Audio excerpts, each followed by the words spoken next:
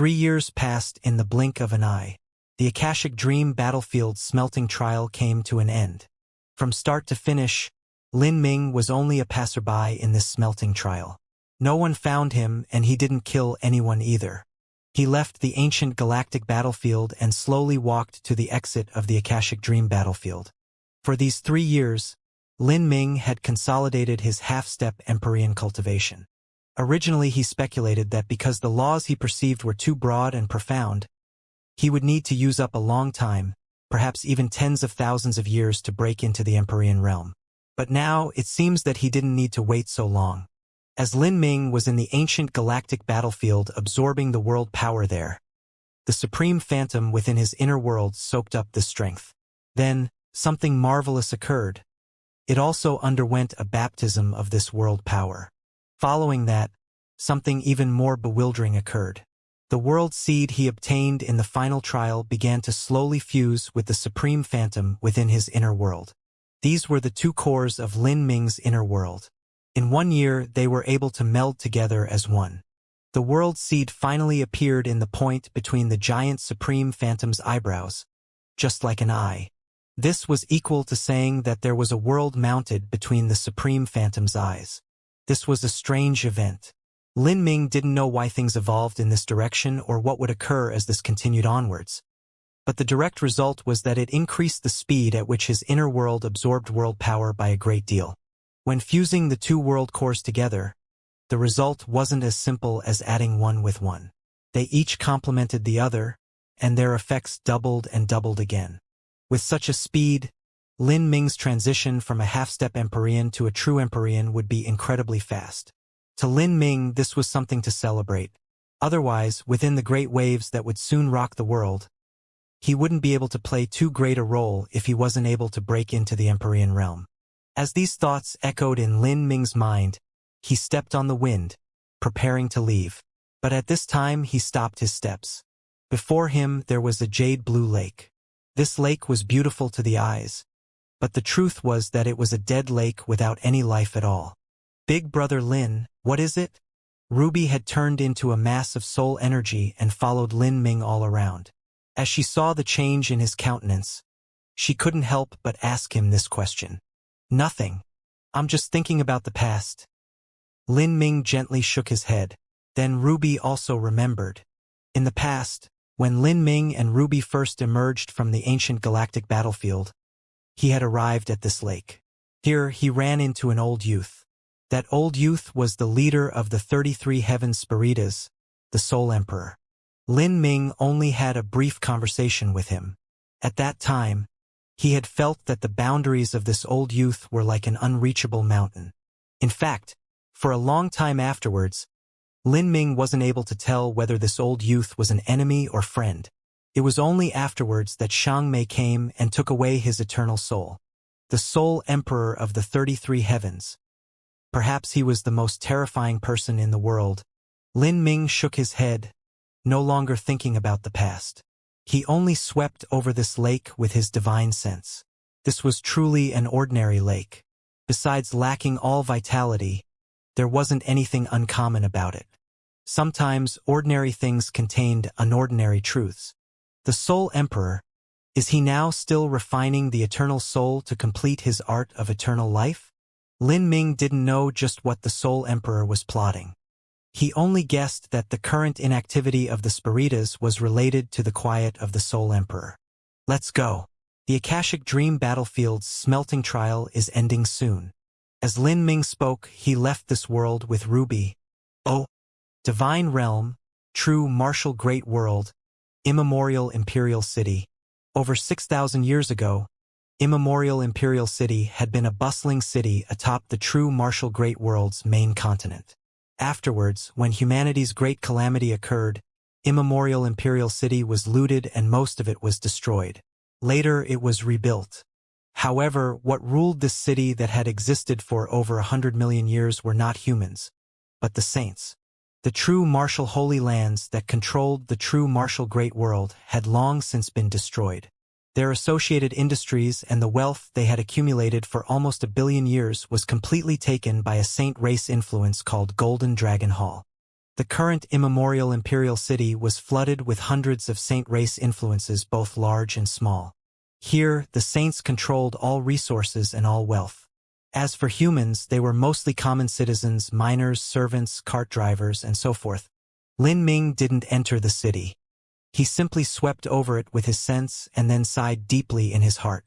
The once lively business districts were still lively. But those shops all belonged to the saints, and for the humans that were born in immemorial imperial city, they were often waiters, doormen, and other menial roles. If they were slightly more prestigious, they might also be store managers or accountants.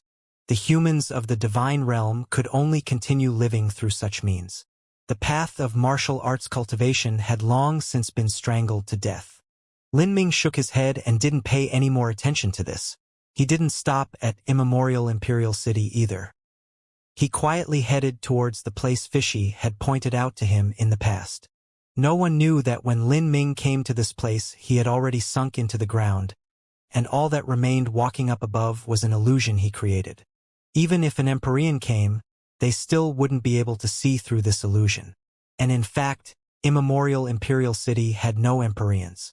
The one with the highest cultivation in Golden Dragon Hall, their highest elder, only had a peak Great World King cultivation. Lin Ming's illusion arrived deep in the mountains. Then it vanished. At this time Lin Ming was already 1,000 miles underground. Lin Ming traveled underground at a steady and constant pace. A black force field covered his body. This was the laws annihilating grand mist space. The earth itself belonged to earth attribute laws, and when these laws met Lin Ming's upper-level grand mist space it naturally decomposed. Like this, Lin Ming easily drilled deep underground. The temperature gradually rose. Underneath the great pressure, the stone became harder. But to the current Lin Ming, none of this was worthy of mentioning at all. After 1,000 miles, there was sense-isolating vast sky stone. In the mortal world, this kind of stone was even more valuable than gold. But to a martial artist it wasn't uncommon at all. Still, vast sky stone possessed a special effect, and that was that it was able to isolate out one's divine sense. When a layer of vast sky stone thousands of miles thick accumulated over time, it would be difficult for any martial artist to sink their sense into it. Moreover, at the true core of the large array, there were numerous concealing array formations laid down by Empyrean Divine Seal. After reaching 5,000 miles underground, Lin Ming was already completely submerged in a boiling magma sea of melted vast sky stone. This sort of stone was pure white to begin with, and the magma it formed was also the color of creamy milk. Its heat was terrifying, and it was far denser than mercury. With so much it created a dreadful pressure. As one was soaked within, and in addition to its divine sense-shielding properties, normal martial artists wouldn't even be able to blink. Even Lin Ming felt his divine sense being somewhat limited. Deeper in, the space laws started to twist. What Lin Ming was searching for was a spatial node that Fishy found in the past. Lin Ming carefully searched. Finally, by relying on his terrifying soul force, he was able to sift through that vast sky stone magma and find the spatial node. When Lin Ming came here in the past, he had relied completely on Fishy's guidance to blunder his way into this spatial node. And Lin Ming could no longer be compared to his past self. As he saw this spatial node once more, he was able to faintly perceive its mysteries. Without a doubt, this was an array formation arranged by Empyrean Divine Seal in the past. It was only because 3.6 billion years had passed that the array formation had started to gradually weaken. Otherwise, it would have been impossibly difficult for Lin Ming to find it, let alone enter it. He stood before the spatial node for some time. Lin Ming could feel a spinning spatial vortex appear in front of him. Then he moved into it. In the next moment, Lin Ming passed through that terrifying layer of magma and had arrived at an incomparably vast underground space. This place was a mind-bogglingly large mountain range of giant violet sun crystals. When Lin Ming journeyed through the Sky Spill continent, there was no mountain peak he saw that could compare with this violet sun crystal mountain range in sheer size or grandeur. This massive accumulation of violet sun crystals formed a massive seal character. This was the Great Sealing Array Formation. Even with Lin Ming's current standards, the value of these giant mountains of violet sun crystals was terrifying. This was because within the mountain range of violet sun crystals, a world had already evolved. Sealed within were lakes, forests, grasslands, and numerous other scenes. There were trees that towered to the heavens, galloping spirit deer, white apes, flying fish, dangling plants. These things weren't created by Empyrean divine seal in the past. Rather, they evolved through that terrifying time period of 3.6 billion years. They were violet sunstone embryos bred from violet sun crystals. It was just like the essence spirit embryo stone that Lin Ming obtained in the past, spiritual awarenesses that had evolved from within divine stone. Although these violet sunstone embryos couldn't compare to Lin Ming's essence spirit embryo stone in value, with so much together and having evolved a world together, their value was simply impossible to estimate. Lin Ming traced the shining walls of a violet sun crystal mountain. He peered at the world within, waiting, and after 2 hours passed, Lin Ming finally heard an ancient and distant voice. You are that junior from 6,000 years ago. The ancient Elysium Seal's artifact spirit had regained consciousness. The ancient Elysium Seal had existed for at least 3.6 billion years. To it, 6,500 years was only a brief instant. But for some unknown reason, Lin Ming felt that in these 6,000-some years, the voice of the ancient Elysium Seal seemed to have become weaker, a voice filled with the erosion of time, compared to the horrifying existence of the past. The energy that the ancient Elysium Seal possessed had clearly weakened. How could this be? An artifact spirit also had a lifespan. After too much time passed, even it would die, leaving behind nothing but the main body of the spirit treasure to exist in the world. But just what sort of spirit treasure was this? A mere 6,500 years shouldn't have caused the ancient Elysium Seal to weaken by so much. Senior, what happened to you? Lin Ming worriedly asked. It's really you. After confirming Lin Ming's status, the ancient Elysium Seal seemed filled with emotion. You've returned. Yes, Senior. Junior has returned. Lin Ming respectfully bowed. In the past, he didn't know just what was sealed beneath the ancient Elysium Seal.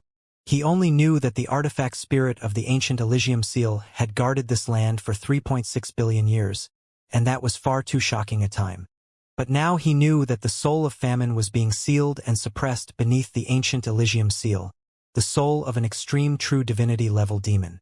Now, besides shock, Lin Ming also felt a reverent respect. In the past, Empyrean Divine Seal, as well as the ancient Elysium Seal artifact spirit, had paid far too great a price in order to obtain victory in the Great Calamity. You are all ready. The ancient Elysium Seal artifact spirit looked at Lin Ming with some surprise. It had just noticed Lin Ming's cultivation boundary, a half-step Empyrean. To become a half-step Empyrean after 6,500 to 6,600 years. Although this was an extremely fast cultivation rate, it didn't shock the artifact spirit too much. After all, it knew that Lin Ming had the magic cube. But when it tried to probe Lin Ming's inner world just now, it discovered something amazing. The artifact spirit was completely unable to understand his inner world, as if everything was encompassed within, possessing a complete set of advanced laws and an extremely terrifying and mysterious power. This youth was not just any ordinary half-step Empyrean. As for his true strength, it was hard for the ancient Elysium Seal artifact spirit to estimate. It was like a divine dragon was slumbering deep within his body, and as long as he wanted to, he could erupt with a strength that would destroy the heavens and sunder the earth. Junior has already learned about many things, and as for the great calamity that Senior mentions, it has already erupted. Lin Ming explained. Deep from the void, a quiet sigh reverberated outwards. Everything is fated. What will come, will eventually come. The ancient Elysium Seal artifact spirit said. Then, the void in front of Lin Ming twisted and pure black runes appeared, slowly gathering into the appearance of an old man's face. This face seemed carved from metal, and it was filled with the ice-cold sobriety of reality. The eyes were deep and profound, as if this face had no pupils but black holes instead. Lin Ming knew that this metallic face was the true form of the ancient Elysium Seal artifact spirit. At this time, Lin Ming could feel constant waves of weakness emanating from the ancient Elysium Seal artifact spirit. Compared to 6,000 some years ago, it didn't seem to possess even half of its previous strength. This left Lin Ming puzzled. What has Senior experienced in these years that has used up so much energy? This is all because of famine. The dark eyes of the artifact spirit flashed with a mystical light. Famine has come. I felt it, but it also did. The faint connection that exists between its soul and body, as well as its natural instinct, caused it to begin stirring once more, almost approaching consciousness. I did everything in my power to suppress it once more, but I ended up using far too much origin energy. Of course, it didn't get off any better. The ancient Elysium Seal's artifact spirit sounded exhausted. The it that it referred to was naturally Famine's soul. When the good fortune Saint Sovereign came to the divine realm, Famine's soul desired to break out of the seal. The deeply slumbering ancient Elysium Seal artifact spirit had awakened, and they had engaged in a great battle where both parties had been grievously wounded. But if this were to continue, the ancient Elysium Seal artifact spirit felt that the first one to be unable to last any longer would be itself. I cannot seal it for much longer, at least 4,000 years or at most 10,000 years. The day it breaks the seal is also the day that I perish in dust. At that time, Famine's soul will return to its mortal body, and the consequences of that will be inconceivable. Although the artifact spirit was what it was, it had still lived for 3.6 billion years. The ancient Elysium Seal was far too old and didn't have much strength remaining. I fear that Famine's soul will not return, Lin Ming suddenly said. The ancient Elysium Seal artifact spirit was startled. Senior likely doesn't know, but Famine's flesh and blood has already been subdued by the good fortune Saint Sovereign and made into an avatar. And humanity's great calamity was also all planned by the good fortune Saint Sovereign. Subdued. The ancient Elysium Seal artifact spirit was stunned. It hadn't thought that the ever-powerful Famine would manage to be subdued by someone. That's right. This is likely related to a divine tool that the good fortune Saint Sovereign obtained. The reason Junior came to look for Senior is because of Famine's soul. The ancient Elysium Seal artifact spirit was dumbfounded. What do you want to do? Junior wants to undo the seal, and from Famine's soul, find a method to turn the battle against the good fortune Saint Sovereign. Lin Ming's words were stunning. For a time, the ancient Elysium Seal artifact spirit was left speechless. It looked at Lin Ming with amazement in its eyes. Undo the seal and find a method to turn the battle against the good fortune Saint Sovereign through Famine's soul? Do you understand what you are saying? I know, but I still want to attempt it, Lin Ming firmly said. For this day he had made far too many preparations. And you understand the consequences of this? The ancient Elysium Seal artifact spirit's voice turned grim and serious. If I am defeated, then my soul will be swallowed by Famine. Then, Famine's soul will also escape.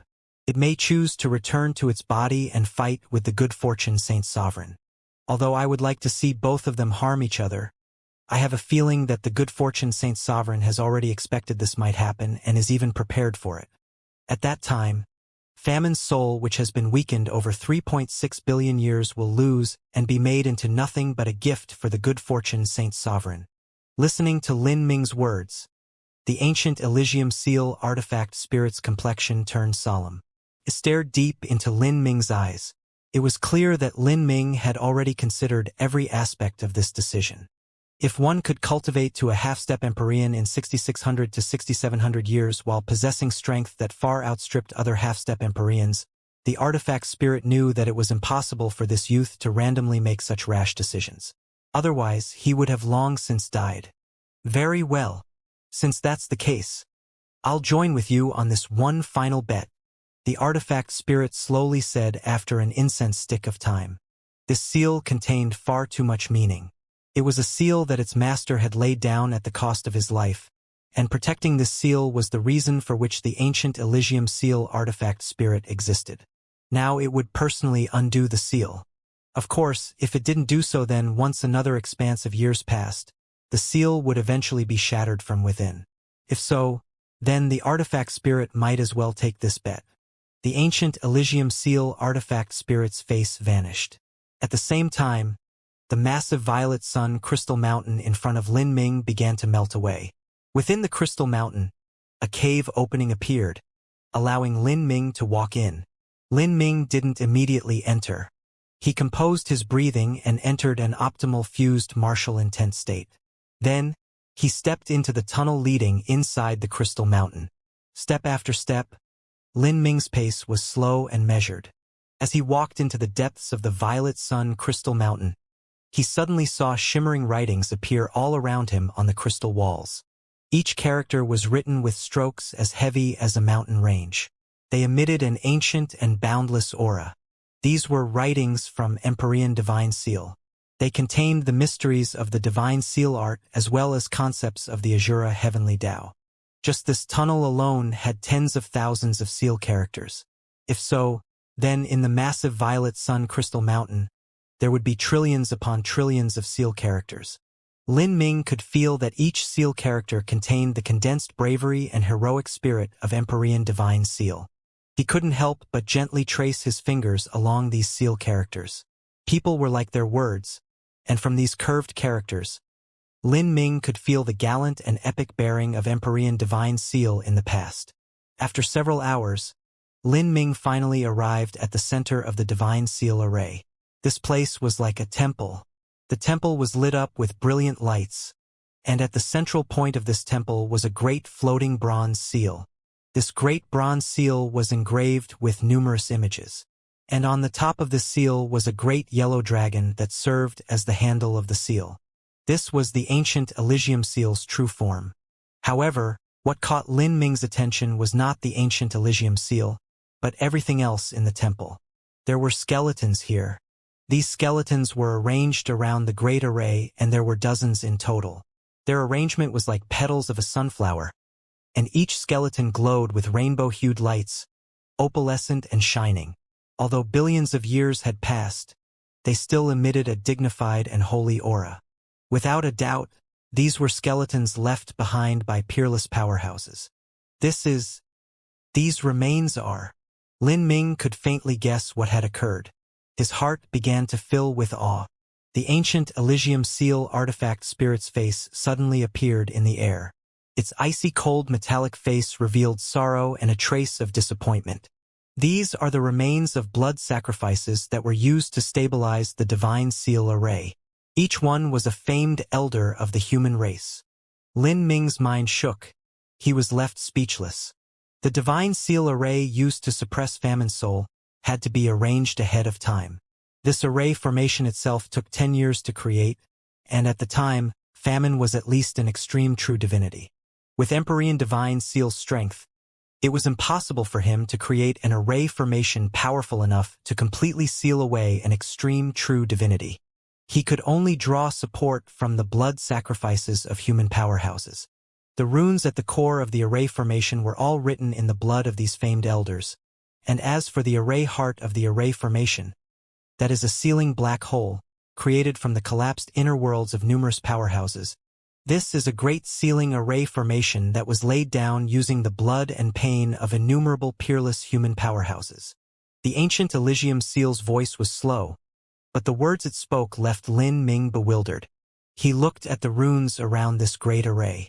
And indeed, these runes were a mottled dark red, written using the blood of these human masters that weren't willing to resign themselves to destruction. Lin Ming silently walked to a skeleton. This skeleton was a bit bent. It was clearly left behind by an old man. Lin Ming didn't know who the skeleton had been before either. Neither his name nor history had been recorded. No one knew that this was a heroic soul who had sacrificed himself to resist the great calamity 3.6 billion years ago. And here he died in obscurity. Lin Ming straightened his clothes and deeply bowed. Then he moved, walking to each skeleton and bowing to them, feeling the auras that these seniors of humanity left behind. His eyes began to turn wet and he remained silent throughout. Could be imagined that in the past, humanity had run into a similar dead end. And they didn't have the wild universe as an escape route. They could only risk their lives on a final bet. In order to create this sealing array formation, these human powerhouses sacrificed themselves, all in order to capture a result that they would never see. This kind of tragedy left Lin Ming's heart shaking. Lin Ming continued until he bowed to the last skeleton. Then, he saw some words carved into the ground near that skeleton.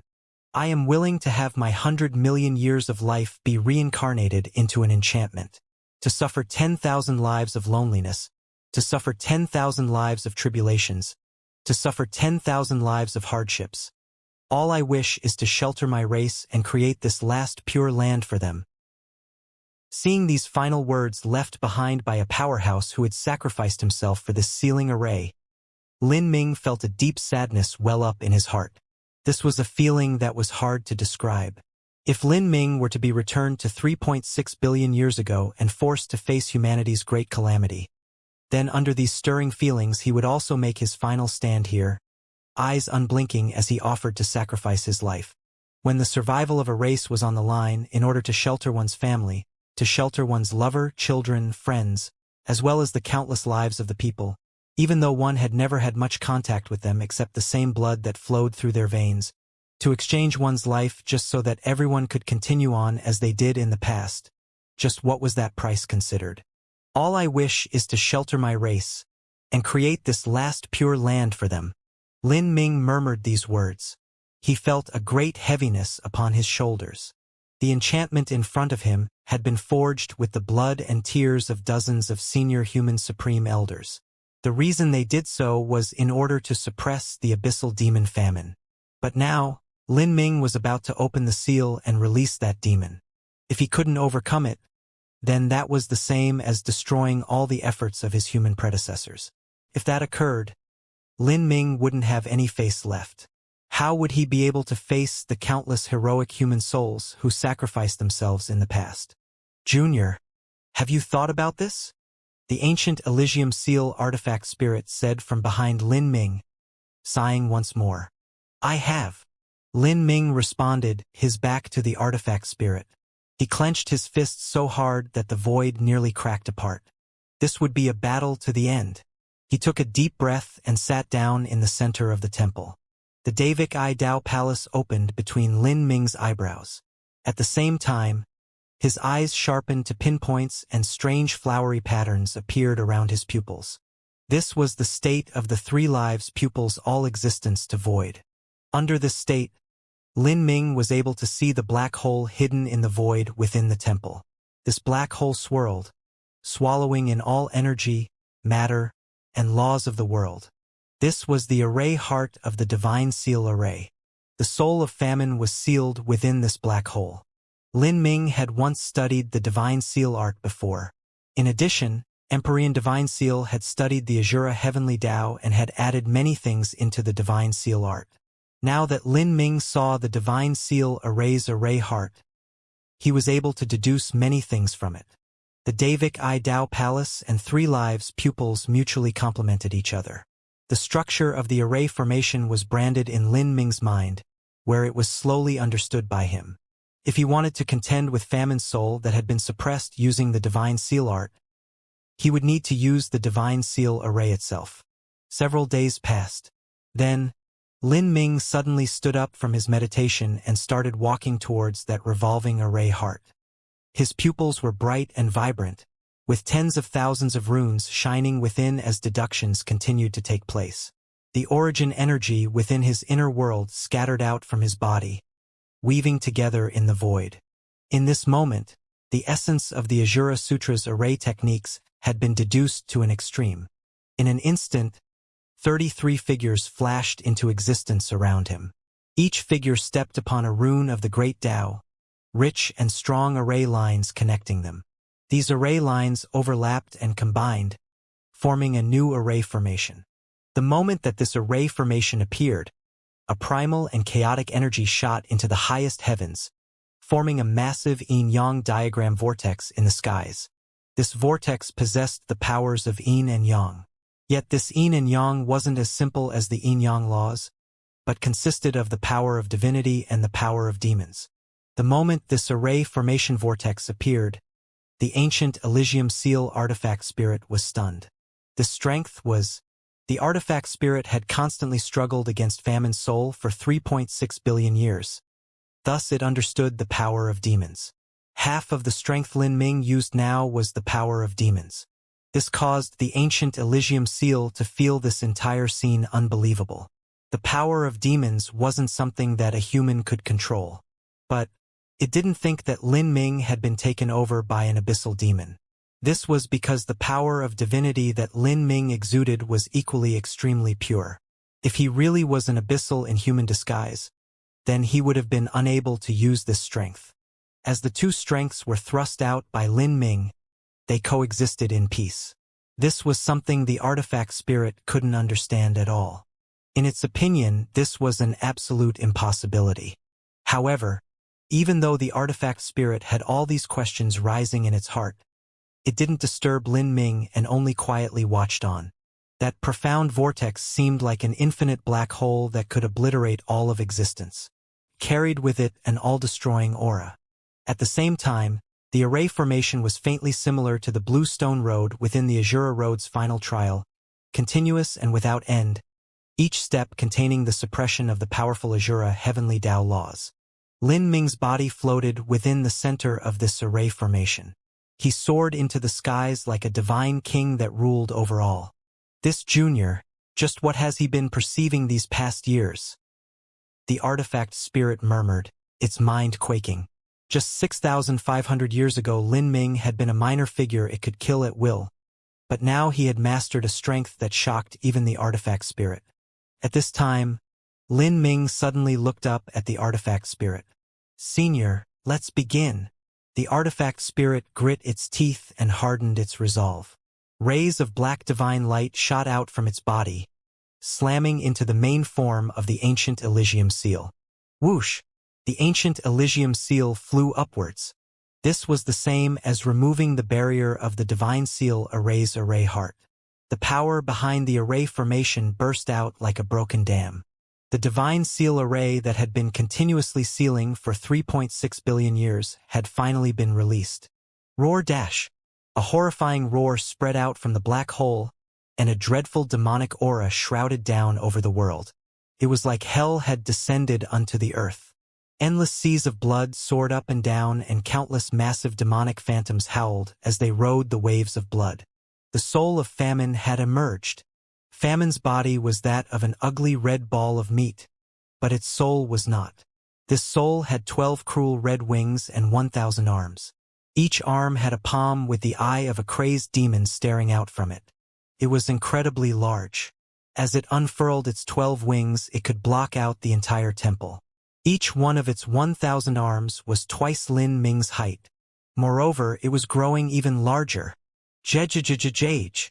Famine cackled, its voice like the wailing cries of tormented ghosts. 3.6 billion years. 3.6 billion years. I have finally come out. Jej. Famine spat out. It spoke in the language of the ancient demons, a language similar to the ancient god races. A person who understood the language of the god race would definitely be able to understand it. "So it's you, boy, you're the one that released me? I don't know what you are planning to do, but I will take your mortal body and swallow all your blood vitality as thanks for releasing me, Jaj." Famine's soul laughed. At the same time, all 1,000 eyes on its arms stared at Lin Ming. These eyes were all terrifying demon eyes, seeming to possess an ability to see through the hearts of others.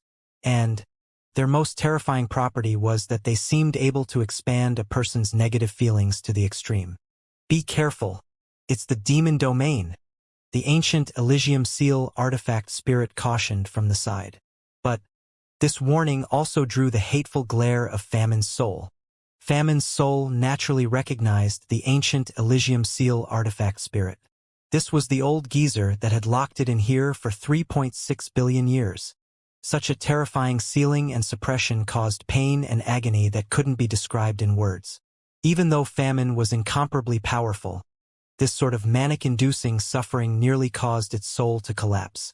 It had been weakened to the extreme, and all of this was thanks to the ancient Elysium seal artifact spirit. The hatred it felt towards this artifact spirit could fill up an entire universe. I'll kill this old piece of garbage first. Famine didn't care about Lin Ming. Rather, it attacked the ancient Elysium Seal artifact spirit. The 1,000 hands were like 1,000 spears that pierced towards the artifact spirit. The artifact spirit's complexion changed. With a thought, it was already ready to enter the main body of the ancient Elysium Seal and prepare for a battle to the death. But at this moment, a cold voice shouted out, "Your opponent is me, Wang."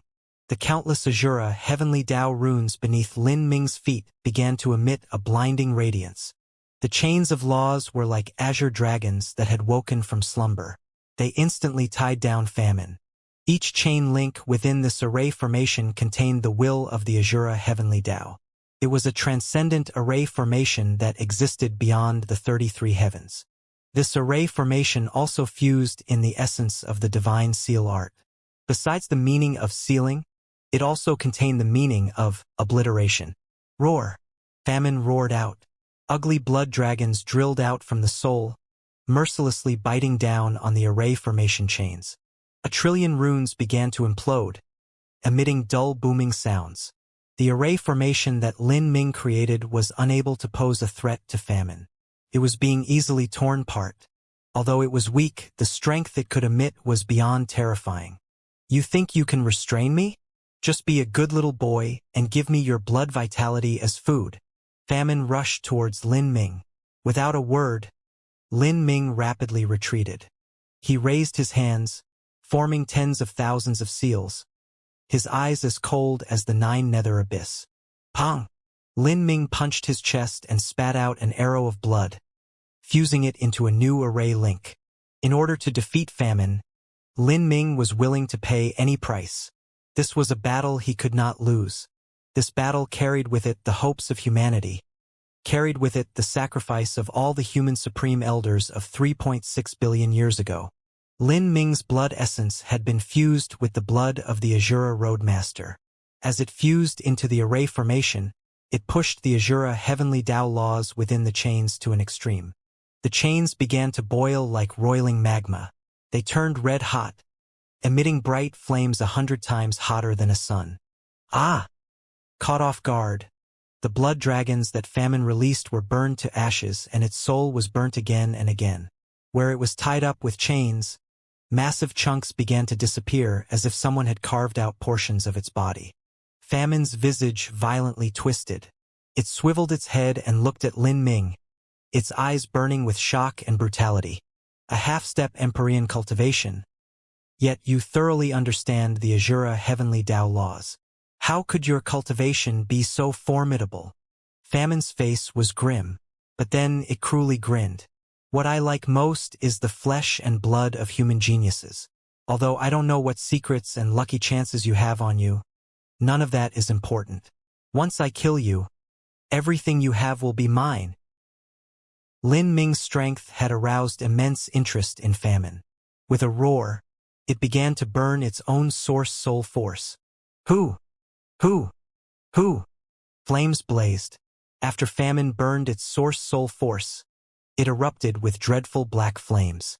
They burnt through the void, their heat so devastating that the ancient Elysium Seal artifact spirit couldn't help but retreat. This crazy beast, the artifact spirit, grimaced. Famine had been suppressed for 3.6 billion years, and in the last several thousand years, it had engaged the artifact spirit in unending battle. It had already consumed an incalculable amount of its soul force, but now it actually continued to crazily burn away its source soul force. This was undoubtedly creating a giant wound. Crazy? Hee. I believe that as long as I can swallow you, everything I've lost can be restored. Famine diabolically leered at Lin Ming. Its 1,000 eyes emitted a fierce demonic light. This sort of feeling was like a starving wolf staring at delicious prey. Famine was an evil and cruel demon. It was merciless to other creatures and also merciless to itself. With the chance of escape so close, it was willing to risk everything. At this time, Famine attacked. Its 1,000 hands turned into 1,000 pythons that surged towards Lin Ming. Be careful, the artifact spirit shouted out. The giant ancient bronze seal came crashing down like a mountain, smashing into Famine. Bang! With a horrifying strike, Famine shook. 300 pythons changed directions to collide with the ancient Elysium seal. It had split off a third of its strength to forcefully resist this strike. When Famine was suppressed by the divine seal array, it was restricted by the array formation and thus it couldn't compete with the ancient Elysium seal. But now, with the seal broken, it was able to reverse the situation after burning its source soul force. "I'll kill you all!" Famine roared into the air. Its demonic eyes blazed with a horrendous killing intent. The demon domain expanded once more, covering both Lin Ming and the ancient Elysium seal. 700 pythons recklessly hurtled towards Lin Ming, surrounding his protective Grand Mist space. Piki-paka. Grand Mist energy was wildly swallowed up by the pythons. Lin Ming was besieged on all sides. Famine cruelly smiled. As it was already sure that Lin Ming would be swallowed up by these 700 pythons and have his spiritual sea torn to pieces, a sudden change occurred. In that moment, a mystical and terrifying black light, one that seemed to carry with it the will of the heavenly Tao, came slashing out like the sword of a divine god, cut out, splitting apart the heavens and earth. The pythons formed from demon energy became like snow that had molten metal poured onto them, instantly melting away. Puff, puff. Hundreds of pythons were sheared off by this divine light. Black blood gushed out. This black blood was Famine's soul force. Lin Ming's attack caused Famine to cry out in pain again and again. Ah! Famine screeched like a cat that had boiling water poured on it. Its sharp and ear-splitting cries shook the air. It dragged its half-remaining body away and tumbled through the air, surging with demonic energy as it protected itself. Its pitch-black eyes stared hatefully at Lin Ming. Or, it was more accurate to say at Lin Ming's hand. At this time, endless black starlight had gathered within Lin Ming's right hand. The space here had twisted, and within this space distortion, a dark gray cube slowly revolved. The cube was simple and plain, covered with strange patterns and wrapped in a shroud of riddles. As Famine saw this cube, it instantly froze. Its pupils flashed with pure disbelief. Suddenly, in its heart that feared neither the heavens nor earth, a chill crept in. The stone of eternal life. That is the stone of eternal life. Why is it in your hands? He could clearly feel the terrifying soul force emitting from the magic cube. The magic cube was the ultimate nemesis of all souls and spiritual strengths. And at this time, Famine was nothing but an amalgamation of soul force. Thus, it naturally feared the magic cube. What a pity. I thought I could twist you to pieces with that strike. Lin Ming held the magic cube and slowly approached Famine. The magic cube was Lin Ming's final trump card. From the start, he didn't use it all in order so that Famine would approach him without raising its guard. Then, he would land a fatal strike on Famine. But Lin Ming never thought that Famine would be so powerful. It had actually managed to survive the attack and only suffer heavy wounds. A normal soul would have been instantly sliced to nothing by the magic cube's divine light the moment Lin Ming revealed it. It really was at least an extreme true divinity in the past, or perhaps even an existence approaching the Azura Roadmaster. Even though it was suppressed for 3.6 billion years, it can remain so powerful. If I can control it, then what would it be like when I face the good fortune Saint Sovereign? As Lin Ming thought this, his eyes turned cold and resolute. At this time, Famine's body began to surge and billow outwards. Traces of pain etched themselves on its face. The wounds that the magic cube cut on its body began to emit a dense demonic fog, and the arms that were severed started to regrow. But at the same time, Famine also became paler in color. It was regenerating its body. Seeing this, Lin Ming didn't delay any further. Without speaking, he used the strength he obtained after burning his blood essence and threw out the magic cube. He couldn't give Famine any respite to restore itself. The magic cube shared a connection with Lin Ming. Now, with his current strength, he was able to command it as he pleased.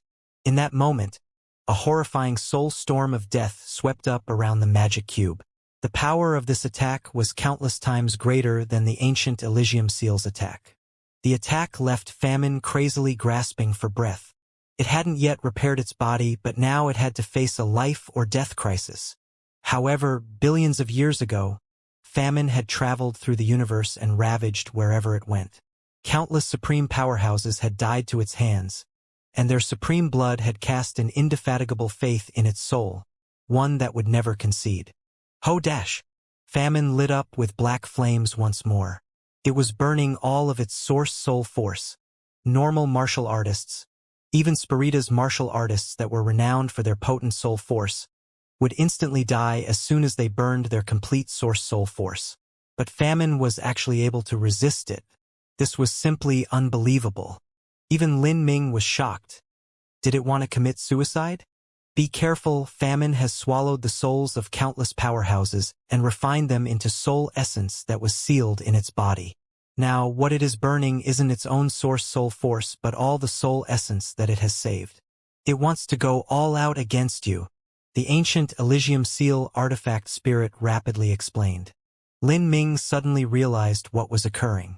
No wonder it was so difficult for famine to die, and it still had such strength after being suppressed for 3.6 billion years.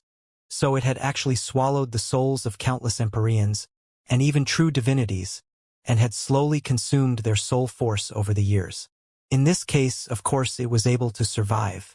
Even within the Divine Seal array, it was able to endure the passing of time until the ancient Elysium Seal artifact died of old age, whereupon it could break out of the seal.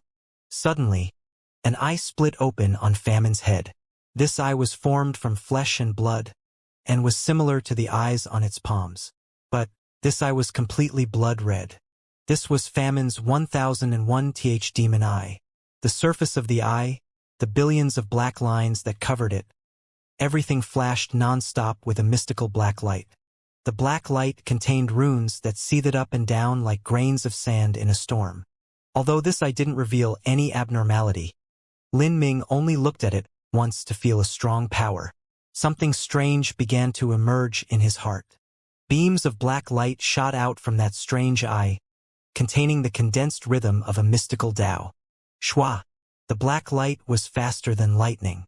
As the demonic attack tore through the void, although it seemed simple, this actually contained the condensed power of a true divinity's soul that famine had swallowed billions of years ago.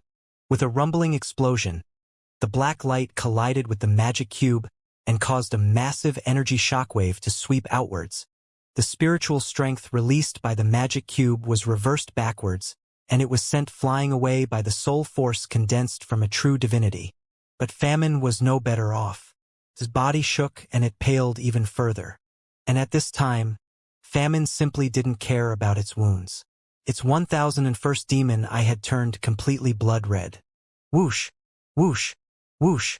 Hundreds and thousands of beams of black light blazed out from Famine's body. These were the soul forces of the Empyreans that famine had swallowed billions of years ago. Compared to the soul force of a true divinity, the soul force of an Empyrean wasn't much at all. But with hundreds and thousands of these Empyrean soul forces rushing out, it was still an incomparably terrifying force. These soul forces wrapped the magic cube in layers. Famine had desperately used every card in its hands, even taking heavy wounds all in order to wrest away the magic cube. Although it was impossible for famine to refine the magic cube, it could actually use the force field created from the souls of Empyreans to surround it, making it so that Lin Ming wouldn't be able to control the magic cube for some time. With this, it would win. You're over. You can die. And this stone of eternal life is also mine. Famine roared. The strange eye on its forehead projected a giant shield that blocked out the skies and covered its body. In this final moment, it wouldn't give Lin Ming the chance to use any sneak attacks to turn the tide. Famine's body violently shivered. Fierce dragon tentacles rose up around it, whistling in the air. Hundreds and thousands of crimson spears shot out. Burning hot flames blazed. Freezing cold ice crackled. Yin and Yang distorted the air. The supreme Tao arts of the 33 heavens began to appear in droves. This is the power of the great Tao that it swallowed.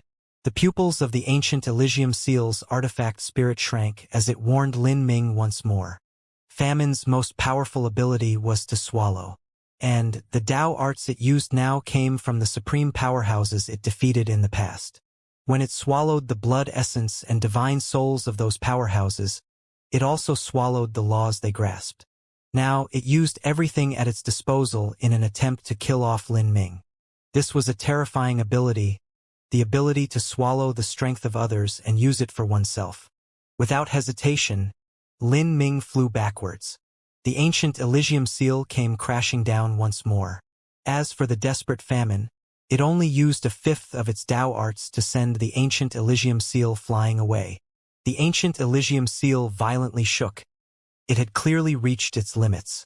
But at this time, famine no longer cared about the ancient Elysium seal. Its target was Lin Ming.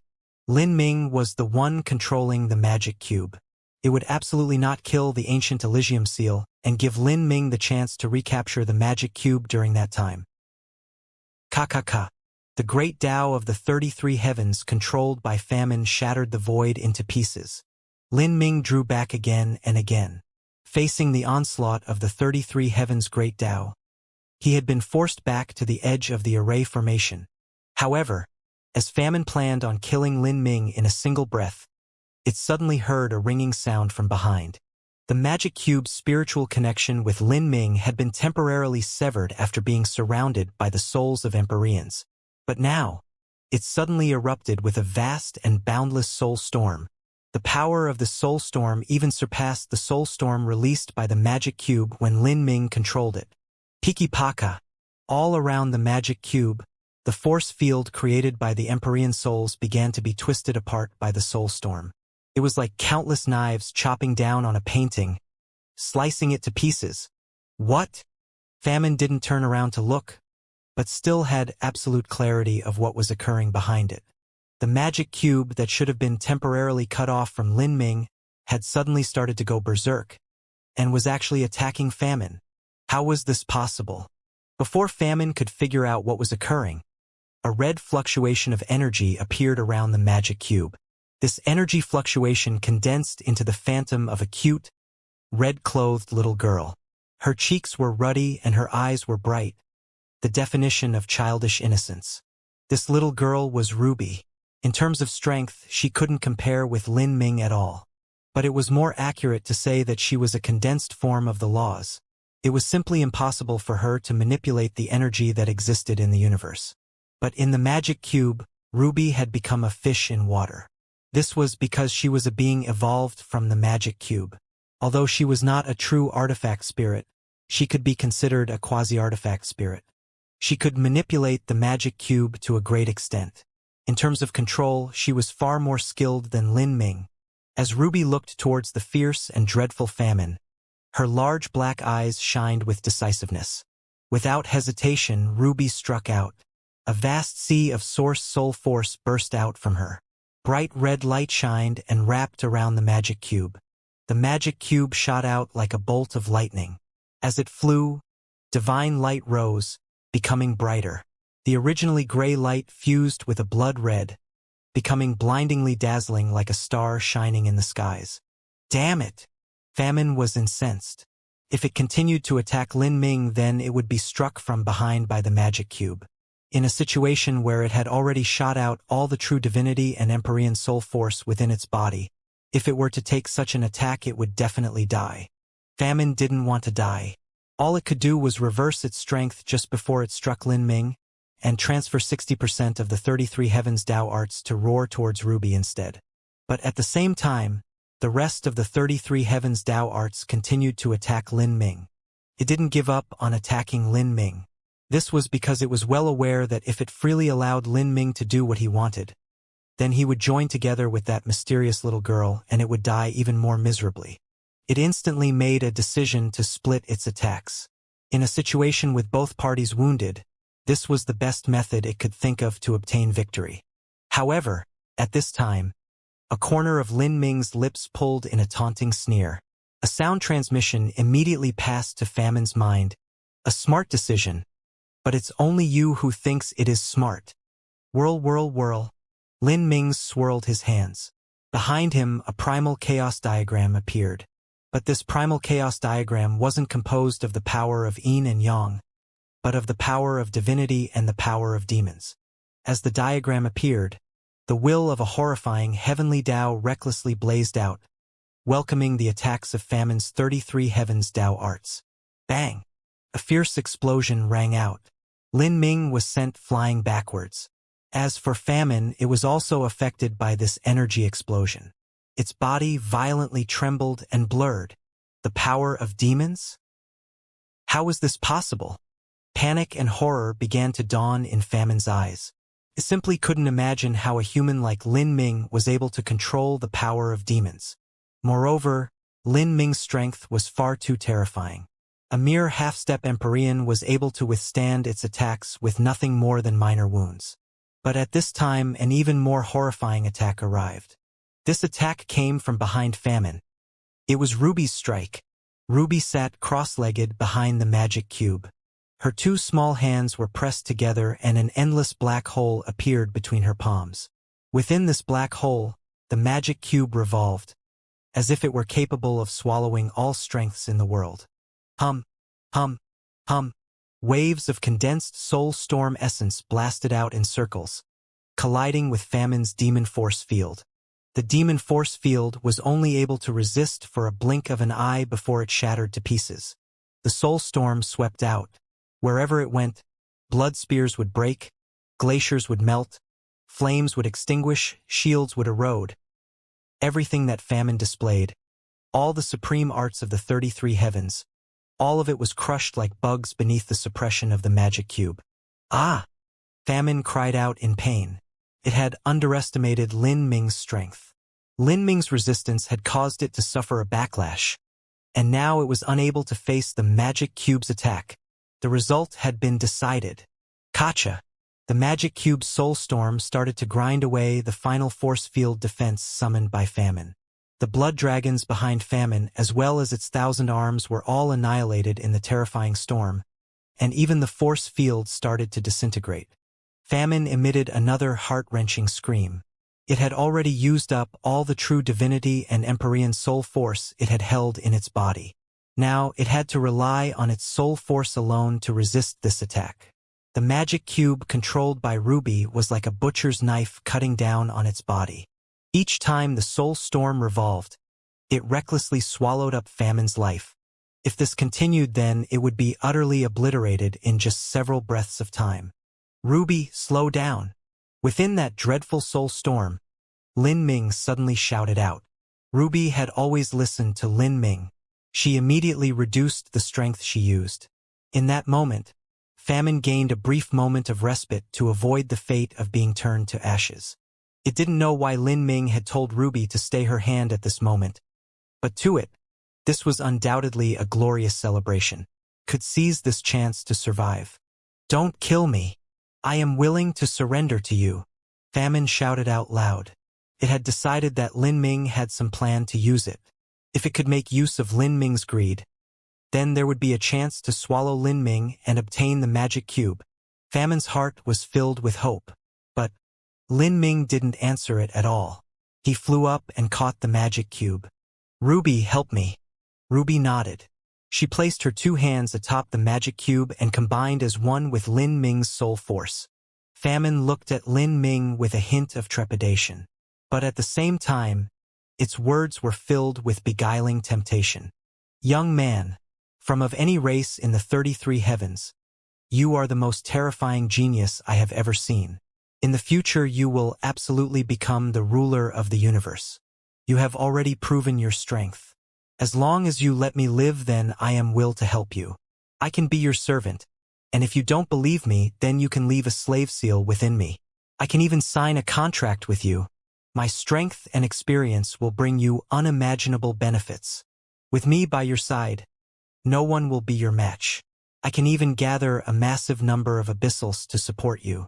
The entire 33 heavens can be yours. Famine passionately spoke. It was confident in its ability to mislead and tempt the hearts of men.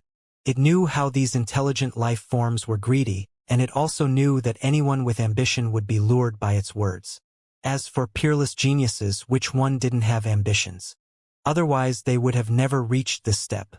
Famine believed it had found the turning point it needed to survive. But it never thought that Lin Ming would completely ignore its words. as if he never heard them. In fact, Lin Ming never even glanced towards its passionate and fervent performance. Lin Ming only helped Ruby position her hands. Then he placed his own hands atop hers, wrapping the magic cube with 2 layers.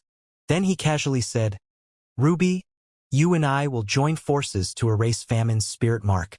But don't injure the main form of its soul. I still have a use for it." These words were a blow to the head. They immediately cracked open Famine's courage. Ruby nodded. Above her red and round cheeks, her large and watery eyes closely stared at Famine as she aimed the magic cube. She was already ready to strike Famine. As for what Lin Ming wanted to do, she didn't ask nor did she care. In short, as long as Lin Ming wanted to erase this ugly monster's spirit mark, she would be more than glad to help. You want to erase my spirit mark?" Famine crazily roared. The only remaining demon eye on its forehead nearly cracked open and bled. It finally realized why Lin Ming had released its seal and why he didn't turn it to ash in the final moment. This was because from the very start, this cruel and abnormal human had planned to erase his spirit mark and swallow its soul for his own use. To die only meant turning to ash and fading away. But to have its spirit mark erased meant that it would lose itself. This was a fate worse than death. And after its spirit mark was erased, it would then be swallowed and used as a gift to its enemies to enhance their strength. This was definitely 10 times worse than simply being killed off. Then, Famine suddenly thought of the Stone of Eternal Life. If Lin Ming used the Stone of Eternal Life, there really was a chance he could accomplish all this. "You will die like a dog," Famine cursed. But then, Lin Ming finally looked at Famine. His eyes were filled with disgust and disdain. "What a pity.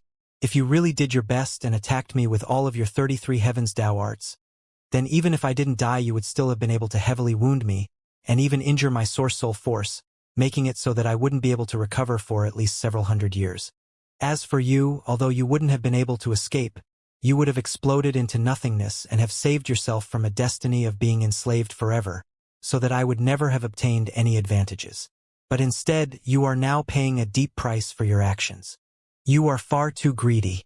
In a severely wounded state, you still wish to kill me and obtain the magic cube. Your natural character is to swallow, so you are doomed to be greedy. But your greed has doomed you to be made a gift to me." As Lin Ming spoke, the magic cube emitted rays of black light that wrapped around all of Famine's severed arms. And after that, with a thought, Lin Ming caused a beam of black light to puncture Famine's central eye, causing it to lose all sight. By this time, Famine no longer had any ability to resist. Ruby was focused. With her 2 small hands together, she held the magic cube floating in the void. Lin Ming's hands covered hers as he poured his soul force into the magic cube. Before having Ruby's help, he had never felt his own spiritual sea so closely connected to the magic cube. This sort of feeling was like the magic cube was a part of his body and he could control it as he wished. Whoosh! A ray of black light thrust into Famine, drilling through its forehead and hitting its spiritual sea. "Ah!" Famine cried out in pain and sorrow. The sound was like a person screaming with a throat full of glass, harsh to the extreme. Its body started to rattle and pop, as if something were cracking apart. Lin Ming was cold and resolute. In the final moments, he absolutely could not allow Famine any chance to self-implode. Otherwise, he would lose everything. With a thought, the array lines that wrapped around Famine like burning magma suddenly drilled into its soul form, burning it away, eroding its will. Famine wildly struggled. But all of its strength was in utter chaos and it was unable to gather any. At the same time, its spirit mark was being grinded away and its consciousness became increasingly blurry. It was a being that had existed for billions upon billions of years. It never imagined that it would experience such a scene one day. Even when Empyrean Divine Seal locked away its soul, it had never been so afraid. This was surely the most terrifying way to die. It was no longer able to move its body, nor could it speak any words with its mouth. Even its ability to think was frozen. These short several breaths of time seemed as long as 100 million years, and the pain it experienced during this time seemed far greater than the sum total of pain it had gone through in the last 3.6 billion years. It's over. Lin Ming's tone held no emotion. The magic cube emitted another black ray of light that penetrated into Famine's spiritual sea like an earth-breaking drill. Pong! Famine's spirit mark blew apart at this moment, dissipating to nothingness. In the next moment, the magic cube whipped up a black soul vortex that swallowed Famine's now masterless soul. Done! Lin Ming let out a long breath of air. He had used up a considerable amount of energy in this battle, and it wasn't just from using his source soul force or burning the Azura blood essence, but because the pressure he shouldered from starting this battle. At this time behind Lin Ming, the ancient Elysium Seal artifact spirit that had watched the battle unfold was already left at a loss for words. The artifact spirit had basically played little to no role in the battle. Lin Ming, along with the magic cube and the mysterious little girl, the three of them had joined together to subdue Famine's soul. Moreover, Lin Ming's crazy plan had left the artifact spirit gasping in awe and shock. This junior actually planned on erasing Famine's spirit mark and then absorbing its soul. Junior, you want to absorb Famine's soul? You should know that even if Famine's spirit mark is erased, it will still be immeasurably dangerous for you to swallow it. This is because even if that soul no longer has a master, it still retains its instinct to resist and swallow. What the artifact spirit said was correct. When Lin Ming obtained the magic cube in the past, just absorbing a soul fragment the size of a grain of rice had nearly caused his spiritual sea to fall to illusion. The dangers of swallowing a masterless soul was similarly high. What lay before Lin Ming was the soul of an existence that had once been an extreme true divinity. Although it was severely weakened, it was still the complete soul of Famine. Wanting to swallow it wouldn't be easy at all. Lin Ming said, Junior has no plan to do so for now. Famine has likely lived for around 5 billion years, or even longer. The memories within its soul are too great, and for someone like me with only several thousand years of life to absorb it is the same as an ant wanting to swallow an elephant. For an ant to swallow an elephant, that isn't realistic at all. With the capacity of my spiritual sea, it is impossible for me to absorb so many memories. I only need to imprison Famine's soul and use it as I need. With a masterless soul that had its spirit mark erased, and in addition to the suppression of the magic cube, there shouldn't be any problems with doing this. That is also good. The ancient Elysium Seal artifact spirit let out a sigh of relief. There was a bit more insurance with this. At this time, Lin Ming had already sat down in meditation. He ate some soul recovery pills and used 2 hours to adjust himself back to his peak state. Then he took out the magic cube and drew out Famine's soul. At this time, Famine's soul had already condensed into a pitch-black sphere of light. Without thinking, Lin Ming plunged this sphere of light between his eyebrows, submerging it in his spiritual sea. Bang! Within Lin Ming's spiritual sea, roiling waves immediately rose up. Famine's soul was too strong. It was far more formidable than Lin Ming's soul. At this time, the scene of Lin Ming's spiritual sea trying to accommodate Famine's soul was like a small sea suddenly having a giant planet fall into it. Tsunamis rose up. The entire sea began to tumble. Lin Ming paled. He grabbed the magic cube and also pressed it in between his eyebrows. Ka-ka-ka-ka. In that instant, the massive magic cube came pressing down in the skies above Lin Ming's spiritual sea. Black energy shot out, and as this black energy shrouded down, the raging soul suddenly became a mouse that saw a cat. It immediately calmed down. Famine's soul was just far too formidable. Wanting to refine it would be an arduously difficult process. Lin Ming used his will to form spiritual ropes. Whoosh, whoosh, whoosh. These spiritual ropes shot out from Lin Ming's spiritual sea like water snakes. They flowed across the sea, wrapping the massive sphere of light in numerous layers. The spiritual ropes crawled over Famine. Sharp steel needles dug into Famine's soul like knives, penetrating deeper into it. Rope after rope of spiritual strength appeared. More and more chains rose up in Lin Ming's spiritual sea, imprisoning Famine's soul in innumerable layers. As these iron chains tightened and pulled down, Famine's soul finally sank into Lin Ming's spiritual sea until it was fully submerged. For a time, an indescribably powerful soul force surged up along the spiritual ropes and into Lin Ming's spiritual sea. This feeling numbed Lin Ming's entire body, paralyzing him like he had been struck by lightning. Lin Ming's spiritual sea was absorbing Famine's soul force through these ropes. From afar, they looked like leeches sucking blood. If this continued, then slowly, Famine's soul would be completely absorbed into Lin Ming's spiritual sea. The capacity and intensity of Lin Ming's spiritual sea would also be enhanced by a terrifying degree. This was just like a sea that suddenly had a planet-sized amount of water thrust into it. The depth and width of this sea would be incomparable to the past. Moreover, doing things this way had another benefit. This was that Lin Ming could preserve Famine's soul to the highest degree. With this, he would have an even greater advantage when he fought with Famine's mortal body later. After completely imprisoning Famine's soul, Lin Ming's eyes opened. At this time, Ruby was also standing behind Lin Ming. Her two hands were placed along Lin Ming's temples, helping him control the magic cube in his spiritual sea. The reason Lin Ming was able to smoothly absorb Famine's soul was all thanks to the suppression of the magic cube, and Ruby had played a great role in accomplishing this. Lin Ming saw that Ruby's forehead was already wet with sweat, and her bangs had also pasted themselves onto her face. A warm feeling surged in his heart.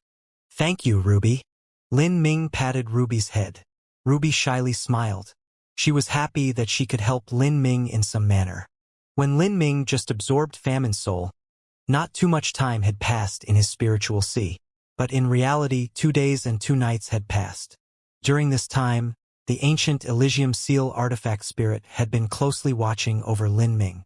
As the old artifact spirit looked at Lin Ming, it finally understood what others meant when they said, "The young will surpass the old." Famine's soul had truly been subdued. Who would have imagined that when this youth returned to visit, not only would he help solve a great problem that had been weighing down on the artifact spirit's mind for all this time, but he would also imprison and refine the soul of Famine to use for himself. Lin Ming had used 6,000 some years to grow to such a degree. If he were given another 6,000 years, what would he be like then? The artifact spirit sighed with emotion. Then, it seemed to recall something.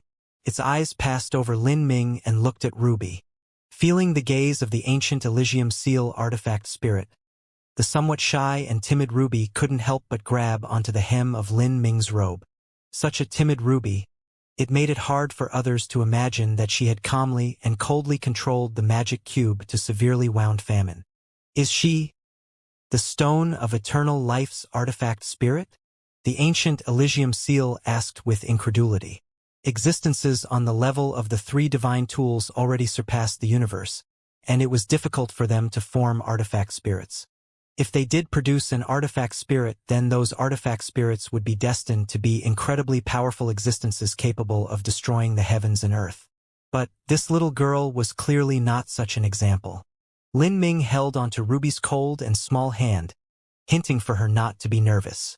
He smiled and said, "Senior might believe that, but to be more accurate, Ruby is a special life form condensed from the laws of the magic cube and combined with the will, energy, and blood vitality of a peerless powerhouse, as well as mixed in with all sorts of other information. When Junior first came here, I brought a little girl called Fishy with me, and she was also a similar existence. She could have been a life form condensed from the purple card and related to the Azura Roadmaster." Fishy, purple card, Azura Roadmaster. The ancient Elysium Seal artifact spirit lost itself in thought. So it was that little girl. I remember her. When Empyrean Divine Seal laid down the Divine Seal array, he seemed to have collected a set of something. So he left the Divine Realm to go to the Azura Road in order to find his own unrivaled lucky chance. And when he returned, he truly did bring a little girl back with him. But by that time I was already guarding the Divine Seal array. Unfortunately, Empyrean Divine Seal didn't have a chance to develop the inheritance he obtained. When he sealed away Famine's soul, he had to burn away his life. As for me, that was when my mission began. I have been suppressing this seal for 3.6 billion years since then. Hearing the ancient Elysium Seal artifact spirit's words, Lin Ming felt a deep awe and respect towards it. To guard this land alone for 3.6 billion years, just how much loneliness did it have to endure? How many tribulations did it have to cross? It had likely fought with famine's soul countless times, using up its life as it marched forwards with its mission. It was like a torch that had been lit in ages past, set in an unknown corner where it continued to illuminate the future of the human race. Realizing this, Lin Ming respectfully bowed towards the artifact spirit. The old artifact spirit smiled. The one bowing should be me. If it weren't for you, I would have been destined to waste away until famine killed me. Now I have been freed. Although my life is ruined, being able to live for another 100 million years or so shouldn't be a problem. Of course, that's on the premise that I don't die somehow. The life of an artifact spirit was much longer than the life of a human. They were comparable to the temple spirit race. Lin Ming cupped his fists together. Senior Junior plans to return to the gathering place of humanity after a little more time, the wild universe. I want to ask, does Senior have any plans? Wild universe? The artifact spirit repeated, surprised. Lin Ming retold the story of humanity's evacuation from the divine realm. The more the artifact spirit heard, the more shocked it was. The last time Lin Ming was here, it had guessed that Lin Ming might be able to save the world because he was in possession of the magic cube. But it had never imagined that over 6,000 years ago, when Lin Ming had only been at the Holy Lord realm, he had been able to have such a terrifying influence on the great war between humanity and the saints. Escaping to the wild universe could be said to only have been possible because of Lin Ming. Lin Ming could truly be called the child of fate. I'm just an old bag of bones. If I still have any use left, then it's time to show the world I can still burn. As the artifact spirit spoke, Lin Ming smiled with understanding. He knew that the ancient Elysium seal had already decided to go to the wild universe with him and challenge the saints. His journey would begin from here on out. In the endless starry skies, a common-seeming spirit ship was slowly shuttling forwards. Within this spirit ship, Lin Ming sat cross-legged in his chambers, slowly fusing with famine's soul. Although famine's soul had been subdued, the process of thoroughly digesting it, controlling it, and then using it with proficiency would require a certain amount of time. The advantages that famine's soul brought Lin Ming were immense. First was the enormous increase to his spiritual C. After obtaining famine's soul and traveling through space for 2 months, Lin Ming could feel that his total soul force had increased by 15% already. As for famine's total soul force, it hadn't reduced by much at all. With this, Lin Ming was able to feel just how powerful famine's soul had been. It seemed that the demon relic the Azura Roadmaster had refined and left in this space of the final trial had only the tiniest amount of its essence left over. Thus Lin Ming had been able to completely absorb it. If it had been the complete corpse of an abyssal, a being close to famine in rank, then the essence it left behind might not be fully eaten by Lin Ming even by the time he became an upper Empyrean. However, although famine's soul force was powerful, it gave Lin Ming many problems. That is, the memories contained within famine's soul. Famine was a being that had existed for at least 5 billion years. Such a long-lived monster would surely hold an unimaginable trove of information. These were things that possibly involved the Dark Abyss, and even secrets concerning the ancient war of races 10 billion years ago, or even characters such as the Azura Roadmaster or Immortal Sovereign. Naturally, all of this information was extremely valuable to Lin Ming. But what a pity! When Lin Ming tried to sift through famine's memories to search for this information, the result was that he felt as if his spiritual sea had been smashed by a million-gene wrecking ball, nearly causing his mind to collapse.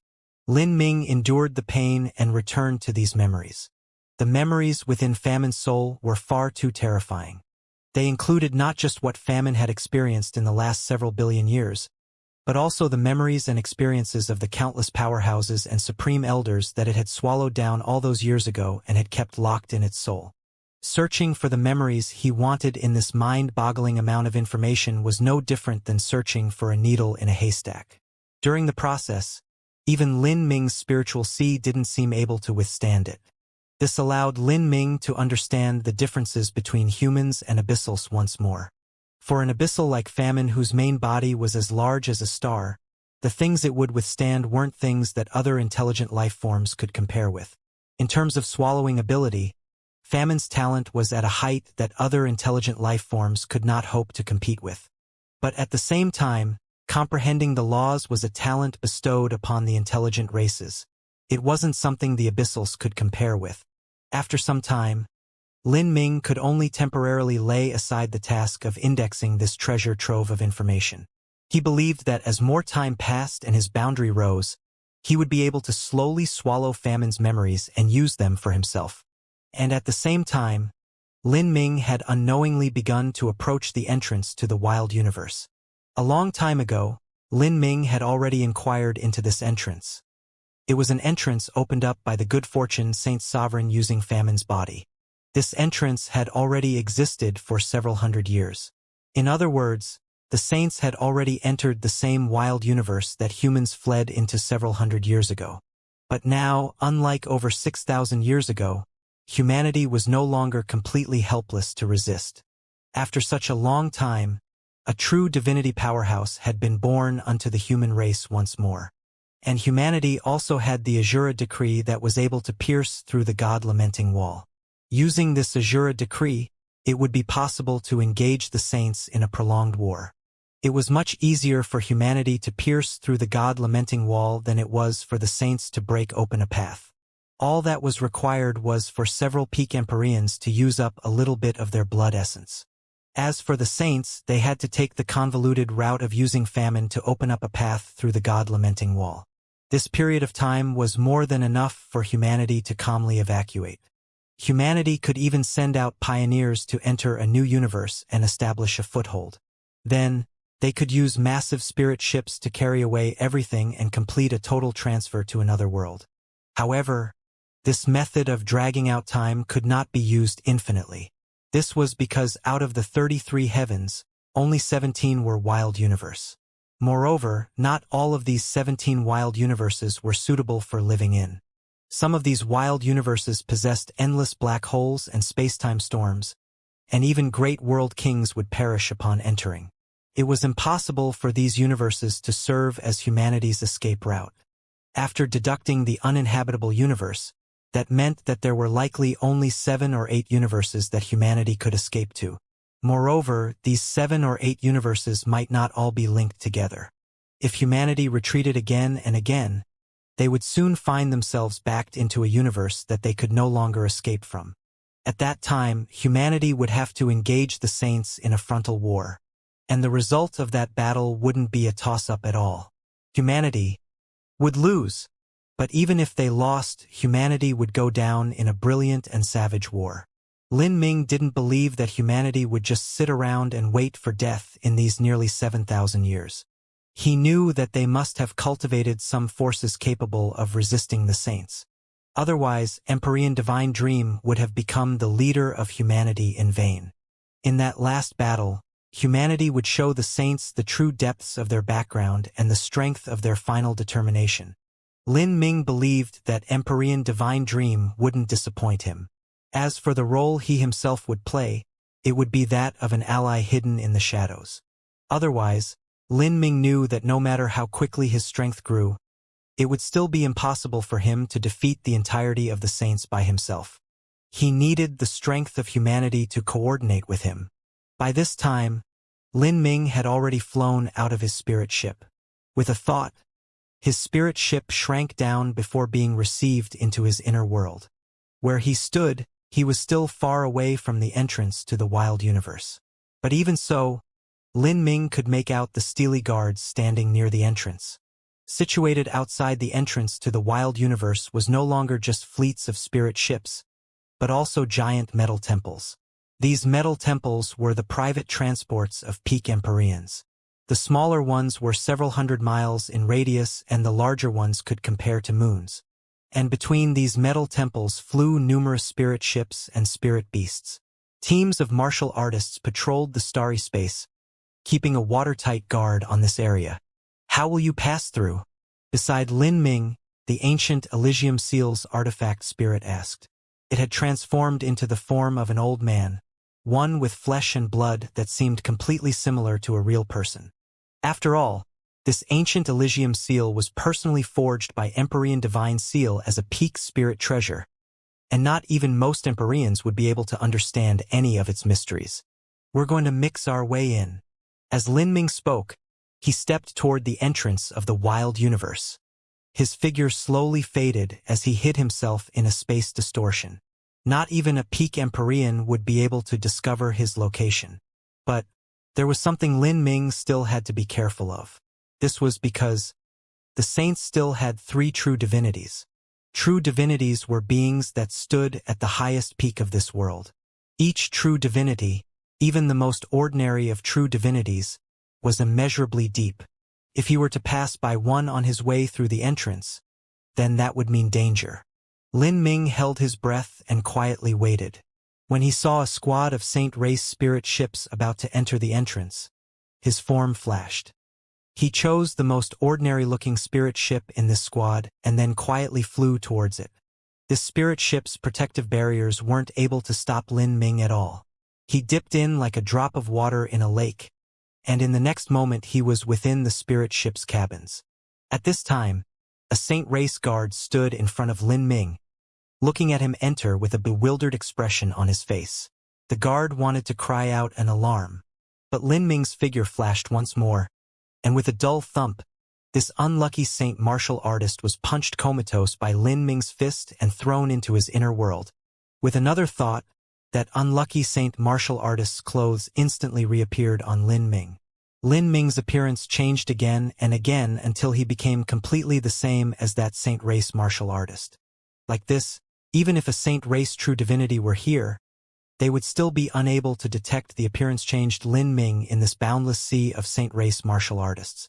Within the spirit ship, Lin Ming smoothly flew towards the entrance of the wild universe.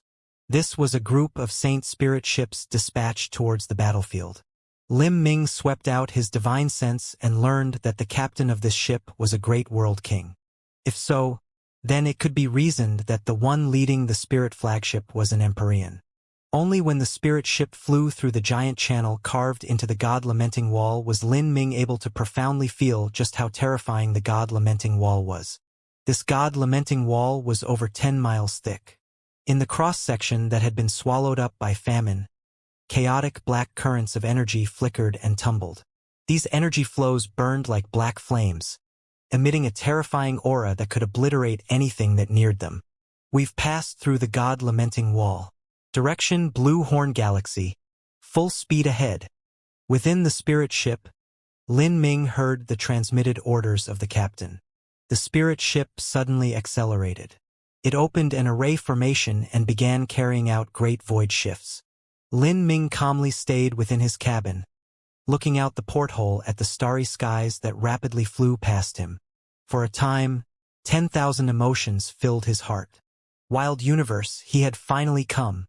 Humanity. This was the race he belonged to. After almost 7,000 years had passed, he was finally able to see to what degree humanity had developed. Xiao Moxian, Mu Chenyu, Qin Xingxuan, Lin Xiaoga, Mo Eversnow, Empyrean Divine Dream, Empyrean Vast Universe, and even his own child, he would finally be able to reunite with all these people he was familiar with. Lin Ming was like a hunter hiding in shadows, lurking within the spirit ship and waiting for his chance to attack. He knew that the wild universe was vast and the survivors of humanity had hidden themselves all over. He wouldn't be able to find them easily on his own. But if he followed this Saint Race battleship and used their intelligence network, then the hopes of him finding out where humanity was would be far higher. Within the divine realm, soul world, or universes that the saints resided in, one could often see giant mainlands floating in the vast nothingness of space. These mainlands weren't like bare wooden planks, but were surrounded by layers upon layers of infinite nebulous space. From the outside, they often had the shape of ellipsoid domes, like unbelievably large eggs. As for the nebulas surrounding these central mainlands, there were innumerable planets that dwelled within, most of them even larger than the Sky Spill planet. From this, it could be seen just how vast the area of these mainlands was. The divine realm's 3,000 great worlds each had at least one such central mainland. And, without a doubt, each one of these central mainlands was the liveliest place of the entire great world. For instance, immemorial Imperial City was situated in the central mainland of the true martial great world. But in the wild universe, one rarely saw such vast central mainlands. Instead, what replaced them were galaxies. These galaxies were giant beyond compare. Their arms were rivers of stars that extended for quintillions of miles. Within these galaxies, there were millions and billions and trillions of planets. The breadth of space they occupied was beyond description. According to the information gathered by the saints, the galaxies in the wild universe were originally the central mainlands of this universe. But, billions of years ago, these central mainlands were destroyed by some exceedingly dreadful strength and had completely imploded. The fragments of these mainlands had drifted away, spreading out far and wide, but remained revolving and spinning around each other through the strange interaction of gravity and other mystical forces, thus forming these galaxies. And at this time, the Blue Horn Galaxy that the saint martial artists headed towards was one such galaxy. Within his inner world, Lin Ming had hypnotized the unlucky saint race martial artist to obtain all this information. Upon learning it, even he was shocked. If the information gathered by the saints was true, then just who was it that destroyed the central mainlands of the wild universe? Such a giant land that was countless trillions of times larger than Sky Spill Planet was actually destroyed like this. This level of destruction surpassed Lin Ming's imagination. Let alone an extreme true divinity, would even the Azura Road Master have such capabilities? Lin Ming couldn't confirm whether or not the Azura Road Master could really achieve something like this. But Lin Ming intuitively felt that the destruction of these mainlands involved the great calamity that occurred 10 billion years ago. In the past, the intelligent races lived throughout the 33 universes, and each universe had its own brilliant and glorious martial arts civilization. However, after that one great war, the intelligent races only occupied 16 universes. As for the other half of the universes, they had become wildernesses. Was the reason the population fell so drastically in the past related to the destruction of these central mainlands? If so, if one had to compare the war between humanity and the saints to what occurred in the past, then it simply wasn't anything at all. After all, the saints would be unable to exterminate an entire race in such a short period of time. The great calamity of 10 billion years passed. Lin Ming mumbled. It was only after those events that humans, saints, and spiritas had been able to develop.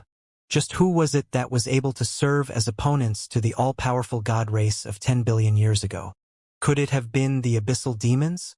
And just what sort of world was the dark abyss that the abyssals resided in? What secrets were held within?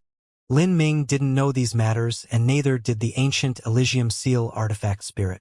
Perhaps only the two old men that guarded the final trial would know. But when Lin Ming asked them before, their reply was that he would find out the truth when he was able to control his own destiny and become a player instead of a chess piece. Otherwise, it was likely he would draw some disaster onto himself if he were to know these secrets. By this time, Lin Ming had gone with the forces of the saints and long since departed the entrance to the wild universe. The ships leapt towards Blue Horn Galaxy, again and again. According to gathered intelligence, humanity had an influence that was hidden within Blue Horn Galaxy. When the wild universe's central mainlands were destroyed, it had caused terrifying space storms and eruptions that swept out for quintillions of miles, forming a chaotic space where these dangers still existed. There were distortion force fields, black holes, wormholes, and all other confusing space environments. To hide in this galaxy would be far too easy. It was exceedingly difficult for a martial artist's sense to penetrate into these spaces. Even a true divinity powerhouse would have to spend an inordinate amount of time and energy to search these galaxies. And there were far, far too many galaxies within the wild universe. It was impossible for the true divinities of the saint race to search all these galaxies one by one. Thus humanity was given more time to breathe and recuperate.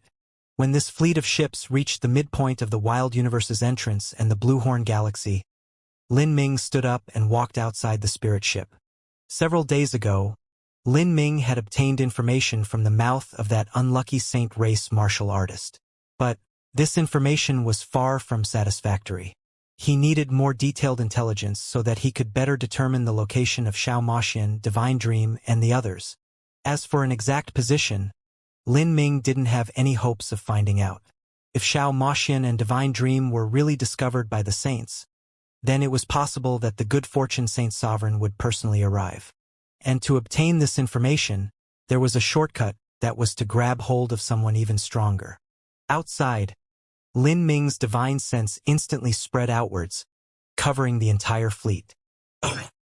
One day later, after another spatial great void shift, a skinny old man was sitting in a chair within a chamber in the fleet's flagship, staring at a pile of scarlet flesh and blood, his eyes in a daze. This chamber resembled the workshop of an alchemist. There was a large pill furnace, as well as tables that were covered with pill bottles and other precious medicinal herbs. At a corner of one of these tables, there was a medicinal cauldron that was still boiling and emitting green bubbles.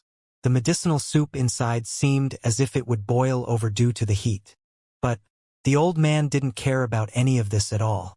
Rather, he stared at the pile of red flesh and blood in front of him. His appearance was wizened and decrepit, and he was skinny like a monkey. He wore a dark green robe that fell flat all over his body, making him seem increasingly old and rickety. The flesh and blood of famine. It is indeed marvelous.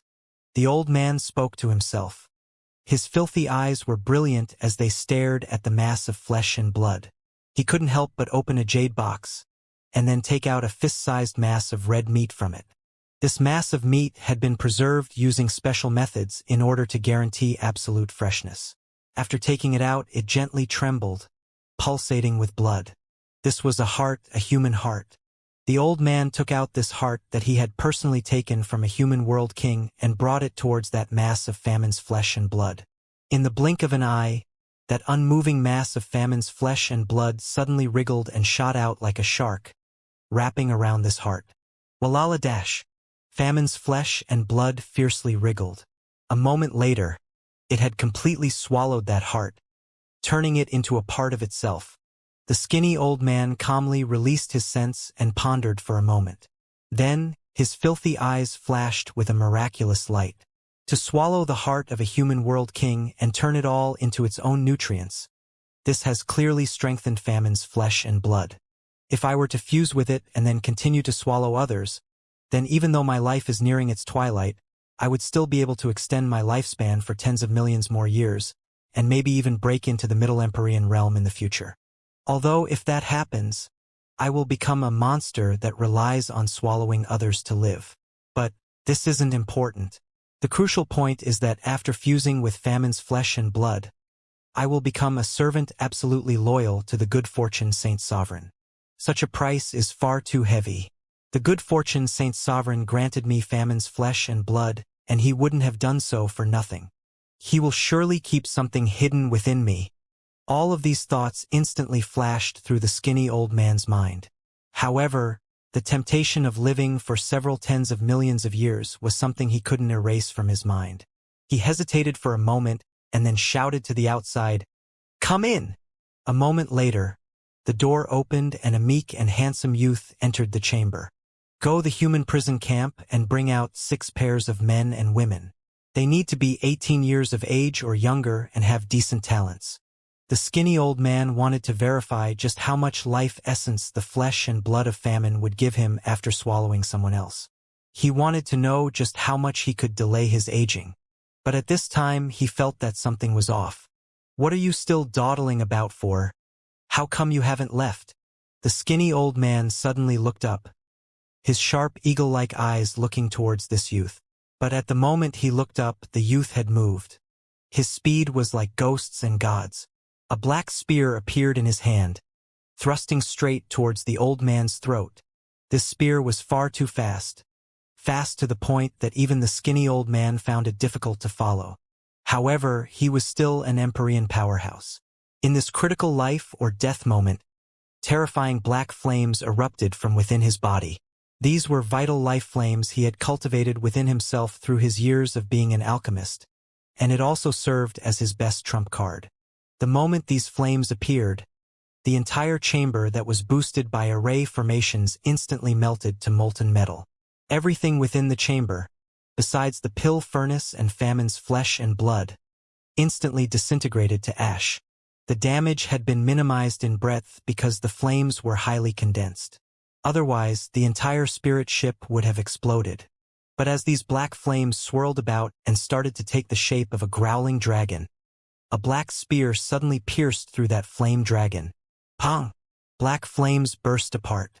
The skinny old man's protective astral essence exploded like glass. With utter disbelief in his eyes, the spear had pierced his heart. With a twist of the spear, the skinny old man's body shook. All of his meridians were shattered by an overbearingly tyrannical strength. You? The skinny old man vomited a mouthful of blood. But the youth didn't say a word. Instead, the youth formed seals with his fingers, shooting out mysterious azure law runes that bound the skinny old man in layers upon layers, sealing away all the energy in his body. This youth was Lin Ming. Lin Ming looked at the skinny old man with no trace of mercy in his eyes. The skinny old man's meridians had been wasted and his heart had been pierced. With the energy being locked within, the old man was now nothing more than a walking bag of ruined meat. But, because he was a Saint Empyrean that had tempered his body, he would still be able to maintain a few years of life in this state. Lin Ming didn't kill him because he had other uses for the old man in mind. The skinny old man could no longer speak. His eyes were blood red, so wide that they nearly popped out of his head. He looked at Lin Ming with hatred, but at the same time he was also dumbfounded. Who was this youth and just why was his strength so great? Was he the human race's Emperor Xianxia? In the last several thousand years, subduing the skinny old man was the first time Lin Ming had attacked a Saint Empyrean. Imperceptibly and unconsciously, his strength had already become strong to this degree. Beneath his hands, ordinary Empyreans had no strength to resist. But at this time, Lin Ming didn't care about the skinny old man at all. All of his attention was centered on the mass of Famine's flesh and blood. Seeing the wriggling piece of flesh, Lin Ming frowned. The good fortune Saint Sovereign was already passing out Famine's flesh for Empyreans to use? Then how many world kings and holy lords had taken the flesh of Famine? Through the flesh and blood of Famine, more and more powerhouses would become loyal servants of the good fortune Saint Sovereign. Thinking of this, Lin Ming glanced at the mass of Famine's flesh once more. Then, a light lit up in his mind and he seemed to realize something. His thoughts sunk into his spiritual sea. There, he contacted Famine's soul that was within him. He reached out a hand and the flesh of Famine began to slowly wriggle about as it floated towards Lin Ming's hands. This wasn't Lin Ming pulling something through space towards him. Rather, the flesh of Famine was approaching him on its own initiative. The flesh of Famine floated in front of Lin Ming where it flew above his palm. He could feel that this flesh of Famine in his hands was unusual. In a way, it was concentrated essence similar to the demon relic. It was likely something prepared especially for Empyreans by the good fortune Saint Sovereign. Although it was a small amount, the total quantity of energy inherent within it was uncommon. Lin Ming could clearly feel the sealed soul of Famine linking together with this mass of flesh through his spiritual strength. The flesh of Famine possessed a terrifying ability within this world, the ability to swallow all and turn what it swallowed into its own energy to nourish itself.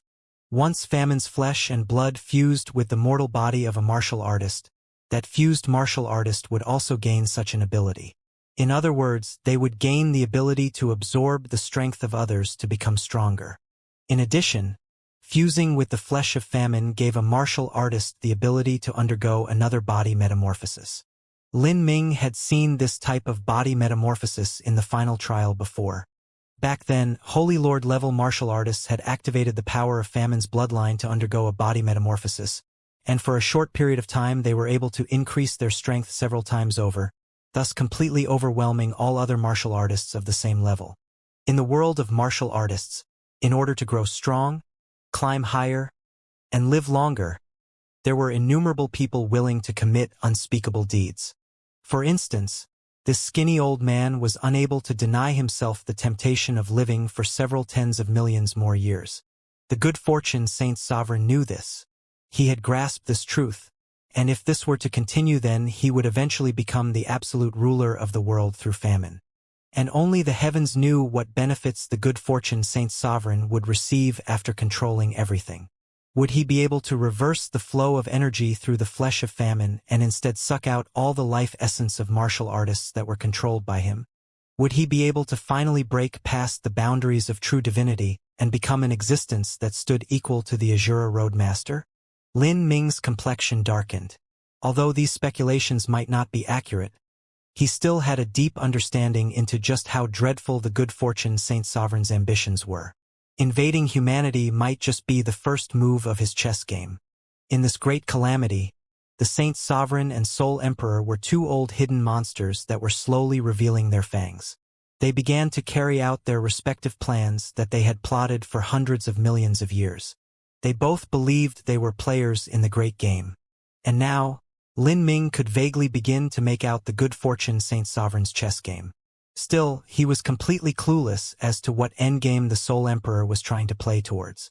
Every individual wanted to control the great chessboard of the world. Lin Ming was naturally included amongst these people. He was waiting for the time that the two old men guarding the final trial had spoken of, the time when he could transform from a chess piece to a chess player. At this time, the sound of heavy footsteps came from the other side of the door. A group of Holy Lord Realm Guards rushed in. Lin Ming's brief battle against the skinny old man had caused a large commotion, and even the entire chamber had been ruined. "You are done for. Killing me and destroying this spirit ship, you will be unable to escape. The saints will chase you down to the ends of the world and turn your bones to ashes." The skinny old man wheezed as he tried to breathe. He could no longer open his mouth, but he was still able to pass sound transmissions to Lin Ming. Lin Ming faintly glanced at the skinny old man. At this time, a shout cried out through the door. "Lord Timebright, what happened?" Over a dozen guards rushed towards the chamber entrance. Even the inner gates of the alchemist chamber had been burned down to molten slag, and the array formations had been ruined.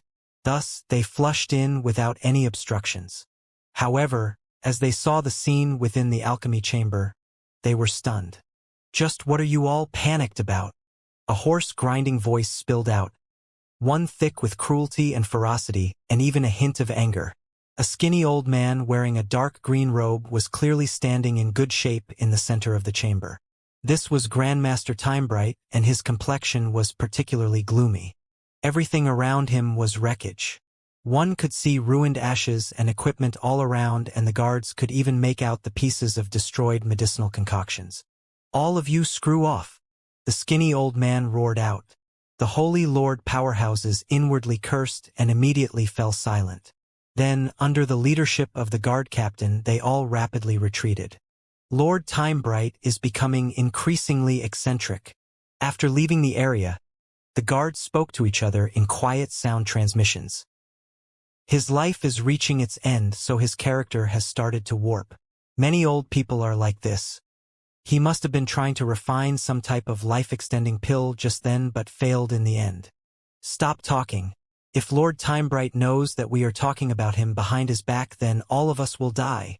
Several guards hushed each other. They hid away somewhere else, no longer daring to come to this chamber. By this time, Lin Ming had laid down an array formation and blocked out the chamber. He entered the space of the magic cube. In front of him was Grandmaster Timebright, on the verge of death with only a single breath left in his body. But at this time, Lin Ming had completely transformed into an appearance similar to Grandmaster Timebright. His face, clothes, aura, everything was exactly the same. You? The skinny old man was flustered. It was like he had bumped into a ghost. Even for him, it was impossible to tell the difference between himself and this fake copy in front of him. Lin Ming took the flesh of famine and slowly trod towards Timebright, one step at a time. Then, beneath Timebright's panic-stricken eyes, Lin Ming took the flesh of famine and forced it through his broken chest, right next to his heart. As the flesh of famine soaked itself in Timebright's blood, It was like a leech that scented blood and began to drill its way into Timebright's body. What are you doing? Timebright paled. However, Famine's flesh didn't swallow Timebright. It seemed that the good fortune Saint Sovereign had already left behind orders in a spirit mark. When Famine's flesh drilled into Timebright's body, it scattered into numerous threads which drilled into every inch of him. The flesh of Famine brought with it an overwhelming power of blood vitality. Timebright could feel his life force gradually being restored. His strength also slowly returned. Pa pa pa. All around Timebright's body, the runes Lin Ming cast out also started to vanish. In this instant, Timebright regained his freedom. Timebright was shocked. This youth was actually letting him go? Or could it be that this youth thought that he wasn't a match at all and could be easily pinched to death? Thus he had been released from his rune prison? In that moment, a crazy thought instantly flashed through Timebright's mind. That was to undergo body metamorphosis and kill this youth. He knew that after fusing with the flesh of Famine, he would gain a body metamorphosis ability. Although he had never used this ability before, he instinctively sensed how to do so after fusing with Famine's flesh.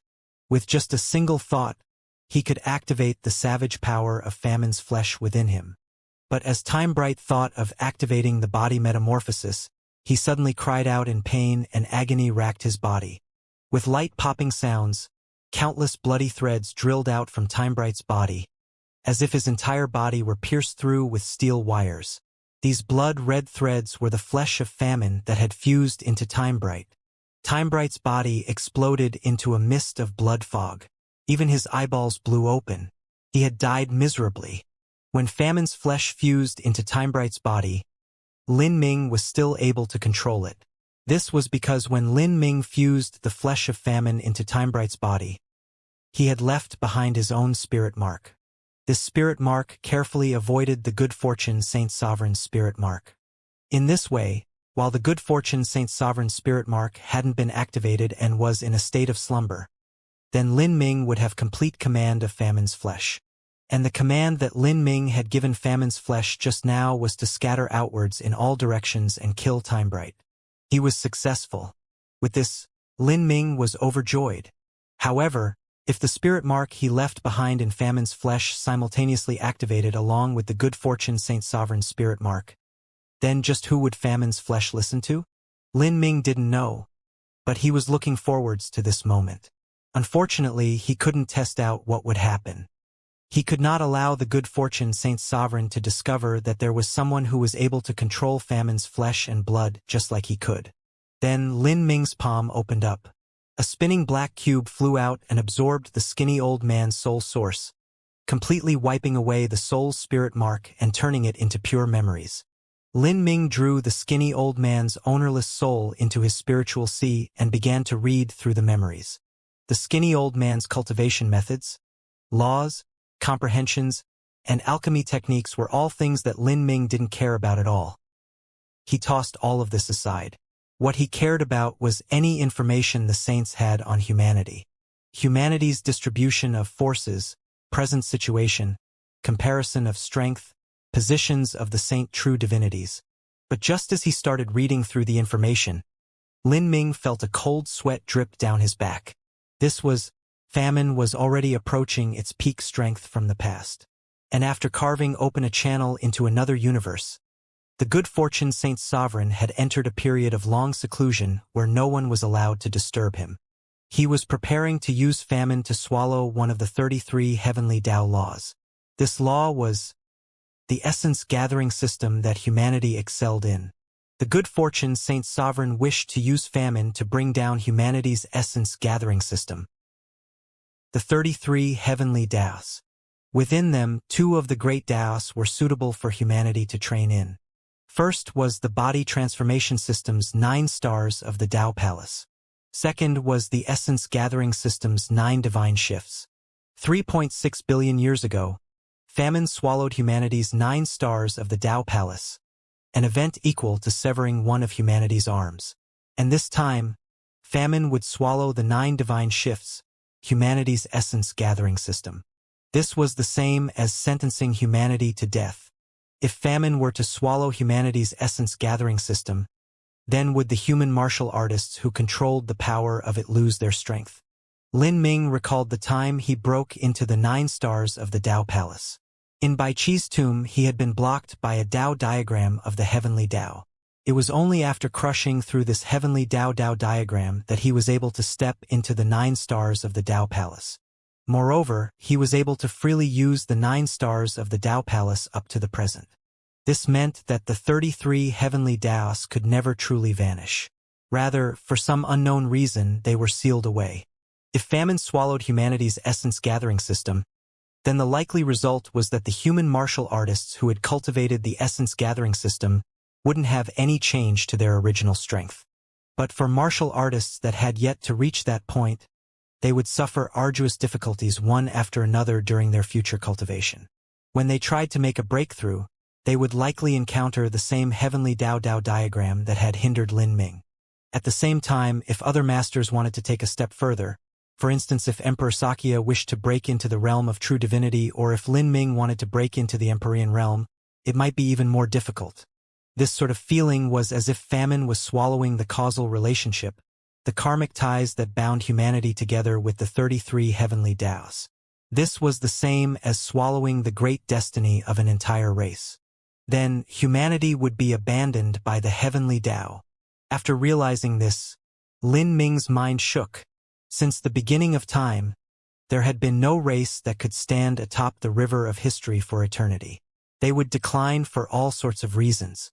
For instance, the primal god race or the celestial race, they were slowly declining due to their inability to reproduce. Many primal god race powerhouses would have hundreds or even thousands of wives. Yet, they never managed to leave behind a single descendant. Like this, they could only look helplessly on as the primal god race declined in number until they finally withered away to nothing. If so, then was it possible that there was some abyssal similar to famine that had swallowed or reversed the destinies of the primal god race and celestial race? So that these races which once stood at the peak of the era 10 billion years ago slowly lost their ability to reproduce until they finally perished? Lin Ming felt more and more that this was a likely possibility. This abyssal likely feared the primal god race and wished to erase the entire race from existence. And humanity seemed to be stepping onto the same road that the primal god race traversed in the past. If the 2 roads of the essence-gathering system's 9 divine shifts and the body transformation system's 9 stars of the Tao Palace were to be suffocated and sealed away, then all that remained for humanity would be their prodigious ability to reproduce. But if so, how would they be any different from common farm animals? If the good fortune Saint Sovereign were to succeed, then humanity would be frozen where they were, forever unable to raise their heads high. And the good fortune Saint Sovereign would also be able to rid himself of all future troubles. Lin Ming felt increasingly pressed for time. However, the only thing worth rejoicing for from this matter was that swallowing the 33 heavenly Taos would require an immense amount of famine strength as well as a considerable period of time. During this period of time, the good fortune Saint Sovereign would need to go into seclusion. This was also Lin Ming's chance. Without the good fortune Saint Sovereign, the saints were like a tiger without its fangs.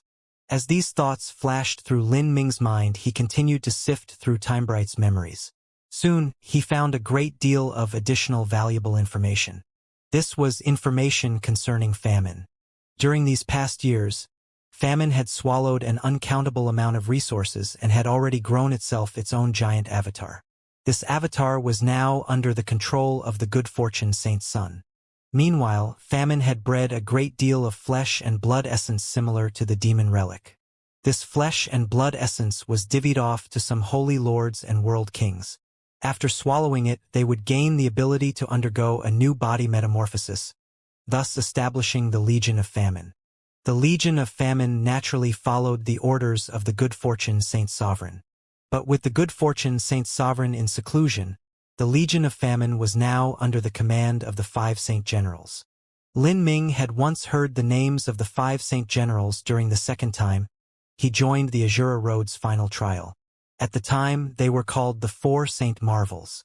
They were the good fortune Saint Sun of the good fortune Saint Palace, Soaring Feather God King's disciple Fairy Blue Lotus of Soaring Feather God Mountain, as well as Astral Vault God King's 2 great direct disciples, High Sun and Dark Moon. But in truth, High Sun and Dark Moon had ordinary level of talents. In the past, they were able to rely on their superiority of age and rise into the Empyrean realm a step earlier, thus standing on par with the good fortune Saint Sun and Fairy Blue Lotus. Now, the good fortune Saint Sun and Fairy Blue Lotus had both stepped into the Empyrean realm. High Sun and Dark Moon were placed in a precarious position. However, before they could sit steady in their positions as third and fourth ranked amongst the 5 Saint Generals, their positions became shaky once more. The youth that was originally ranked in 5th place was already starting to catch up. He was Imperial Prince Xishan, who was in the limelight at the Good Fortune Saint Palace. This Imperial Prince Xishan even seemed to have talent beyond that of the Good Fortune Saint Sun. His cultivation was at the half-step Empyrean realm, but in terms of combat strength, he could already defeat many Saint Empyreans of the older generation. Of the 5 Saint Generals, the Good Fortune Saint Sun and Fairy Blue Lotus served as the leads, and as a group, they each neared the strongest force within the Saint race. They were the great enemies of humanity, and through these years countless human martial artists had died beneath their hands. While there was much bad news, there was also some good news worth being thankful for. That was that news concerning Xiao Maxian, Mu Qinyu, Qin Xingxuan, and the others was all completely unknown to Timebright. This also meant that they were alive, but their hidden locations were still unknown. In order to find the position of the human enclaves, the Saints had already started to train their own spies. These spies mainly came from the human captives.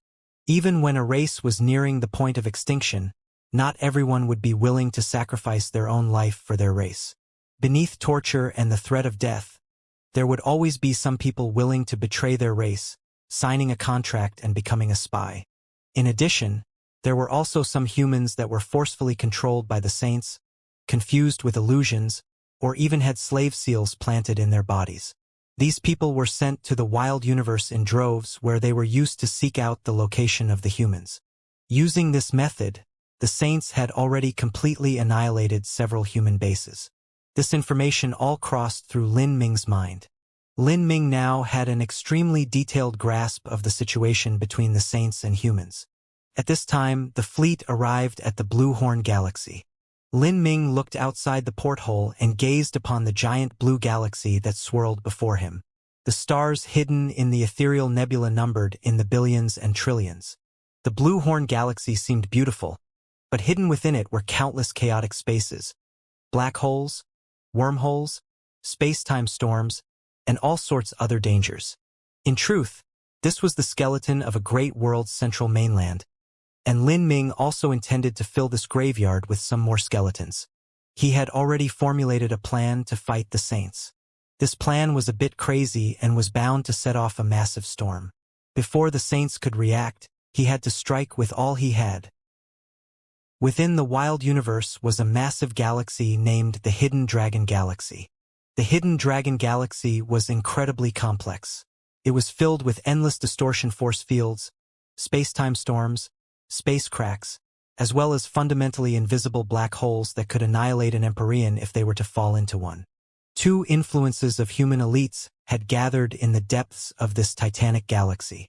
Several hundred years ago, when the Saints broke open the great gates into the wild universe, humanity had already split up and hidden themselves in different locations. With humanity's understanding of the wild universe as well as the cover of the various galaxies, they were able to skirt around the Saints. But slowly, there would always be some human influences that were discovered. This was because human influences were simply far too large. The populations of these influences often reached into the quadrillions and quintillions, and the star territories they occupied had dozens and hundreds of planets. Originally, a great number of humans had fled to the wild universe. Then, the leaders of humanity also adopted population-related policies that encouraged having more children. Like this, through several hundred generations, the population of humans in the wild universe exploded. This massive population base also involved countless heavenly palaces, spirit ships, sects, as well as a gargantuan number of low-level martial artists. To have this giant force engage in guerrilla warfare was easier said than done. Although those that evacuated to the wild universe were all elites of humanity, after over 6,000 years of reproduction passed, There would always be some human descendants whose talent wasn't particularly high. Although they would be capable of cultivating to the revolving core realm or life destruction realm, when it came to the great clashing waves of two races warring against each other, and in this wild universe that was filled with unspeakable dangers, they weren't any different from mortals. In truth, these types of people were the overwhelming majority of humans that lived in the wild universe. Thus, once a planet that had all its elites withdrawn was discovered by the Saints, what occurred next would be brutal plundering and massacre. The survivors of the carnage would become slaves that were reared in pens by the Saints. They would become cannon fodder used to further expand their control of the wild universe in the future. Since the wild universe was already open to them, the Saints had decided to simply eat this piece of fat meat and make it their territory. Like this, after another 100 million years passed, this wild universe would become the Saint race's 9th universe. If they managed to also wrest away the Azura decree that was in the hands of Divine Dream, then they would also be able to easily open more paths into new universes and establish routes and bases in those new lands. The Saints would be able to lay down seeds throughout the 33 heavens until they finally became the #1 race in existence. There was a celestial palace of white jade floating amidst an asteroid belt within the hidden Dragon Galaxy. A woman in black war armor stared out a window of this celestial palace, looking at a peaceful blue planet deep in the starry space. She gently sighed. Her ink-black hair flowed down her back like a waterfall, brushing against her icy cold armor. She gently touched the window. From the surface of the crystalline window glass, her vague figure was reflected back. Although she was beautiful to behold, she seemed thin and haggard. She was Lin Ming's wife, Xiao Moxian. And as she looked out the window and gazed upon that deep blue planet far off in space, what she was looking at was New Ming Planet, a planet filled with her subjects. Xiao Moxian now had subjects of her own. 900 years ago, Xiao Moxian broke into the Empyrean realm. From the human younger generation besides Frost Dream, she was the first one to step into the Empyrean realm. To become an Empyrean meant that Xiao Moxian could no longer follow behind the elders and be a youth that was protected. Now, she shouldered the heavy mantle of duty and was responsible for her own vital tasks. In the wild universe, every enclave of humanity needed an Empyrean to assume personal command. This was because wherever humans had gathered there was also the chance that an ancient Empyrean-level vicious beast would come to raise and devour the cities. Without an Empyrean standing on guard, the consequences would be unimaginable. The day Xiao Moxian broke into the Empyrean realm, she had accepted the mission of protecting a land that had been developed by humanity. At the same time, she also gained her own subjects. Because Xiao Moxian hadn't been an Empyrean for too long, her territory consisted of a mere single planet, New Ming Planet. This planet was named by Xiao Moxian. Everyone who first gathered at New Ming Planet had voluntarily come from other human enclaves. They were the first group of residents who decided to inhabit this wasteland and develop the planet. They sowed the seeds of humanity. Through their hard work and constant construction, New Ming Planet slowly became more and more prosperous. Xiao Moxian knew the reason these people followed her and came here was because of their trust in her. So, she also needed to be responsible for her own subjects. She told herself she would use her 2 hands to protect her people and allow them to enjoy good and happy lives. Husbands and wives would give birth to many children, increasing the population with every generation. Until slowly, the surrounding star territory also started to become developed and the inhabited lands became increasingly large, allowing humanity to bloom all throughout the wild universe. However, a mere 200 years after New Ming Planet was established, the Saints had come. A heavy and gloomy pressure suddenly pushed down on Xiao Moxian's delicate shoulders. As the overlord of this planet, she had to protect her subjects from the chaos of war. They had come here because they had trusted her. How could she toss them away and flee by herself? The war between the humans of the wild universe and the Saints had already gone on for hundreds of years. Because the wild universe was far too vast and the inner workings of the galaxies were too complex and dangerous, as well the fact that some humans had already moved into another wild universe using the Azura decree, the battlefield was just far too wide a stage. Searching for anyone was extremely burdensome. Thus, the advance of the saints was forced to slow down precipitously.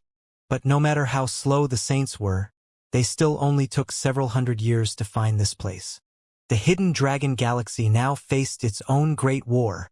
Xianxia and the lives of the hundreds of billions of people that followed her and were shouldered by her now stood against the army of the saints. Currently, Xianxia's only advantage was that New Ming planet was hidden extremely well and was covered in violent space flows and concealing array formations. It would be difficult for the legions of the saints to find this place. However, no matter how well hidden this planet, all mysteries were eventually grinded away by the saints through the use of time. 10 years ago, a saint race legion had sailed into a star domain near New Ming planet. Xianxia made a decisive choice. She took the initiative to lead the disciples of her demon fairy celestial palace to a place far away from New Ming planet. Then, she purposefully revealed some flaws to the armies of the saints, allowing them to discover her before she escaped and led them away. Like this, Xianxia was able to forcefully lead away the legions of the saints that had arrived at her doorstep. The saint legions that chased after Xianxia weren't easy to deal with. They had 2 middle Empyreans in their ranks, and they were also skilled in tracking techniques. Xianxia, with her vast number of disciples as well as her fleet of spirit ships, was ultimately unable to rid herself of this tracking. So, after bringing the fleet of the saints to a desolate part of space that was quintillions of miles away, and leaving the hidden dragon galaxy, her forces suddenly turned around and engaged the saints in a life-or-death battle. This battle had been cruel and tragic. The 2 saint race Empyreans were completely killed off and their fleets were almost completely annihilated. But her demon fairy celestial palace also paid a deep price. Those brave warriors of demon fairy celestial palace who died in that battle were Xianxia's most loyal followers who had served her before New Ming planet was even established. However, they died in the battlefield of the starry skies, their ashes forever interred in space. Regarding this, Xianxia grieved in her sorrow. Without experiencing war, it was impossible to understand the feeling of only being able to stare helplessly on as one's comrades died all around them. But, even though Xianxia's heart was pained, she quickly stood up and brushed herself off. This was because she knew that her followers all hoped to see a stronger her. So, she would carry their dying wishes upon her shoulders and continue leading the battle to protect New Ming planet. However, good fortune never came in pairs and misfortune never came alone. After these saint legions were destroyed by Xianxia, an even stronger enemy approached. The one to come this time was the good fortune Saint Sun and the Legion of Famine. During her battle with the 2 middle Empyreans, Xianxia had already disguised her appearance and she had even killed off her 2 opponents. Finally, she cleaned out the battlefield. Xianxia thought that her own identity hadn't been leaked. But the arrival of the good fortune, Saint Sun, meant that her whereabouts had likely been made known to him. Some matters were impossible to explain. Xianxia didn't know how the good fortune Saint Sun had discovered her.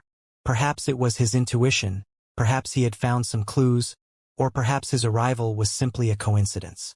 But in short, what Xianxia now had to face was the head of the saint race's 5 saint generals. The good fortune Saint Sun, as well as the terrifying Legion of Famine. Xianxia originally didn't fear the good fortune Saint Sun at all. But presently, the good fortune Saint Sun was in control of Famine's avatar. Famine's true form was at the true divinity rank, and even at the top of the true divinity rank. As for Famine's avatar, although it was weaker than its main body, it still had war strength close to that of a middle true divinity. In the hands of the good fortune Saint Sun, the power that Famine's avatar could display was greatly limited. Still, it must possess a strength similar to the weakest of true divinities. And a true divinity was in the end a true divinity. When facing Empyreans, they were absolutely invincible. In addition, the Legion of Famine led by the good fortune Saint Sun was undoubtedly the most elite of elite forces within the Saint Race army. The officers of the Legion of Famine were often world kings and great world kings that had fused with the flesh and blood of famine. In particular, those great world kings. After undergoing their famine-induced body metamorphosis, they would be able to fully contend with the weakest of Empyreans. Compared to the Legion of Famine, Xiao Moxian's demon fairy celestial palace wasn't at the same level at all. Once both forces met, the battle would be no different from an egg trying to crack open a rock. There were no mysteries as to what would happen at all. And even with all this, Xiao Moxian didn't request any help from humanity's headquarters. None of the human Empyreans were a match against the good fortune Saint Sun. Not even Emperor Xianxia could deal with Famine's avatar. The only person who could was Divine Dream. However, Divine Dream had to face the diversion of the two other true divinities of the Saint race, Soaring Feather God King and Astral Vault God King. As one person facing two, she was already burdened enough in dealing with them. So Xiao Moxian could only rely on herself. She knew that a grievance existed between her and the good fortune Saint Sun. The monster emperor's great longevity banquet from over 6,000 years ago was a thorn that forever pierced him. When given the chance to pull out this thorn, how could the good fortune Saint Sun give up such an opportunity? Xiao Moxian's eyes looked out the porthole. It was like she could already see the evil and cruel sneer that hung permanently across the good fortune Saint Sun's face. Xiao Moxian clenched her teeth and subconsciously traced her chest. In her clothes was an ancient necklace, one that had long since lost its luster. This was a gift Lin Ming had given her, the 1,000-mile heart link. Through over 6,000 years, Xiao Moxian had already forgotten how many times she had touched the 1,000-mile heart link or had tried to use it to contact Lin Ming. And now, the 1,000-mile heart link's sealed divine runic symbol was near the point of collapse, and yet there still wasn't any news of Lin Ming. After gently stroking this necklace that had lost its luster, Xiao Moxian's thoughts and mood began to waver up and down. If she were to use this necklace but a single time more, then after a short period of use the divine runic symbol sealed away in the necklace would shatter into nothing.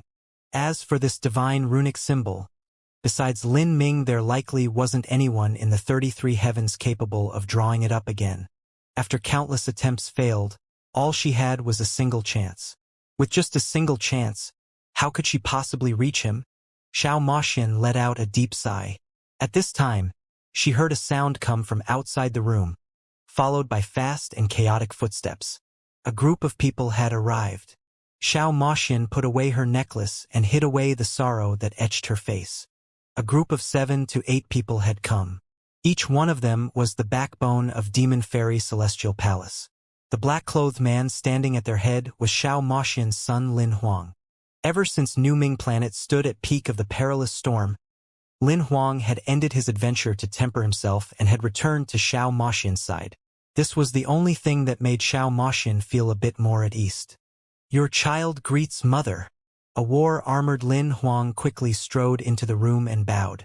The others following behind him, the core of Demon Fairy Celestial Palace, also bowed in tandem. What is the matter? Xiao Moxian's heart quickened as she saw the expressions on Lin Huang's face and the other officers' faces. She knew that this was unlikely to be anything good. In this war against the saints, the commanders of humanity each had to have nerves of steel.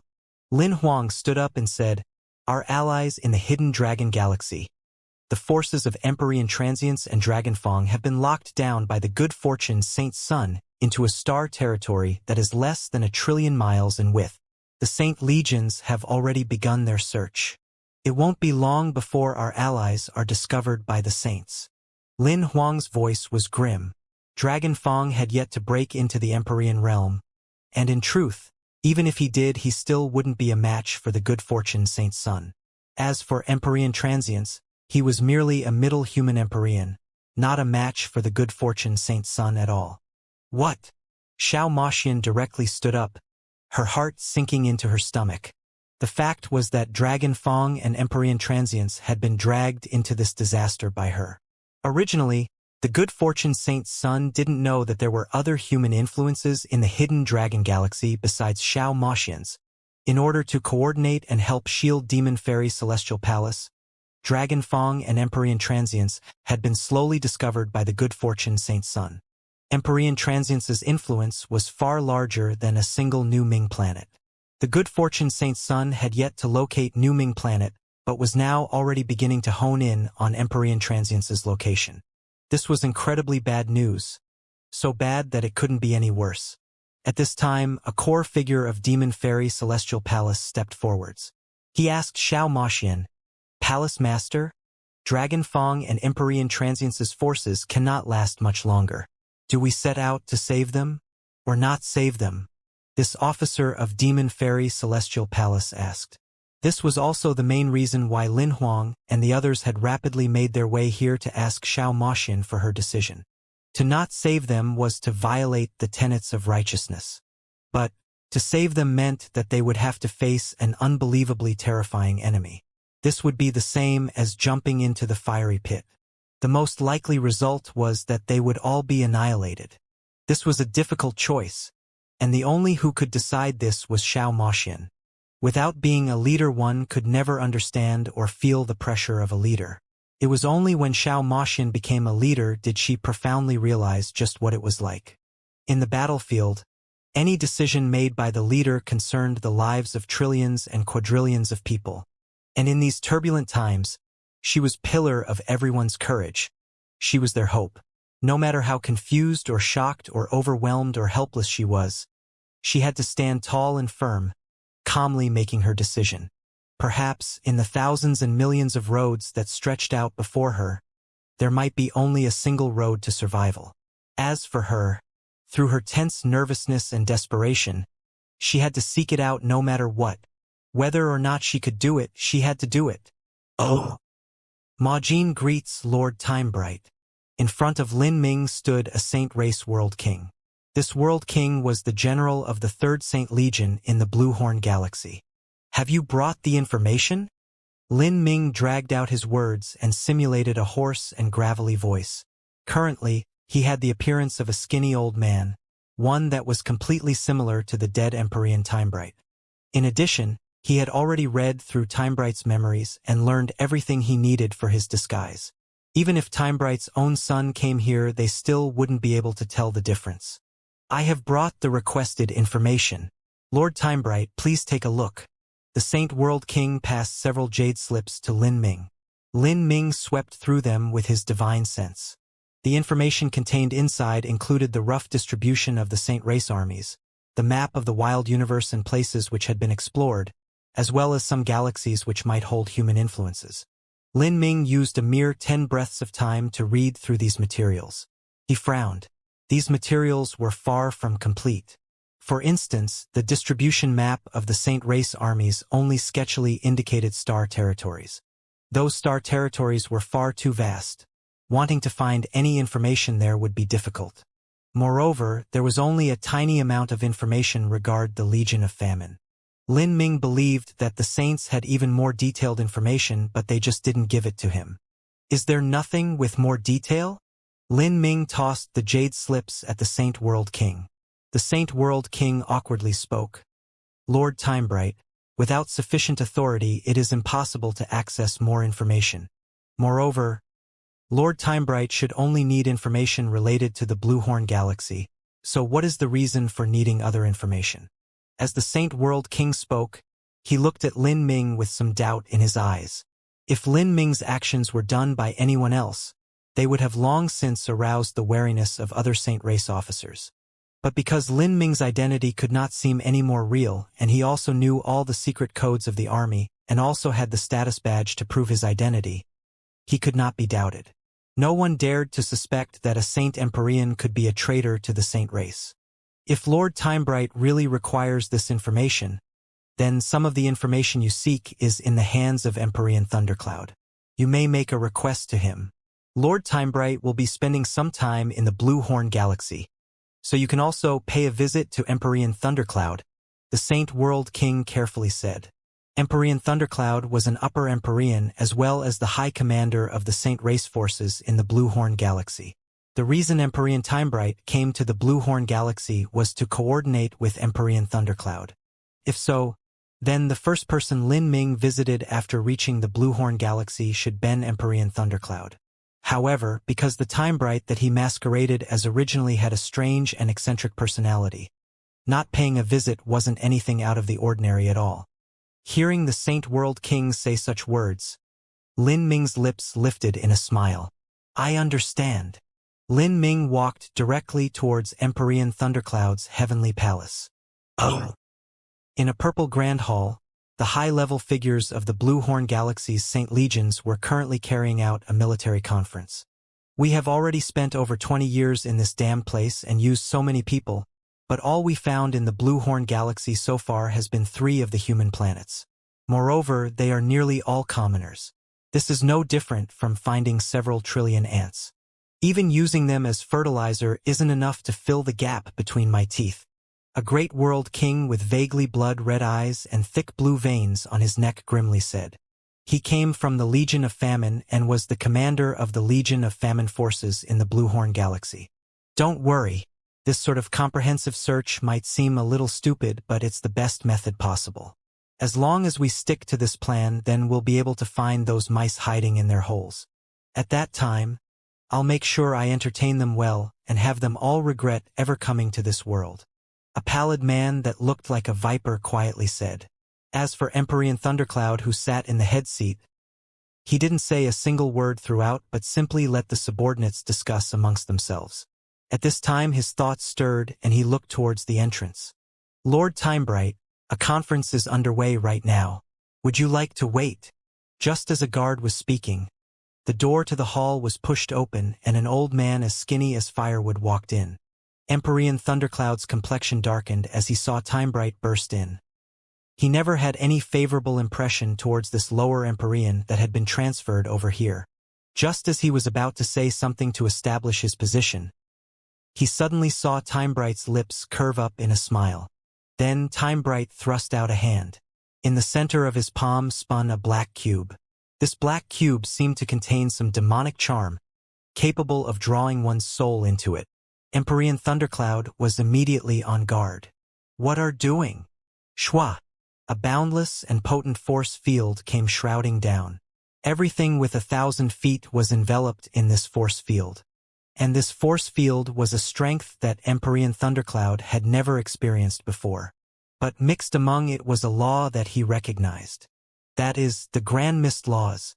You aren't Timebright. Empyrean Thundercloud was enraged. But at this moment, Lin Ming had already stepped forwards. He shot out the magic cube from his hand and a terrifying soul vortex swallowed all. Empyrean Thundercloud's eyes turned blood red. His body emitted loud crackling noises as he instantly activated the power of his bloodline. And beside him, the 2 officers from the Legion of Famine also roared. Wriggling red tentacles dripping with blood rose up from their bodies. They had summoned the power of famine within their bodies without any hesitation.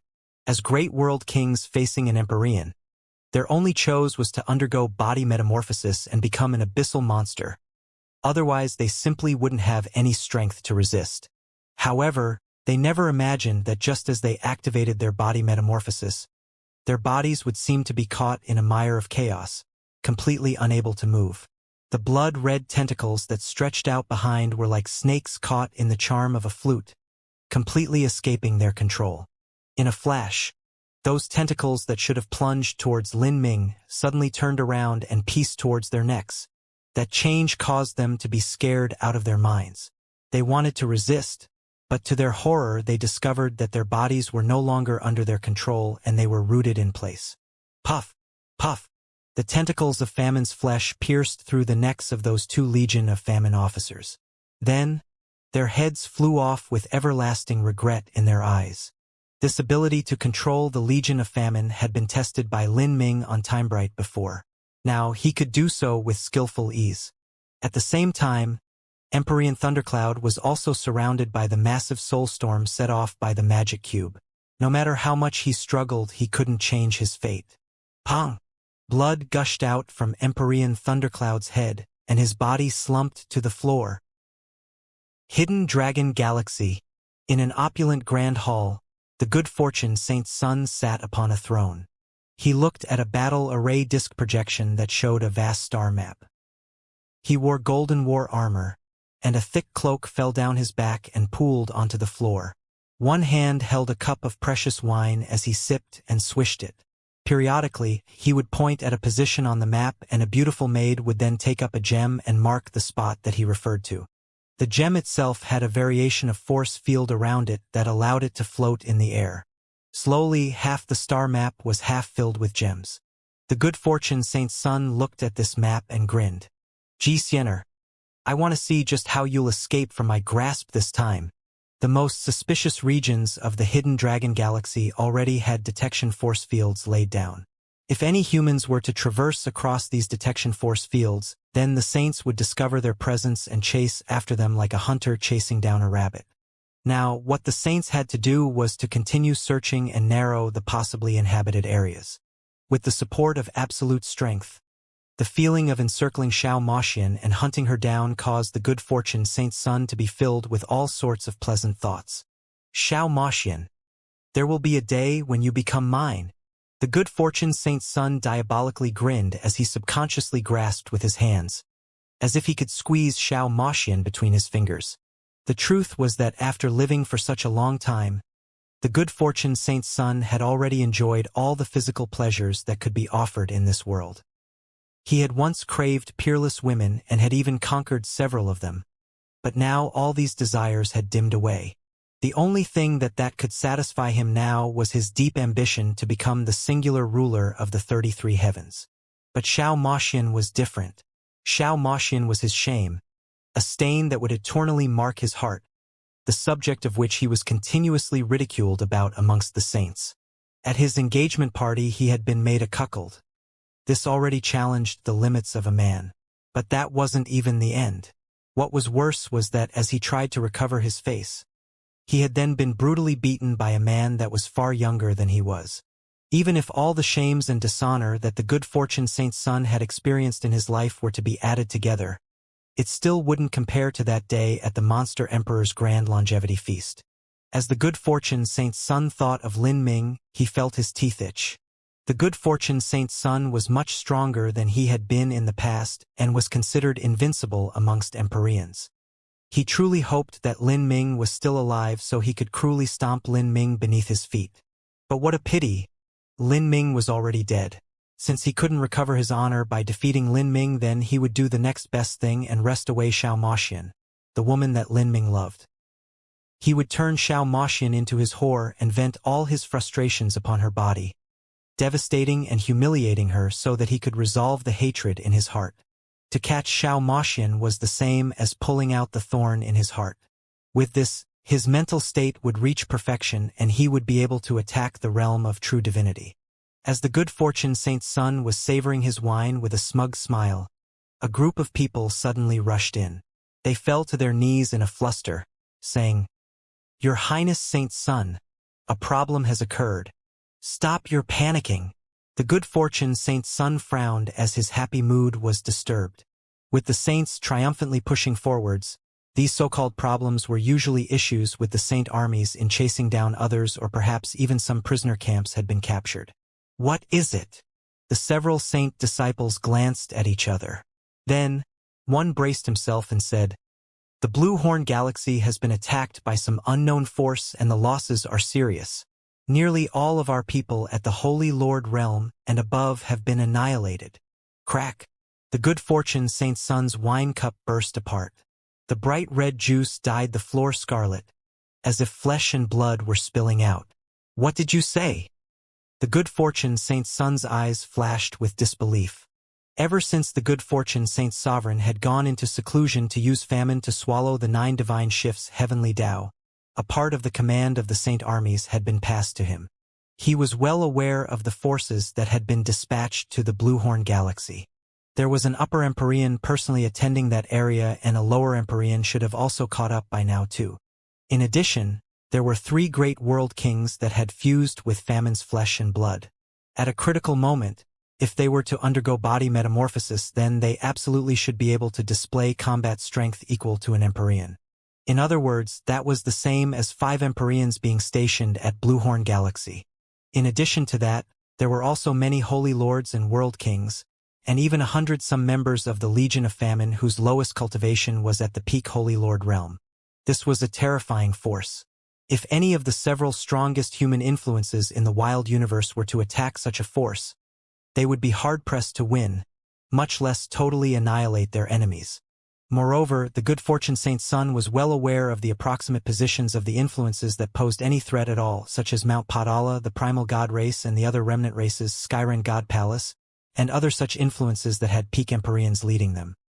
He didn't believe that, with the saint race's 7 heavens and their war strength that was over 10 times greater than humanity's, there would be a peak Empyrean influence that could quietly arrive at the Blue Horn Galaxy and deliver such a crippling blow to them. This left the good fortune Saint Sun feeling frustrated. Did the human race produce some unknown peak Empyrean in these past years? Peak Empyreans were not cabbages that could be found anywhere. If he didn't include the celestial race's battle sovereign and the primal god race's Daiwahen, then he could count the number of human peak Empyreans with his hands. As for Xiao Moxian, even though she had broken into the Empyrean realm, she still might not have the combat strength of a peak Empyrean. How many people do our enemies have, and what cultivation methods do they use? Do we have any samples from the battlefield? The good fortune Saint Sun asked these 3 questions, but the replies he received left him even more enraged. We don't know their exact numbers or what cultivation methods they use. Those that have seen the true appearance of these killers have almost all been killed, but some disciples that survived on the edges were able to transmit some information to us. At the time, a giant black vortex appeared in the skies as if a black hole had appeared. As for the enemies, there should be, possibly for people. What? There are 4 people. The good fortune Saint Sun grabbed the collar of this subordinate. If there were truly 4 peerless masters, then killing Empyrean Thundercloud and Empyrean Timebright wouldn't be difficult at all. But to annihilate the entire army stationed at Bluehorn Galaxy, that was just too terrifying. This proved that this enemy force had reached almost unattainable heights in the art of array formations and force fields. Or it could be that the strength of these 4 people had reached the peak Empyrean realm? Thinking of this latter possibility, the good fortune Saint Sun's complexion became increasingly grim. When did humanity suddenly have 4 peak Empyreans pop out from amongst their ranks? To face an unknown enemy and have no information on them was the most terrifying aspect of all.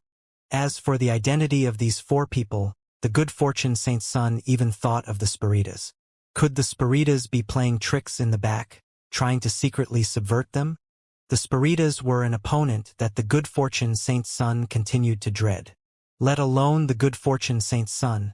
Even the good fortune Saint Sovereign feared that old freak, the Soul Emperor. He always believed that, in the future, the most terrifying enemy the Saints would have to face would be the Spiritas. It shouldn't be. If the Spiritas were going to do something, they would have started long ago. Over 6,000 years ago, in the Great War between us and humanity. If they wanted to interfere, then we would never have been able to capture the Divine Realm. At that time, His Majesty the Sovereign Ancestor paid a price to trade for the Divine Realm. Now that we have already seized the Divine Realm, just what meaning is there for the Spiritas to extinguish some middling Empyrean force? The good fortune Saint Sun immediately shot down this idea. Although he didn't know what the Spiritas were up to these past years, he still believed that with the Spiritas remaining quiet for such a long time, once they erupted, then the wild storms would stir up the world. It might even involve a heaven-shaking plot. It was impossible for the Spiritas to send out forces to deal with some minor nobodies, and in comparison to the entire Spiritas race, Empyrean Thundercloud and Empyrean Timebright were truly only nobodies. Your Highness Saint Sun, the people in charge of the star territories neighboring the Blue Horn Galaxy have already transmitted messages to us. They would like to inquire as to how you wish to proceed. Would you desire that they assist in tracking down the background of this unknown force? The good fortune Saint Sun pondered for a moment. Have them stand by and wait for orders. If this unknown force can quietly destroy the entire army at the Blue Horn Galaxy, then catching them might not be possible. Issue orders to hasten the search through the Hidden Dragon Galaxy. Once we solve our problems there, then I will personally go and meet this so-called mysterious enemy. Humph! The good fortune Saint Sun's eyes shimmered. Xiao Moxian was reaching a dead end and he was closing in on her. With her so close, he definitely wouldn't give up his search in the Hidden Dragon Galaxy. Otherwise, Xiao Moxian just might fly past his lips. If he wished to find her again in the massive wild universe, then that wouldn't be an easy task at all. However, the good fortune Saint's son never imagined that his nightmare was only just beginning. Lin Ming rapidly traveled through the starry skies. He had already obtained what he wanted from the dead Empyrean thundercloud, extremely detailed information that involved the distribution of the Saint race's armies. A great deal of this information wasn't even recorded in jade slips. Much of it was within Empyrean Thundercloud's mind, and it was all thanks to the magic cube that Lin Ming easily obtained this. Currently, it could be said that Lin Ming had a comprehensive understanding of the war between the saints and the humans in the wild universe. Now, he was headed towards a star territory called the Fire God Galaxy. There was another saint influence there that he planned to utterly exterminate. He would strike at the rear of the saints and begin a horrifying storm of blood and slaughter. With a single breath, he would overturn the heavens and earth and make it so that the 5 saint generals had no choice but to turn their attention towards him. Lin Ming knew that because the good fortune Saint Sovereign was controlling famine to swallow the heavenly Tao laws, he simply wasn't able to extricate himself from that process.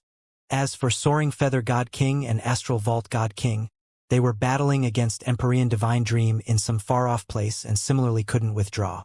In truth, Lin Ming even suspected that Empyrean Divine Dream might not be a match for these 2 God Kings. After all, those that could reach the heights of a true divinity were all incredibly talented, at least at the level of Emperor Xianxia. None of them were weak. And though Divine Dream dual cultivated essence and divine, perhaps giving her a tad more strength, she still couldn't face 2 alone. Lin Ming speculated that Soaring Feather God King and Astral Vault God King simply weren't willing to work themselves to death for the good fortune Saint Sovereign. Although they were meddling in the war of saints and humanity because of some unknown reasons, they still wouldn't take this time to withdraw from their battle against Divine Dream and chase after some unknown enemy. True divinities were all proud and arrogant individuals. An enemy that suddenly emerged from nowhere wouldn't be enough to arouse their interest. Then, if one ignored these 3 true divinities, the one most likely to strike at him would be the overly confident good fortune Saint's son. Lin Ming understood the good fortune Saint's son. They had been opponents for many years, and he had a good idea of the good fortune Saint's son's strengths and weaknesses. He could use the good fortune Saint's son's own cocky confidence to draw him here. Once that occurred, he could display his plan and have his strength rise in a short period of time. Fire God Galaxy, ha! Lin Ming looked at a great dark vortex-shaped galaxy that was deep in the distance. A murderous light flashed in his eyes. In the next moment he tore through the void and disappeared. Lin Ming quickly soared through the skies and teleported forwards. He remembered the detailed maps of the Saint race influences and hurtled straight forwards like a speeding dragon. Several days later, Lin Ming finally arrived at his destination. From far away, he could see a group of gathered planets. He knew that these planets were human living areas that had been captured by the saints. Over 10 quadrillion humans lived here. In the words of the saints, this was nothing but a giant naturally formed jail. This was a human camp, the slave concentration camps. After entering the wild universe, Lin Ming had heard again and again of the human captives and slaves. But he had never seen the conditions in which they lived. The saint race influences were stationed near these planets. Above every planet floated 12 saint race holy palaces. These holy palaces gathered together and formed a force field that wrapped around the entire planet. Such a force field was not something that the human captives living on these planets could ever hope to break. Rather, it was more accurate to say that these weren't war captives at all, but commoners. This galaxy was named Fire God Galaxy. The human heavenly palaces in this galaxy had already fallen in the war against the saints. Now, all that was left over were some non-combatants, none of which reached the divine transformation realm. Oh! The truth was that Fire God Galaxy had already been held by the saints for over 100 years. To a martial arts master, this 100+ years might merely be a bout of meditation or a period of seclusion. But to the average person, this was a whole lifetime. The human commoners left behind in the Fire God Galaxy didn't have high degrees of talent to begin with. And beneath the iron rule of the saints, they had no means to practice martial arts. This caused their overall strength to rapidly plummet. And over 50 years ago, a group of saint race pioneers had arrived at Fire God Galaxy. These people came from universes native to the saints. To be blunt, they were a ragged pack of people who didn't manage to mix well in the saint race. Many of them were bandits, vagabonds, thieves, and other such types. Because it was difficult for them to survive in saint convocation heaven, they voluntarily came to the human race's wild universe to develop this virgin land. If one was an individual who lived a good life of wealth and honor amongst the saints already, then who would want to come to such a seemingly barren and remote land? And the so-called developing the virgin soil that the saint pioneers did was actually to rob, kill, and plunder throughout the fire god galaxy. The resources that had already been established here, such as medicinal fields, mines, spiritual lands, all of these were taken for themselves. The saint race armies tacitly consented to all of this. Their goals in invading the wild universe were already obvious.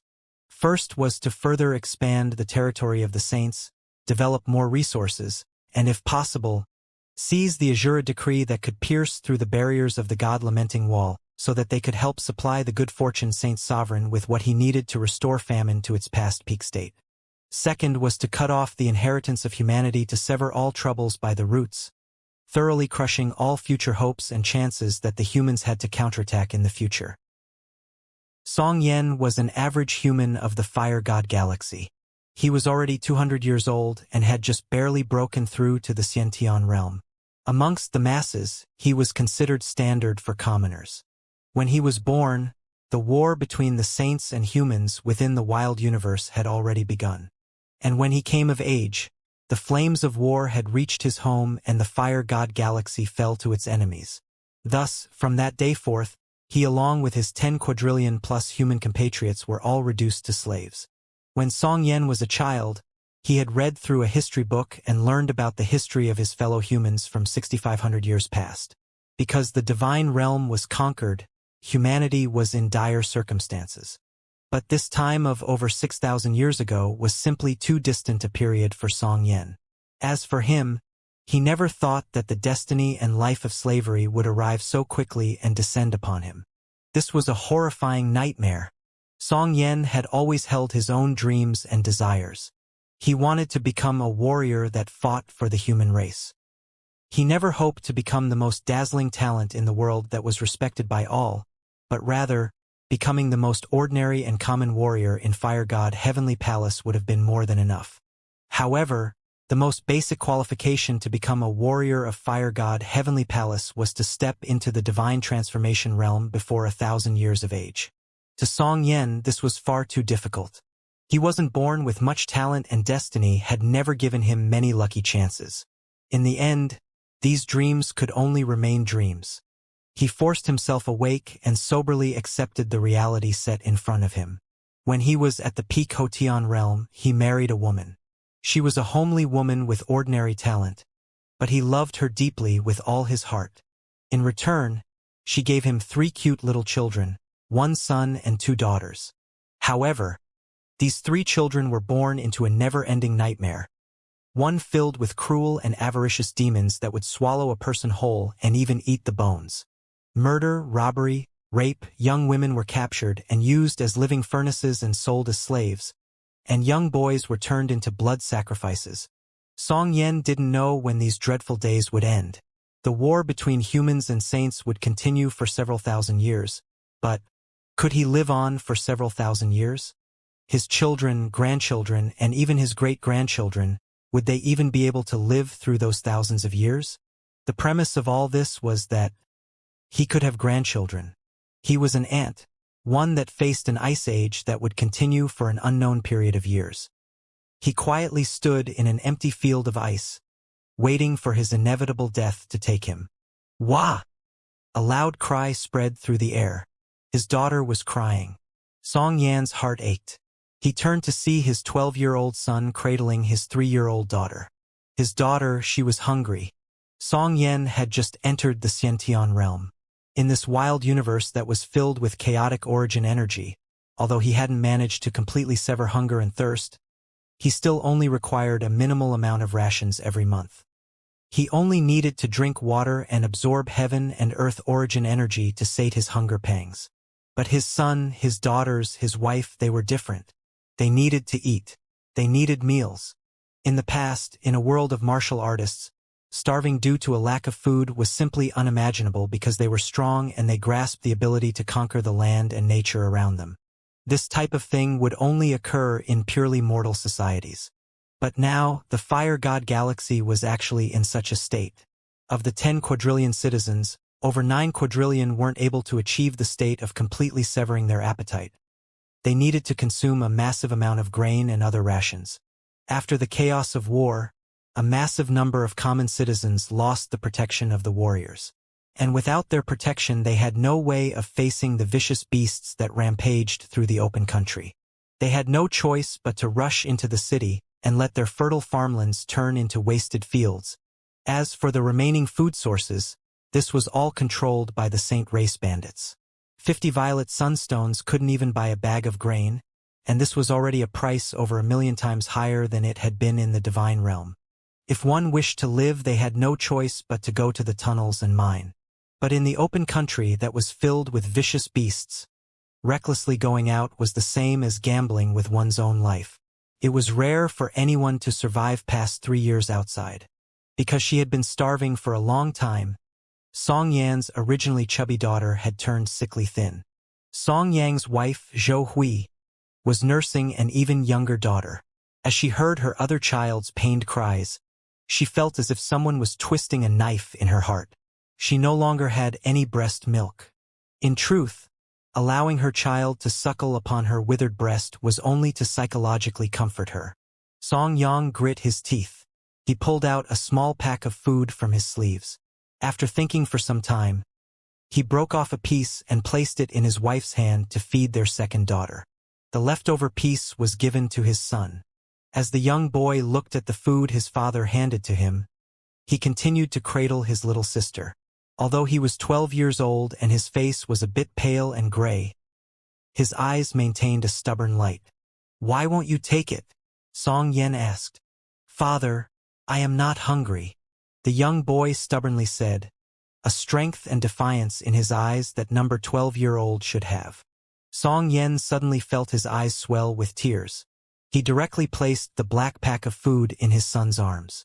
Then he rose and said, "I will go and find something for us to eat." After speaking, Song Yan began walking towards the city gates. "Ian, where are you going?" Looking at her husband head outside the city, Zhou Hui was suddenly panicked. "Do you plan to go hunting? Are you tired of living?" Outside the city, in the distant wild forests, there were plenty of beasts and prey. But the danger there was over 100 times that of the mines.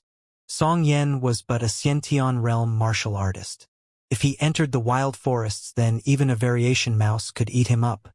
Zhou Hui was anxious to the point of crying. The pillar of their family was her husband. Once her husband died, the fate of her and her 3 children would be unimaginable. However, Song Yan seemed to have already made up his mind. "I will be fine. If I'm lucky, then we won't have to worry about food this month." Then, he continued to say, "If I don't go, then our children will only last for another 10 days. These second words were said to Zhou Hui with a true essence sound transmission. The hand that reached out to stop him suddenly froze.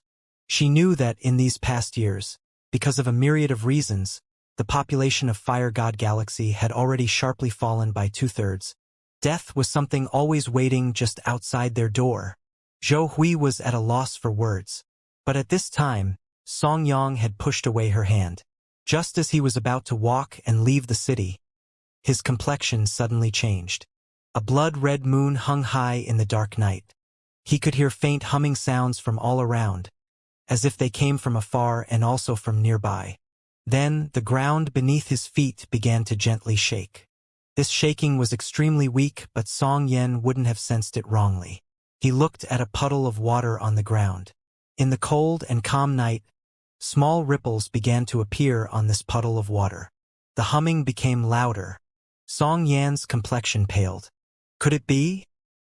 As if he needed to confirm something, Song Yan lifted his head and looked into the skies.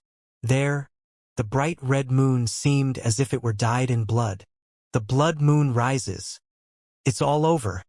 Song Yan trembled as he spoke, unable to stand steady. What is it? Zhou Hui asked as she saw Song Yan's expression. Beast tide. Song Yan humorlessly smiled. This was a beast tide. A gathering of 10 million or even 100 million vicious beasts that would attack their city together. This wild universe never lacked vicious beasts. In the past, with human masters present, such a beast tide hadn't occurred for a long, long time. But now there were no human masters to deter and scare away these vicious beasts. Now, in the Fire God Galaxy, beneath the blood moon which aroused the bloodthirst of these vicious beasts the most and allowed them to easily gather, a beast tide had suddenly erupted. This city likely wouldn't be the first to be overrun by this beast tide. It wouldn't be the last one either. The heavens have abandoned us. Zhou Hui grasped her child. She knew that today, on this night, they would all perish here. The city they lived in had its own guards. But these guards were only Divine Transformation Realm martial artists. Because these Divine Transformation Realm martial artists weren't able to reach the Divine Transformation Realm before 1,000 years of age, they weren't able to enter the Heavenly Palace. With their combat strength, how could they hope to resist such a beast tide? But at this moment, from the middle of the city, several spirit ships suddenly soared up into the skies, rapidly flying towards the holy palaces in space. Song Yan could see that these were the spirit ships of the Saint Race Pioneers. Those Saint Race Pioneers were originally thieves and bandits whose only desire was to plunder wealth and resources. Now, with danger approaching, they naturally had no duty or intention to guard the humans. That trash! Song Yan's eyes turned blood red. He had never hated another race to such a degree, and at this time, a loud horn bellowed from within the city. The armed forces of the city were beginning to gather. Compared to a true army, this was nothing but a motley gathering of individuals. Most were at the Divine Transformation Realm, Divine Sea Realm, and even the Life Destruction Realm. Moreover, they were all relatively weak amongst their own ranks. They lifted weapons of varying length and inferior quality. They stood on the city walls, facing the dark army of vicious beasts in the distance. In the city, Song Yan could only see their backs. Even in the dark pall of night, he could see that many of them had backs bent with age and heads of scraggly white hair. These warriors were all people who had been eliminated from entering the Heavenly Palace. Even so, they still silently and dutifully continued protecting the human citizens. Song Yan's eyes had already turned red. In his eyes, these people were like a wall of steel that stood there tall and proud, bound by their faith and duty. They were true warriors. When the saints arrived, they didn't have the qualifications to fight them. This was because in front of a boulder, an egg was nothing. Trying to rush it would mean nothing but dust and death. Yet now, facing this annihilating beast tide, the time for them to battle had approached. This would likely be the last battle of their lives. In the face of imminent death, these warriors were incredibly calm, as if at this moment what they faced wasn't a beast tide that destroyed all life, but peaceful days where they were reunited with their families, where they were able to sit together and gaze upon the setting sun. Today we fight. At the top of the city walls, the old commander of the guard grasped a long sword and shouted out his declaration of battle. Although his declaration was only a mere 3 words, it was more than enough. Yes, as a warrior, even a warrior that had been eliminated, they still had their own life mission and their own glory. That was to fight. In the perilous moments when their race faced annihilation, the fate of a warrior should not be to die miserably beneath the suppression of their enemies, but to heroically die upon the sandy battlefield. Behind them, the common citizens of Fire God Galaxy had already started walking towards the city walls. Some hugged their children and some people knelt down to kiss the earth. This wilderness was a land they had nourished with their sweat, where they had planted the seeds of hope. If they had to die here, then let their blood serve to water these lands. Roar! Roar! Roar! The demonic beasts that blotted out the skies had already rushed to the city walls. To these strong, vicious beasts, the 200 feet high city walls were nothing more than a single leap away. In addition, the sky was filled with a massive number of killer beasts. Their speed was several times faster than the human masters present. A slaughter was soon to begin. Song Yang's blood began to boil over with heat.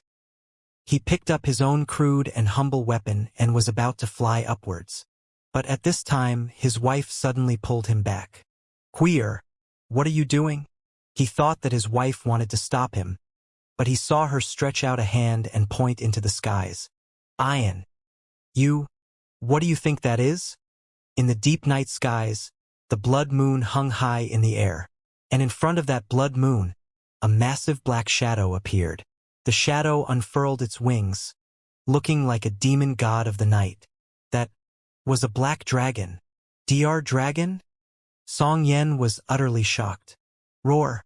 The black dragon raised its head, its single horn jutting out into the heavens. Then, it emitted a roar. This majestic roar echoed through the world, carrying with it a horrifying pressure that impacted into the highest heavens and broke into the starry skies. Within the city, everyone was dazed. Many of them looked up into the skies. This was the pressure of a sovereign beast. Every person could clearly feel that because of this black dragon's roar, the originally manic beast tide just outside the city gates had suddenly frozen in its tracks. Countless beasts tumbled to the grounds due to their momentum, and some of them crashed into the city walls. Then, regardless of what injuries they suffered in the chaos and confusion, each beast pulled themselves up and then fell to the ground, prostrate. Beneath this pressure, they all trembled. A black dragon roars to the moon. All beasts bow and submit. The guards on the city walls were at a loss for what to do. What was this black dragon? Then, they were all shocked to discover that the beast tide began to retreat. Those blood-red eyes of those vicious beasts seemed to be clouded now with fear and awe. Crawling on their bellies, they gradually and carefully returned to the forests, disappearing into the dark. Everything returned to serenity. There was nothing left but wild winds of the wilderness whipping up the dirt, reminding everyone of what had just happened. What happened? Bastard! Prepare for combat. High in the skies, the Saint Race heavenly palaces had already descended into chaos. To them, a beast tide erupting outside some nameless human city was just a minor matter not worthy of caring for. But that terrifying black dragon roar brought with it a dreadful pressure that struck their fortress. They could sense just how formidable it was. The heavenly palace shivered. As the spirit ships of these Saint Race pioneers were about to reach the heavenly palace, they were all blown away and sent tumbling by a brutal storm. "Motherfucker, what is going on?" A giant one-eyed leader of the Saint Pioneers shouted, incensed. Because of the shaking and tumbling the spirit ship just now, a number of high-quality stones containing energy of the wild universe had tumbled to the floor. He thought one of his subordinates had operated the spirit ship incorrectly and had struck a meteor of some sort. However, before he could continue cursing, he suddenly shut up. His eyes widened as he saw that in front of the bow of their spirit ship, several miles away, a giant black dragon head was poking out from the thick clouds. This, the pioneer leader was completely dazed. But at this time, he could vaguely see that standing just beside the horn of the black dragon was a black-clothed man. Behind this black-clothed man were 3 other men in similar clothes. It was as if they were taking this man as their leader. Whoosh! Those 3 men hurtled up from the dragon's head and impacted towards the Saint Race's heavenly palace. The speed of these 3 men quickly reached the limit as they shot into the Saint Race heavenly palace like arrows. Compared to the giant Saint Race heavenly palace, their figures seemed as small as insects.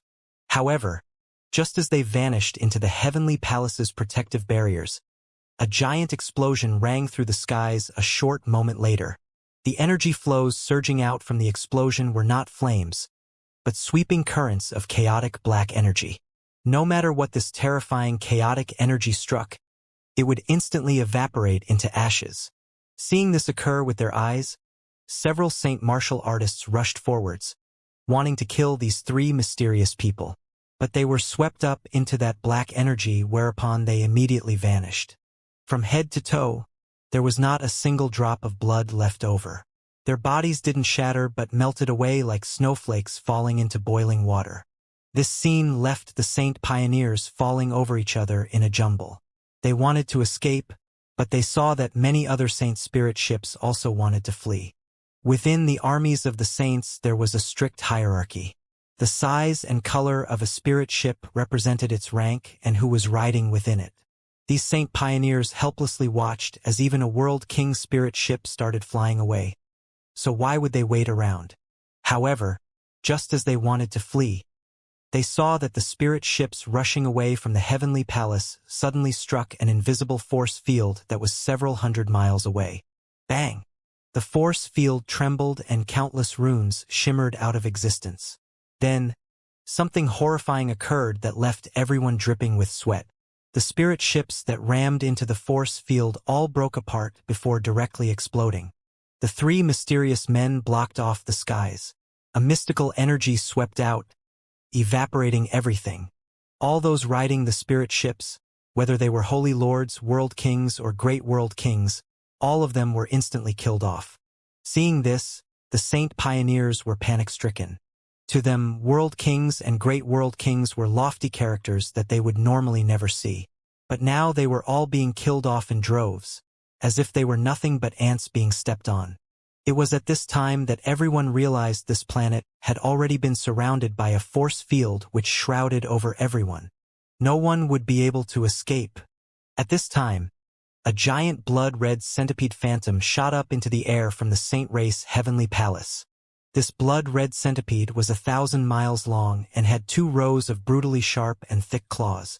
As this blood centipede appeared, a dreadful pressure gushed out in waves, exciting all the saint martial artists present. The blood centipede astral essence totem. That is the symbol of Empyrean blood centipede after he undergoes his metamorphosis.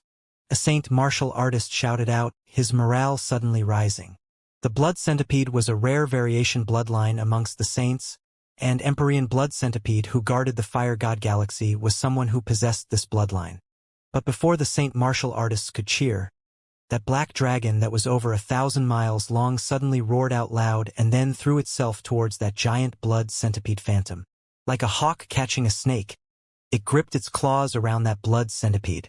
And at this time, standing on the black dragon's back, the black-clothed man who had yet to move finally did so. His figure flashed and faded like gods and ghosts. In the next moment, a blinding spear light passed through space and pierced through the blood centipede phantom, immediately causing it to shatter and explode, its thick red blood sprinkling through space. Empyrean blood centipede's pressure plummeted, and the world returned to serenity once more. Empyrean blood centipede had died. Even after undergoing his bloodline body metamorphosis, Lin Ming had taken less than 10 seconds to kill him off. He had been utterly rolled over. All the saint martial artists started to tremble with fear. An Empyrean had been instantly killed like that? Who was this person? A demon? From the ruins of the Saint Race heavenly palace, Lin Ming received the corpse of Empyrean blood centipede. In this war against the saints, he would give no quarter, show no mercy. If he let even a single saint martial artist survive, who knew just how many humans they would go on to kill in the future? For all those that entered the war, if they wished to obtain military exploits for benefits later, or if they desired to plunder wealth and gain fame by killing others, then they should have understood that they too could be killed off by others. In this battle, from the point when Empyrean blood centipede was slain, the end result was already plain to all. The disparity in strength was too great. However, Lin Ming himself didn't really need to do anything. Just his 3 avatars was more than enough. Now all that remained was cleaning up the battlefield. As his avatars continued fighting, Lin Ming swept his eyes across the planet below him. His thoughts stirred and fell down from the skies. Oh! In the human city, some people looked at the brilliant fluctuations of energy in the night skies. These energy fluctuations looked like beautiful aurora borealises, but the people knew that they were actually phenomena produced from terrifying explosions. The Saint Race heavenly palace has been destroyed. A divine sea martial artist could already vaguely make out the battle occurring in the high skies. The Saint Race heavenly palace had been blown apart. A single stone had aroused 1,000 waves. All the commoners in the human city were shocked speechless. That Saint Race heavenly palace had floated in the skies for the last 100 years, and they were already used to its presence. They subconsciously believed that it would continue floating up there even after their death. but it had actually been blown up. First was the eruption of the beast tide, then the black dragon roaring to the moon, then the retreat of the beast tide, and finally the explosion of the heavenly palace. Everything had occurred in a short period of time and had subverted all of their understandings. They didn't even have time to think about what this meant. "The saints are finished," someone suddenly cried out. "Our warriors have returned," someone else joyously bellowed. And these words stunned everyone. Humanity had returned? This war that had such a massive difference in strength, a reversal had occurred? Bang! As if to answer the questions of all mortals in the fire god galaxy. In the deep dark sky, an even more blinding fluctuation of energy spread out once more. The saint race heavenly palace had been thoroughly destroyed. Faintly, one could hear the roar of a dragon echo through the world. All of Fire God Galaxy began to bubble over with excitement. "Our warriors have returned!" More and more people shouted out. This grief and dread that had existed for over 100 years was all unleashed at this moment. People started to sob in their happiness. Some people flew into the skies, some kissed the ground, and strangers turned to hug each other. All of them took deep breaths to calm themselves, but they still couldn't contain the vivid excitement boiling up in their blood. At this moment, their hearts seemed to beat as one. Without undergoing hardship, it was impossible to understand how precious the feeling of victory was at this moment. In order to be free, in order to continue being free, at this time even the most cowardly individual wouldn't hesitate to rush onto the battlefield and shed their blood. As Lin Ming walked into the streets, he saw the crazy crowds all around him. He saw a young man running through the streets, waving his arms. He saw a mother with red eyes unable to stop her tears from falling. Finally, she knelt to the ground and held onto her child, breaking down in heaving sobs. At this moment, Lin Ming finally understood that his life was already tightly connected to his own race, a connection that could never be separated. He would always belong to his people. Step by step, he had walked towards this day. He was proud to be able to fight for the continued survival of his race. In the frenzied crowd, Lin Ming's calm behavior stood out from the rest. He quietly walked through the manic crowds and slowly headed towards a family home. This was a family of 5. In this age where the flames and chaos of war raged through the land, it was already extraordinary that they could guarantee the lives of their entire family to this point. Song Yan and his wife hugged their children, hot tears streaming down their faces. Then, they saw a black-clothed youth step in front of their tent. This youth clearly walked down the streets, but it seemed as if he were utterly isolated from the world, as if he had walked down from the deepest end of the river of time. Song Yan was startled. "You are?" Song Yan had a faint guess in his heart, but he couldn't be sure. There were countless people like Song Yan in the Fire God Galaxy, and many of them lived lives far more miserable than he did. But when Lin Ming used his divine sense to cover the entire Fire God Galaxy, had actually paid particular attention to Song Yan. This was because of Song Yang's 12-year-old son. Lin Ming accidentally discovered that this child had an extremely high talent in cultivating the martial path. When combined with his decisive stubbornness and firm moral character, he was simply someone born to live and breathe martial arts. It would be a pity for such a good seedling to be wasted here. Zhou Hui pulled Song Yan close. The sudden appearance of this black-clothed youth left her feeling restless. Although her cultivation was only at the Hotian realm, she could intuitively feel how terrifying this youth was. "You're all good." Lin Ming turned towards Song Yan and his wife and faintly smiled. Then, he leaned over and asked Song Yang's son, "What is your name?" The 12-year-old boy looked at his father and then met Lin Ming's gaze.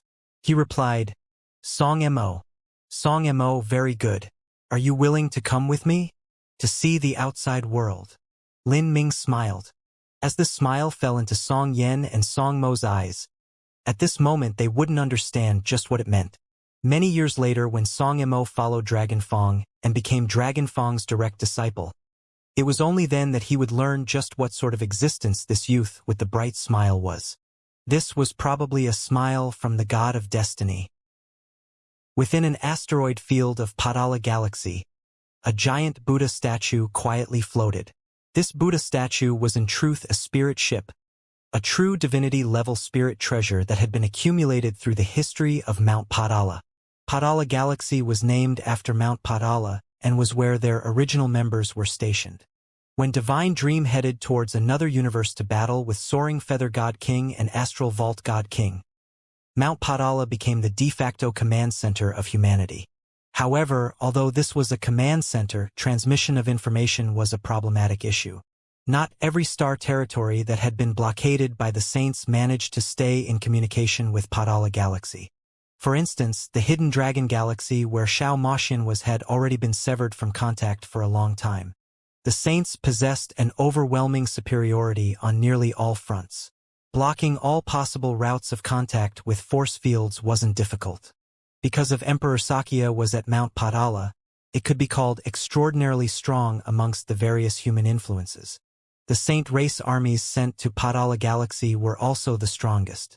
Besides the good fortune Saint Sun who wasn't here, Soaring Feather God Mountain's Fairy Blue Lotus, the two Empyreans High Sun and Dark Moon, as well as 4 other veteran peak Empyreans were here, composing a formidable war council. Even the Legion of Famine's main force was stationed at Padala Galaxy.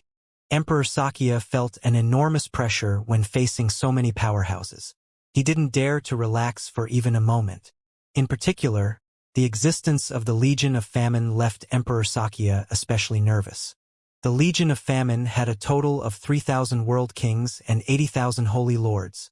Within these 3,000 world kings, 200 were great world kings. To a peak Empyrean, a world king powerhouse wasn't anything at all. But if 3,000 world kings gathered together, especially world kings that had fused with the flesh and blood of famine, and then laid down a joint attack battle array, their might could be imagined. If they all underwent body metamorphosis together, then for a short period of time this saint force would have a super war strength equal to 200 of the weakest Empyreans. With such a terrifying force, Emperor Xianxia only had a single choice to make if he were to see them, that was to run. But there was a silver lining. Every time the Legion of Famine underwent body metamorphosis, it would be greatly damaging to their blood vitality and would even reduce their lifespan. Thus, the Legion of Famine wouldn't easily undergo body metamorphosis. With the Legion of Famine posing such a monumental threat, Mount Padala didn't dare to engage the Saints in frontal combat. Fortunately, the Primal God race and Celestials were also within Padala Galaxy, and the 2 peak Empyreans of Daiwahen and the Battle Sovereign were able to aid Mount Padala. But even so, as it stood, Mount Padala was barely able to hold on against the Saints. But since they didn't dare to fight head-on, the human forces had always played the passive role. If they were accidentally surrounded somehow, then they would lose everything. At this time, within a giant discussion hall in the Great Buddha Spirit Ship, Emperor Xianxia, Great Limitless Buddha, June Blue Moon, Hang Chi, as well as many other eminent monks and arhats of Mount Padala had gathered. They were analyzing the current war situation. Just a day ago, an exciting piece of news had been passed on to them. In the last 3 months, the Saints have had 5 continuous bases annihilated and 7 of their Empyreans have died. They even lost around 300 members of the Legion of Famine. I really have no idea who did this. Hang Chi laid down a combat report jade slip. He looked at Emperor Xianxia and Great Limitless Buddha, wanting to elicit an opinion from the 2 leaders. Great Limitless Buddha didn't speak. He slowly tugged at his Buddha beads, waiting for Hang Chi to continue speaking. Originally, I thought that the Saints' continued disastrous defeats were just a smokescreen that they deliberately put out to lure us in. But from the intelligence that our scouts have transmitted to us, this shouldn't be the case. We have a fragment of a Saint race heavenly palace that our scouts brought back. As Hang Chi spoke, he took out a piece of debris and pushed it towards Great Limitless Buddha and Emperor Xianxia. The 2 of them both looked at this fragment, but it was hard to say just what type of cultivation method had been used to damage it. From the aura emitted by this fragment, the energy used to destroy the heavenly palace was extremely complex. It seemed divine, yet tainted with an evil aura. It was difficult to discern just what laws it contained. Grandmaster, have you discovered anything? June Blue Moon suddenly asked. He rarely spoke. Great Limitless Buddha continued twisting his Buddha beads and quietly whispering Buddhist chants. What a shame. Since childhood, this old monk has read through the book collections gathered within Mount Padala. Although my talent is lowly, I must confess that I believe my knowledge to be rich. But the energy aura in this fragment is something that not even I can determine. It seems to contain a few characteristics of the power of divinity, yet that is also all I can judge from this. After hearing great limitless Buddha's thoughts, everyone in the meeting hall sucked in a breath of cold air. Of those present, Emperor Xianxia was considered the strongest. But in terms of experience, great limitless Buddha far outstripped everyone else. He had lived for an incredibly long time and was also experienced in Mount Potala's rich accumulated history and knowledge. It was hard to imagine that such a knowledgeable great limitless Buddha still wouldn't be able to analyze any clues about what this energy was. Even fragments left behind by attacks from the good fortune Saint Sovereign weren't difficult to identify. This was because no matter how strong the good fortune Saint Sovereign was, his powers primarily belonged to astral essence, the strength of one of the three great cultivation systems in the world. This really feels strange. Xianxia was curious as to just who this mysterious person was. Still, one couldn't blame great limitless Buddha for not being able to analyze anything concrete from this fragment. This was because Lin Ming's strength was fused with the power of divinity and the power of demons. This strength could be called unprecedented in history, something that perhaps not even the Azura Roadmaster or Immortal Sovereign possessed. In addition, the laws that Lin Ming used were a fusion of the Azura laws and Holy Scripture laws. In front of the people in this hall, these two laws stood at a peak of martial arts that they couldn't even hope to see. A strange strength, the peak of laws, this left even the vastly experienced and knowledgeable great limitless Buddha at a loss. Concerning this mysterious person, we have a pitiful understanding about him. All we have are some eyewitness accounts. According to what they said, when this mysterious person destroyed the saints at Fire God Galaxy, a life form similar to a dragon appeared. It had a body that was 1,000 miles long and its strength was astonishing. From descriptions, it is similar to a black dragon with a royal bloodline, but its rear area is covered with spikes and its wings are as sharp as sabers. Its appearance is fiercer than could be imagined. From the way it was described, this life form could more appropriately be called a demon dragon. Xianxia took out a battle array disc and activated it. A small projection cast a display in the air, showing an image of the black dragon. This was an image drawn up by Mount Potala's scouts according to the descriptions of some eyewitnesses. As everyone saw this giant monster that seemed like a demon, they were shocked speechless. Could this be a species of the wild universe? The wild universe was far too large. It wasn't strange for there to be variation god beasts that they had never seen before. But at this time, June Blue Moon actually had a thoughtful expression on his face. After a long period of silence, he spoke up, and his words were shocking enough to fluster those present. He said, "You all may or may not remember, but over 6,000 years ago when Lin Ming was at the Monster Emperor's Grand Longevity Feast and began a gambling fight with the good fortune Saint Sun, one of the stakes he took out seemed to have been a dragon egg." Lin Ming? Dragon egg? Xianxia was dumbfounded. He stood up. "You can't be thinking that this black dragon that suddenly appeared is the dragon hatched from Lin Ming's dragon egg. There were far too many dragons in this world. If one had to say that this demonic dragon was hatched from the dragon egg that Lin Ming took out over 6,000 years ago, this sort of association was simply too forced. It's just a thought that I had. Even for a peak Empyrean, it is impossible to destroy 5 Saint race bases in 3 months and also kill 7 Saint Empyreans at the same time. Even the numerous powerhouses of the saints were unable to escape. Perhaps the saints are also confused and have thought that our human race have somehow managed to raise a secret ultimate weapon, but we are well aware of our own matters. This is not the action of any of our human powerhouses. If so, then this matter is somewhat suspect. Only if. Are you saying that Lin Ming is alive?" At this time, not just Xianxia was shocked, but everyone else in the meeting hall was too. June Blue Moon's speculations were far too wild and outlandish. Xianxia pondered with a frown. If Lin Ming is alive, then how come we haven't seen him for so many years? It's true that he needs to hide from the saints, but there is no reason for him to conceal the truth from us. And right now, We don't even know if the life form that appeared in Fire God Galaxy was a dragon. Even if it is a dragon, then according to the time that Lin Ming revealed the dragon egg, over 6,000 years have passed. It is utterly impossible for a dragon egg to hatch and also for the dragon to grow to over 1,000 miles long in this period of time. Moreover, Soaring Feather God King personally confirmed Lin Ming's death. No matter how fierce Lin Ming was, he still shouldn't have had some heaven-piercing method to deceive Soaring Feather God King when he was at the Holy Lord realm, right? As Hang Chi finished speaking, June Blue Moon fell silent. Indeed, no matter how strong Lin Ming was, it would be impossible for him to feign death against Soaring Feather God King.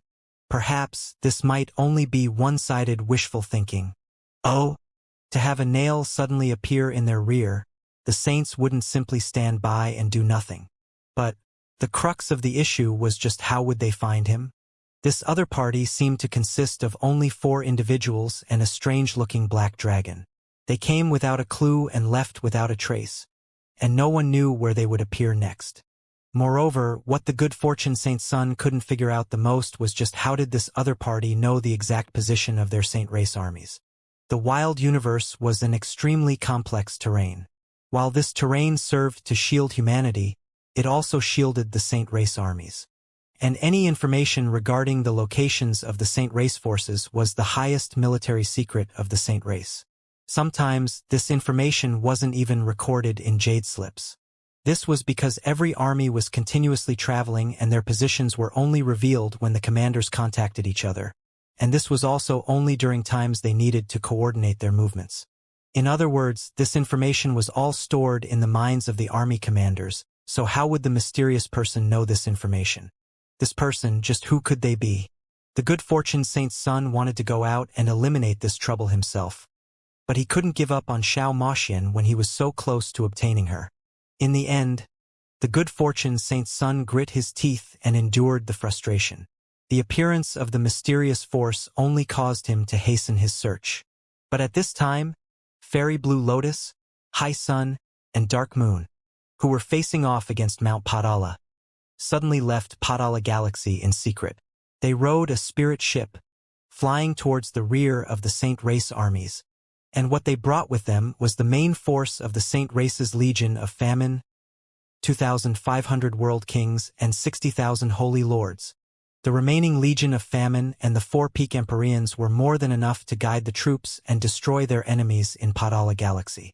As for Fairy Blue Lotus and the others, they planned to use lightning-quick methods to find this mysterious force and then kill them off.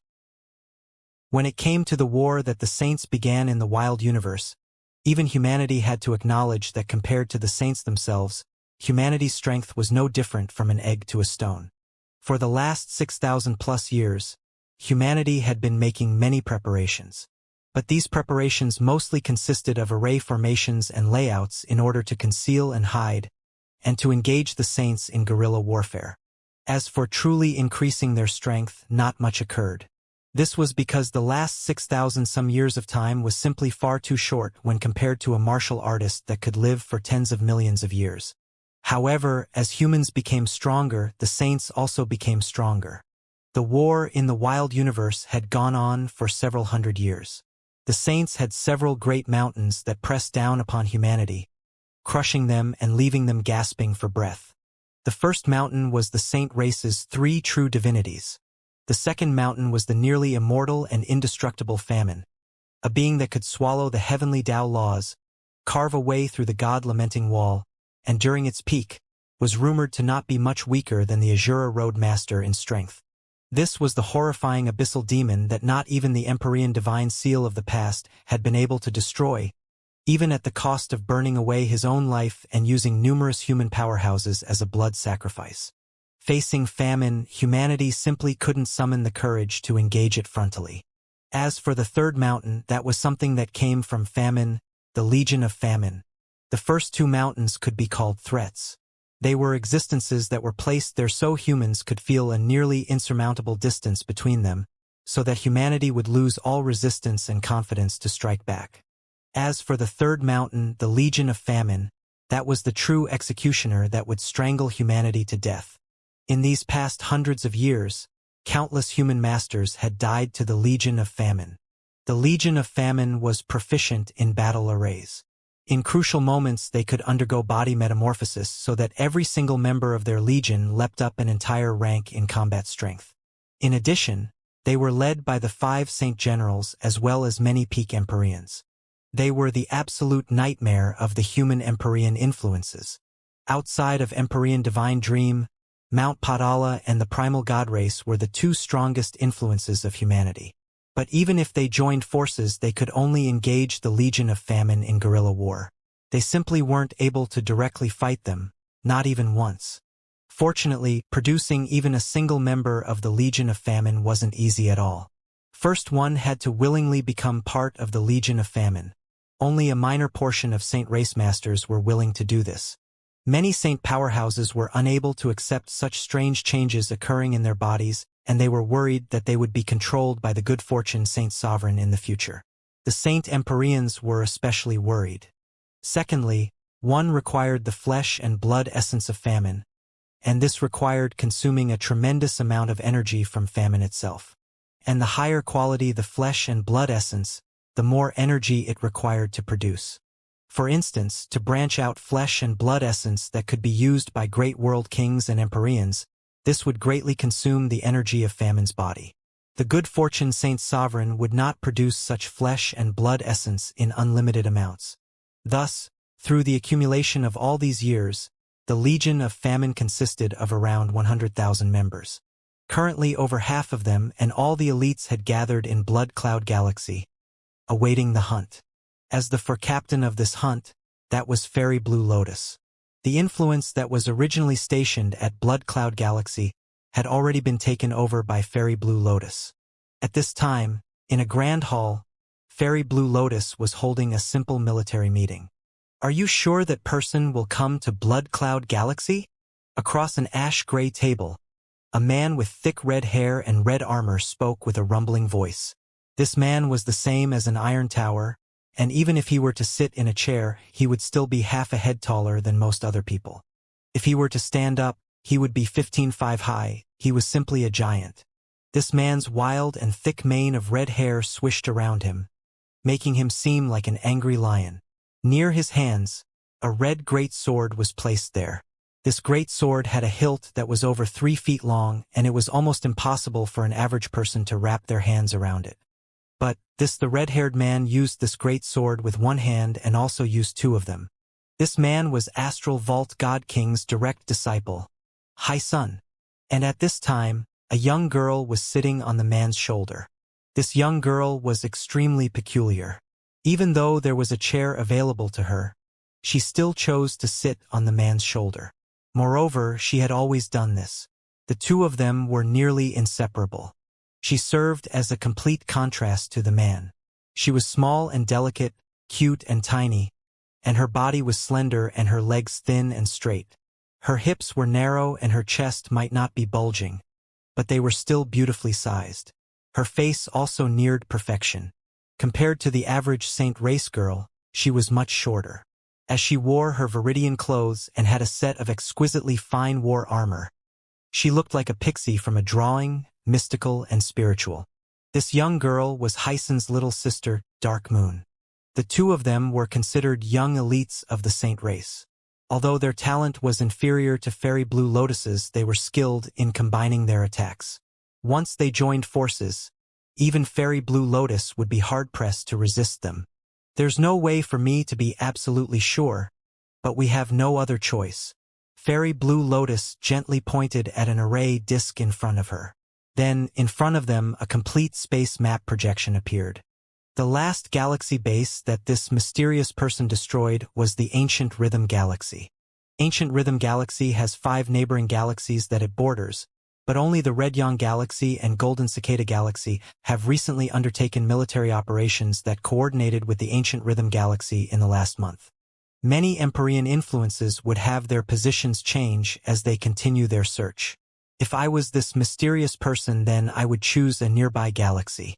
This is to prevent a scene where the enemy would have already disappeared by the time I arrived. As for Red Yang Galaxy and Golden Cicada Galaxy, Red Yang Galaxy has greater overall military strength and their Empyreans are also stronger. According to my simple understanding towards this mysterious person, he is extremely confident in his own strength. Moreover, his goal seems to be to stir up as much chaos in the shortest time possible. If so, then he should go towards the place where there are more people and stronger people. Red Yang Galaxy and Golden Cicada Galaxy are close to each other. Just now, I already had the people of Blood Cloud Galaxy contact Empyrean Blue Cosmos in the Red Yang Galaxy so that he knows of our coordinates in the Blood Cloud Galaxy. I believe that in several days, that mysterious person will appear in the Red Yang Galaxy and completely destroy our base there. After that, he will use the special method he's been using to obtain information regarding our position. Afterwards, it will be impossible for him to let the big piece of fat that is the Blood Cloud Galaxy get away. After all, out of the neighboring galaxies, it is the one with the most saint race forces gathered. With his confidence, I believe he will not make another choice. The only thing I don't understand now is just what method he is using to obtain his information. To search the soul of an Empyrean that has an incredibly powerful spiritual sea isn't easy at all. Fairy Blue Lotus calmly revealed her plan, and this plan left those who heard it in fearful apprehension.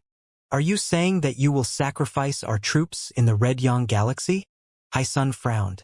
Sometimes sacrifices were required in war. But Fairy Blue Lotus had spoken with such cold indifference, to the point that it seemed perfectly natural to her. Her words and tone left Hai Sun feeling uncomfortable.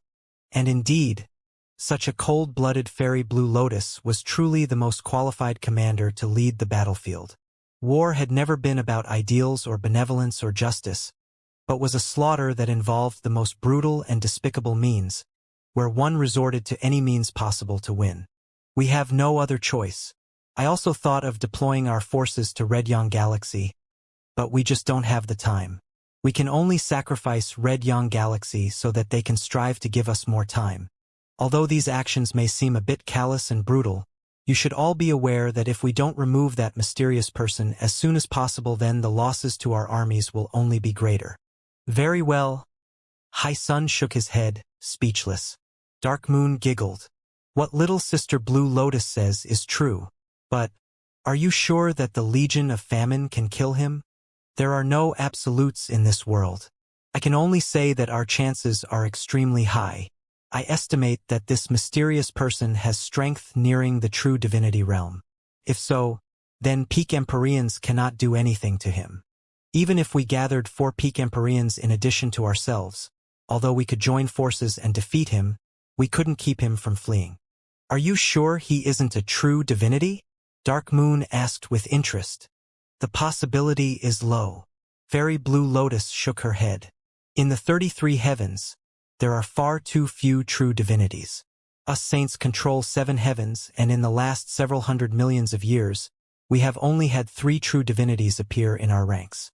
As for the humans with their one universe, it is already extraordinary that they could have a single true divinity in Divine Dream. For another true divinity to appear, and also one that came from nowhere, this is a nearly impossible possibility. This is the first reason. The second reason is that this war in the wild universe has gone on for several hundred years, yet this opponent has only appeared now. This is the greatest proof that he is not a true divinity-level powerhouse. When the good fortune Saint's son directed the saints to advance into the wild universe, Divine Dream remained hidden in a concealing array formation, not daring to emerge. It was only when His Majesty the Saint Sovereign lost his patience and entered into seclusion to swallow up the 9 divine shifts, Heavenly Tao did Divine Dream appear, and then begin engaging in guerrilla warfare with my Honorable Master and Senior Astral Vault God King. Likewise, it was only after my Honorable Master and Senior Astral Vault God King were distracted did this mysterious person choose to appear. This means that he is someone who can be treated seriously by a true divinity powerhouse, but his strength isn't high enough to do battle with a true divinity. The greatest possibility is that he is some unrivaled genius who is sure to become a true divinity in the future. Thus, he is afraid that a true divinity will come and kill him and only takes action at this key moment to cause confusion and divert our attention. If he truly is a true divinity, then he should be above killing ordinary Empyreans and causing such minor chaos. In other words, if we use the Legion of Famine, then we will already be in an invincible position. And, with the aid of the God-locking array and the God-destroying array, and also the use of the ultimate war strength of the Famine body metamorphosis, killing this mysterious person is already over 80% assured. Fairy Blue Lotus explained in a single breath. Her words were wise and reasonable, and those present couldn't help but be convinced. Amazing, truly amazing. Suddenly, the door to the meeting hall opened. A beautiful youth clapped his hands and walked in. An evil smirk hung across his face, and his dark hair and pale skin were exquisite enough to arouse the envy of women. Senior Apprentice Sister Blue Lotus is truly a heroine amongst us all. I must say that if Fairy Blue Lotus were to replace my useless Senior Apprentice brother and take control of Famine's avatar, as well as wield the supreme authority of the war effort in the wild universe, then humanity would have already perished by now. Hearing this beautiful youth's praise, Fairy Blue Lotus frowned. At this time, there was only one person with the authority to enter this highest-level military meeting room in the Red Cloud Galaxy, and who was also hostile to the good fortune Saint Sun. This was the last of the 5 Saint Generals, Imperial Prince Xishan. Fairy Blue Lotus had no good impression of Imperial Prince Xishan. The good fortune Saint Palace's 2 peak disciples, the good fortune Saint Sun and Imperial Prince Xishan, were both incredibly ambitious individuals. Both of them were extremely dangerous. Although the good fortune Saint Sun was domineering, wildly reckless, and murderous, he had always gone straight to the point and never engaged in little schemes and intrigues. Of course, in Fairy Blue Lotus's eyes, this was entirely because the good fortune Saint Sun's combat strength was ridiculously high, thus making it so that his intelligence in certain areas was only average. Yet Imperial Prince Xishan was not only cruel but acutely sinister. He was like a viper always hiding in a bush, leaving Fairy Blue Lotus no choice but to dread him. If Imperial Prince Xishan suddenly appeared here, it was naturally in order to struggle for military merits. He wanted to accumulate more military service merits to become more valuable to the good fortune Saint Sovereign in the future. Fairy Blue Lotus coldly eyed Xishan and honestly said, "If you want to join us, then show us what value you have. I don't believe that your strength can pose any threat to this mysterious person." "Ha! Senior Apprentice Sister Blue Lotus doesn't beat around the bush." "Wonderful." Imperial Prince Xishan chuckled. "My strength is naturally far from Senior Apprentice Sister Blue Lotus's, and of course the disparity to that mysterious person is even greater. But," as Imperial Xishan spoke, he pulled out a thick black book from his spatial ring and placed it before Fairy Blue Lotus. It was a strange ancient book, and the cover had the pattern of a blood-red eye. This eye seemed as if it were alive. No matter what angle it was viewed from, Fairy Blue Lotus felt as if this blood-red eye was staring at her. There were all sorts of mystical patterns surrounding the eye as well as worm-like seals. These seals seemed to be some form of writing, but Fairy Blue Lotus had never seen such writing before. Within the entire 33 heavens, the most ancient writing was likely the common language used by the primal god race and celestial race. But the writings on this black book seemed completely different from that. This was an ancient book filled with mysteries and evil. As Fairy Blue Lotus looked at it, she felt an inexplicable sense of fear and dread, as if there were some contagious and ominous curse lurking within it. "This is an ancient book obtained from the primeval realm ruins?" Fairy Blue Lotus asked. "Yes," Imperial Prince Xishan frankly acknowledged. This mysterious ancient book clearly didn't belong to this era, but it contained a disturbing and terrible power. If so, then it could only originate from the primeval realm ruins. Imperial Prince Xishan wasn't surprised by Fairy Blue Lotus's guess at all. "This book is evil." Sun frowned. This ancient book seemed to possess some kind of demonic charm, calling out for him to open it and peer through its pages.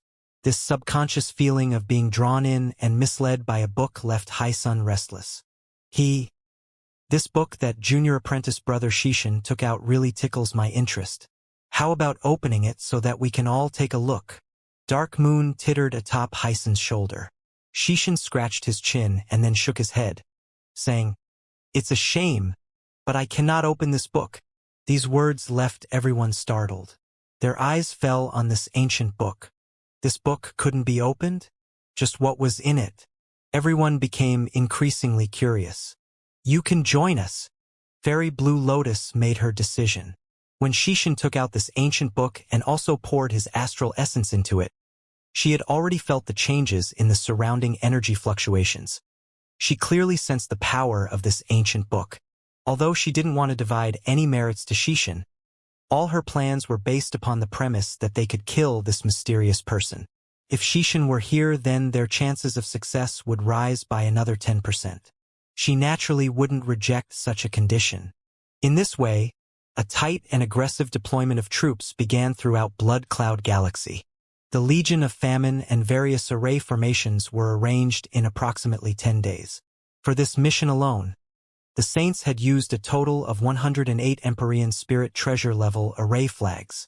In order to lay down a 108 Empyrean Spirit Flag God-locking array and prevent the mysterious person from escaping, Fairy Blue Lotus also used an unimaginable amount of Violet Sun Crystals, Blood Demon Crystals, and other such energy stones that had been plundered from the wild universe. And just 2 days ago, the mysterious person's sixth strike had begun. As expected, the neighboring Red Yang Galaxy had been attacked. The mysterious person's methods were clean and tidy, and the entire Saint Race army stationed within Red Yang Galaxy had been wiped away. This also confirmed Fairy Blue Lotus's suspicions. If there wasn't an accident, then in several more days the mysterious person would arrive at this next destination, Blood Cloud Galaxy. The trap had already been laid. Now, the mysterious person simply needed to walk into their own doom. Ha ha ha! Senior Apprentice Sister's strategies are truly divine.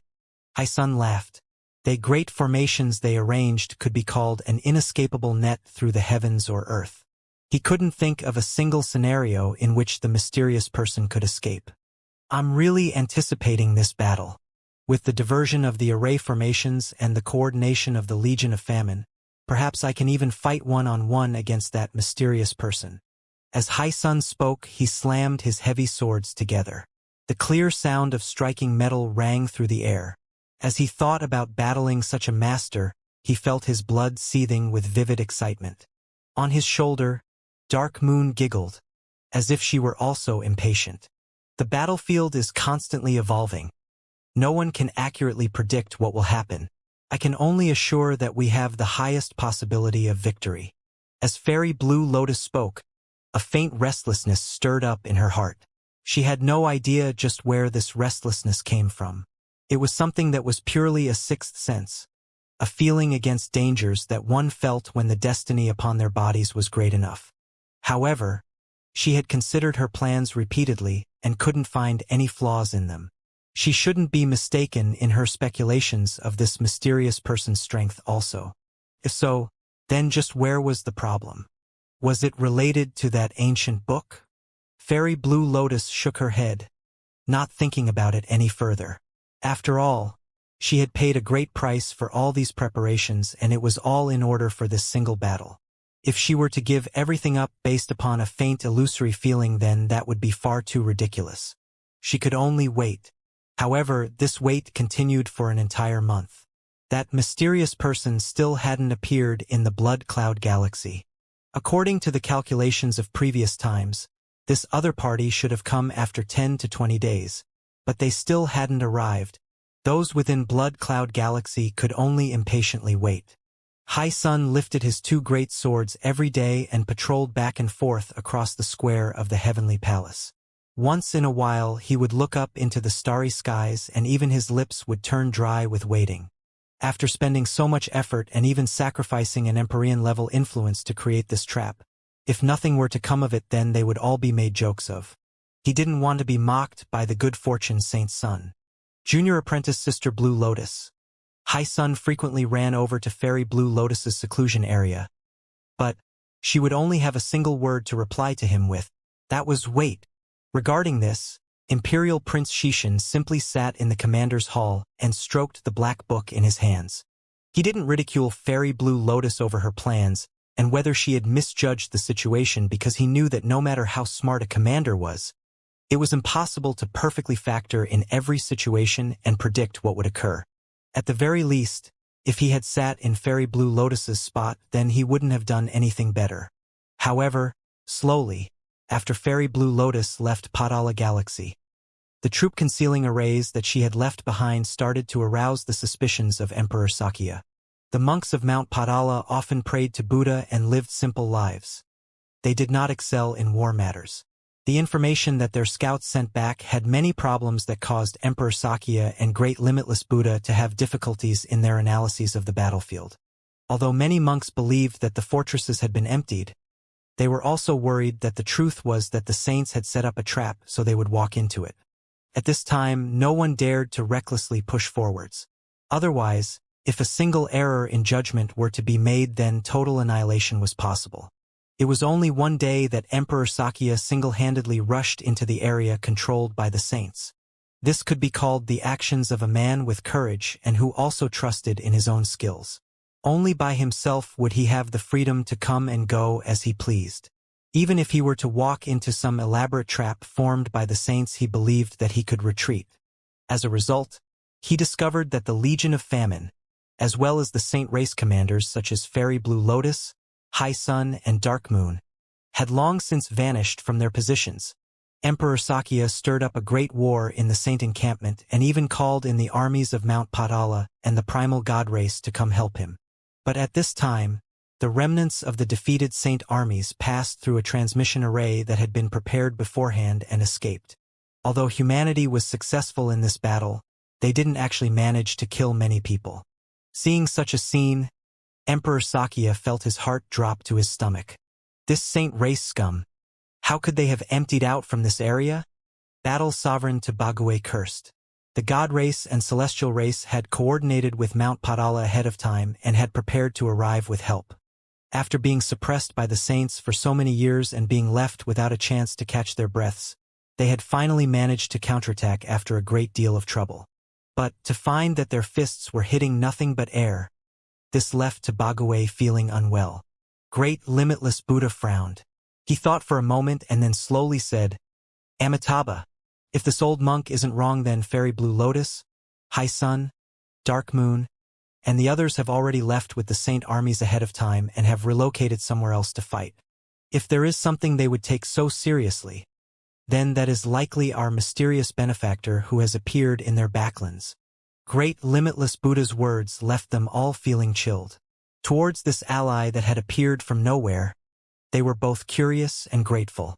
Thanks to this mysterious ally diverting the attention of the saints, humanity had been granted a moment of respite.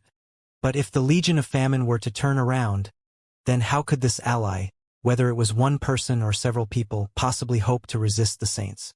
This was the Legion of Famine, let alone a single person. Even if the entirety of Mount Padala and all its disciples were to be encircled by the Legion of Famine, total annihilation was a possibility. We have to inform him. But just as Bague spoke these words, he realized how ridiculous they were. They didn't know who this mysterious person was, and he was also thousands of quintillions of miles away. How could they possibly hope to contact him? For a time, the human powerhouses were at a loss of what to do. All their previous happiness had faded away. Now, they could only stare helplessly on as this mysterious person collided with the Legion of Famine.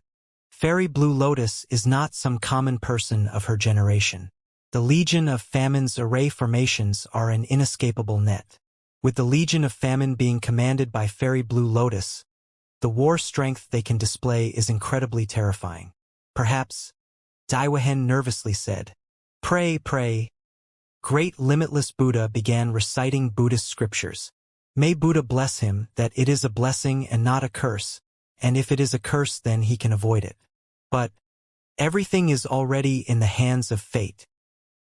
When news of the great defeat in Padala Galaxy reached Fairy Blue Lotus, she didn't even ask how high the casualties were. Instead, she simply laid down the combat report Jade slip and said to the messenger, I understand. Draw back. Yes. The messenger bowed and then retreated. High Sun watched with wide eyes, already anxious. Another half-month had passed and it had been far too long. What do we do? Junior apprentice Sister Blue Lotus, you must give an answer for this. While we were waiting here for this fellow, we suffered a defeat in Podala Galaxy. That is the same as sticking out our butts and allowing these scumbags to slap us. If anyone learns of this, then we'll be the ones laughed to death. And that good fortune Saint's son will definitely use this matter against us.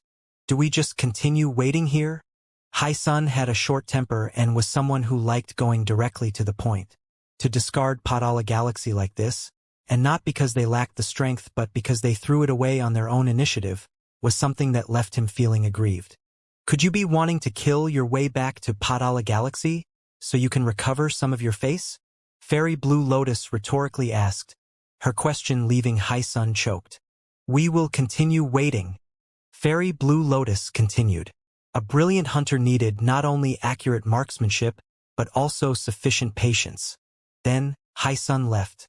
It wasn't just Hai Sun, but even the holy lords and world kings in the Legion of Famine were anxious.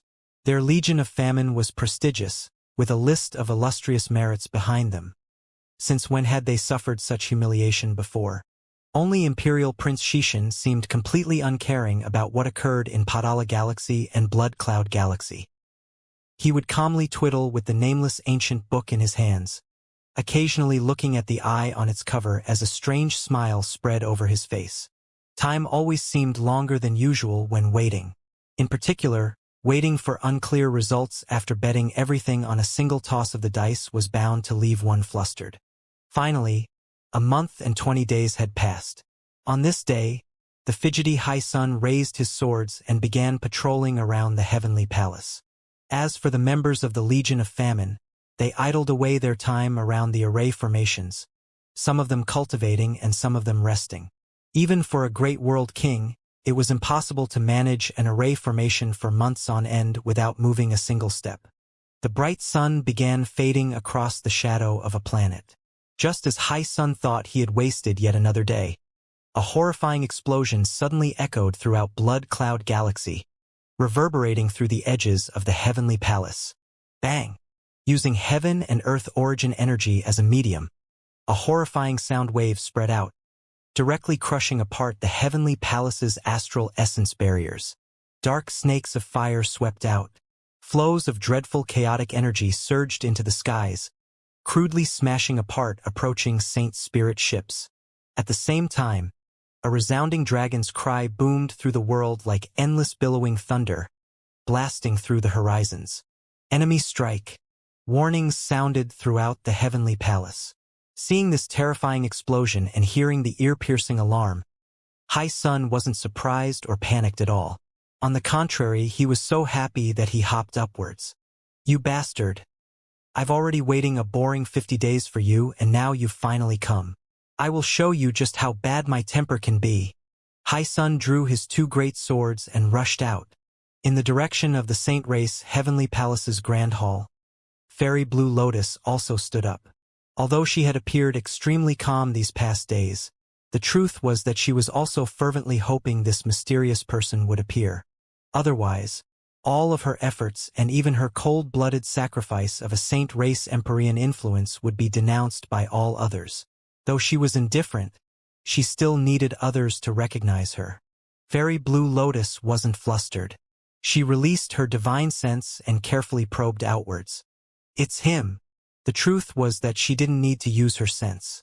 Just by looking through the crystalline windows, she could make out that demonic black dragon that was over 1,000 miles long as well as the black-clothed youth who stood above its head.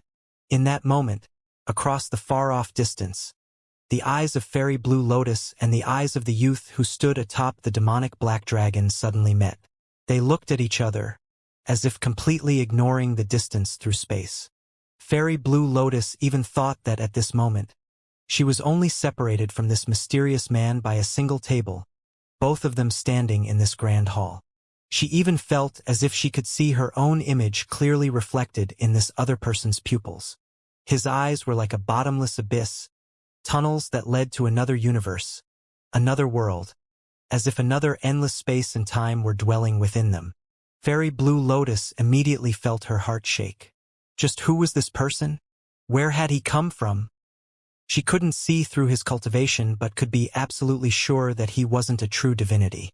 She suddenly closed her eyes and severed that mysterious spiritual connection between her and the black-clothed man. He's discovered me. Fairy Blue Lotus's eyelids jumped back up. This black-clothed man exuded an unfathomable feeling. Although he wasn't a true divinity, the pressure he emitted was no less than that of a true divinity.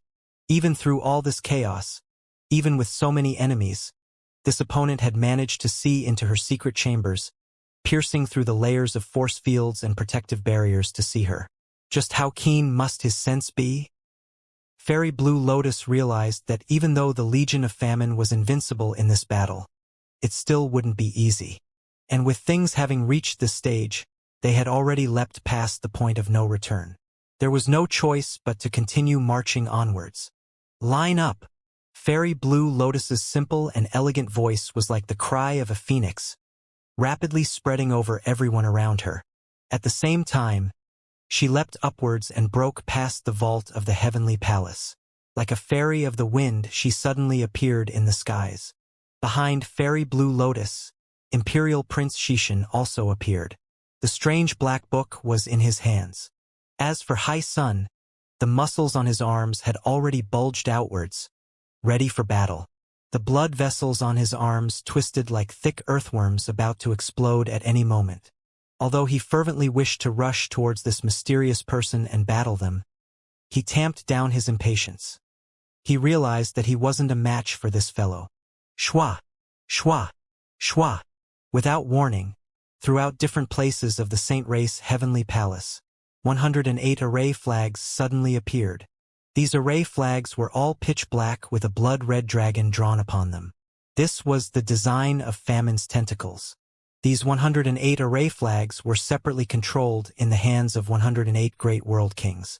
Lin Ming didn't need to look to know that these 108 great world kings were all members of the Legion of Famine. This was because he could feel the flesh and blood essence of famine within their bodies. As these 108 array flags and the Legion of Famine suddenly appeared, Fairy Blue Lotus's brilliant eyes stared at Lin Ming. She wanted to see the panic that flashed through his eyes so that he understood he had walked into a trap. No matter how calm a person was, it was impossible for them to not feel any panic or trepidation upon learning they had entered into a death trap. Moreover, this trap was laid down by the elites of the Legion of Famine.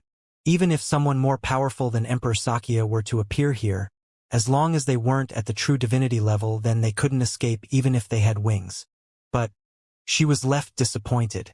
This mysterious person continued standing atop the dragon. His body was straight and sharp like a spear. No matter what explosions rang around him or much how chaotic energy there was, or how those 108 array flags flapped against the wind, his expression remained calm. Seeing this, Fairy Blue Lotus felt her heart suddenly sink. The truth was that a month ago, Lin Ming had already arrived at Blood Cloud Galaxy. In these past days he had stirred up storms and shaken up the rear of the Saint armies. Although his actions seemed wild and reckless, he was in fact incredibly careful in his movements. Before he attacked a place, he would use his sense to investigate the area. Fairy Blue Lotus was a qualified general, and she wouldn't commit such a low-level mistake like exposing her trap. She had gathered the power of the Legion of Famine and deployed concealing array formations all over to carefully hide away her trap.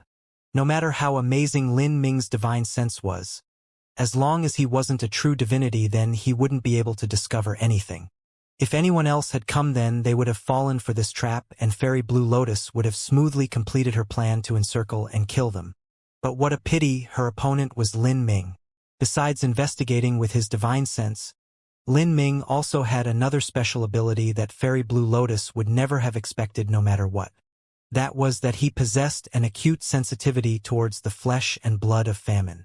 As long as he was within a certain range, then with the soul of famine within him as well as his proficiency in using the power of demons, Lin Ming could penetrate past the countless array formations to sense the existence of the flesh and blood of famine. And if Lin Ming left his own spirit mark in the flesh and blood of famine, then he could feel this distance no matter how far away it was. This was an elite legion of famine with approximately 2,500 world kings and 60,000 holy lords. But in Lin Ming's eyes, these people were like 62,500 red spheres of light that glowed in the skies, scattered through the heart of the Saint Race heavenly palace. They were no different from blazingly bright stars that shined in the night sky. Lin Ming could even judge the size and brightness of these red spheres of light to judge how much demon essence was contained within them. Thus, from this, he could infer the strength of the powerhouses that had fused with the flesh and blood of famine. Although Lin Ming didn't fear the legion of famine, he still had to remain vigilant against the Saint Race's trap. He had secretly investigated this trap that was prepared for him, and in these past days he had seen the flustered look in the eyes of Hai Sun and the others. At this time, Lin Ming and Fairy Blue Lotus stared at each other. Fairy Blue Lotus felt a restlessness surge in her heart. She knew that this mysterious person wasn't faking his calm. Could this person have already discovered her trap? How was that possible? She had used the Legion of Famine to lay down a grand formation of concealing arrays. Unless one were a true divinity, it was simply impossible to discover it. At this time, Fairy Blue Lotus no longer had time to think about where the holes in her plan had been. Facing this mysterious party that consisted of one man and one dragon, and where neither of them were true divinities, she couldn't come up with any possible reason for how she could lose here. This was a battle she would win. God-locking array. Seal him up. Fairy Blue Lotus shouted out. 108 great world kings waved their array flags. For a time, demonic energy filled the air with shrieks and howls, as if endless pain spirits were dancing through the air. What was locked in here were the souls of the dead. Flag or streamer-type spirit treasures often sealed away the souls of martial artists to increase their own strength. This was the so-called ghost flag, ghost streamer. When these 108 array flags had been refined, it was unknown just how much blood they had been tainted with. Array flag after array flag exuded a dark energy that connected each one together. These array flags were spread in all directions. Some were high and some were low, some were above Lin Ming's head and some were below his feet.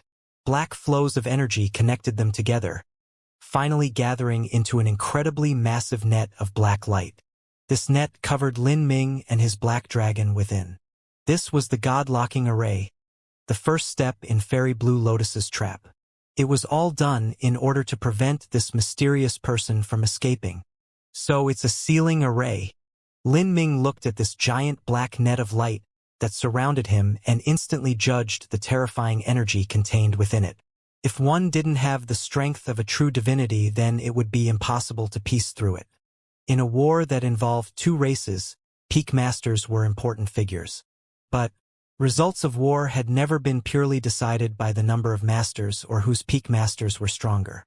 When several thousands, tens of thousands, or even hundreds of thousands of holy lords, world kings, and great world kings joined together in an array formation, the battle strength they could display would be unimaginable, enough to reverse the tide of war. What lay in front of Lin Ming was such a scene.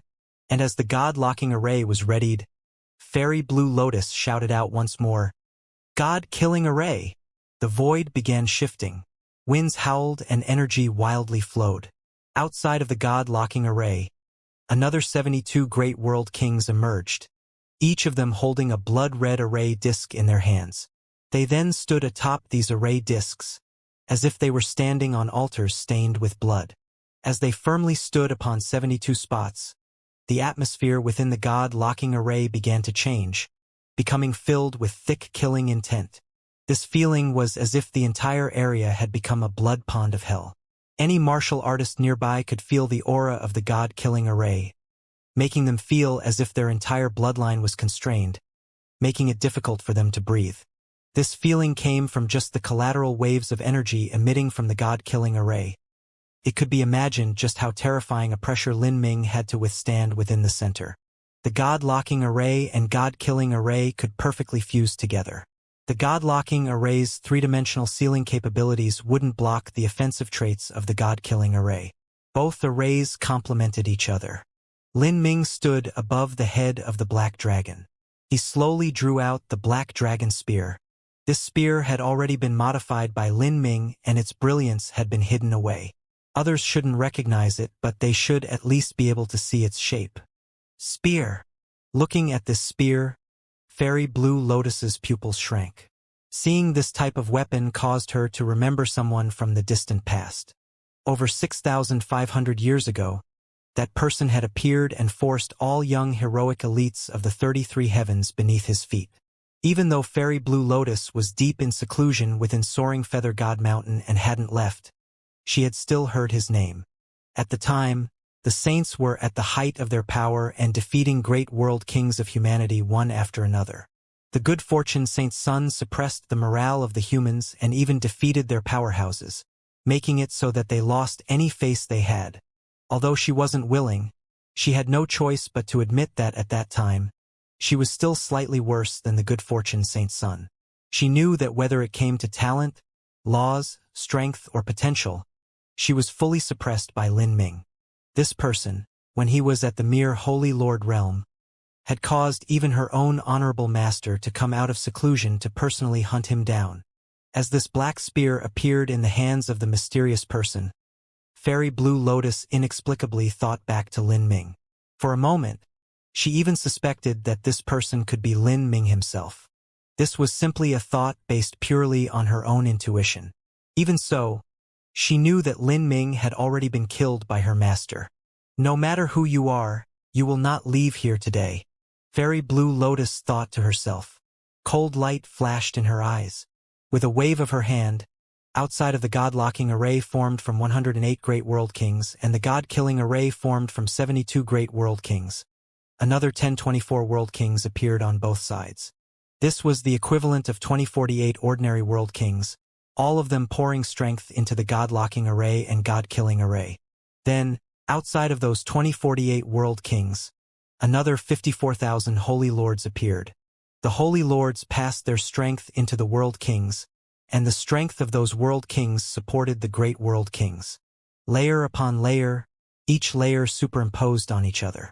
As all of this strength gathered together, a single strike from this would be enough to destroy any existence below a true divinity. Seeing this scene, even though Lin Ming was in an invincible state, he still couldn't help but suck in a breath of cold air.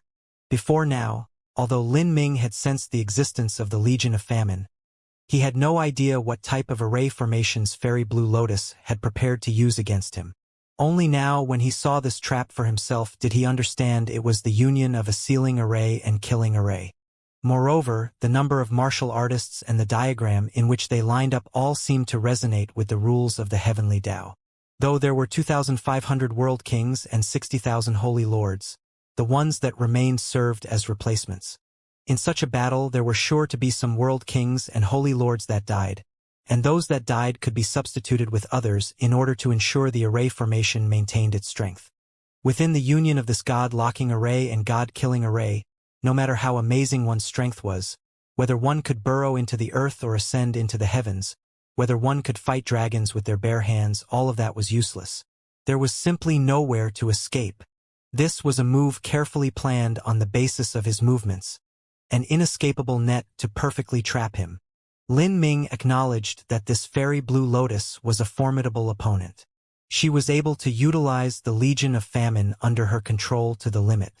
If anyone else were there, then they would have certainly died.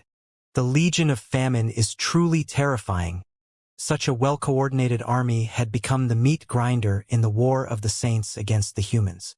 The number of human martial artists that died to their hands was far greater than those that had died to the Saint Empyreans or Saint True Divinities. When the Legion of Famine swallows the strength of humans, I wonder if they use this method to provide the Saint Sovereign with flesh and blood essence and origin energy? Lin Ming immediately thought. Perhaps the good fortune Saint Sovereign had created the Legion of Famine and produced avatars of famine, so that he could use them to separately plunder more flesh and blood, energy, and soul force, all in order to complete his own ambitions. At this time he's still remaining so calm and steady. I really hate such people who put on airs even in the face of death. It makes me want to tear off his face. Imperial Prince Xishan casually remarked from nearby Fairy Blue Lotus. He spoke each word as if he were biting them off. He traced his spatial ring and took out the black book inlaid with an eye image. Standing near Imperial Prince Xishan, High Sun and Dark Moon had also prepared themselves, ready to attack at any moment. Junior Apprentice Sister Blue Lotus, why don't you issue an order? I'm getting impatient. High Sun grasped his two swords and slammed them together, their sharp metallic ringing echoing through the air. Fairy Blue Lotus ignored High Sun. She continued looking at Lin Ming, an uneasy feeling continuing to swirl in her heart. She still couldn't think of any hole in her plans. As she determined yet again that there was no problem with the plan she had formed, and also confirming that Lin Ming didn't have strength at the true divinity level, Fairy Blue Lotus's eyes began to fill with killing intent. I don't believe you have any chance of reversing the outcome in such a situation. Begin. Fairy Blue Lotus issued an order. In that moment, 54,000 holy lords exploded with their greatest strength, pouring it into the bodies of the 2024 world kings.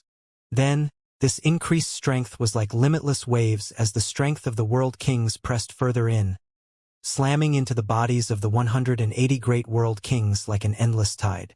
For a time, it was as if many suns were erupting within the world. All the stars in the skies were covered by this blinding light. Beneath this light, Lin Ming remained as calm as a placid lake. He seemed to swim in the sea of his consciousness.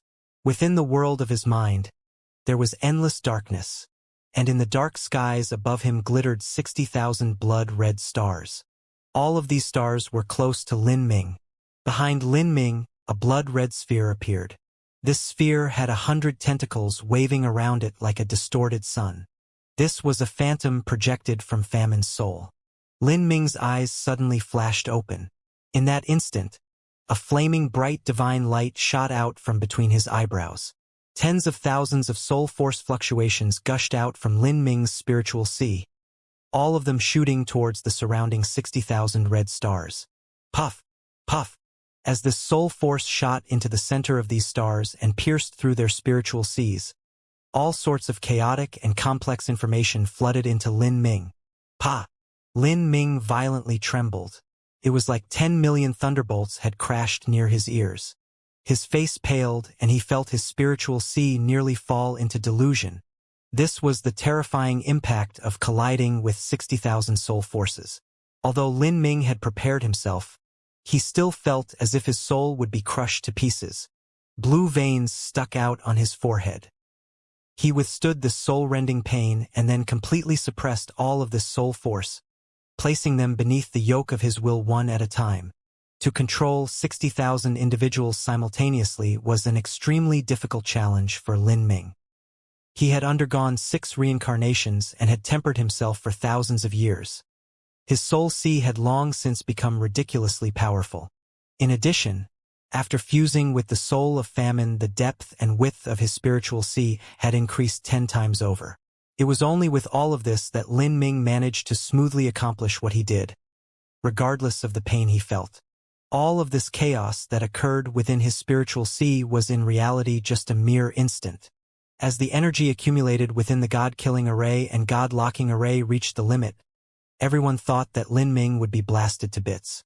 But then, the giant array formation suddenly reversed. The wild and tyrannical strength within suddenly flushed outwards, crazily radiating into the world. It was like a supernova had gone off in the center of the array formation. This horrifying energy cut through the world like endless divine swords, sweeping through 1 trillion miles of space. What? Imperial Prince Xishan originally had a sly and demonic smile on his face. But now, all of that had been replaced by shock as he was no longer able to maintain his calm. He cried out in misery as the black book in his hands emitted a black and red light that covered and protected him. Nearby, Fairy Blue Lotus also immediately paled. She drew backwards as she formed sign after sign with her hands.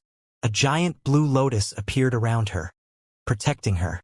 As for High Sun, who had already warmed himself up and was waiting to rush in after the giant explosion, as he saw this supernova which covered the world, he was completely panic-stricken, unable to determine just what was occurring. Fool! Hurry and block it! Dark Moon shouted at High Sun, her complexion already changing colors. High Sun then responded, bringing up high 2 great swords and crossing them together, forming a cross of astral essence to protect himself. However, because he was just a step too slow, there was a single ringing explosion as his astral essence shield burst apart. His bear-like body tumbled away and he violently spat out a mouthful of blood. Divine light recklessly swallowed everything and all sound disappeared. Within the surrounding space there was only a brilliant sphere of light that spread outwards at an inconceivable speed. It was like a rapidly inflating sun that possessed an incomparably terrifying might. Wherever it went, large tracts of space would be destroyed, causing horrific space storms to sweep outwards. Bang! The sphere of light radiated out for 1,000,000,000,000 miles. In the deep darkness of space, this was a brilliant glow that shined with a dazzling beauty. Large sections of the nebula shattered to pieces. The center of the explosion caved in, forming a giant energy hollow. The heavenly palace that the saints had established in the Blood Cloud Galaxy. Their spirit ships, their massive space fortresses, all of it was swallowed up by the divine light and blown away like flies in a storm, completely shattering to pieces. Then, they disintegrated layer after layer until all that was left behind was dust that floated in space. As for the Saint martial artists, they had instantly died in the explosion. It was impossible for anyone below the Empyrean level to survive. The blinding divine light continued for over a dozen breaths of time before slowly fading away. When it was over, the entire starry space had been emptied out. Everything within 1,000,000 miles had been cleanly swept away. The saint race's heavenly palace, their spirit ships, their fortresses, all of it vanished without a single trace left. It could be said that the saint's base within Blood Cloud Galaxy had been utterly eradicated. High Sun held his chest, limping as he stepped through space. He had suffered tremendous wounds from the energy fluctuations and numerous bones had been fractured through his body. His organs had been damaged in countless places and a bloody wound was exposed on his chest. That explosion had done astonishing damage to him. Yet, he still couldn't respond to what had just occurred. As for Dark Moon, she had been sent flying away from Hysan's shoulder during that explosion. Luckily, her figure was small and petite and the area she needed to protect was much smaller than Hysan. Thus her wounds were also slightly less. Her face was blushed with a strange red color. She had clearly needed to use the power of her blood vitality to resist that explosion just now and the consumption had been incredible. Just what is this? Dark Moon looked at Fairy Blue Lotus. Blood flowed out from the corners of Fairy Blue Lotus's lips. She had completely lost her calm and her armor and long dress had been left in tatters. Even her hair bun had been scattered, making her look extremely distressed. Looking at the scene before her, the normally calm Fairy Blue Lotus lost all color from her face. She just didn't know what problem had occurred just now. Why would this happen? Fairy Blue Lotus muttered to herself. At this time, the Legion of Famine still stood in front of her. The Legion of Famine's 60,000 members had been the source of the explosion. Since they were located in the center of the array formation, it had been equal to standing in the eye of the storm, making it so that they didn't suffer any impact of the attack at all. This was also reasonable. Otherwise, the Legion of Famine's attacks would have been no different from kamikaze strikes. But at this time, Fairy Blue Lotus also saw that most of the Legion of Famine had completed their body metamorphosis. They had stimulated their famine bloodline and had used the strength of this transformation to strike out. This was the same as 180 of the weakest Empyreans, over 2,000 great world kings, and numerous peak holy lords joining together in a devastating attack.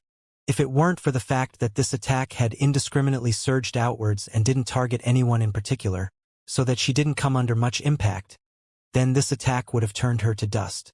For this attack they actually underwent body metamorphosis. Fairy Blue Lotus hadn't issued orders to undergo body metamorphosis at all. Her original plan was to send out a probing strike to see what cards this opponent had in their hands before she considered having the Legion of Famine do so. But now, as Fairy Blue Lotus expected, this mysterious person truly did have a card in their hands, and this card caused all the courage she had to crack apart. Fairy Blue Lotus looked at Lin Ming. As their eyes met, she felt as if she had fallen into an icy lake. He can Take over control of the Legion of Famine. Fairy Blue Lotus's few words left High Sun and Dark Moon dripping with a cold sweat. Take over control of the Legion of Famine? How was that even possible? The Legion of Famine was a force that was under the direct control of the Good Fortune Saint Sovereign. Besides the Good Fortune Saint Sovereign, there should be no one capable of erasing their will and directly commanding them. For instance, although Fairy Blue Lotus could order around the Legion of Famine, this was all because the Good Fortune Saint Sovereign had granted her certain military authorities. Fairy Blue Lotus commanding the Legion of Famine was no different from a mortal general commanding soldiers. Each one would have their own thoughts in the battlefield, and there might even be some soldiers that didn't listen to orders in war and tried to escape or even betray their people. But now, the Legion of Famine that was controlled by this mysterious person was clearly not in such a situation. Because at this time, the Legion of Famine had already turned towards the few people who had survived that gigantic explosion. Each of these 60,000 martial artists had blood-red eyes that were filled with killing intent. They had lost all brightness and clarity. Without a doubt, the Legion of Famine had been thoroughly controlled by this person and had lost their will. They were now nothing but puppets.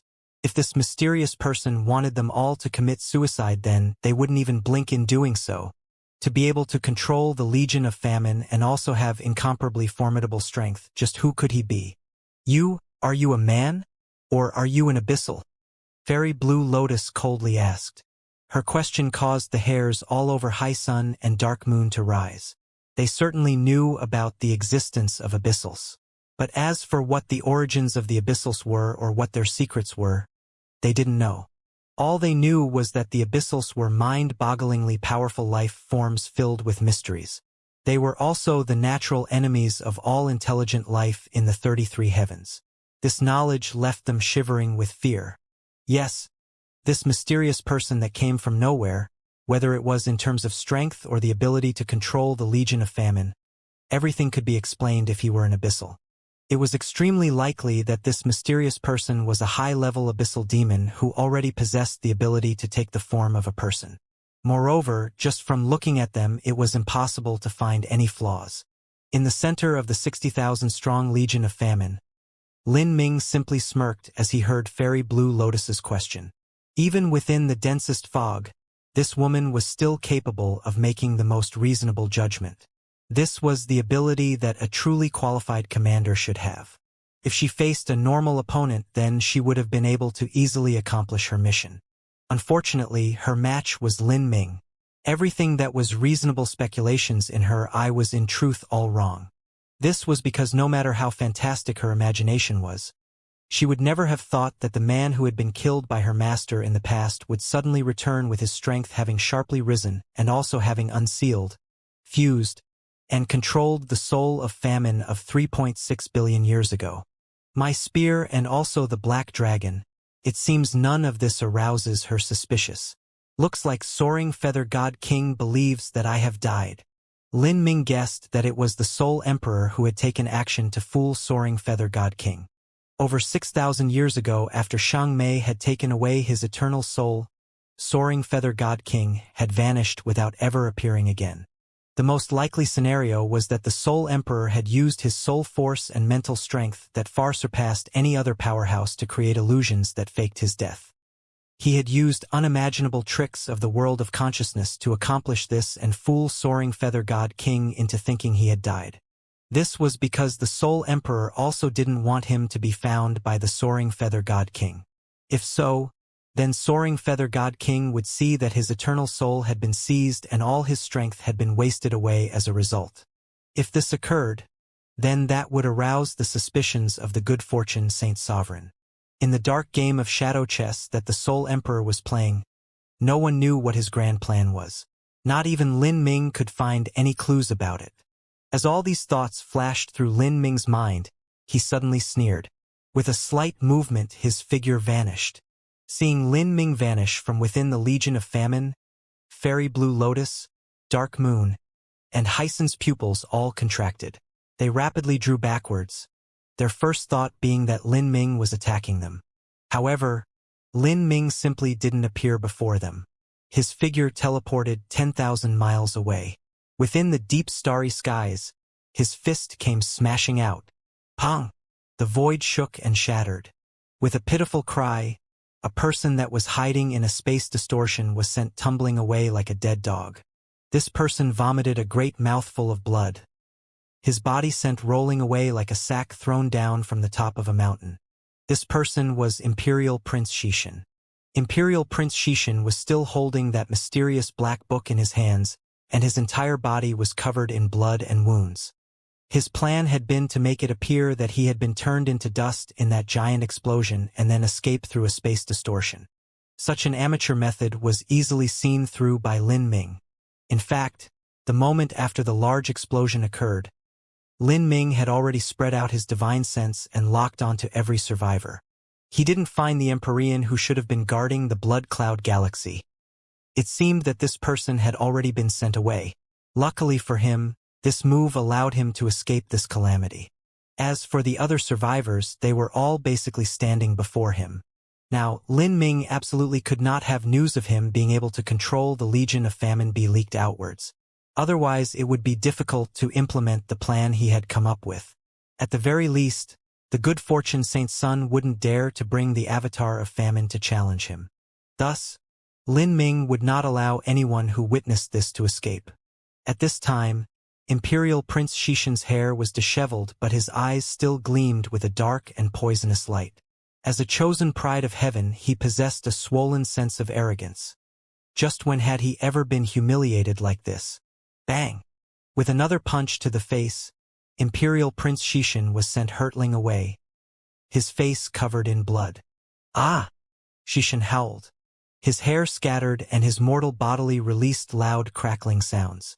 He wanted to use his saint race bloodline to undergo body metamorphosis. The overwhelming majority of high-level saint martial artists were capable of undergoing body metamorphosis. This type of body metamorphosis was different from the demon body metamorphosis brought about by using the flesh and blood of famine. The saints didn't need to pay a price in order to undergo their bloodline body metamorphosis. Xishan naturally possessed this ability. You still think you can finish your body metamorphosis? Lin Ming coldly sneered and punched at Xishan's chest. This fist contained a dark and potent energy. As he struck Xishan, this energy permeated through his organs and meridians. Kacha! With Xishan's body as the center, all surrounding space caved in. Xishan started bleeding from his head, and all the strength he was gathering for his body metamorphosis was scattered. Seeing this, the other three saint generals all paled.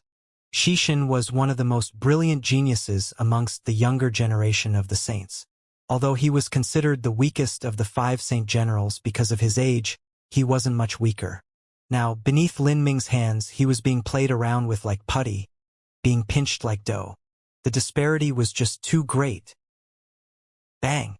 With another punch, the power of divinity and demons within Lin Ming's body rumbled into Xishan through his fist. This power locked onto Xishan's blood vitality, making it so that he lost nearly all his fighting strength. Lin Ming didn't plan on killing Xishan. He still had uses for him, and this would also be the beginning of his miserable fate. As Fairy Blue Lotus, High Sun, and Dark Moon watched this occur, it seemed as if they weren't witnessing a battle between Empyrean-level powerhouses. Normally, battles between Empyreans should rend the heavens and sunder the earth, their attacks capable of destroying planets. The scenes of battle should be far-reaching and incredible. But now, the battle between Lin Ming and Imperial Prince Xishan was nothing but a flurry of fists. Lin Ming was completely beating up Xishan, just like a martial artist beating up a mortal on the city streets. The only difference was that every time Lin Ming attacked Xishan, the shockwaves of his punches were able to shatter the surrounding void. This reminded everyone just how terrifying the strength contained in every strike was. As Fairy Blue Lotus saw this, she became increasingly sure that Lin Ming was an abyssal demon. Otherwise, with Xishan's variation bloodline and mortal body intensity that belonged to the saint race, how could he possibly be beaten up to such a dilapidated state? And what scared Fairy Blue Lotus the most was that after another period of time, such a flurry of punches would fall onto her next. What do we do? Dark Moon rapidly asked. She didn't want to fall into the hands of this abyssal. Since this youth could control the Legion of Famine, then he might also come from the same lineage as Famine. As she thought of Famine's tentacles, she felt a shiver creep up her spine. If this youth that was the incarnation of an abyssal were to tie her up with those tentacles, then she would be eaten without even her bones remaining. Let's bet everything against him. Since we're going to die, then I'd rather die with honor. Hai Sun grit out as he looked towards Fairy Blue Lotus. Though he was a crude and simple person, he wouldn't recklessly flush onto the battlefield without a care for his life. Rather, he would follow Fairy Blue Lotus's lead, because in these past years her performance on the battlefield had won his admiration. At this time, Fairy Blue Lotus, Hai Sun, and Dark Moon all felt that this was a nearly hopeless situation. Not only did this opponent possess strength far surpassing their own, but he even controlled the 60,000-strong Legion of Famine. How could they possibly win in such a situation? Although Hai Sun looked at Fairy Blue Lotus, he actually didn't expect her to have any methods to survive this situation. Fairy Blue Lotus had slowly restored her previous calm demeanor. She quietly traced her spatial ring and said with a sound transmission, "We have a chance." "There is a chance?" Hai Sun's eyes lit up. The Legion of Famine is fierce, but the individual strength of the members is relatively poor. In order to display their greatest striking power, they have to arrange themselves in a great array. To start such an array requires several breaths of time, or even a dozen some breaths of time at the very least. In other words, we have to sneak attack him and compress all our combat strength into 10 breaths of time, or better yet 5 breaths of time. He is too strong. There is no way for us to kill him, but there is a chance that in this 5 breaths of time we can cause damage to his spiritual sea. As long as we can make him lose his mind for a short period of time and separate the Legion of Famine from his control, then I can use the Legion of Famine to kill him instead. In order to do this, everything must be perfect, and we even need luck on our side. But in truth, our actual chances might not even be equal to 10%. Fairy Blue Lotus revealed her plan, causing Hai Sun's heart to heat up. Even 10% is more than enough, Hai Sun said, fighting intent boiling over in his tone. Good. Then you only need to attack with everything you have. I will manage the rest. Everyone attack together. Fairy Blue Lotus issued an order. The 3 people assumed a triangle formation and hurtled towards Lin Ming. Whether it was Hai Sun, Dark Moon, or Fairy Blue Lotus, everyone was attacking with everything they had. Hai Sun exploded with a roar as he burnt his blood essence without hesitation. Within the Saint race, Hai Sun possessed the Sovereign Sun bloodline. Once he combusted his blood essence, his strength would double. At this time, his body lit up with flame totems. He emitted scorching flames as hot as the sun, appearing as a blazing war god of fire. As for Dark Moon, she took out a pair of crescent moon sickles. As she waved her sickles, she formed an icy cold lunar edge. Space quietly separated, forming broken space in the form of crescent moons that cut towards Lin Ming's neck. Between the two was Fairy Blue Lotus. She grasped a long sword and thrust out without any fancy movements at all. Compared to Hai Sun and Dark Moon, Fairy Blue Lotus's strike seemed simple and plain, without anything special to it at all. However, if one knew of Fairy Blue Lotus, then they would know that this final desperate attack of hers would be no trifling matter. Facing this swift and raging strike that came from 3 directions, Lin Ming didn't move at all. A loud roar ripped through the air, and the black dragon beneath Lin Ming soared upwards, its spiked demon tail sweeping out. After remaining quiet for so many years, the black dragon had swallowed a massive amount of Famine's flesh and blood essence. Now that it erupted with this strength, even a planet would be shattered. Bang! Hai Sun, burning with sun-like flames, brutally collided with the black dragon's tail. He emitted an earth-shaking roar.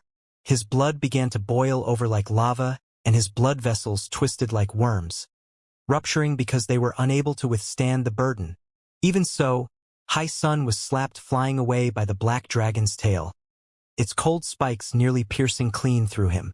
At this time, Dark Moon's twin crescent moons also slashed towards the black dragon's eyes. Although the black dragon possessed an incredibly potent mortal body, its eyes were still a weakness. As it was forced to defend, the black dragon's offensive slowed down, and it used its 2 giant claws to crush apart the crescent moons. Like this, of the attacks from 3 Saint Generals, High Sun and Dark Moon were both blocked by the black dragon. And now the only one to reach Lin Ming was Fairy Blue Lotus. Fairy Blue Lotus against Lin Ming. Without a doubt, this was a matchup that had completely disproportionate levels of strength. Lin Ming grasped the black dragon's spear and thrust outwards. This strike contained the momentum of the heavens and earth. For a time, it was like the power from all the billions and trillions of stars was poured into Lin Ming's spear, making its might incomparably great. No one doubted that once Fairy Blue Lotus clashed with Lin Ming's spear, the result would be that she would suffer heavy losses and spit out blood. However, Fairy Blue Lotus didn't seem to fear this at all. Her sword continued cutting towards Lin Ming. The moment that her sword came into contact with the black dragon spear, a dark light suddenly flashed out. This dark light shot straight towards Lin Ming's spiritual sea. Fairy Blue Lotus's goal was actually Lin Ming's spiritual sea. By now, Lin Ming had discovered that Fairy Blue Lotus had erupted with an incredibly powerful soul force. It was unknown what method she had used to suppress it before this so that no one else realized. But she was a martial artist who dual cultivated essence and divine. The universe's 33 great Daos could be divided into the 3 main categories of essence, energy, and soul. The saints excelled in the body transformation system but were lacking when it came to the soul forging system. But that didn't mean there couldn't be some heaven-defying genius who possessed the talent to dual cultivated essence and divine. For instance, Divine Dream cultivated energy and divine, and Lin Ming also triple cultivated essence, energy, and divine. So you still have such a hidden move. Do you want to wound my spiritual sea and retake the Legion of Famine? Lin Ming didn't retreat. The disparity in strength was simply too great, and he possessed no weakness in this battle. Fairy Blue Lotus's combined material and soul attack was indeed a wonderful move to sneak attack his spiritual sea, but all that occurred was that Lin Ming was left slightly surprised. This was just like 2 people playing chess and 1 player having nearly no chess pieces left. No matter how miraculous their moves were, they would still only suffer disastrous defeat. Even so, Lin Ming wasn't careless. He continued to pour his soul force into his spiritual sea, making it impregnable. Like this, even if he didn't defend against Fairy Blue Lotus's soul attack, he still wouldn't receive any wounds. But the moment that Fairy Blue Lotus's sword fell down, Lin Ming's complexion changed and he was immensely shocked. In the dazzling beam of light, Lin Ming discovered that a vague shadow was attached to the end of Fairy Blue Lotus's sword. This was a feather. He was extremely sensitive towards feathers. He would never forget that over 6,000 years ago, such a feather had nearly taken his life. Without a doubt, this feather came from Fairy Blue Lotus's master soaring feather god king. The truth was that Fairy Blue Lotus never thought her combined material and soul attack would be able to accomplish anything. To start off with a physical attack and then erupt with a powerful soul attack midway, this was all done in order to distract Lin Ming and make it seem that this had been her final trump card. But the true killing move was the feather attached to the blade. As it was attached to the back of the sword and in addition to the blinding light and incredibly fast speed of attack, the average person simply wouldn't discover it. And even if they did, they would still be unable to determine what this feather was. From the beginning of the strike to the change in move, then to the final killing strike. Fairy Blue Lotus had done everything perfectly and her attack would inevitably hit. As for Lin Ming, he instantly reacted. He erupted his energy to the limit and drew back even as he swept his spear outwards. Kacha! Fairy Blue Lotus's long sword was sent flying away. With a coffer palm cracked open and blood flowed out. In that moment she felt a wild and brutal energy break into her body. Her complexion turned dark red as blood energy swelled up within her. Lin Ming's strike wasn't mainly aimed at Fairy Blue Lotus, but the energy flows contained within the black dragon spear still wounded her. Shock flashed over Fairy Blue Lotus's expression. Although she knew that Lin Ming would be difficult to deal with, she didn't think it would be difficult to such a degree. He had instantly discovered the feather. Still, this feather had now flown in front of Lin Ming. Though it seemed slow and humble, it contained a thick killing intent. And this killing intent had locked onto Lin Ming. The feather fluttered downwards. From appearances, this feather was no different from any other feather.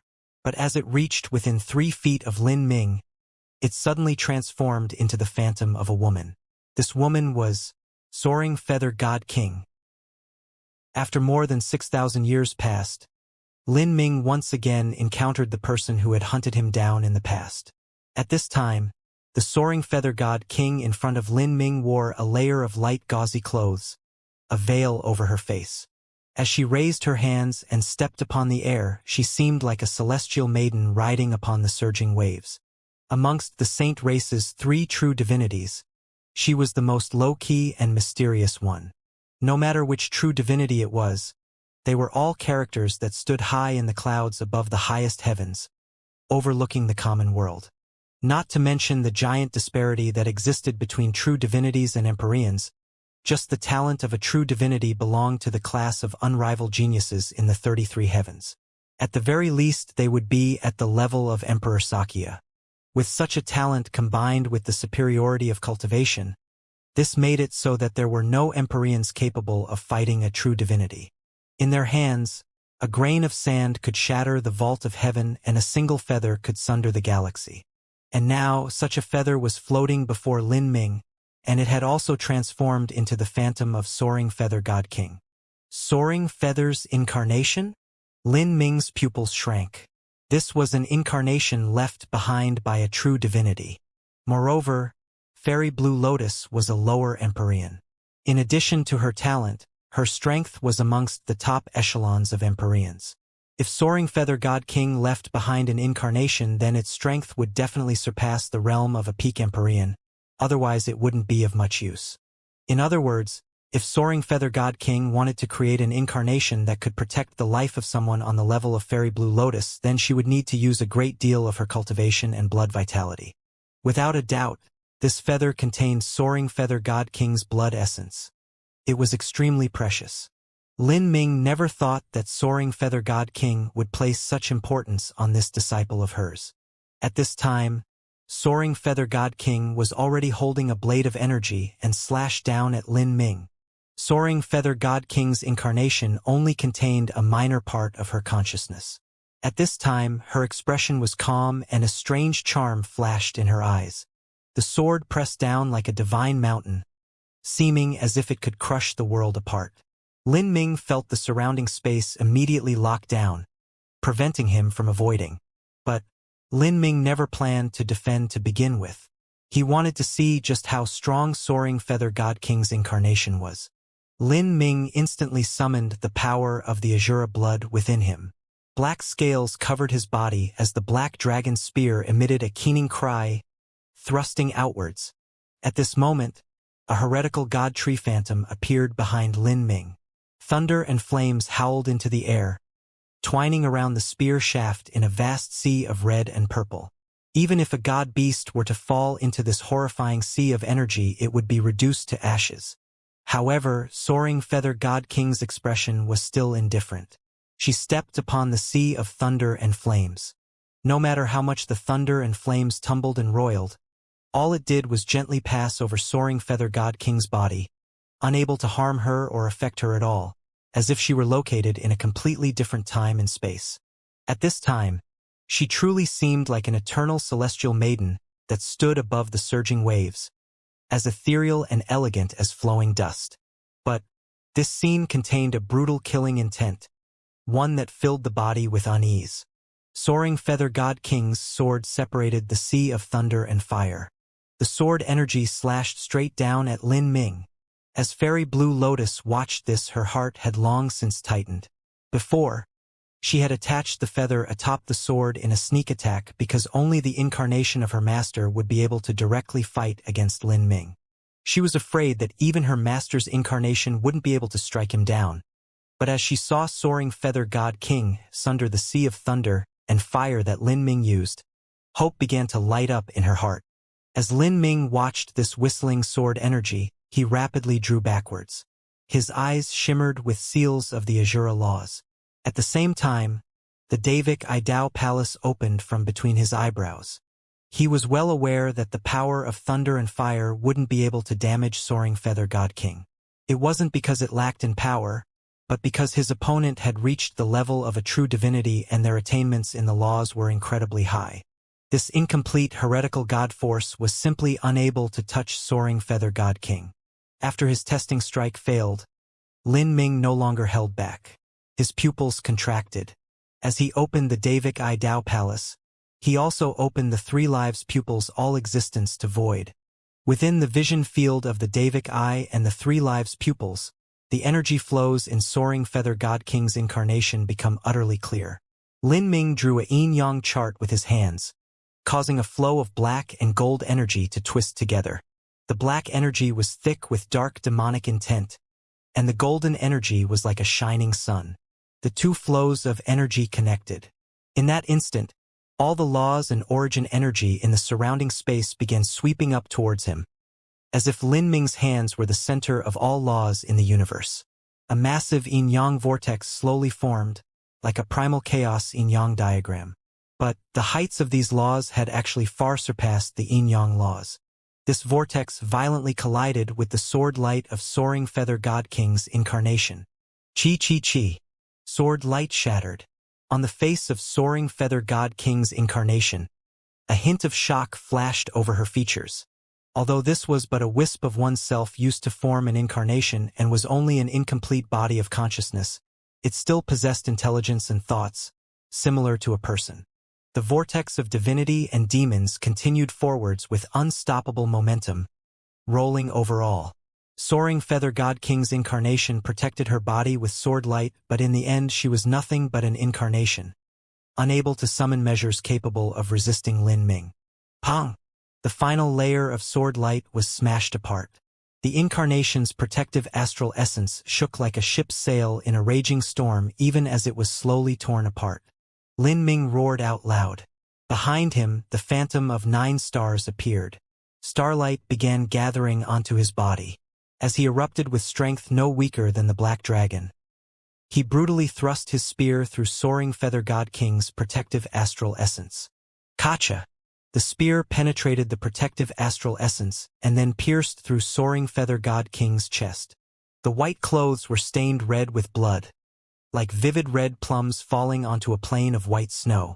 Soaring Feather God King's lips overflowed with blood, and the sword in her hand had long since fallen away, turning into energy light before vanishing into nothing. Soaring Feather God King gripped the shaft of the Black Dragon's spear with her hands, her ghostly blue eyes looking at Lin Ming with disbelief. At this time, she was only a mere foot away from Lin Ming. Her eyes began to slowly lose their brilliance. As she gazed upon Lin Ming's face that seemed carved by a saber, his eyebrows that were as sharp as swords, and his deep and profound eyes, confusion appeared on her face. This youth seemed familiar, but in the end he was only a stranger. Pong! Soaring Feather God King's body exploded into countless motes of light. These motes of light were like 20 million fireflies that flew off into the void, all of them vanishing from the world. And from the center of these motes of light, a feather floated down. Lin Ming reached out and took this feather in his hand. The strange feather was only half a foot long, as if it were the plume of a white crane. It shined with a crystalline light, and the feather was stained with a beautiful line of red blood. Although Soaring Feather God King's incarnation was destroyed by Lin Ming, he could still feel a powerful strength contained within it. It continued to shine with a rainbow of lights, as if it wanted to jump out from his grip. Lin Ming exerted his strength and formed numerous seals that bound the feather in layers of barriers until it could no longer move. After finishing this, Lin Ming looked up at Fairy Blue Lotus, a smile on his face. By this time, Fairy Blue Lotus's face had turned paper white. Her talent was extraordinary. Since her childhood, she had been the direct disciple of Soaring Feather God King. For the last several thousands of years, she was someone that existed at the center of all environments. Never in her life had she been so ruthlessly suppressed by someone as she was today. No matter how much she racked her mind, no matter what hidden card she used, she wasn't even able to cause a single injury to her opponent. You still want to fight? Lin Ming calmly asked. Fairy Blue Lotus bit her lips. But, before she could think of how to deal with this situation, Lin Ming suddenly erupted with killing intent, instantly becoming the manifestation of some wild and savage animal as he rushed straight in front of her. His face was vicious as his fist came smashing down. Pong! This fist solidly crashed into Fairy Blue Lotus's stomach. Her protective astral essence burst apart and her body curved like a dried-up shrimp. In that instant, blood vessels covered her eyes as if they were nearly going to pop out of her head. She could feel Lin Ming's wild and ferocious strength recklessly galloping through her body, attacking her meridians. This severe pain caused her to shake, nearly fainting in response. After this punch, Lin Ming lifted his arm and brought his elbow pounding down onto her back. Kacha! Fairy Blue Lotus spat out a mouthful of blood. She heard her spine nearly crack in half. More of that wild energy broke into her body, causing her organs to explode all over and her condensed blood vitality to scatter. Lin Ming was ruthless in his actions. This woman was simply far too dangerous a person and had repeatedly placed him in dangerous situations. If he didn't have cards in his hands that no one could imagine, then he might have already been killed by her strategies. Facing such an opponent, Lin Ming would show no mercy at all. Whether this person chose to surrender on her own initiative or not, Lin Ming would still brutally beat her up so that she lost all ability to revolt. Of course, just as with Imperial Prince Xishan, Lin Ming kept Fairy Blue Lotus alive because she had her uses. Just from the fact that Soaring Feather God King took care of her disciple to such a degree made it so that he wouldn't kill her. This was because besides enraging Soaring Feather God King and causing her to seek vengeance, there wasn't any advantage to killing Fairy Blue Lotus. By now, Lin Ming had already guessed that Soaring Feather God King actually had no plans of wildly attacking humanity. Otherwise Empyrean Divine Dream, who had to face two opponents alone, likely wouldn't have been able to continue resisting as long as she had. To anger Soaring Feather God King would cause unknown consequences. In the current situation, humanity already stood upon a stormy ledge. Lin Ming didn't want to make this war even worse for humanity. After attending to Fairy Blue Lotus, then came High Sun and Dark Moon. High Sun and Dark Moon both had incredibly ugly complexions. In High Sun's eyes, Fairy Blue Lotus was a nearly omnipotent figure, but even such a figure had been savagely beaten up by this mysterious person. At the very least, Fairy Blue Lotus resembled a weak woman. As High Sun looked at his own bulging figure, his face nearly turned green with regret. Without a doubt his fate would only be more miserable. And at this time, Lin Ming had already wordlessly rushed towards High Sun and Dark Moon. Oh! For these four Saint Generals, this was absolutely the most unforgettable day of their lives. First, the trap they laid down with such effort had been resolved and used against them. Then they had been brutally beaten up by this mysterious person. Finally, they were even caged and tossed into some dark space, the mysterious person's inner world. Fairy Blue Lotus never thought that an abyssal would also possess their own world. But by now, she wasn't of the mind to study these things. Today was her complete failure. She had dragged so many people into setting up this trap, but in the end she had been the one caught. Thinking about it, it truly was laughable, although this mysterious person hadn't killed her just yet. Fairy Blue Lotus didn't think she was lucky at all. Perhaps their fates might be even worse than death. Fairy Blue Lotus, High Sun, and Dark Moon glanced at each other within Lin Ming's inner world, despair rising in their hearts. Although their strengths couldn't be considered to be at the highest levels of the 33 heavens, they were still somewhere near the top. But in front of this mysterious person, they were as useless as babies. When Lin Ming had finished suppressing Fairy Blue Lotus, High Sun, and Dark Moon, he turned towards Xishan, planning to suppress him also. But at this time, Lin Ming discovered that in the mangled Xishan's right hand, the mysterious black book that he held was beginning to undergo changes. The eye on its cover started to emit a blood-red light. Lin Ming's eyes sharpened. He had already noticed this black book. The shape of the black book caused him to think of the Holy Scripture's Book of Death, But after investigating it, he discovered that this wasn't the Holy Scripture but a mysterious book of unknown origin. For a time he was unable to distinguish what secrets this mysterious book held. Lin Ming planned to capture Xishan and then study this ancient book. He didn't think that the Black Book would present such changes all of a sudden. The blood-red light it emitted became stronger and stronger, and the eye also became increasingly bright. The blood-red light turned into faint layers of bloody fog that covered Imperial Prince Xishan. This blood fog slowly permeated into his skin, causing his body to glow with a scarlet hue. This is... Lin Ming's eyelids jumped up. He didn't know what changes the Black Book was causing in Imperial Prince Xishan.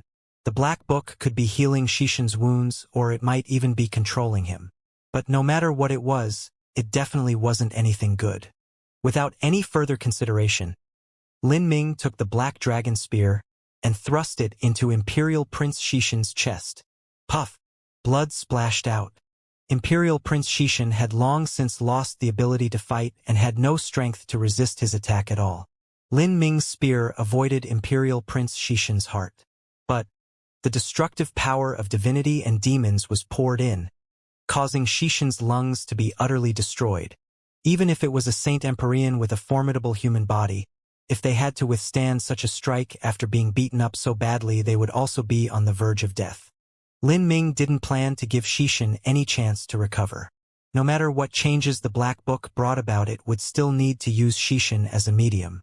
As long as he sufficiently damaged Xishan, the book wouldn't be able to do anything at all. After Lin Ming's strike, the blood fog continued to seep into Imperial Prince Xishan's body, causing his wounds to rapidly recover. Lin Ming was startled. He reached out and directly grabbed the Black Book. After receiving the Black Book, Lin Ming could feel an evil and dark aura exuding from it. The bloody eye on its cover seemed to be staring at him. Then, Lin Ming also saw the earthworm-like writings on the Black Book surface. He was surprised to see this writing.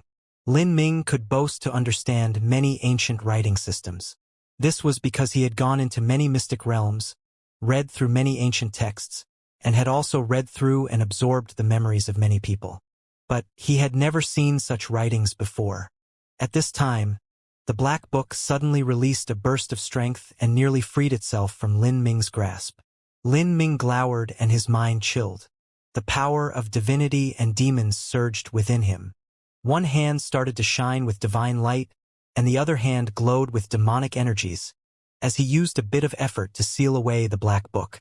But at this time, a great deal of blood-red mist had already submerged into Imperial Prince Xishan's body.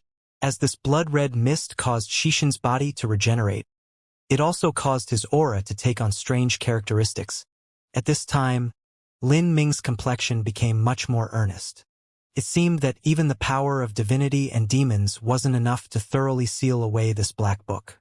Lin Ming frowned. He turned his hands and the magic cube space opened. The Black Book was placed into the magic cube space.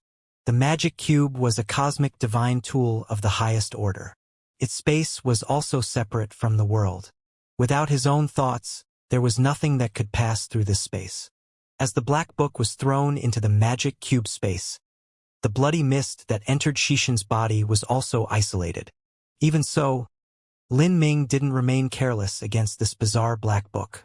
He used his mental strength to contact the ancient Elysium seal that was within the magic cube space, and then arranged for a sealing method. Although he considered himself proficient in sealing, he absolutely wasn't any better than the ancient Elysium seal. As Lin Ming's thoughts spread into the magic cube, there was a loud whirling sound. Countless runes danced in the air of the magic cube space, slowly taking the form of the divine seal array as it firmly covered the ancient Black Book. Bang! After the divine seal array was laid down, the ancient Elysium seal's main body firmly stabilized the central core, suppressing the ancient book beneath the seal. The moment the ancient book was suppressed, the blood-red eye started to wildly struggle and emit an ear-piercing cry. To think that a book would actually cry out. The ancient Elysium seal artifact spirit felt this was incredibly strange. "What book is this?" the ancient Elysium seal artifact spirit asked. "I'm not sure. This book seems to possess an evil nature." First we will suppress it and then slowly study it afterwards. Lin Ming could sense that this ancient book was abnormal. But even with this ancient book, Imperial Prince Xixin was far from being Lin Ming's match. This was because Xixin had yet to break into the Empyrean realm, and his cultivation was even slightly lower than Lin Ming's. With the disparity of absolute strength placed in front of him, not even the evil ancient book was able to make up for this difference. After suppressing the ancient book, Lin Ming punched Xixin once more, completely blasting open the wounds that the ancient book's blood fog had just healed. Then, he blocked Xixin's blood vitality and threw him into his inner world like a dead dog. After thinking about it, Lin Ming also sealed away Soaring Feather God King's feather in layers of seals before tossing it into the ancient Elysium seal's sealing array. Oh, a quadrillion trillion miles away, in another universe that was separated from the wild universe by the God-lamenting wall, a white-clothed woman gently passed through the starry skies. In front of her was a deep and profound expanse of purple fog. This fog was without end.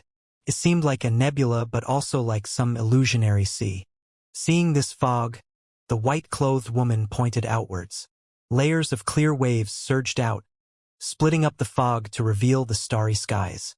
But a moment later, this fog came shrouding down once more, as if it were endless. The white-clothed woman frowned. She stood in front of the purple fog for a moment before attacking once more. The purple fog in front of her was in truth an illusion of the divine dream space that Empyrean Divine Dream had arranged. And this white-clothed woman was Soaring Feather God King. Soaring Feather God King had been fighting with Empyrean Divine Dream for many years. But in truth, the number of times they had directly faced each other was extremely low, and they had never wholeheartedly attacked each other. For most of the time, the two of them used arrays to break arrays, comparing their laws and comprehending the battle with their spiritual seas. Of the two of them, one dual cultivated energy and divine and the other dual cultivated essence and divine. Their cultivation systems were inextricably linked with their mental strength and spiritual sea, making it so that they used all sorts of fighting methods. A single battle of the soul could continue for several years on end. For peerless masters, finding an opponent that was similar in strength and laws was incredibly hard, especially upon reaching the level of Soaring Feather or Divine Dream. There were few people capable of making them use their full strength in this universe. But if a martial artist were to only go into dark seclusion to cultivate and meditate on the laws, then they would inevitably lack things they needed. They required an appropriate environment and opponents that were on their level. This was also one of the reasons why humanity's martial arts civilization began to prosper 10 billion years ago. Thus, for these past years, Soaring Feather and Divine Dream came to a tacit understanding in their ongoing battle.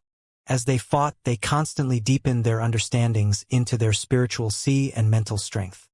Originally, Soaring Feather didn't place much importance on the war between the saints and humanity. She simply didn't care about whether the saints won or not.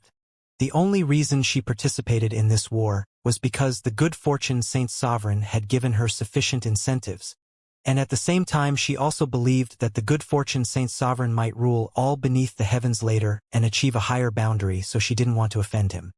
Her being able to keep Divine Dream busy in this different universe was already extremely beneficial to the Saints' war efforts. And there was another advantage.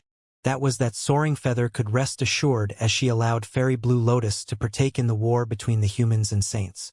Soaring Feather God King was confident that with Fairy Blue Lotus's strength and intelligence, the incarnation that she had left with her, as well as the Legion of Famine that the good fortune Saint Sovereign had allowed her to command, there was no one in the entire wild universe who would be able to do anything to her. She would be the strongest fist of the saint armies. Not even Emperor Xianxia would be able to contend with her. And in every great calamity, although there would be disasters and tribulations that sweep through the 33 heavens, this also meant that it would be an era where geniuses from all the various races would rapidly grow. In a war that involved all universes, this would be the best battlefield for Blue Lotus to temper herself. In Soaring Feather God King's eyes, the greatest benefit of the war between saints and humanity was that her own disciple could adventure and gain experience within it. As for Divine Dream, the opponent of Soaring Feather God King, she was actually not as calm or happy with the situation. In fact, Divine Dream could be said to be burning with impatience. But no matter how anxious she was about humanity's war, at this time she had nothing else she could do.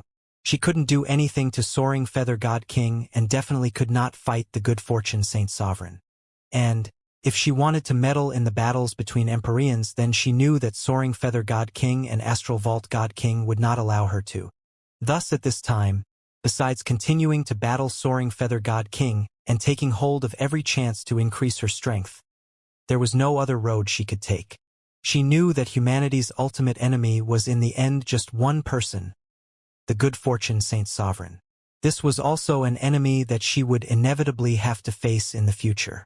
Perhaps there might be a day when she could emulate the actions of Empyrean Divine Seal of the past, burning away her life to cause heavy damage to the Good Fortune Saint Sovereign. To Divine Dream, this was already the best result she could think of. But there was only the slimmest of hopes in accomplishing such a goal. The more the war drummed on, the more Empyrean Divine Dream was able to feel just how strong Empyrean Divine Seal had been in the past. When he faced the extreme true divinity level famine, he also had to face the previous Saint Sovereign who was no weaker than the Good Fortune Saint Sovereign. Even then, Divine Seal was able to turn the tides of war and achieve an impossible miracle. Divine Dream knew that there still existed a massive gap between her and Empyrean Divine Seal. For a short period of time, Soaring Feather God King wouldn't be able to break through Empyrean Divine Dream's dreamland space. Soaring Feather God King fell into contemplation. In truth, Empyrean Divine Dream didn't place much soul force into this array formation, and it was poor in intensity. If Soaring Feather God King wished for it, she could erase this array formation with absolute strength. But she didn't do so. Rather, she slowly deduced its mysteries to exercise and further enhance her laws. But before even a third of the required time passed for Soaring Feather God King to unravel these laws, her hands suddenly shook. She looked up, shock and disbelief flashing in her eyes. Just now, she felt that the incarnation she had prepared for Fairy Blue Lotus had been shattered by someone else.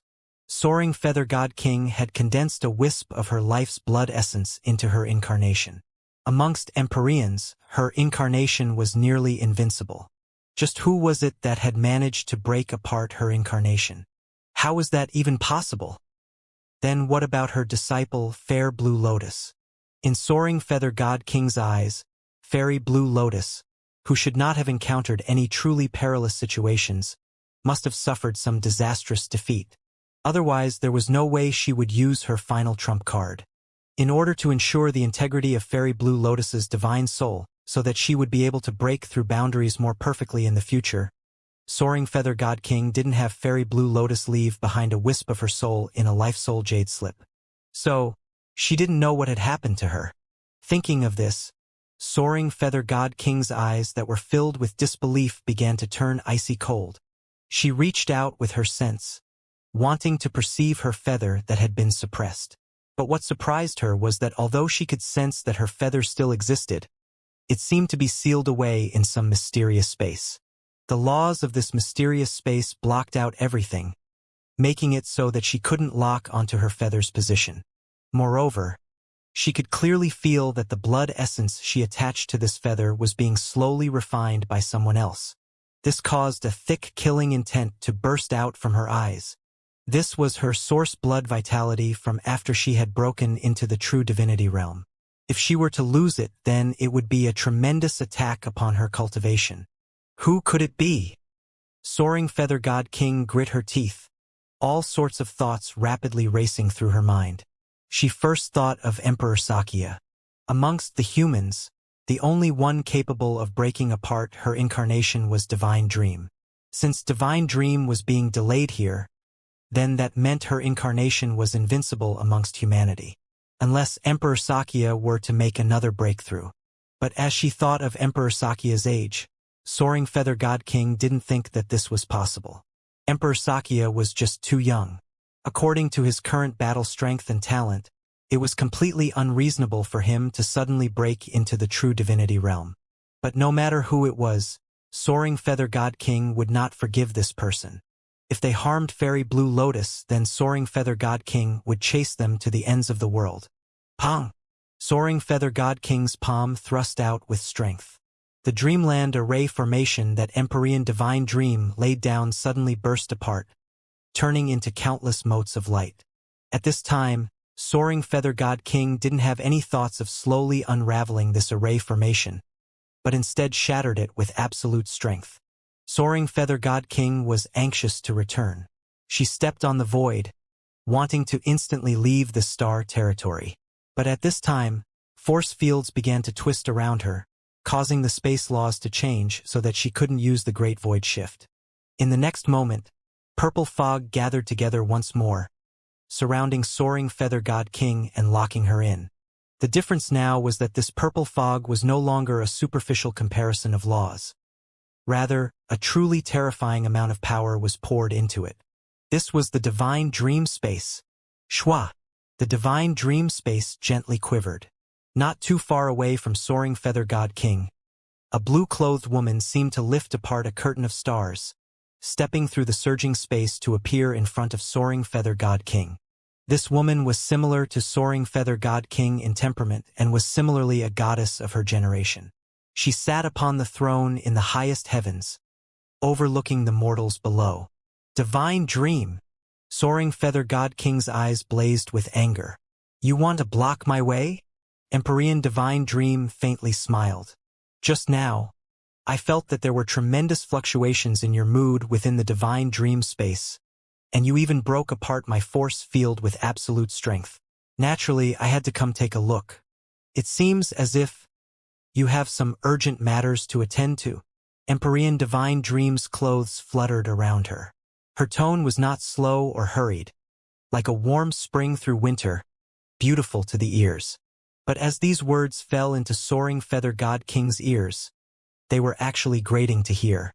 Get out of my way, Soaring Feather God King coldly said. I'm afraid that isn't going to happen. Empyrean Divine Dream gently raised her right hand, a flower petal slowly revolving around her fingertips. She faintly guessed that it was something related to battles between the juniors that had startled Soaring Feather God King so. And if it was bad news to Soaring Feather God King, then it was definitely good news to her. In any case, she couldn't easily allow her to withdraw. The rivers run 30 years east and then 30 years west. Since you held me back here before so that I couldn't return to the wild universe, it's my turn to repay the favor. Soaring Feather God King flung out her sleeves, her face an icy mask. Do you think that with Astral Vault God King also coming, you will still be able to hold me here? To have you stay for a moment is another moment one. Divine Dream's voice was indifferent as she slowly pulled out a sword. The faint and ethereal starry skies were limitless and without end. Floating within these starry skies was a continent, and this continent was covered with spirit springs and wonderful treasures of heaven and earth. This was a land contained within Lin Ming's universe. At this time, four of the Saint Generals, High Sun, Dark Moon, Blue Lotus, and Xianxia, had all been thrown onto this continent after having their blood energy completely locked away. Their bodies were bound with law-cursed seals. Even moving the tiniest fraction was difficult. Motherfucker! This hurts. High Sun struggled to twist his neck, causing his bones to emit loud crackling sounds. This damned demon. I have no idea what he plans to do with us. High Sun cursed. Considering things, he was in a relatively good situation. At the very least, he was able to stand. The most pitiful one was Xianxia. All of Xianxia's bones had been broken and he was lying on the ground like a puddle of meat, only able to emit weak groans. At this time, Fairy Blue Lotus was carefully observing Lin Ming's inner world. As she investigated the world around her, she began to discover the differences here.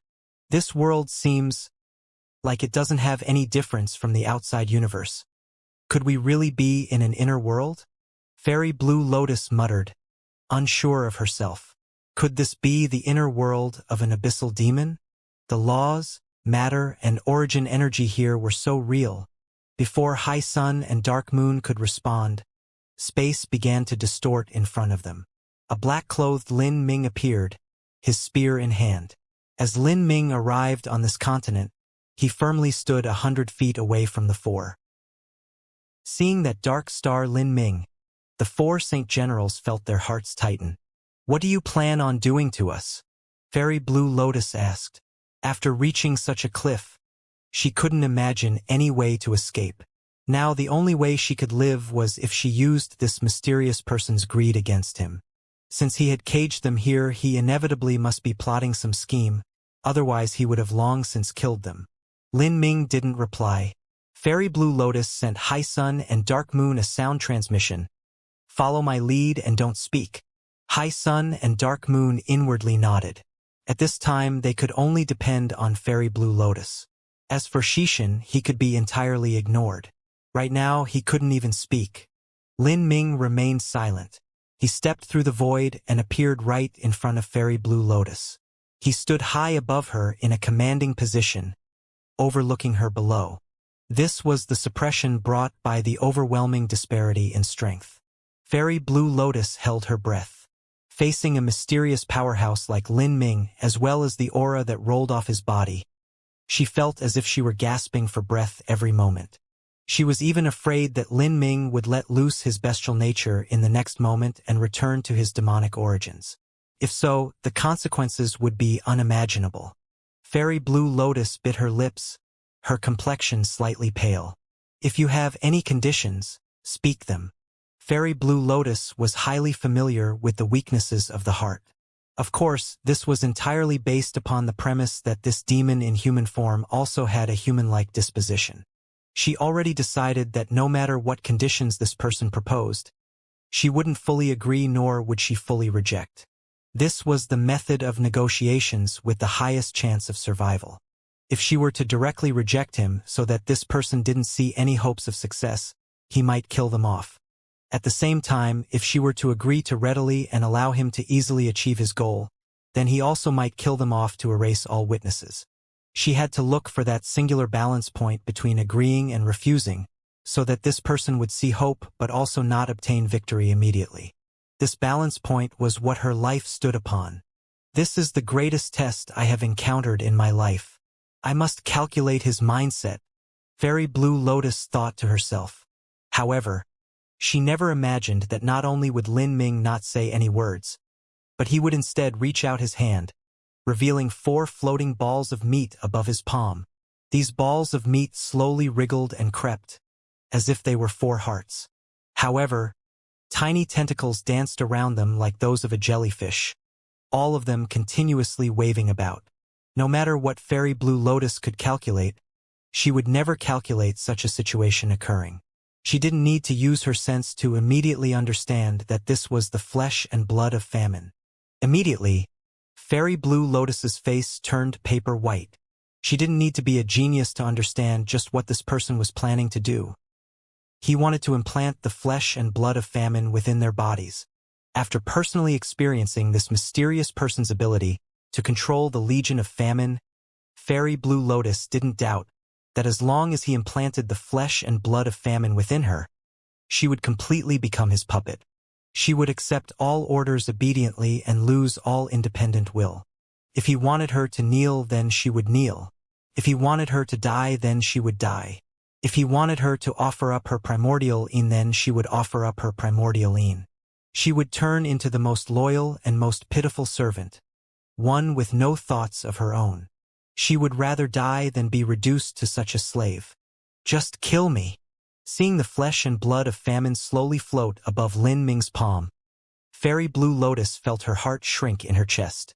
Behind Fairy Blue Lotus, High Sun and Dark Moon, and even the half-dead Xishan felt as if they had fallen into any ice lake.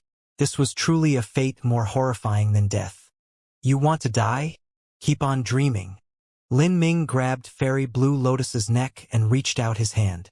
The flesh and blood of famine followed. This flesh and blood of famine had been taken out from a part of the Legion of Famine's Saint Martial Artists. It was the most distilled essence, capable of controlling an Empyrean-level powerhouse. Lin Ming wanted to know, once these 4 Saint General top-level geniuses were fused with the flesh and blood of famine, just what kind of combat strength would they be able to display? The flesh and blood of famine utterly obeyed Lin Ming's command. After implanting it, he would gain 4 loyal and devoted super minions. To have them sweep away the Saint armies would be no problem at all. Of course, if Lin Ming wanted to, he could take out the flesh and blood of famine at any moment, restoring their freedom of will. To possess such an ability was truly convenient. Lin Ming even felt a bit of envy towards the Good Fortune Saint Sovereign's methods. The Good Fortune Saint Sovereign planned to use the flesh and blood of famine to slowly take control of the entire world. Then why couldn't Lin Ming do the same? You, my master will not let you go, Fairy Blue Lotus said between clenched teeth, her voice difficult to hear. For her to use her master as a threat already proved that her fear had reached the extreme, otherwise she wouldn't use such a cheap and shameful threat. This was the same as a tussle between children, and then one of the children running away while screaming for their mother. But at this time, Lin Ming had already grabbed Fairy Blue Lotus's neck and had lifted her up. No. Even though Fairy Blue Lotus was normally calm, she had already lost her composure and was panicking, wildly struggling about. The ball of meat continued to wriggle about in Lin Ming's hand, extending its small tentacles towards her. In her eyes, this was the most terrifying demon in the world. Just happily be my servant, Lin Ming indifferently said, his words causing Fairy Blue Lotus to wish that she could commit suicide. At the same time, Lin Ming grabbed the flesh and blood of famine, and then placed it above Fairy Blue Lotus's chest. Ah! Fairy Blue Lotus miserably cried out. All she felt was numbness at her chest. The flesh and blood of famine had bitten open her chest and was drilling into her body. It was a strange and macabre feeling to know that she was losing herself. She felt itchy all over even as her entire body tingled with numbness. This bizarre feeling nearly caused Fairy Blue Lotus to bite off her tongue in response. She would rather the process be agonizingly painful so she could faint here. Walala! The flesh and blood of famine continued to wriggle onwards. Fairy Blue Lotus's eyes turned blood red. Her delicate body violently shook as she took great gasping breaths. However, no matter how she struggled, she couldn't change her destiny. You don't. Fairy Blue Lotus could no longer form complete sentences. Fragrant drops of sweat rolled down her body, soaking her clothes. And at this time, Lin Ming continued to grab onto Fairy Blue Lotus's neck, his eyes so cold that they caused one to shiver. His gaze fell upon High Sun, Dark Moon, and Xishan. All of them began to sweat all over. They finally realized that after falling into the hands of this demon, even dying might be an impossible hope. Slowly, Fairy Blue Lotus's struggles died down. Drool leaked out from the corners of her lips. Lin Ming released her, allowing her to slump onto the ground like a wet noodle. Lin Ming looked at her. At this time, the flesh and blood of famine had already turned into tiny threads that permeated her heart and every other inch of her body. Even her spiritual sea was invaded by the flesh and blood of famine. The flesh and blood of famine had thoroughly fused with her body. As the more formidable life form, after Fairy Blue Lotus and Famine's mortal body fused together into a single being, the flesh and blood of famine naturally took command of her body and mind. If Lin Ming wanted to, he could have the flesh and blood of famine remain in a slumbering condition so that Fairy Blue Lotus was no different from normal, and there would also be no influence on her thoughts. But once he activated the flesh and blood of famine, she would become his most loyal slave. Lin Ming looked at Fairy Blue Lotus. With a thought, he activated the flesh and blood of famine. Fairy Blue Lotus trembled. Bewilderment flashed in her eyes. She dazedly looked at Lin Ming with confusion. Slowly, this confusion turned into reverence. This feeling was like a low-level life form seeing the king of their own race. This was an obedience and respect that came from the depths of their bloodline. She crawled up from the ground and knelt before Lin Ming. She lovingly kissed his feet, saying, "Blue Lotus greets master." "Very good." Lin Ming smiled. With 4 Empyrean-level super minions as well as over 90% of the remaining Legion of Famine, he would have an even greater advantage in his crusade against the Saints. Moreover, these 4 Saint Generals, in particular Blue Lotus, High Sun, and Dark Moon, would make it so that Astral Vault God King and Soaring Feather God King would be wary of acting against him. in fear that they would harm their disciples. These were truly multi-purpose servants. At this time, Lin Ming turned towards Hai Sun, Dark Moon, and Xishan. Hai Sun's eyes stuck out of his head and he gasped like a cow. He had personally seen Fairy Blue Lotus's fate and his body trembled with anger and fear. "You beast! If you have the guts, then kill me. Do you dare to kill me? Come on. If you have the courage, then kill me." Hai Sun pointed at his own neck, his eyes blood red. "You motherfucker, you fucking beast. If you don't kill me today, then there will surely be a day when I chop off your head and feed it to the Juge." Hai Sun cried out pitifully, because just now, the flesh and blood of famine had been tossed out by Lin Ming and had flown in between his lips. It had gone straight into his throat. Ka! Ku! Hai Sun desperately grabbed at his neck, the blood vessels already sticking out like worms. But he couldn't stop this thing from crawling into his body. Mother! Hai Sun spat out with difficulty. He flew backwards and landed on the ground, slamming his head into the floor and punching his chest. But all his efforts were for naught. He wanted to curse at Lin Ming, but because his throat was filled, his words became a blur. "You want to goad me into anger so that I will kill you in a rage? Not even a child would fall for such little tricks." Lin Ming coldly looked at Hai Sun as he tumbled about on the ground. Because Hai Sun's energy and blood vitality had been sealed away, he couldn't even commit suicide by severing his meridians. With Hai Sun's intelligence, he could only think of goading Lin Ming into anger as a way to find death. However, Lin Ming didn't even care about his words. Then, Lin Ming turned to Dark Moon. Dark Moon had already started crying, truly crying. Great teardrops fell down like rain, making her seem pitiable. She miserably looked at Lin Ming and held her hands against her chest. With her short height and slim figure, she looked like a 14 to 15-year-old girl who had developed too early. "And no, don't do it. I'll do anything you want. You don't need to implant anything in me. I am willing to be your servant. I beg you. I'll do anything you." Dark Moon grabbed onto Lin Ming's hand, her large watery eyes seeming as if they could speak. Seeing Dark Moon's response, Lin Ming was startled. Hai Sun and Fairy Blue Lotus's reactions were within his anticipation, but he never expected that such a true divinity disciple who had been arrogant and haughty since birth would actually have no bottom line.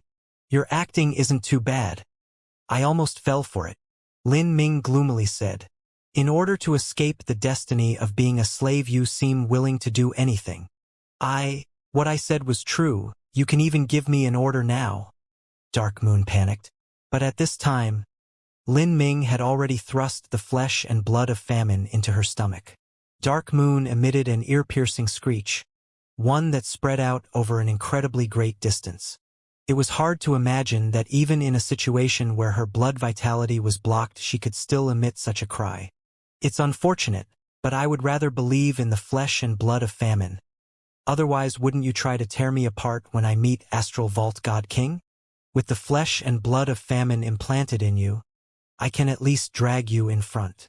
Lin Ming dropped the sentence, then no longer bothered with Dark Moon. He approached Xishan. Xishan's eyes were dark and lightless. He looked at Lin Ming, humorlessly smiling without speaking another word. Lin Ming didn't waste time. He directly placed the flesh and blood of famine into the open wound on Xishan's chest. After another incense stick of time, the flesh and blood of famine had thoroughly fused with the 4 Saint Generals. As for the runic seals that Lin Ming had placed in these people's bodies, he slowly lifted them as well as freeing the power of their blood vitality. Afterwards, the powerful mortal body functions of the saint race began to reveal themselves. The wounds that the flesh and blood of famine had bitten open began to slowly regenerate without even leaving a scar behind. Even the most heavily injured Imperial Prince Xishan started to restore his strength and ability to walk, his skeleton loudly stitching itself together. After another 4 hours, the 4 people had recovered. They all knelt in front of Lin Ming. Subordinate Blue Lotus greets Master. Subordinate Dark Moon greets Master. Subordinate Hai Sun greets Master. Subordinate Xishan greets Master. Very good. You all can continue cultivating for now. I will issue orders to you later. Xishan, tell me, what is this black book? Where does it come from? Lin Ming took out the black book from his inner world. Xishan respectfully replied, reporting to Master, this book is something that this subordinate obtained within an ancient tomb in the primeval realm ruins. As for what exactly it is, I do not know. But I cannot open this book, nor can I read the writings. I only know that it contains a demonic strength, and if used in battle can greatly increase my strength. But after using it, I will feel particularly exhausted. It is because of this that I tried not to use this black book as much as possible in order to avoid any permanent wounds or leave behind any hidden dangers. Xishan explained everything he knew to Lin Ming, without concealing anything at all. Lin Ming frowned. What Xishan knew basically wasn't useful to him at all. So it's something obtained in the primeval realm ruins. This primeval realm ruins seems to contain some secret. Lin Ming had already heard of the primeval realm ruins multiple times before. It was a world that was separate from the 33 heavens, and some people believed that it was the shattered fragments of a world left behind after some ancient world collapsed, and it was only because of its connection to the Dark Abyss's enchantment that it didn't completely break apart. This was because the entrance to the Dark Abyss was located within the primeval realm ruins, and this entrance seemed to have existed since time immemorial, even making the associated primeval realm ruins stable. The primeval realm ruins were under the control of the saints. It was a land filled with heaven-defying lucky chances but also incomparably perilous dangers. If one had a great destiny as well as a great strength, then it wouldn't be strange to find the inheritance of an upper true divinity master within it. Lin Ming began earnestly studying the Black Book. He continued to pour in various energies, including true essence, spirit essence, astral essence, the power of divinity, and even the power of demons. But none of his attempts were effective. Lin Ming then tried to use the laws of the Holy Scripture and Ajura Sutra. But the Lol runes he sent out were eventually destroyed as they entered the misty cover of the Black Book, disappearing without a trace. Thus, Lin Ming had no choice but to temporarily give up on studying this Black Book. He threw it back into his inner world and continued to suppress it with the ancient Elysium seal. With another thought, Lin Ming took out Soaring Feather God King's feather from the magic cube space. This feather was only half a foot long and seemed like a spear cast from cold iron. Lin Ming didn't doubt that if he were to use this feather as a weapon, it would be able to penetrate through the mortal body of a Saint Empyrean. This was a life feather of Soaring Feather God King. It was a wonderful treasure and Lin Ming didn't plan on wasting it. However, Lin Ming discovered that Soaring Feather God King had laid down some law curse seals within the feather. If anyone were to tamper with it, then the feather would self-destruct. Although Lin Ming was confident in his abilities to unravel the curse seals, he didn't want to waste the time. Now, the saints and humans were at war, and every moment meant more corpses. His time was extremely precious, and he estimated that if this were normal times and he wanted to refine this life feather, it might take around a year. This was time that he couldn't afford to use up. His thoughts stirred. He looked towards Fairy Blue Lotus. I want to refine your master's life feather. Do you have any shortcuts you can provide me with? Fairy Blue Lotus's mind shook. Pain and hesitation seemed to flash through her limpid eyes. She wanted to comply with Lin Ming's order, but doing so seemed as if it would cause her to lose something precious in her heart, making her incomparably sad. Lin Ming was surprised by the feelings that flitted through Fairy Blue Lotus's eyes. This wasn't simple at all.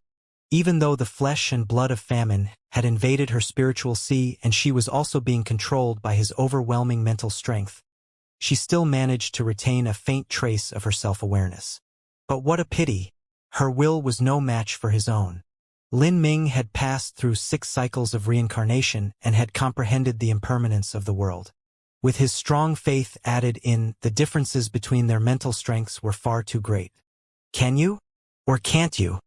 Lin Ming quietly said, his voice swift and fierce.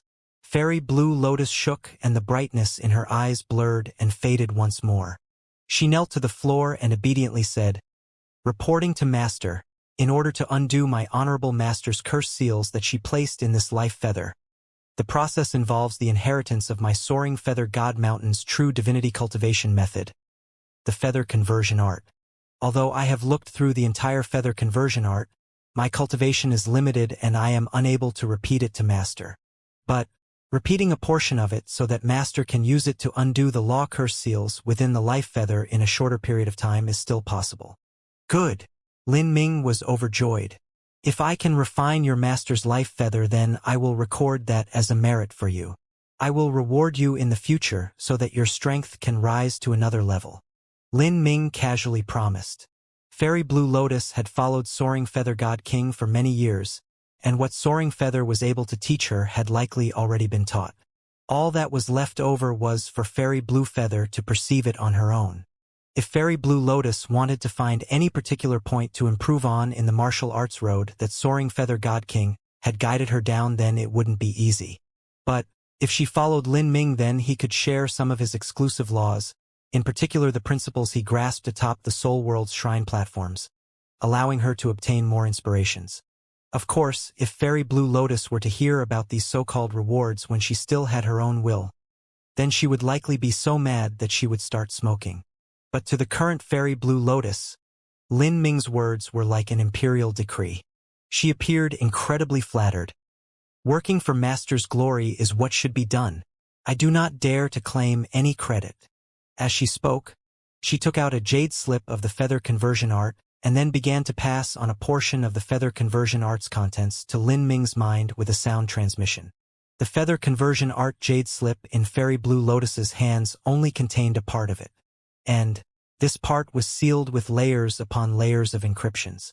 Without Fairy Blue Lotus explaining the jade slip, then it would be impossible to see what was recorded within. As Lin Ming listened, he watched at the same time. This feather conversion art jade slip seemed to contain infinite illusions, as if there were a kaleidoscopic world within. Lin Ming praised in his mind. What a wonderful feather conversion art! In terms of the great Tao laws, although it was much worse than the Holy Scripture, it specialized in different things.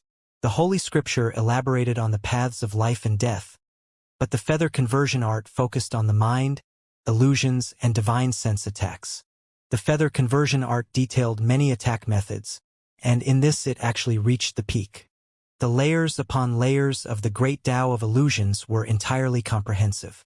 With a single step one could see another landscape, leaving one dizzied and unable to take it all in.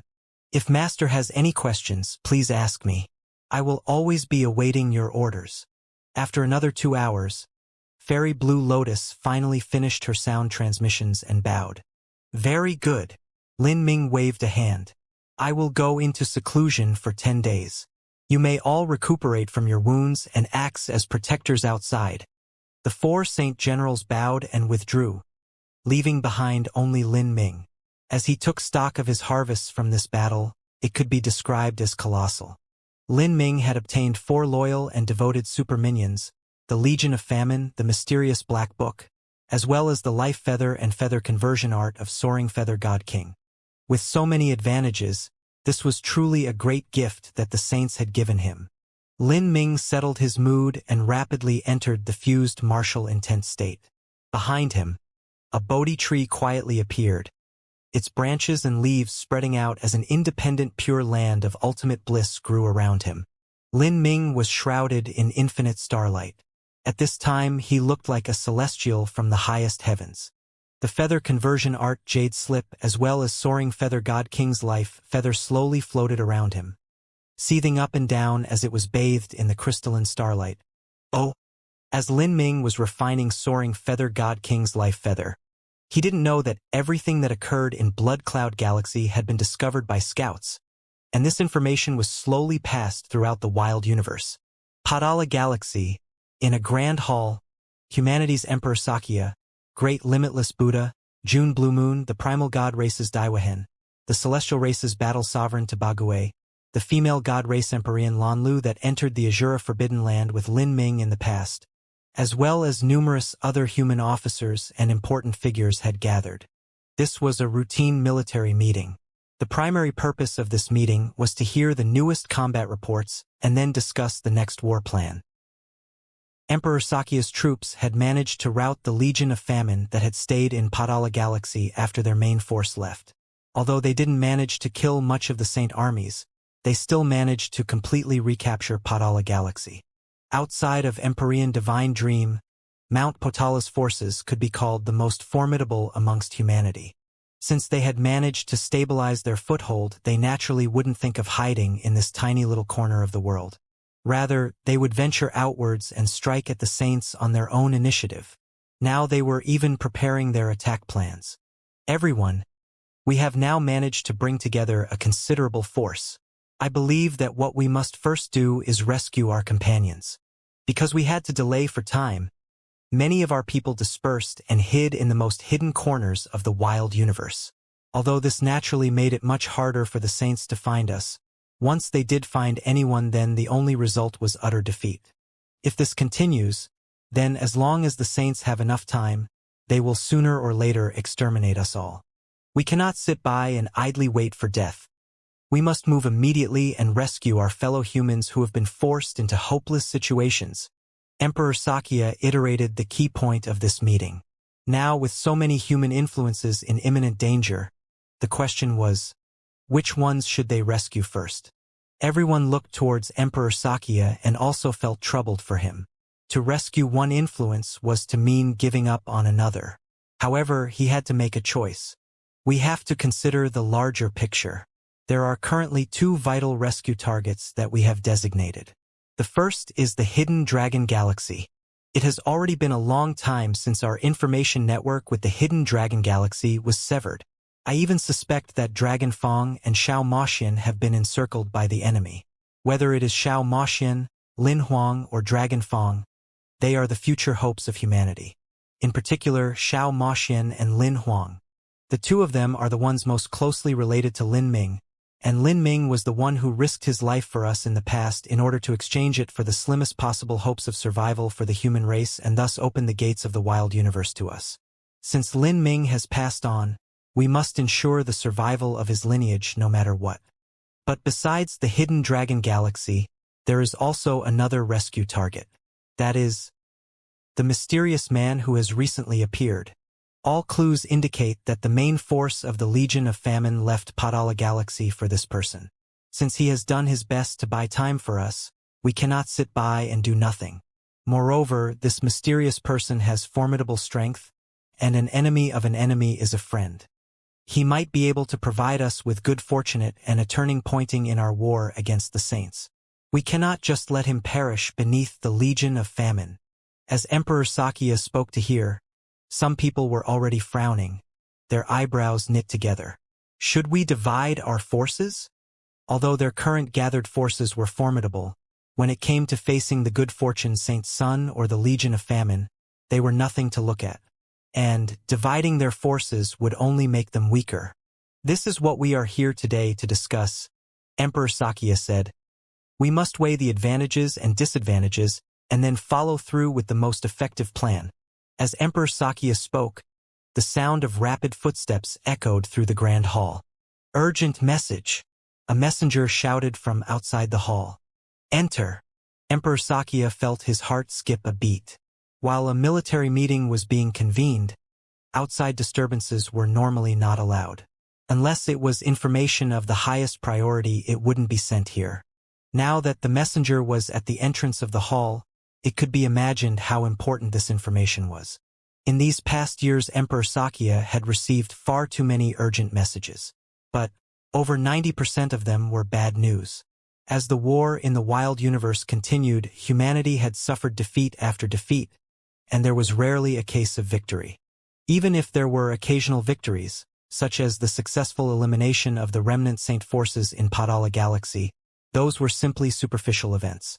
What humanity needed now was a hearty great victory, a true success that would rouse their morale.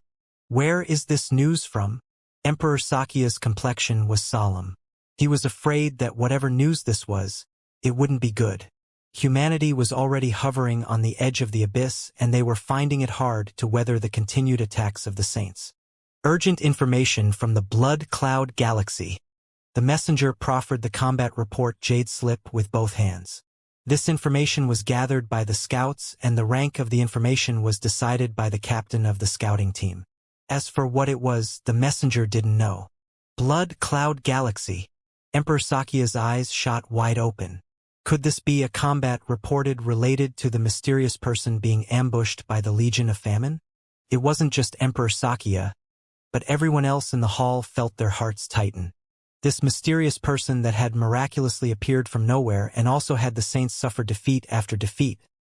They wouldn't have perished like this, right? Emperor Sakia took a deep breath and probed the contents of the jade slip. He had already steeled himself for bad news. However, when he finally looked into the contents of the jade slip, he was shocked silent. He even suspected that he had misread. He scanned the combat report jade slip several times, and after making sure he read everything, he froze like a statue. How is this? Senior Emperor Sakia. Just what happened? All the eyes in the hall were focused on Emperor Sakia. They saw that he remained speechless after looking through the jade slip, and these actions left them a bit worried. Seeing everyone's curious gaze, Emperor Sakia finally responded. He looked at the gathered crowd and was at a loss for words. It is. You can take a look yourself. Emperor Sakia had a strange expression as he passed the jade slip to others. These people immediately scanned the jade slip. This type of combat report jade slip was originally able to allow several other people to read it at the same time. Then, as they read through the contents, they were all left dumbfounded together, almost as if they were living some kind of dream. This was truly explosive news that would rock the 33 heavens. The jade slip had some images recorded within, all of them showing the scene of the Blood Cloud Galaxy after the Great Battle. There were ruined fragments of celestial bodies all over, and beneath these images were a few lines of simple words. A great battle has occurred in the Blood Cloud Galaxy. We have discovered that Fairy Blue Lotus laid down an ambush for the mysterious person in the Blood Cloud Galaxy around a month or two ago and waited for them to rush in. A battle occurred, but as for exactly what happened or how the battle unfolded, we are not sure of the specifics. This is what we know after several days of investigating. The main force of the Legion of Famine has been completely annihilated within Blood Cloud Galaxy. Blood Cloud Galaxy's heavenly palace and their spirit ships have all been disintegrated to dust. The Blood Cloud Galaxy support unit, besides those members that were carrying missions outside, were all destroyed, with not even a single stationed guard remaining. 4 of the Saint Generals have gone missing. The above situation is suspected to be the work of the mysterious person. More details are being investigated. For a time, the entire meeting hall fell into silence. Several people felt their jaws drop down as they were unable to believe what was written in the jade slip. But the images spoke for themselves. The Saint race's heavenly palace and the fleets of spirit ships had all been destroyed. In particular, the nearly invincible Legion of Famine. There should be no force beneath that of a true divinity capable of resisting their attack. Yet such a legion had been annihilated? Was this possible? In fact, it was thought that this mysterious person was incredibly powerful and would be able to escape the Legion of Famine's pursuit. Of course, this was under the premise that he knew there was an ambush laid out ahead of time for them, so that he could preempt their actions. But for this mysterious person to eliminate the Legion of Famine, that was a nearly unimaginable matter. There might be a mistake, Daiwahen said with disbelief thick in his voice. This news was simply too shocking. He had personally witnessed the strength of the Legion of Famine and wasn't able to believe that there truly existed someone with such ability. The captain responsible for overseeing the scout team is this old monk's great direct disciple. He was naturally born with inherent arcane abilities that could peer into the far-off distance and listen to voices on the endless wind. He should have been able to view the image of the saints from afar using some clues in order to analyze his information. He is a calm and alert individual, and even if the information we obtain is slightly different, it shouldn't be anything too absurd. Great Limitless Buddha slowly said. Normally, he was the calmest and most peaceful of the eminent monks. But now even he found it difficult to maintain his composure. As he twisted his Buddha beads, the speed at which he did so was clearly much faster than normal. No matter what the case is, we must be careful. Could this be false news intentionally spread by the saints so that we walk into their trap? Battle Sovereign Tabagwe furrowed his eyebrows, still finding it hard to fully trust the combat report Jade slip. Emperor Xianxia shook his head. The possibility isn't too likely. Originally, as long as Fairy Blue Lotus led the Legion of Famine to search through Padala Galaxy, we would have suffered defeat sooner or later. As for the Hidden Dragon Galaxy, any accident there would be a good situation for the Saints. But the Legion of Famine suddenly withdrew their forces from Padala Galaxy to return to Blood Cloud Galaxy, which in turn gave us a chance to catch our breath. Moreover, the Heavenly Palace at Blood Cloud Galaxy was truly destroyed. The fragments of the spirit ships and the Heavenly Palace have been verified to be real. If this really was a charade, then why would they destroy a Heavenly Palace and kill off so many of their disciples, even giving us a chance to stabilize and restore morale? Just what would the goal behind such actions be? As Emperor Xianxia spoke, everyone fell silent. Indeed, when two armies faced off in a war, putting on a ruse or faking some weakness wasn't a rare act. But those who did such things were always on the losing end. Would the saints really harm themselves to put on such a meaningless act? Who is this mysterious person? The god race's Empyrean Lanlu muttered, a strange light flashing in her eyes. I also wish to know. If there is a chance, I would truly love to see him. Oh. After Mount Padala obtained news of the Legion of Famine, other human influences also obtained this information. But, because news of the Legion of Famine's utter destruction still required proof, no one dared to publicize it. This was a precaution just in case it really was a smokescreen that the saints had put up. If it was, then these human influences would not only be made into jokes, but the morale of humanity would also suffer. So for these past days, whether it was the humans or saints, neither side found it easy to remain tranquil. In fact, within the Blood Cloud Galaxy, there were even more Saint Scouts. But they didn't manage to find much new information. Lin Ming may control the Legion of Famine, but even at this point in time no one knew of it. The Good Fortune Saint Sovereign didn't know either. This was because Lin Ming had used the magic cube to completely erase the spirit marks that the Good Fortune Saint Sovereign had left within the Legion of Famine, and according to the previous experiences of the Good Fortune Saint Sovereign, spirit marks being destroyed would only occur because the Legion of Famine had been destroyed. If the flesh and blood of famine was destroyed, then the spirit marks would naturally disappear. As for someone capable of counter-controlling the flesh and blood of famine, the Good Fortune Saint Sovereign had never met such an existence before.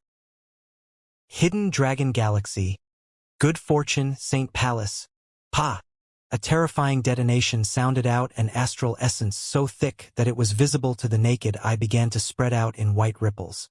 The surrounding void shattered as a red beast was smashed in the back by a tall man.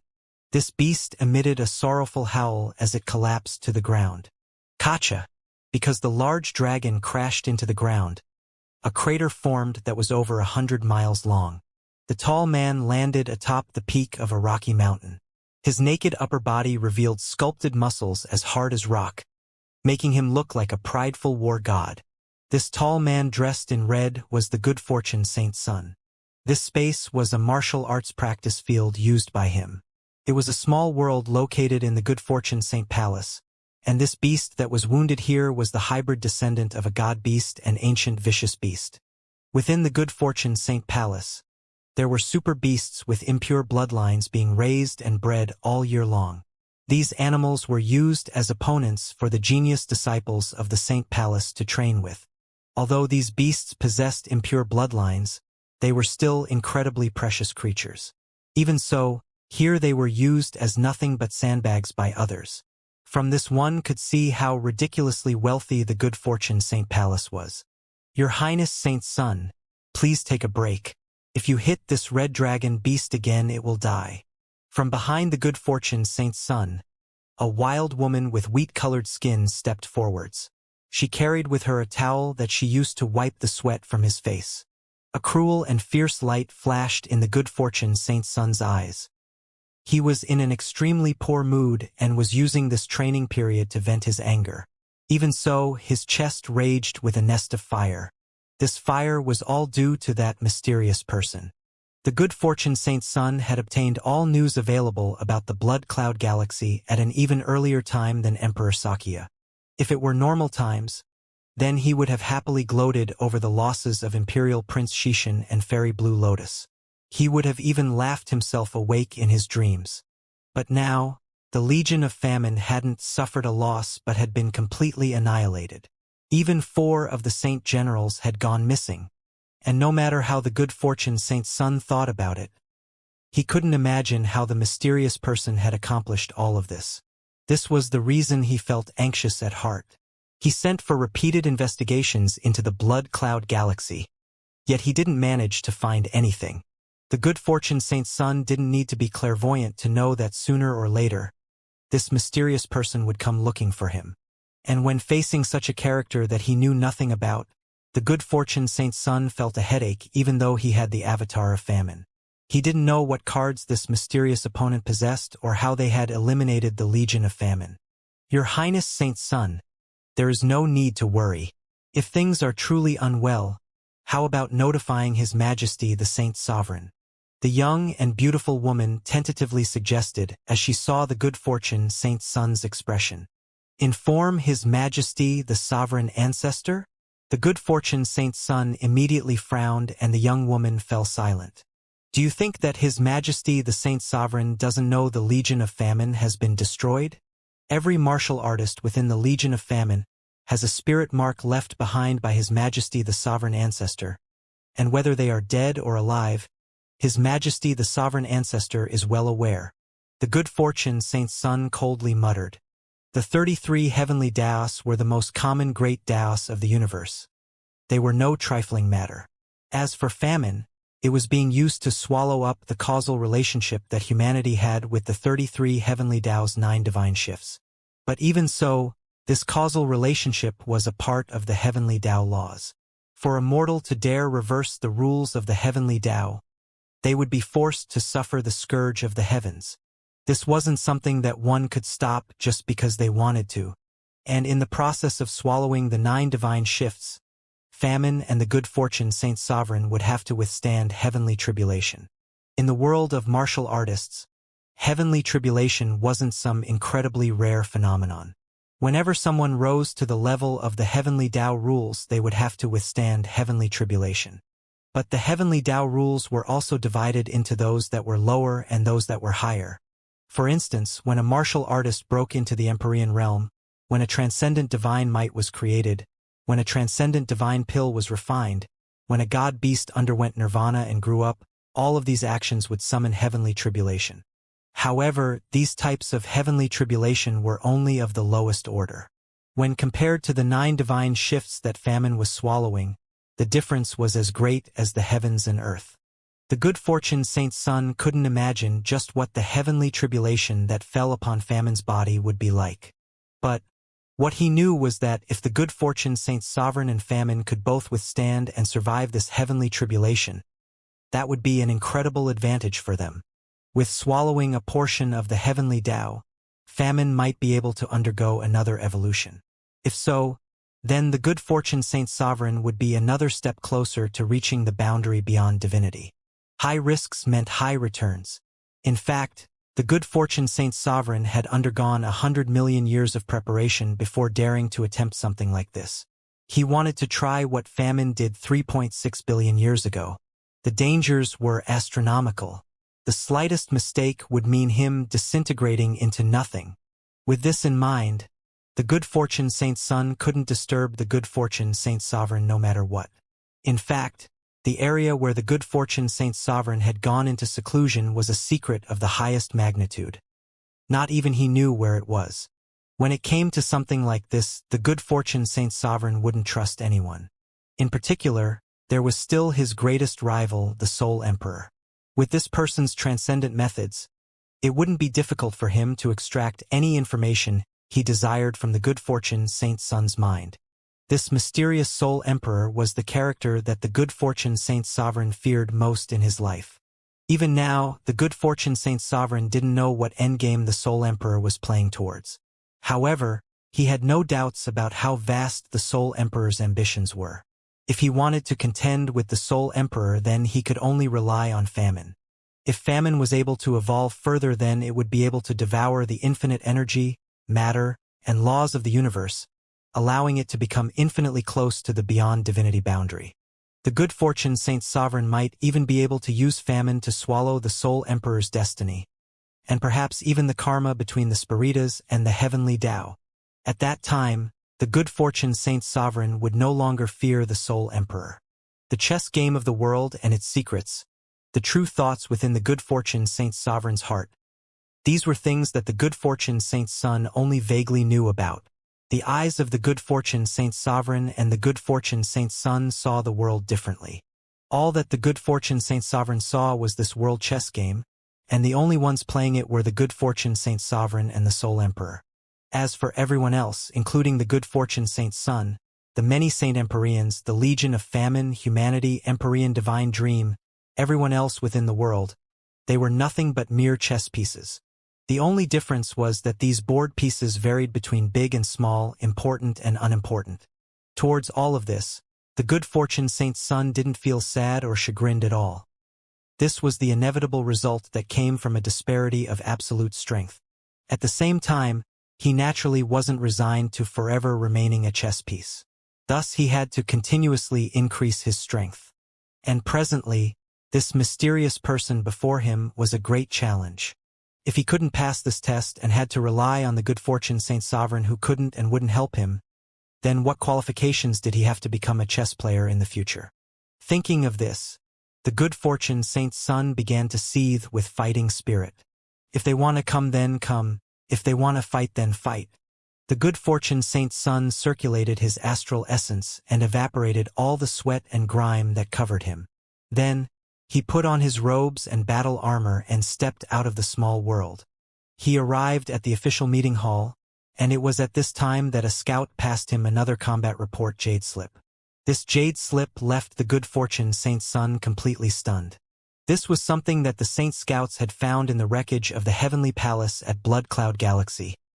It was a crystal fragment with an image contained within. And coincidentally, this crystal fragment recorded the incomplete image of that mysterious person. In this image, a mysterious man rode atop a black dragon. He held a spear, shattering planets with a wave of his hand. This recording only lasted a brief moment, but the moment that the good fortune Saint Sun saw it, he felt his heart skip a beat and his complexion turn ugly. As for the Saint Race military officers that were standing in the meeting hall, none of them dared to speak as they saw the good fortune Saint Sun glower upon obtaining this information jade slip. They were afraid of attracting his anger. For a time, the entire hall fell silent.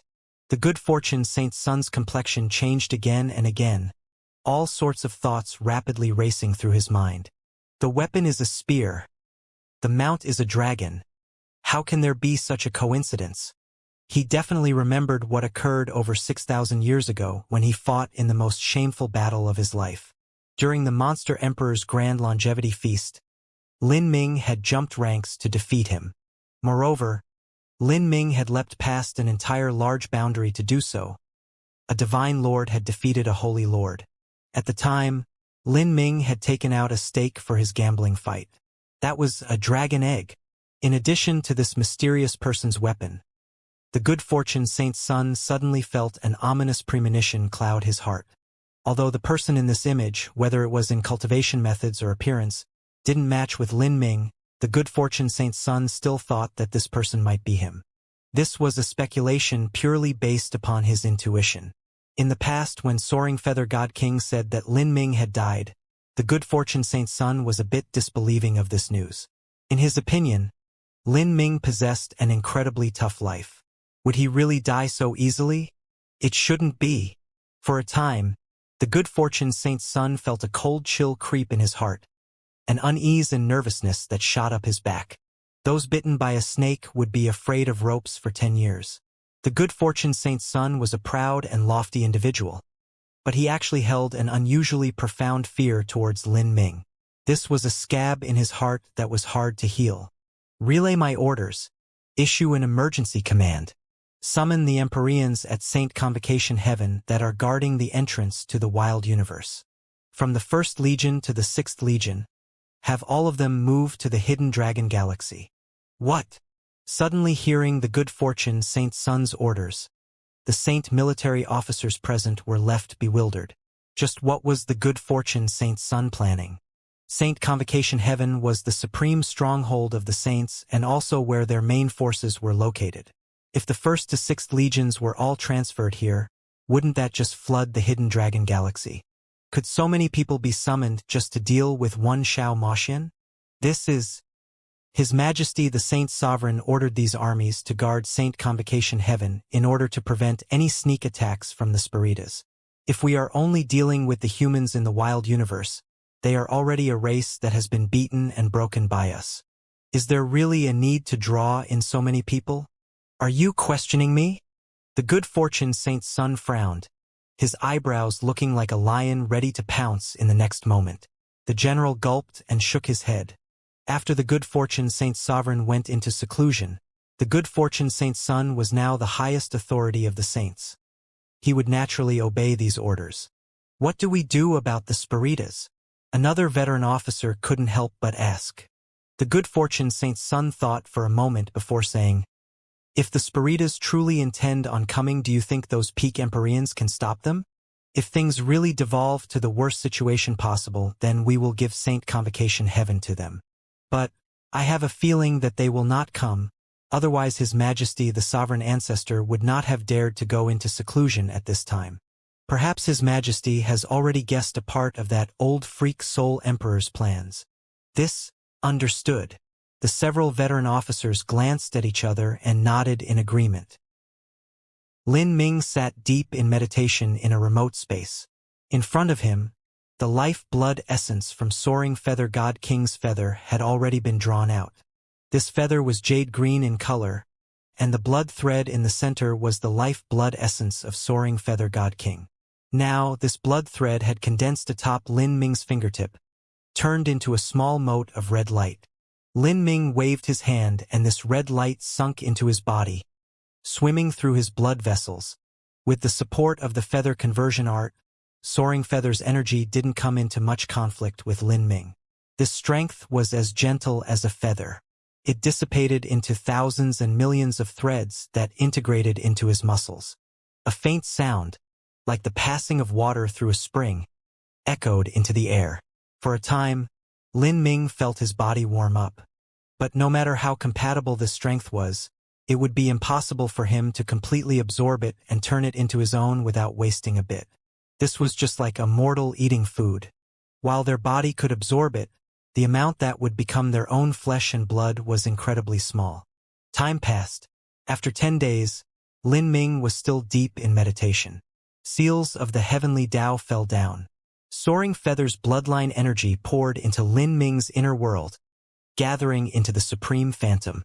Lin Ming's Supreme Phantom became increasingly tall as it grew more and more. The Phantom became increasingly real. The power of divinity and demons gathered within it, including all sorts of great Tao laws circulating throughout. In that moment, Lin Ming felt that only the thinnest film blocked him from breaking into the Empyrean realm. As long as he put in a little effort, he could truly shatter through his cocoon and become a butterfly. The Supreme Phantom within his inner world would condense into true reality, and he would step into the Empyrean realm. He could even faintly feel that there was a subtle contact between him and the 33 heavenly Taos. The power of heavenly tribulation seemed to brew high above him, eyeing him covetously.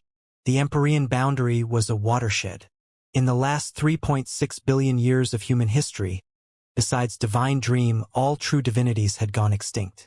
In fact, even most human martial artists didn't know of the existence of true divinities. Because of humanity's limited vision and their customs, when they referred to the true divinities of ancient times, they called them Empyreans.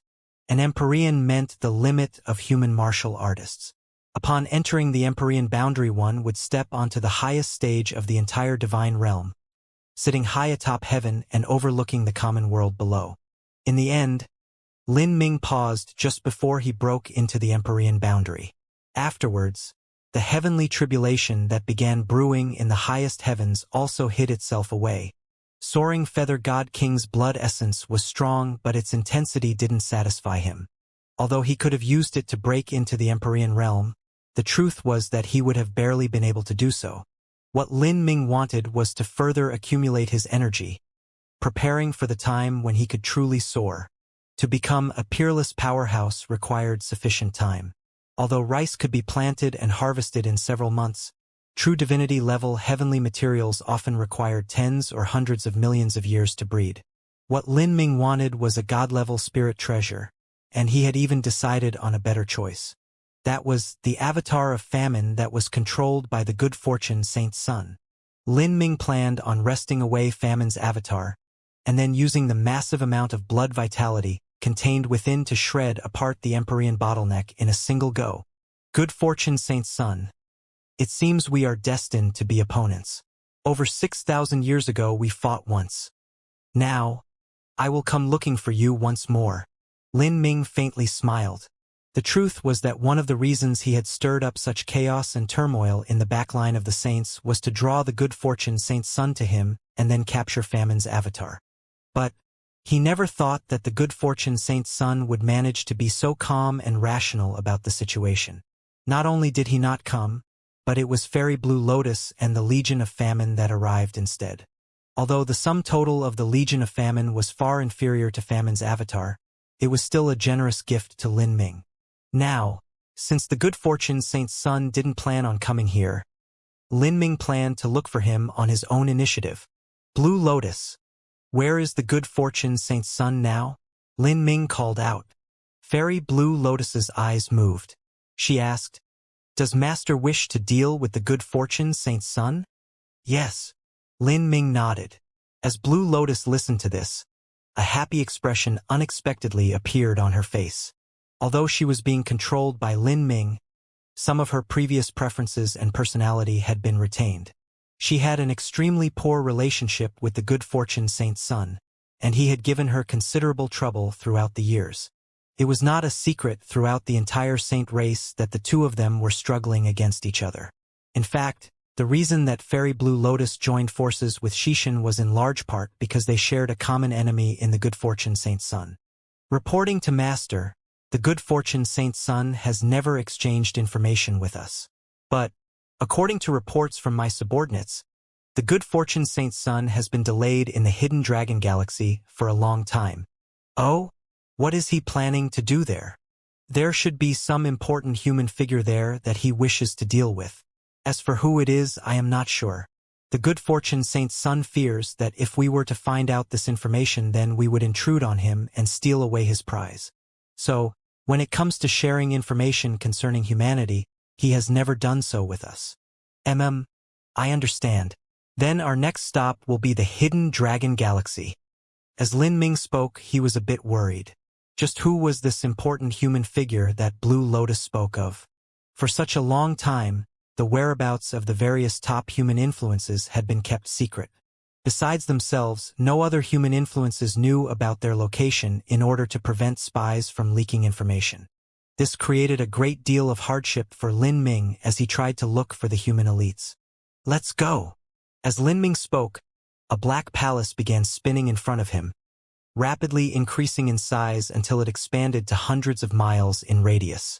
This was Primordius Heavenly Palace. Lin Ming was the first to fly into the Heavenly Palace. Behind him, the 4 Saint Generals, 2,000 World Kings, and tens of thousands of holy lords followed like a swarm of flies. Everyone submerged into Primordius Heavenly Palace. The giant black palace changed shape before it sank into the void, disappearing from sight. Oh! Due to Lin Ming's actions against the Legion of Famine, a great storm had begun rising up within the Hidden Dragon Galaxy. The saint armies of Saint Convocation Heaven were already rushing towards the Hidden Dragon Galaxy. As for the human race's Emperor Xianxia and the others, they were also organizing their forces to advance towards the Hidden Dragon Galaxy. More and more masters began gathering. Dark Demon Monarch has arrived. At the edge of the Hidden Dragon Galaxy, where Mount Padala was stationed, Emperor Xianxia's thoughts stirred. The great doors to the hall opened and a scholarly man wearing black robes and half a silver mask began walking in. And behind this scholarly man was a black-clothed young girl. This black-clothed young girl was extremely eye-catching. She only appeared to be around 16 to 17 years old, and she wasn't too tall either. But she carried a 9-foot-long blood-red scythe on her back. This scythe was incredibly exaggerated in build. It had 3 sharp fang blades that decreased in size from top to bottom, and the edges of those blades gleamed with a chilling cold. Even the smallest fang blade was half a foot wide. If such a ferocious-looking weapon were to slash a person's body, the damage it would cause could be imagined. This scythe was much taller than the black-clothed young girl was, and she could only carry it on her back by placing it slanted. When this was combined with her milky white skin, it created an intense visual contrast. This black-clothed young girl was named Sable Ink, and she was Dark Demon Monarch's direct disciple. She possessed an outstanding talent and was even said to be second only to Xianxia. She had been born 2,000 years after Xianxia, and now her cultivation was at the early Great World King realm. From Great World King to a half-step Empyrean, many geniuses required several thousand years to complete this step. Thus, even though this black-clothed girl was 2,000 years younger than her peers, her cultivation wasn't much lower than June Blue Moon and the others. Demon Monarch, it is too good to see you. Although Emperor Xianxia was a monk, he was considered a war monk. When he spoke, he had never been as restrained as Great Limitless Buddha had been. Dark Demon Monarch's arrival left Emperor Xianxia overjoyed with excitement. When it came to the combat strength of humanity's various Empyreans, Dark Demon Monarch was considered amongst the peak. Moreover, Dark Demon Palace managed to almost entirely preserve their inheritances, and they even had a future peerless genius in Sable Ink. Battle Buddha, Great Limitless Buddha, as well as our friends the God Race and Celestials. I am glad to see you all safely standing here today. Dark Demon Monarch cupped his fists together and bowed. The feeling he gave off was that of a well-mannered gentleman, smooth and elegant. You have received the news too, right? Is Battle Buddha referring to this mysterious person who routed the Legion of Famine, and also of the good fortune Saint Sun gathering his troops to march upon the hidden dragon galaxy? Yes. I have no idea what the good fortune Saint Sun is planning, but he has suddenly mobilized numerous armies. It somewhat feels like he is planning a showdown of some kind. It should be due to that mysterious person. This mysterious person will look for the good fortune Saint Sun sooner or later, and the good fortune Saint Sun will not feel safe with the avatar of famine alone. Rather, he wants numerous Saint Empyreans to join forces with him. This doesn't seem like the good fortune Saint Sun's normal style at all. He has always been a brash and confident individual, even somewhat haughty, but now that he is facing this mysterious person, he is actually being so careful. It's clear from this just how much he fears this person. This mysterious person is indeed incredible. The saints have been in the limelight for far too long. With the Spiritas remaining quiet, they have nearly swept throughout the entire 33 heavens with no one daring to offend them. However, that mysterious person has relied on their strength alone to cause the saints to suffer such disastrous defeats. That is truly terrifying. I have a premonition that this mysterious person will come seek us out. As Emperor Xianxia spoke to hear, his eyes sparkled. At this time, a messenger transmitted information to him. The saint armies had appeared several hundred millions of miles away. Dark Demon Monarch and Emperor Xianxia both rapidly read through the information jade slip. According to the direction that they arrived from, these armies should have come from Saint Convocation Heaven. Everyone had already guessed that a great battle would erupt in the hidden dragon galaxy. But they never imagined that this battle would come so quickly. What do we do? Dark Demon Monarch asked Emperor Xianxia. We fight. Brilliant fighting intent blazed in Emperor Xianxia's eyes. The reason they came to the hidden dragon galaxy was to support Xianxia and assist the mysterious person. They couldn't always wait for that mysterious person to appear and strike out on his own. Rather, following the information they received, they would have to take the initiative at times, launching a frontal assault on the Saint armies and giving the mysterious person a chance to do what they needed to. Emperor Xianxia was very much looking forwards to the battle between this mysterious person and the good fortune Saint Sun. In the dark and ghostly starry skies, giant phantoms flew forwards. This was the Second Legion of the Saint armies and was considered to be one of the most mysterious and terrifying legions subordinate to the Saints. The Saints' Second Legion was composed entirely of primal saints. The Saints controlled 7 heavens. Because this area was far too vast and communication was rare, the Saints within the various universes evolved separately, diverging off into numerous branches. The primal saints were one such branch. Their mortal bodies and bloodlines were stronger, they were more robust and burly, and their skin was a brownish black. But these things weren't the truly defining special characteristics of the primal saints. What truly defined them was their spirit ships. The primal saints' spirit ships weren't spirit treasures that had been forged and refined, but genuine living life forms. These massive life forms were spindle-shaped. Their bodies were 100 miles long and countless green points of light lit them up. These green lights flickered in the darkness of space and served as an extremely striking contrast. From behind their bodies, long tentacles reached out, and fins unfurled from their sides. From afar, they seemed like squid swimming through the water. Of course, they were billions and trillion times larger than a squid. Moreover, they weren't life forms that had evolved in the seas, but life forms that had evolved to live in the starry skies. With their mortal bodies as a ship, one could roam freely through space. These were ancient space beasts, primordial monsters that resided in the Saint Brahmic heavens. The primal saints also lived in the Saint Brahmic heavens, and the powerhouses there were able to use their overwhelming strength to subdue these space beasts and make them sign contracts where these space beasts became their spirit ships. These ancient beasts possessed a separate space within their bodies that could carry tens of thousands of ancient warriors. After these ancient beasts grew up, their bodies could surpass hundreds of miles in length, and they also possessed a horrifying strength. Their tentacles could take root in the center of a planet and absorb its essence, eventually sucking dry all of a planet's origin energy.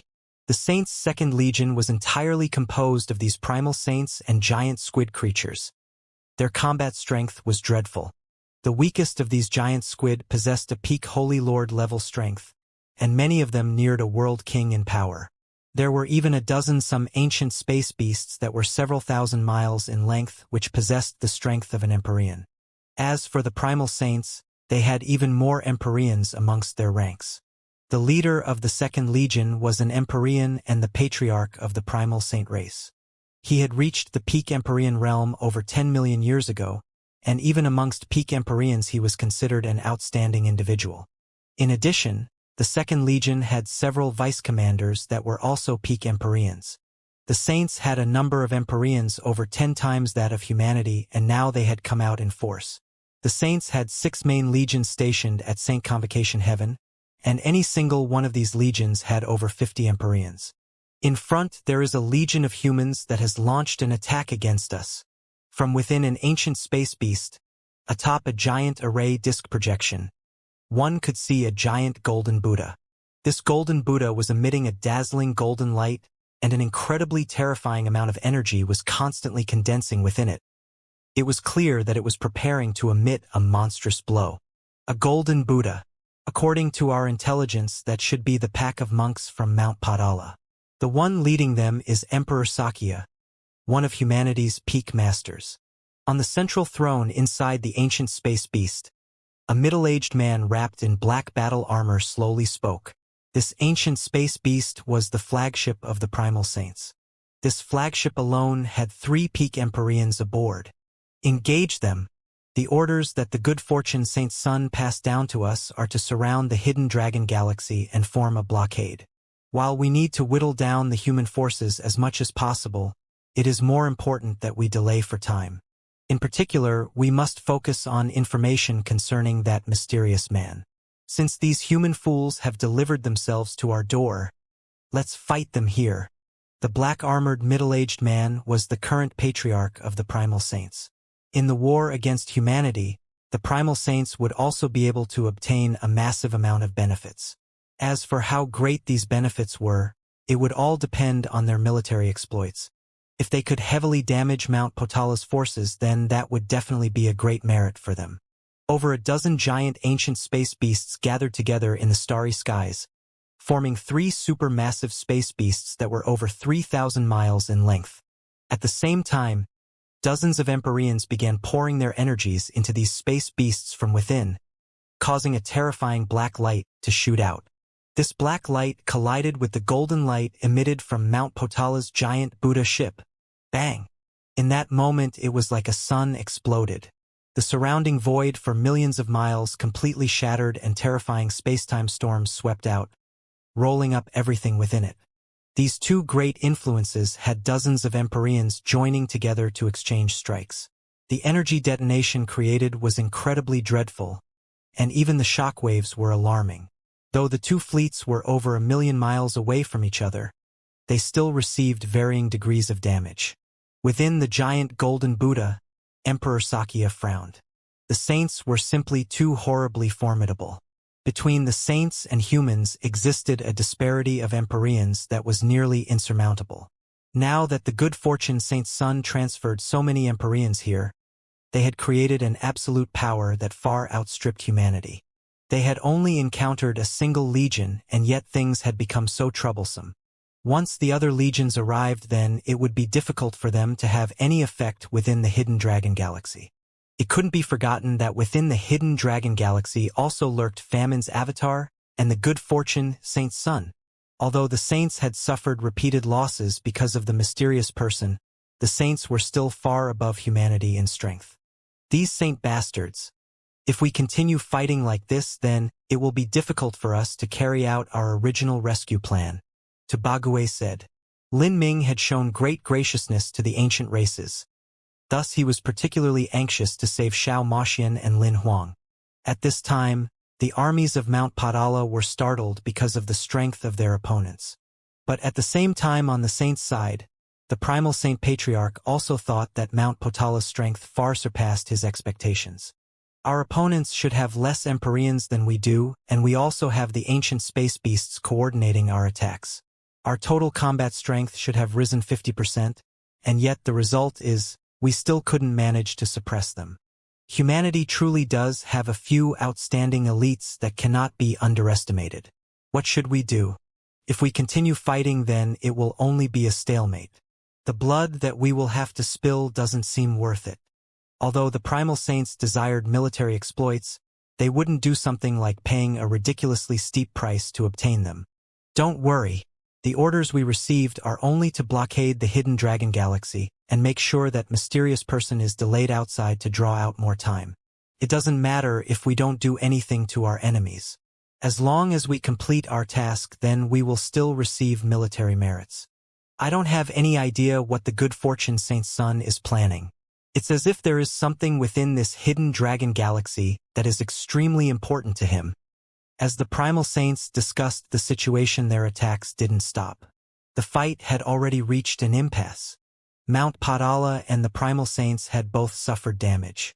The fierce battle continued for less than an hour. Mount Potala lost 7 or 8 spirit ships, but the truth was that these spirit ships were moving battle array formations. Peak array masters had refined array formation cores and then wrapped them in metallic armor. Once the human warriors within these spirit ships distributed themselves across the battlefield, they could rapidly gather their strength together and erupt with a terrifying barrage. This was the most effective combat method for warfare between armies. The collective superimposed power of an army was inevitably much greater than that of an individual. As Mount Potala lost 7 or 8 spirit ships, and the primal saints also lost around 10 ancient space beasts, the blood of the space beasts scattered out, dyeing the endless void red. Even though both sides hadn't gone all out, this war scene was still incredibly brutal.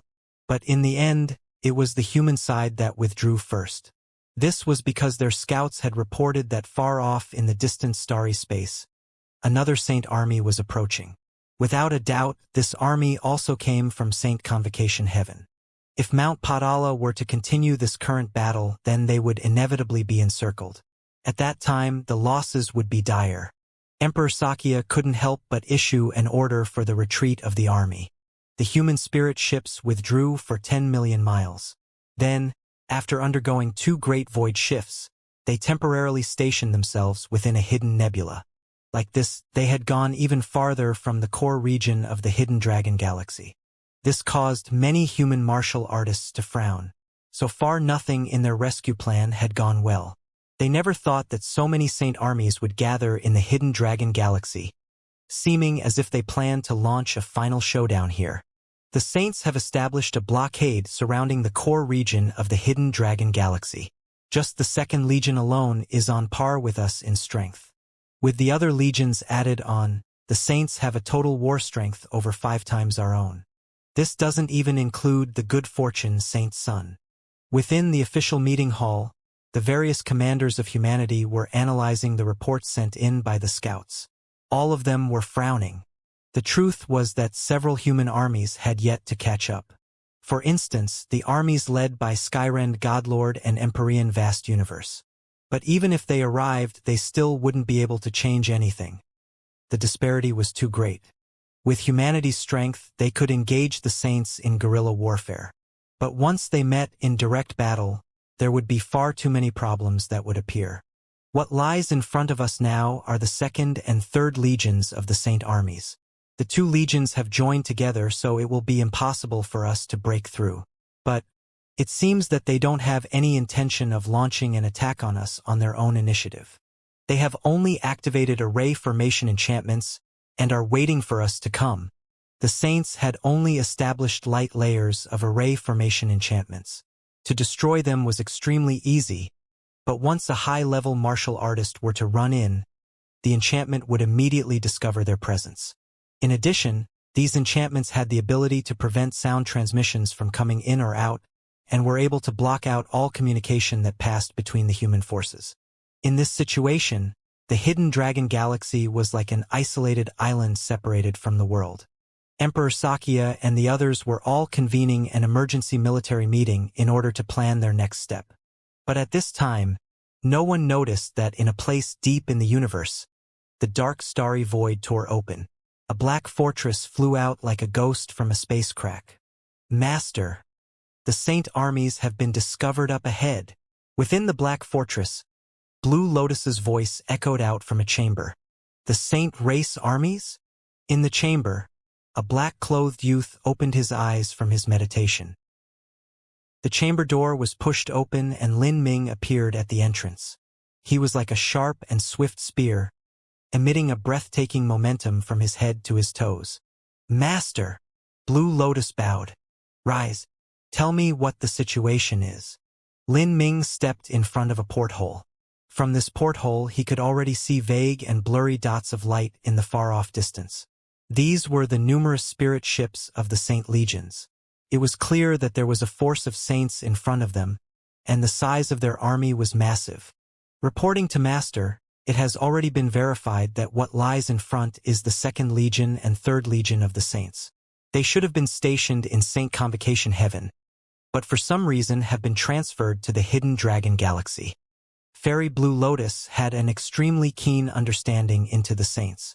She only needed to see the silhouette of those giant squid-like space beasts and count their approximate number to understand that the Second Legion had come out in full strength. As for the Third Legion, they also had a title like the Second Legion. They were called the Iron Lion Legion and possessed similarly unique characteristics. These characteristics were defined by the spirit ships they drove. From afar, these spirit ships appeared to be giant metal lions. The Iron Lion Legion was composed of the Saint race's Astral Saint tribe.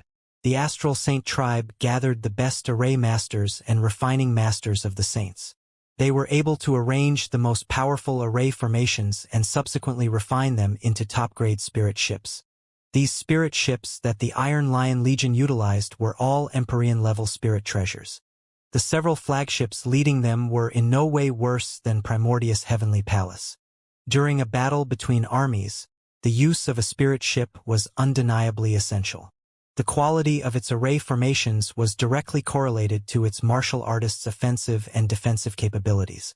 Back when Lin Ming fought Tian Mingzi and a massive disparity in strength still divided them, he was able to use Primordius' Heavenly Palace to catch a moment of reprieve before finally reversing the battle. Fairy Blue Lotus gave every piece of detailed information she knew about the Saints' Second and Third Legions to Lin Ming. She even knew the internal sound transmission marks of the army.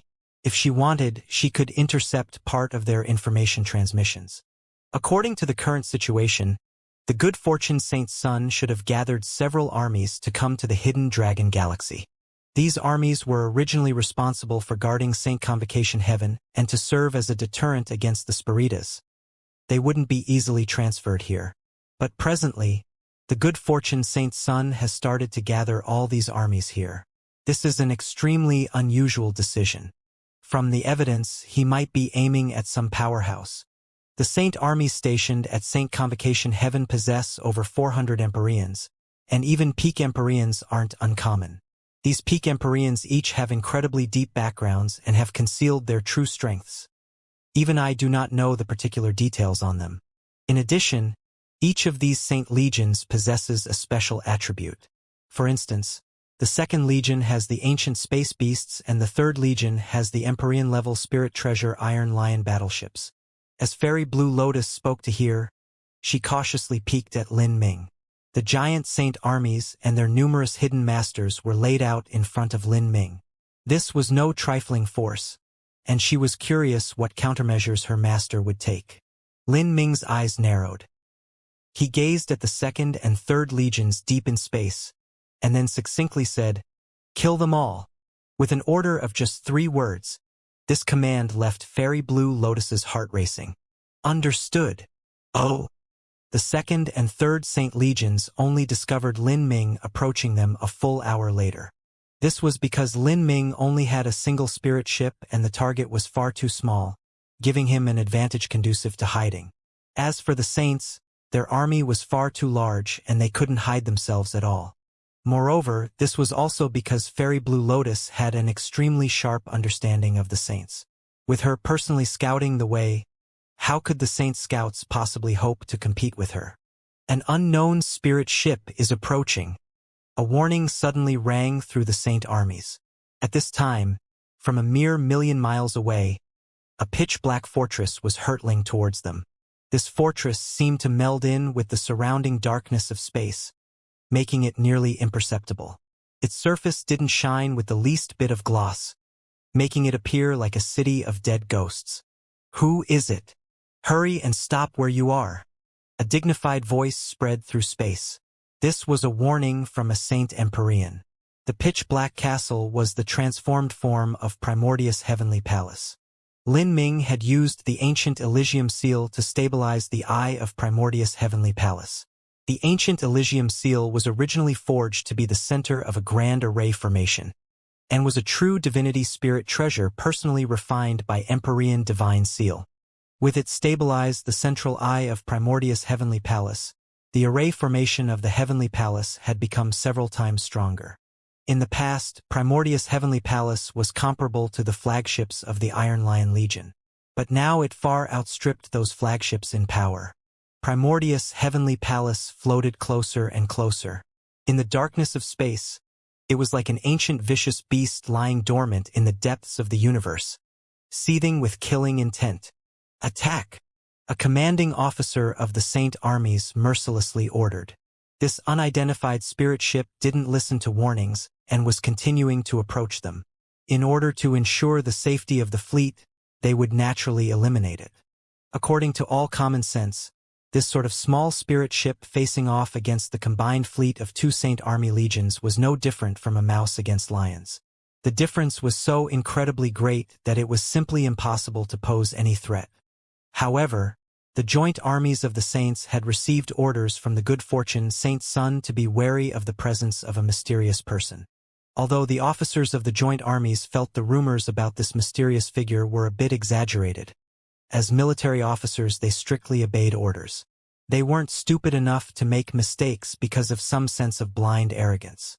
Over a dozen spirit ships began to light up with a divine light. More than 20 Empyreans simultaneously struck out against Lin Ming. This was already a terrifying strike. However, as everyone thought that this black fortress would be annihilated by the divine light, the surface of the fortress began to exude a bright halo of bloody fog. As the divine light struck this bloody fog, an unbelievable scene occurred. The bloody fog trembled for several moments before completely swallowing up the divine light. The joint attack of over 20 Empyreans actually vanished like a stone in water, disappearing without doing any damage to the Black Fortress. What? The Saint martial artists were stunned. And at this time, the Black Fortress accelerated forwards. With mind-boggling speed, it impacted towards the core of the joint Saint legions. Primordius' heavenly palace was extremely fast to begin with, and now that it had evolved with the true divinity spirit treasure ancient Elysium seal, and in a situation where it burnt 9 sun jades without reserve, its speed now surpassed the speed of a peak Empyrean. Legion of Famine, obey my orders. Activate body metamorphosis. Within the core of Primordius' heavenly palace, the Legion of Famine's tens of thousands of holy lords and 2,000 world kings were already standing firmly around the array formation. As Lin Ming issued an order, these Legion of Famine warriors began to emit crackling sounds from all over their bodies. Bloody tentacles drilled out from their bodies, wildly waving about in the air. After the Legion of Famine underwent body metamorphosis, their strength nearly rose by an entire large boundary.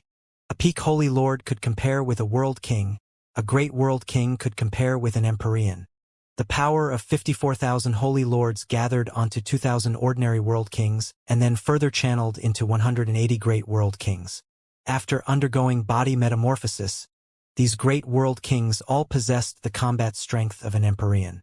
When all was added together, the Legion of Famine possessed a terrifying strength comparable to 200 Empyreans. Within the second and third Saint Legions, their Empyreans added together came up to just over 100. The Legion of Famine's war strength was only comparable to the weakest of Empyreans. But, because they were connected together by the flesh and blood of famine, making them all of the same origin, the formations they were able to line up in were something that normal Saint martial artists could not compare with. When it came to comparing in ultimate strength, the Legion of Famine was superior. After those 180 Empyrean-level martial artists were also 4 Saint Generals personally commanding them. At this time, besides Fairy Blue Lotus not transforming, Dark Moon, High Sun, and Xianxia had already completed their famine body metamorphosis. These 3 originally had the combat strength of an Empyrean and were even considered amazingly strong amongst Empyreans. After undergoing body metamorphosis, their strength reached the level of peak Empyreans. High Sun had transformed into an ancient vicious beast, Dark Moon had become a peerlessly seductive sorceress, and Xianxia's clothes had torn apart as his former handsome appearance disappeared, replaced by the visage of a cruel and ferocious demon. All the spiritual strength of the Legion of Famine poured into Lin Ming. Then he attacked. With his right hand grasping the black dragon spear, he suddenly stabbed it into the array heart. The ancient Elysium seal hummed and revolved around him, stabilizing the eye of the array formation. Lin Ming gathered his hands together. The power of divinity and demons erupted, and a terrifying strength gushed out from Primordius' heavenly palace. Compared to the great explosion that had destroyed the Saint Race army at Blood Cloud Galaxy, this attack was several times stronger. Moreover, this strength was no longer an indiscriminate attack, but was focused in clear directions. The energies gathered into beams of light that shot out in all directions. With this, the striking efficiency of the attack increased 100 times over. Puff, puff, pa! 3 Iron Lion battleships were pierced through by light beams, instantly exploding and disintegrating to nothing. The highly condensed light beam immediately vaporized the 3 Empyreans atop the battleships. And these light beams only became faster and fiercer as they shot forwards. Some light beams even penetrated 2 spirit ships at once. The hell? Damn it! Seeing this terrifying divine light swallow all, the peak Empyreans of the joint Saint Legions were panic-stricken. Their figures disappeared from their spirit ships, and in the next moment they appeared in the vast and boundless starry space. 8 peak Empyreans moved together, gathering their energies to lock in Primordius' heavenly palace, so that it wouldn't be able to emit its energy and would self-destruct in response. Scatter! Attack! A peak Empyrean sent out an order. This order was simple, so simple that to some it might be hard to understand. However, the spirit ships of the joint Saint Legions responded quickly. All of the spirit ships dispersed, moving back even as they launched attacks towards Primordius' heavenly palace. They were assisting the 8 peak Empyreans in suppressing Primordius' heavenly palace. To execute these maneuvers so perfectly, one couldn't help but marvel at how terrifyingly skilled the Saint Legions were. But unfortunately, the opponent they encountered was Lin Ming. Bang! Bang! 2 more Iron Lion battleships were pierced through by a beam of light, immediately exploding to ashes. And at this time, a resonant dragon's roar echoed through the world. The cosmic void ripped apart and a dragon head 1,000 miles long peered out. Its dark amber eyes coldly stared at its prey in the vastness of space. Roar! The great dark dragon roared upwards, a terrifying dragon roar stirring up a storm. Its giant jaws opened wide and bit down on a primal saint's ancient space beast. The ancient space beast was over 100 miles long, and yet it was unexpectedly ripped open by the black dragon's jaws. It cried out miserably, violently struggling. But in the end it couldn't free itself from the black dragon's grasp. Its body was torn in half and the ruined pieces of flesh and blood were directly swallowed up into the black dragon's stomach. The black dragon didn't pause. It waved its thick tail, wildly sweeping out like a knife. Pong! Pong! Pong! Multiple Iron Lion battleships were slashed in half by the dragon tail. Space beast after space beast was severed in 2 by the black dragon's razor-sharp wings. Storms of energy whipped up as blood filled the skies. The ancient space beasts were horrifying monsters of the void. But how could they stand side by side with a black dragon that possessed a king bloodline and had also swallowed the flesh and blood essence of famine? Roar! The black dragon threw itself onto a 1,000-mile-long king of the space beasts. This giant squid was only as long as the black dragon's body, and it wielded its thick tentacles, wanting to pierce through the black dragon and push it away. However, the black dragon's strength was at a level the squid simply couldn't compare with. The black dragon's sharp claws dug deep into the ancient space beast's body. Beneath the rending claws, the massive tentacles of the space beast were truly no different from those of an actual squid. They were torn apart at the roots. Attack! Attack that black dragon! Peak Empyrean cried out in alarm. The ancient space beast being torn apart was his life's contract beast. And as he saw his own contract beast being ripped apart to the point of death, he felt his heart drip blood. However, just as he shouted out these words, he wasn't able to open his mouth again, nor did he have any way to help his contract beast. This was because he could feel an even more terrifying energy storm brewing within the Black Fortress, one that was completely beyond his control. Even though they had 8 peak Empyreans joining together, in addition to support from the 2nd and 3rd Legions, they still couldn't contend with the might of this Black Fortress.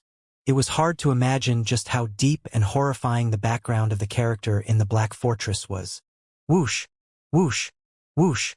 In that moment, 3 figures flew out from within Primordius' heavenly palace. These figures were Lin Ming's avatars. They were completely similar to Lin Ming in appearance.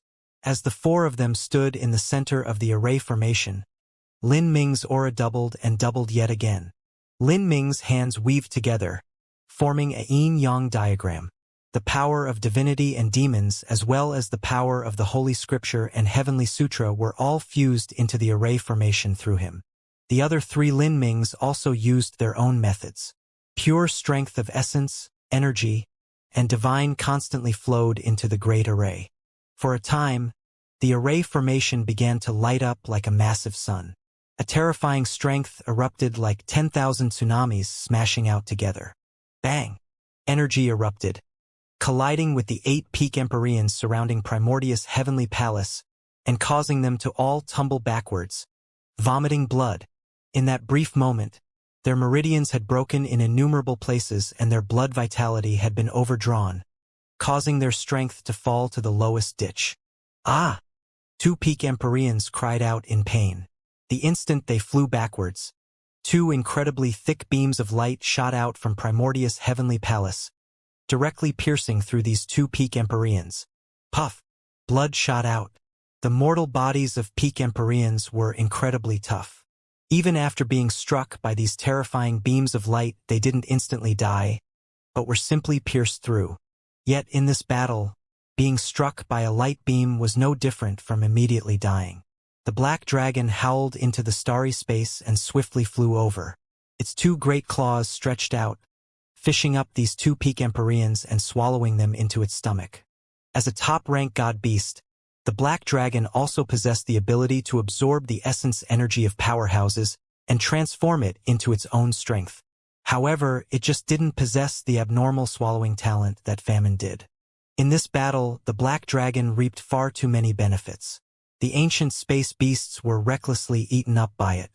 This scene was similar to a tiger leaping into a flock of sheep, their crimson blood turning space red. 6 peak empyreans were heavily wounded and 2 perished. The joint Saint Legions had taken these 8 Saint Empyreans as the core of their resistance, and with this strike their energy net they cast over Primordius' heavenly palace was immediately torn open. In a flash, the energy of Primordius' heavenly palace was like a flood bursting out from a shattered dam, recklessly hurtling outwards. Beams of crimson divine light shot out, passing through the joint Saint Legions like divine blades. These beams of light were unstoppable.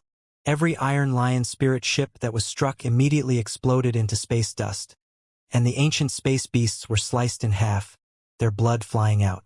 Primordius' heavenly palace was a giant meat grinder that tore through the joint Saint Legions. Wherever it went, the amazingly powerful Saint Legions would disintegrate. This was no different from a one-sided slaughter. From tens of millions of miles away, the scouts of Mount Padala saw beams of divine light illuminate the horizon. What is happening? That's where the joint Saint Legions are. Could they have started fighting? After the joint Saint Legions came to a stop and stationed themselves, the human alliance naturally had to keep an eye on their actions. This distance was already the limit that these human scouts could investigate from. If they were to approach any close, then there was a high chance they would be discovered by the saints. If so, the consequences could be imagined. But now, as they saw such a massive change occurring in the joint Saint Legions, they couldn't sit idly by. Let's go and take a look. Everyone be careful. Understood. Scouting was a dangerous field of work, but at this time it was their duty to gather information on what was occurring. 6 World King-level scouts quietly disappeared into the void, rapidly rushing towards the area where the great battle was erupting. More and more explosions rang through the world. The divine light shining from all over became increasingly bright. The Saint fleets had been scared silly from the amount of slaughter occurring. They were all top elites, but in a battle where the disparity in strength was so massive, and in facing this enemy that was like a death reaper, they simply couldn't summon the courage to keep fighting. Retreat! Everyone, scatter and retreat. The primal Saint Patriarch endured the pain in his heart to issue this order. But just as he was issuing the order, his voice fell silent, as if his words had been cut in half by an icy saber. At this time, the primal Saint Patriarch felt his entire body turn cold and his pupils contract. Just 100 feet away from him, a black-clothed shadow had torn open space and walked out from a space crack like a death god paying a visit. This man held a black spear, his eyes overflowing with killing intent. The primal Saint Patriarch immediately understood that this was the mysterious person the good fortune Saint Sun spoke of, although the good fortune Saint Sun had repeatedly emphasized that this mysterious person was not to be underestimated. If the primal Saint Patriarch didn't see with his own eyes, it would be impossible for him to profoundly realize just how true the good fortune Saint Sun's words were. Originally, he even believed that the good fortune Saint Sun was making a great fuss over nothing to order the 6 legions of the saints to transfer over to the Hidden Dragon Galaxy. After all, this was all in order to deal with a single mysterious person. But now, the primal Saint Patriarch realized he had been wrong, and wrong to an outrageous degree. The primal Saint Patriarch looked at Lin Ming. His eyes flashed with red light, and in that moment he burnt his blood essence without hesitation. The blood vitality of a peak Saint Empyrean was extremely powerful. Now that it was burnt, it was like a sun rising in the night sky. For the surroundings hundreds of thousands of miles, everyone began to heat up because of this peak Saint Empyrean burning up his blood essence. The primal saints were a brave and bloody clan. Although they were cruel and merciless to other races, when the moment of life or death truly arrived, They wouldn't shrink backwards. Several peak Empyreans appeared around Lin Ming. They all started to burn their blood essence together. At this time, none of them had any other choice. Lin Ming faced 4 peak Empyreans together. The remaining 2 were dealt with by the Black Dragon. As for Primordius Heavenly Palace, Lin Ming had handed down command to Fairy Blue Lotus. She already possessed the ability to command the Legion of Famine, and now that the flesh and blood of famine had been fused into her, commanding them was even easier. The reason Lin Ming didn't have Fairy Blue Lotus under body metamorphosis was to have her command the Legion of Famine in the most clear-headed manner possible. More beams of light shot out. Another spirit ship was torn apart. And it was now that Lin Ming attacked, for peak Empyreans stood in 4 different directions. Lin Ming swept out his spear, first targeting the primal Saint Patriarch. The Patriarch was the strongest of the 4, but he was Lin Ming's first target. This was self-confidence that stemmed from his own strength. Lin Ming's attack wasn't flashy. It was only a simple straight thrust, but his speed was too fast, surpassing the rate with which one could react. Spear light howled out. Behind Lin Ming, 9 great stars floated in the air. 5 Tao palaces opened up together, and the power of divinity and demons wildly flooded outwards. There was simply no time to dodge. The primal Saint Patriarch could only roar out loud and take a giant axe to smash down at Lin Ming. In that instant, Lin Ming and the primal Saint Patriarch were like 2 meteors clashing together in space. Bang! Energy ripples visible to the naked eye began spreading outwards. From this single clash, the primal Saint Patriarch was hurled backwards like a comet. The blood vessels on his body had burst open due to the excessive impact force, and his arms were stained with blood. The great axe in his hands was pounded into a curve, making it look like a drawn bow. Damn it! The 3 other Empyreans roared and rushed towards Lin Ming.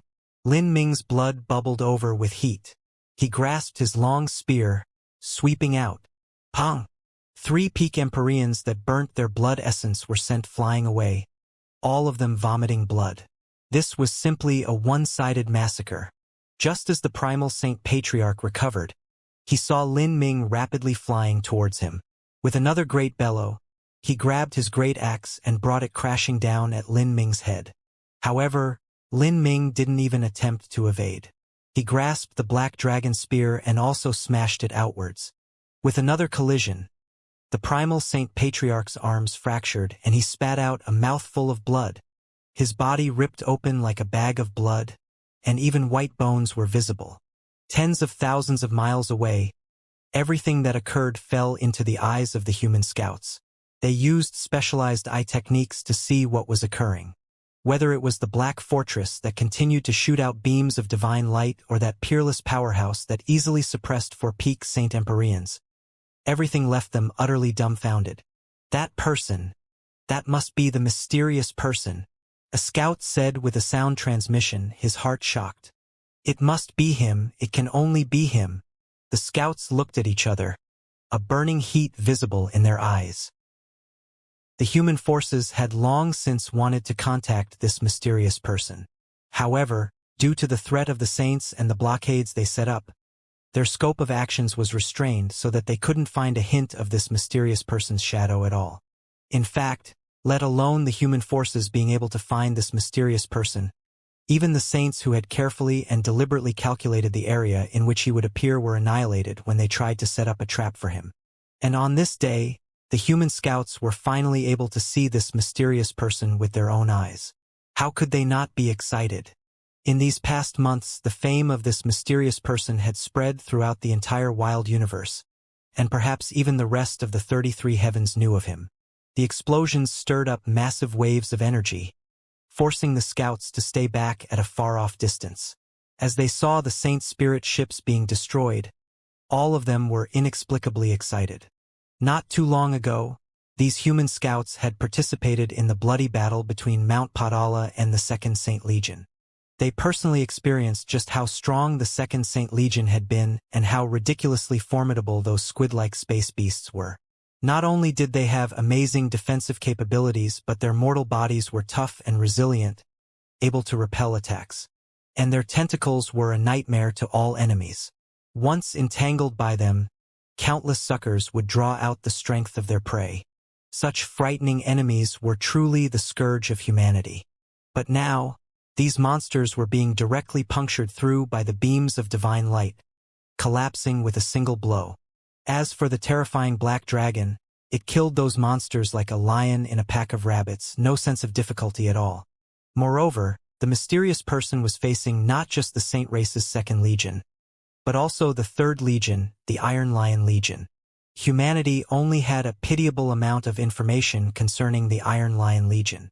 However, this didn't prevent them from speculating just how strong the Iron Lion Legion must be.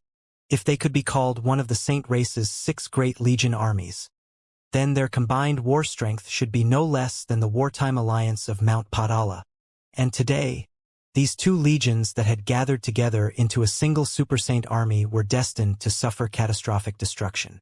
This great battle hadn't continued for long. Even if those 4 peak Empyreans joined forces, they still weren't able to change anything. In the first place, Lin Ming already possessed the ability to directly suppress the life feather left behind by Soaring Feather God King. Now that he faced 4 Empyreans, the strength they possessed simply wasn't able to oppose him. Puff! Lin Ming's spear pierced through the throat of the primal Saint Patriarch. The death of the Patriarch was the final straw. The Saint fleets gave up on any attempts to organize an effective counterattack. As they were being suppressed by Primordius' Heavenly Palace, they retreated backwards in total defeat. Primordius' Heavenly Palace was unstoppable. The Legion of Famine cast out their energy, forming 2 giant halos of light that surged outwards, cutting apart more spirit ships. And at this time, Lin Ming's 3 avatars also rushed out from Primordius' Heavenly Palace. Throughout the years, these 3 avatars had grown together with Lin Ming, and their strength could no longer be compared to how it was in the past. As they attacked the giant space beasts, they caved in as easily as mollusks. Voila! The black dragon launched itself onto another king-level space beast. In these past years, Little Black had already grown into the visage of a cruel and giant demon dragon. The fierce bone spikes on its back left devastating wounds on the ancient space beast. Little Black was extremely wicked. It knew that it couldn't destroy the entire Saint Fleet, so it focused on the largest prey possible.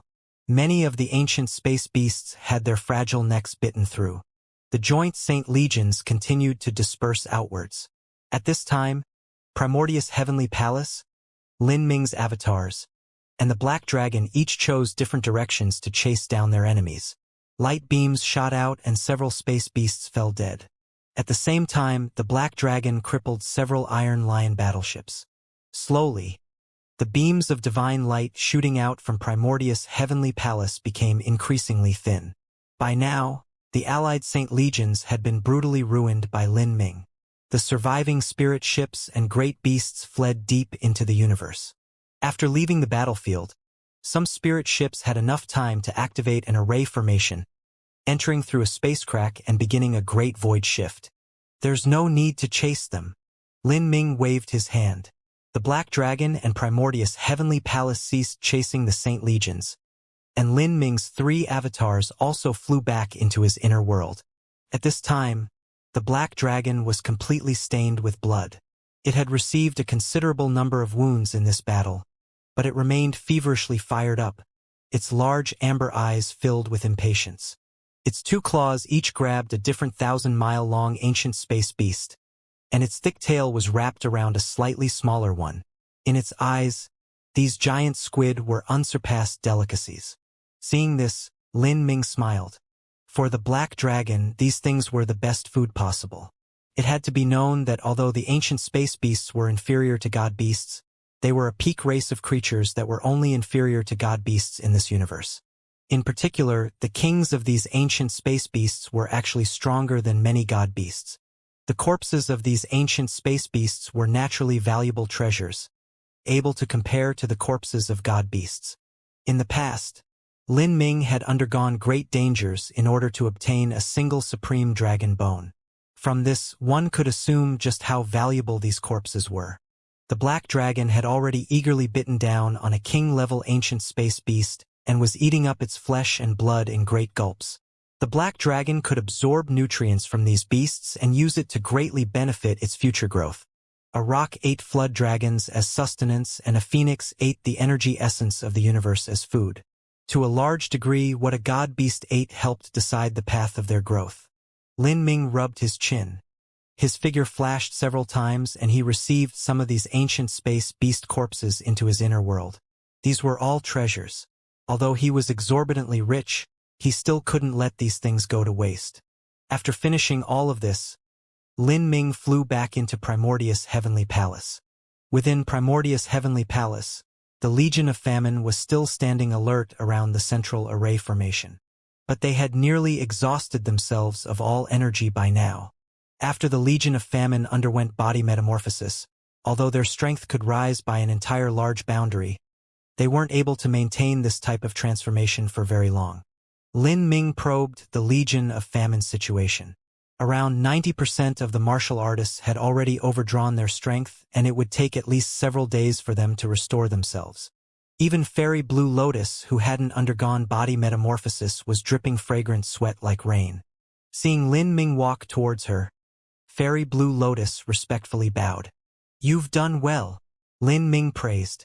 With a seasoned general like Fairy Blue Lotus on his side, he would be able to save a great deal of strength. Fairy Blue Lotus had a strong grasp on flow and situation of a battle. And she possessed an extremely reasonable judgment and decision-making sense. With her commanding the Legion of Famine, although they lacked in overall destructive power because they were short of Lin Ming, there were still some aspects in which they were superior to him. "I thank Master for the generous praise." Fairy Blue Lotus wiped the sweat from her face, a deep smile lighting it up. "Master, with this battle, the Primal Saint clan and the Astral Saint tribe have suffered grievous losses. It will be impossible for them to recover in the next several tens of thousands of years. However, the good fortune Saint's son has gathered so many armies here that I feel a bit uncomfortable about it. Because of this, I captured several Saint martial artists so that Master may interrogate them." Fairy Blue Lotus pointed behind herself. There was an Empyrean who had been heavily wounded in the explosions, and all the astral essence in his body had been sealed away. At the same time, there were also several World King-level powerhouses. Lin Ming faintly smiled. He already had such plans in mind, but Fairy Blue Lotus had done it for him ahead of time, saving him a great deal of trouble. Just as he was preparing to question these people, his heart suddenly moved.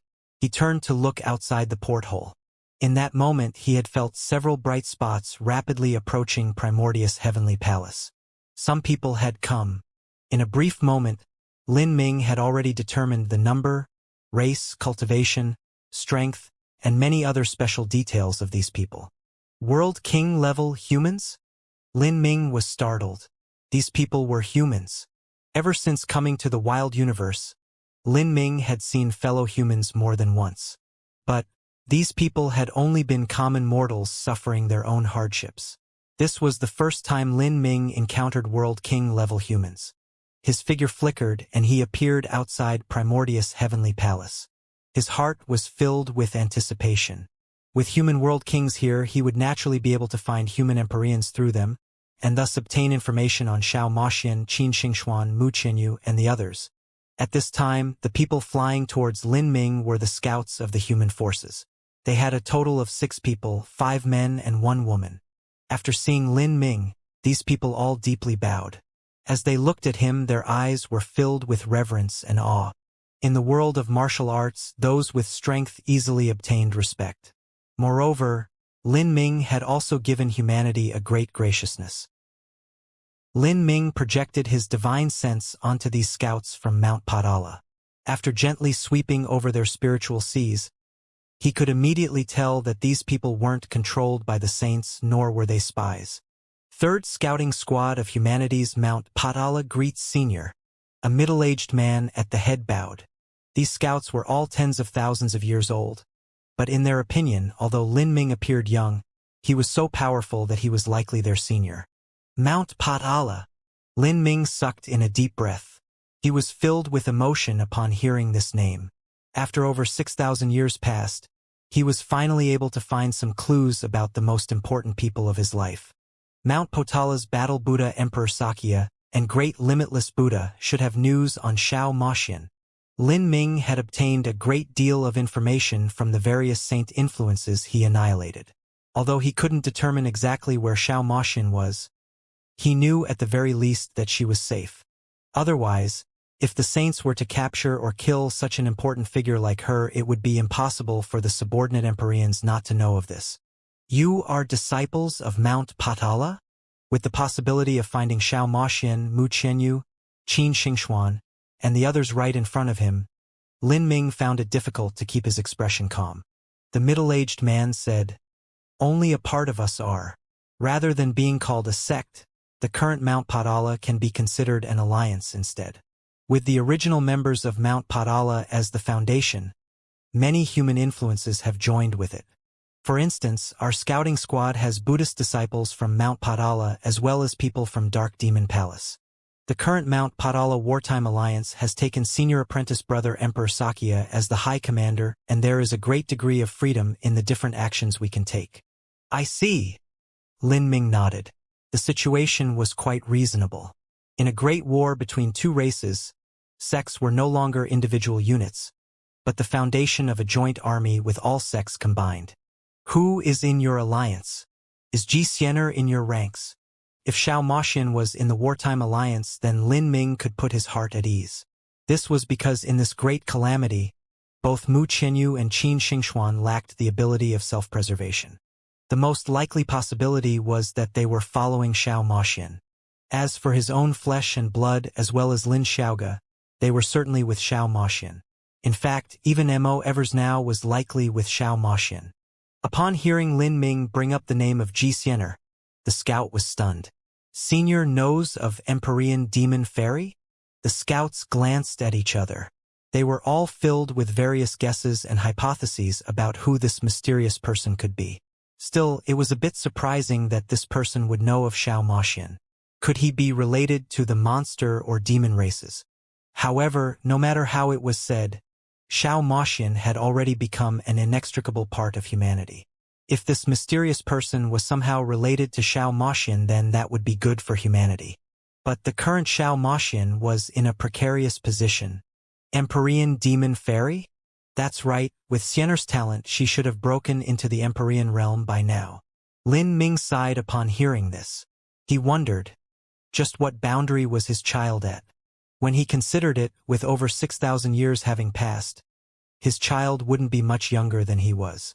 The middle-aged scout leader thought for a moment and said, "Reporting to Senior, Empyrean Demon Fairy's location is currently unaccounted for, but it is suspected that she is at the Hidden Dragon Galaxy." "What?"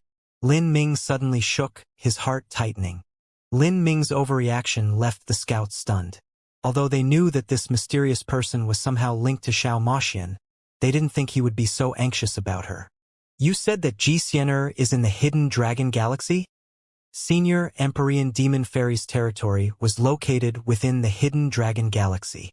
When the war erupted, Senior Apprentice Brother Emperor Sakya and Empyrean Demon Fairy were still exchanging information to work together in resisting the Saints.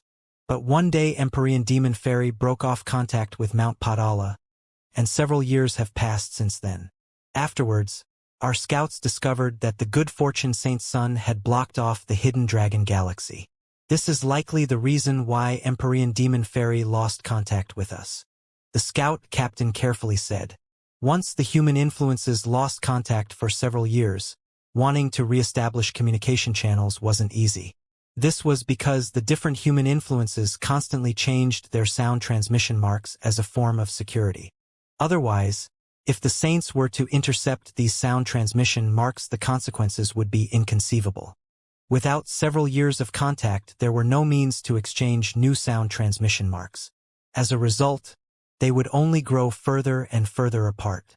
Now Xiao Maxian's situation was in truth completely inferred based upon information obtained by the Mount Potala Wartime Alliance. Hearing the words of the scouts, Lin Ming's complexion had already darkened to near black. Facing him, the scout captain felt a sense of fear and apprehension. The surrounding temperature seemed to rapidly plummet. "Senior," The scout captain originally wanted to say a few words to request that Lin Ming visit the Mount Padala Wartime Alliance as a guest. But as his words were half out, they suddenly caught in his throat. Do you have any other information concerning Xianxia? No. There is nothing else. Contact has been severed for too long, and the current situation of Empyrean Demon Fairy is only our speculations. When our Mount Padala Wartime Alliance was being chased down by the Legion of Famine, it was difficult for us to defend ourselves, so we had to break relations with many other human influences. It was only now when Senior eliminated the Legion of Famine that we had a chance to catch our breath. Thus, Senior apprentice brother Emperor Xianxia led the Alliance army to come to the Hidden Dragon Galaxy in a rescue mission. The scout captain spoke in a single breath, his eyes carefully observing Lin Ming's response. Your sound transmission mark, Lin Ming suddenly said, his expression brooking no refusal. The scout captain grit his teeth and took out a jade slip from his spatial ring to give to Lin Ming. This jade slip recorded the password to the core sound transmission array formation of Mount Padala. This was the so-called sound transmission mark. As long as Lin Ming created a sound transmission array and placed the jade slip in the center, then he could communicate with Mount Padala. This jade slip was more important than the lives of these 6 scouts. Normally, if the scout squad were to fall into danger without a chance of escape, then their first action would be to destroy the jade slip. Otherwise, the Saints could use this jade slip to lock onto the sound transmission signals and find the approximate position of Mount Padala. This jade slip was an incredible danger to Mount Padala, but as a scout squad they had to maintain contact. And now, the scout captain passed the jade slip to Lin Ming. Lin Ming reached out and the jade slip flew into his hands like an arrow. Then, his figure flickered as he submerged into Primordius' heavenly palace. The black fortress began to stir. Powerful array formations rapidly spun as the fortress quietly broke through the void, sinking into a space storm and vanishing from sight. Only 6 bewildered human scouts were left behind, their eyes wide and blinking. Without a doubt, this mysterious person had gone to search for Xianxia. Originally they had, even though they could ask this mysterious person to come to the Mount Padala Wartime Alliance as an honored guest. This is what do we do? A scout said in a daze. The appearance of this mysterious person in the Hidden Dragon Galaxy and the destruction of the 2nd and 3rd Saint Legions would soon whip up a great storm. At the same time, it would have a tremendous influence on the war between humanity and the Saints. The scout captain sucked in a deep breath, his eyes sparkling. The jade slip has already been given to the mysterious person. We can only head back to Mount Padala and personally report the news that we know. The scout captain waved his hand and the 6 of them fled into the void, rapidly flying opposite to the direction Lin Ming disappeared in. As they flew, the only woman in the scout squad asked, "Boss, I have to say, this mysterious senior has some significant relationship with Empyrean Demon Fairy. I can't help but associate him with someone." "Go on," the scout captain simply said. The truth was that he also had his own associations in his heart. He had his subordinate speak to confirm his thoughts. "I believe that even in the entire 33 heavens, there are only several people that would be so anxious about Empyrean Demon Fairy. After ruling them out, the only remaining possibility is the most impossible one of all." "I know." The scout leader took a deep breath, feeling all the blood within him boiling over. Yes, all signs pointed towards that impossible truth. Over 6,000 years ago, with just a Holy Lord realm cultivation, a person who had overturned the 33 heavens and had nearly relied on his strength alone to find an escape route for humanity. That legendary character had not died. He had finally returned. Mount Padala Wartime Alliance. The Great Golden Buddha Spirit Ship, Emperor Xianxia, Great Limitless Buddha, Dark Demon Monarch, and the others were all sitting in a circle around a great table, listening to the report by the scouts. "The approximate situation is like this," the scout captain succinctly said, clearly reiterating the process in which he met the mysterious person. In addition, he took out a battle array disc that had recorded some of the scenes they witnessed. This was a scene of Lin Ming fighting 4 peak Empyreans as well as Primordius' heavenly palace shooting out innumerable light beams. instantly slaying the ancient space beasts and destroying the Iron Lion battleships. Seeing the images replayed through the array disk, the Empyreans present were filled with an emotion beyond description. Shock, excitement, worry, joy, all sorts of emotions swelled up within them, leaving everyone in the hall silent for a long time. The array disc played on for a full quarter-hour. Because the scene was hastily recorded and from very far away, the images were extremely blurry, and even Lin Ming's face wasn't clearly recorded. However, this didn't prevent the commanders of humanity present from replaying the scenes in their heads. Such an intense battle had left their hearts surging and their emotions wildly fluctuating. They even felt their blood feverishly boiling over. In particular, when they saw the black dragon bite through the ancient space beast, Lin Ming brutally beating the peak Empyreans, and Primordius' heavenly palace tearing through the Saint fleets like a meat grinder. The martial artists present couldn't help but grip their fists together, their eyes shining with glory. Tobague thumped his own chest. Such an image truly let one vent their anger. He clearly recalled the scene from several days ago when they had fought with the Second Saint Legion. That sort of feeling where he hated the enemy to the bone and yet wasn't able to do anything to them left Tobague feeling crazed. Humanity had been suppressed for far too long. Now they finally saw hope. Even though they were still drowning in the endless night, they finally saw the first rays of dawn. This mysterious person is simply a legend. When it comes to him, there is nothing he cannot accomplish, Dark Demon Monarch said, praising Lin Ming from his heart. In truth, he had already approximately judged Lin Ming's strength. He was someone that surpassed a peak Empyrean, an existence that could reluctantly be called invincible amongst Empyreans. Such combat strength was in truth superior to Emperor Xianxia but worse than that of a true divinity. According to common logic, if a person didn't reach the true divinity realm, it would be hard to play a pivotal role in a war between two races. But reality defied all expectations in such a bizarre manner. This mysterious person, with his strength alone, was nearly able to reverse the entire tide of the war. Perhaps you should no longer call him that mysterious person, but instead call him Lin Ming. Emperor Xianxia smiled as he spoke. It had been many years since Emperor Xianxia had last revealed such a heartfelt smile. Lin Ming, you are sure it is him? Dark Demon Monarch glanced over at Emperor Xianxia. In truth, he hadn't had much contact with Lin Ming. The only time he saw Lin Ming was at the Monster Emperor's Grand Longevity Banquet, and the rest of his understandings had come from rumors and hearsay. It's him. June Blue Moon firmly nodded as he stroked the rusty sword in his arms. Back when he participated in the Divine Realm First Martial Meeting and fought with Lin Ming, that battle still remained a vivid memory. Emperor Xianxia said. He referred to Xiao Moxian as Xianer. In the entire 33 heavens, there are only several people who would call Xiao Moxian by this name and care for her so much. In addition, with that black dragon and spear, so many coincidences joining together mean it is no longer a coincidence, but the truth. Lin Ming hasn't died. He has returned. He is someone who always brings about miracles. After more than 6,000 years passing, he will surely bring us a favorable turn. Emperor Xianxia tightly clenched the armrest of his stone chair. Could be seen just how excited he was. Many young disciples noticed Emperor Xianxia's actions. In their view, Emperor Xianxia was the high commander of the Mount Padala Wartime Alliance and could be called the second leader of humanity. He was always calm and rarely lost his composure. Is this person really so fierce? If he doesn't have the strength of a true divinity, could he really bring us a favorable turn?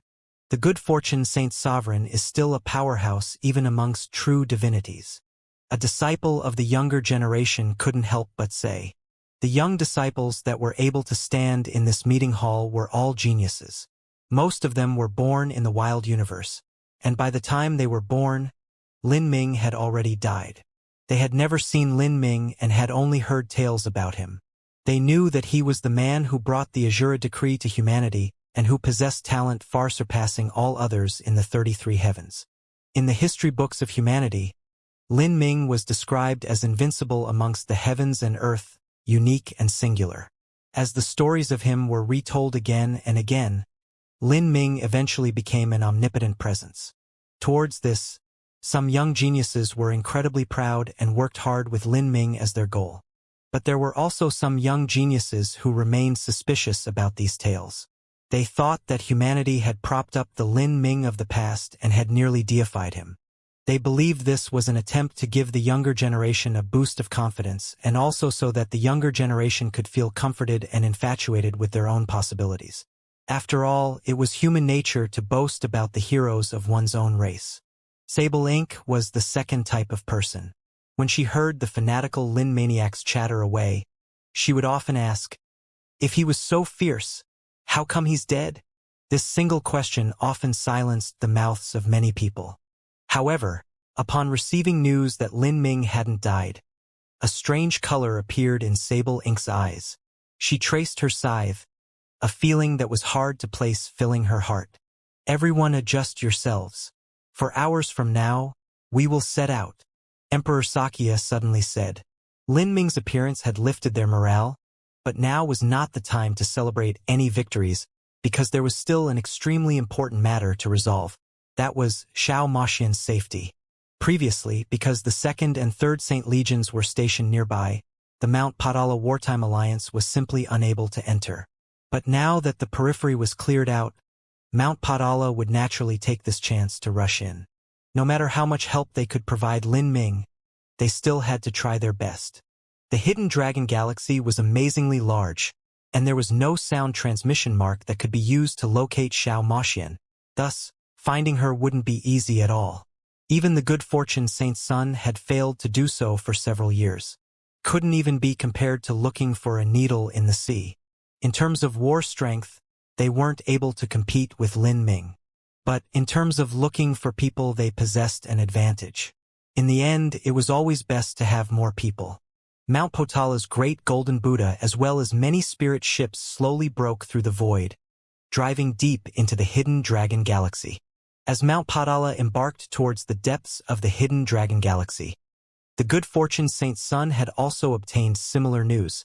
The 2nd and 3rd Legions had been routed, but the truth was that most spirit ships had survived. This included those people that belonged to the Good Fortune Saint Palace's intelligence network. They completely reported the scene of Lin Ming routing the joint Saint Legions to the Good Fortune Saint's son. Because they were closer to Lin Ming, the information they were able to record was much more detailed than that of the scouts from Mount Padala. At this time, in front of the Good Fortune Saint's son, the phantom projections from the battle array disc constantly flashed and changed. Iron Lion spirit ships burst apart one after another and numerous ancient space beasts were slain. The entire hall was filled with only these silent images, without a single other sound. Several dozen high-level Saint officers held their breath. Even the drop of a needle could be heard in the present atmosphere. Such a situation left them all in fear and apprehension. They all knew just how stimulating this must be to the good fortune Saint's son. It had to be known that the several Saint Legions had been transferred here under the orders of the good fortune Saint's son in order to deal with that mysterious person. But before all the legions had fully gathered, they had already been routed by Lin Ming, suffering a catastrophic defeat. In front of the mysterious person, the saints had already suffered 2 great defeats. This was undoubtedly a great blow to the eternally arrogant good fortune Saint's son. At this time, the good fortune Saint's son was like a volcano ready to erupt at any second. However, as the images of the array disc finally ended, the good fortune Saint's son remained ghostly silent. His elbows were propped up on the table and his face was hidden in the shadows of his arms. It was impossible to see his expression. The messenger that brought over the battle array disc didn't even dare to take a breath, lest he be killed by the good fortune Saint's son in a fit of anger. "Draw back," the good fortune Saint's son suddenly said. The messenger felt as if he had been granted a pardon from a capital crime. He left the hall with his entire forehead dripping sweat. The military officers all looked at the good fortune Saint's son. They never thought he would remain so quiet. "The rest of you can also draw back." The good fortune Saint's son waved his hand and stood up. From his standing position, everyone could see that his eyes had turned blood red, like a wild animal in a seething rage. They all felt a sense of dread as they looked at him. The military officers glanced at each other and left the meeting hall in droves. Finally, the only one left remaining was the good fortune Saint's son. The good fortune Saint's son gripped the armrest of his chair, his eyes sparkling with thick killing intent. So in the end it was you after all. This is our predestined battle. The hidden dragon galaxy. In a dark gray nebula, a black palace slowly floated. Flying around it were several dozen spirit ships. This black palace, as well as the numerous spirit ships around it, were covered in a gray array formation, isolating them from the outside space. There were countless such nebulas in the hidden dragon galaxy. When combined with various concealing array formations, this was one of the greatest advantages that humanity used to survive for these past years. However, this so-called advantage was in truth simply delaying for time. In the words of the saints, humanity was merely a feeble existence lingering about. When the saints launched their carpet sweep of an area, the hidden areas would slowly be uncovered. What followed was a massacre. The saints' searching method was referred to by them as hunting. From searching for a target, locking onto them, and then hunting them down and kill them, this was just like a hunter searching for prey. And the result was also the same as hunting, without any suspense at all. A hunter was a hunter and would rarely be injured by their prey. Now, the human forces in the hidden dragon galaxy encountered such hunting from the saints. They were already in a precarious situation. Within the stationed area of this influence at the central dark palace in the highest room, this room was extremely large, but the layout was surprisingly simple. There was an octagonal-shaped obsidian table, 2 heavy and sturdy obsidian chairs, and also a wooden bookshelf nearby. This bookshelf was covered with thick and ancient books, and these ancient books had incredibly archaic languages written on them. Few people would be able to understand the contents of these books. Across the bookshelf was a wide bed with pale gray sheets, and beneath the bed was a rug of black velvet. The room's walls hadn't been altered much but retrained the original hue and ruggedness of the metal material used to construct them. Just looking at it made one feel a little constrained and depressed. After some time, the door to the room opened and a black-clothed woman walked in. She wore a simple black dress and her face was thin and pale. She was Xianxia, the master of this room. The room was deathly quiet. The air echoed around her gentle footsteps. She slowly arrived in front of the obsidian table and sat down. In such a gray and gloomy room, her beautiful and ethereal appearance seemed out of place. She didn't light a candle. Rather, in this dark environment she sat alone, meditating for a while. Then she took out a violet sun crystal and placed it on a small array disk, activating it. In a flash, a vast and beautiful starry sky lit up in front of her. This was a star chart for the surrounding 10 billion miles. The truth was that Xianxia had already recorded this star chart in her mind. Every star, every planet, every celestial body, including even slightly larger asteroids, was imprinted in her mind, and she knew everything there was to know about them. She closed her eyes, reviewing the star chart in her mind. Every day she would come here and spend 2 hours specifically reviewing this star chart. She knew that she couldn't remain hidden in this region for much longer. The good fortune Saint's son's search area had been reduced to a tiny region, and it was already no longer possible to move. This was because once their base relocated, they would definitely leave behind clues and traces of their past presence. At that time, they would be exposed to even greater risks. Time became an increasingly pressing matter. Xianxia couldn't help but start considering the worst result possible. In her mind, she began to envision the countless results that could occur from a battle with the good fortune Saint's son. Although it was a battle which she would inevitably lose, Xianxia wouldn't sit idly by and wait for death to take her. At the final moment, the result she wanted was to allow as many people as possible to escape, to flee far away from this disaster. Of course, wanting everyone to escape was impossible. There had to be people left behind to stall for time, and these people would be the sacrifices. How many people to leave behind, how many people to send away, how to arrange battle tactics, these were all things that Xianxia had to consider. However, no matter what plans she made, as the leader of this human influence and also the strongest individual here, when danger approached she would have to stay. The band of brave sacrifices needed a leader, and this leader could only be her. But, if possible, she hoped that her child Lin Huang would be able to escape this star territory and safely leave. He was the continuance of her and Lin Ming's lives, and also the future hope of humanity. As she thought of her own child, Xiao Moxian gently sighed. She couldn't help but think of Lin Ming once more. A trace of sadness sparkled in her watery eyes. If Lin Ming were still alive, what would he do? She quietly touched the star chart, the curtain of night gradually falling over the dark palace. This nebula and the sun it revolved around began to slowly sink into thick shadows. Xiao Moxian stood up and prepared a pot of clear fog tea for herself. This type of tea was infused with 10,000-year clear fog flowers, and it was fragrant and sweet, with the effect of nourishing the soul. It also helped Xiao Moxian maintain her mental state. In fact, she hadn't rested for a long time. She took out 2 purple crystal cups.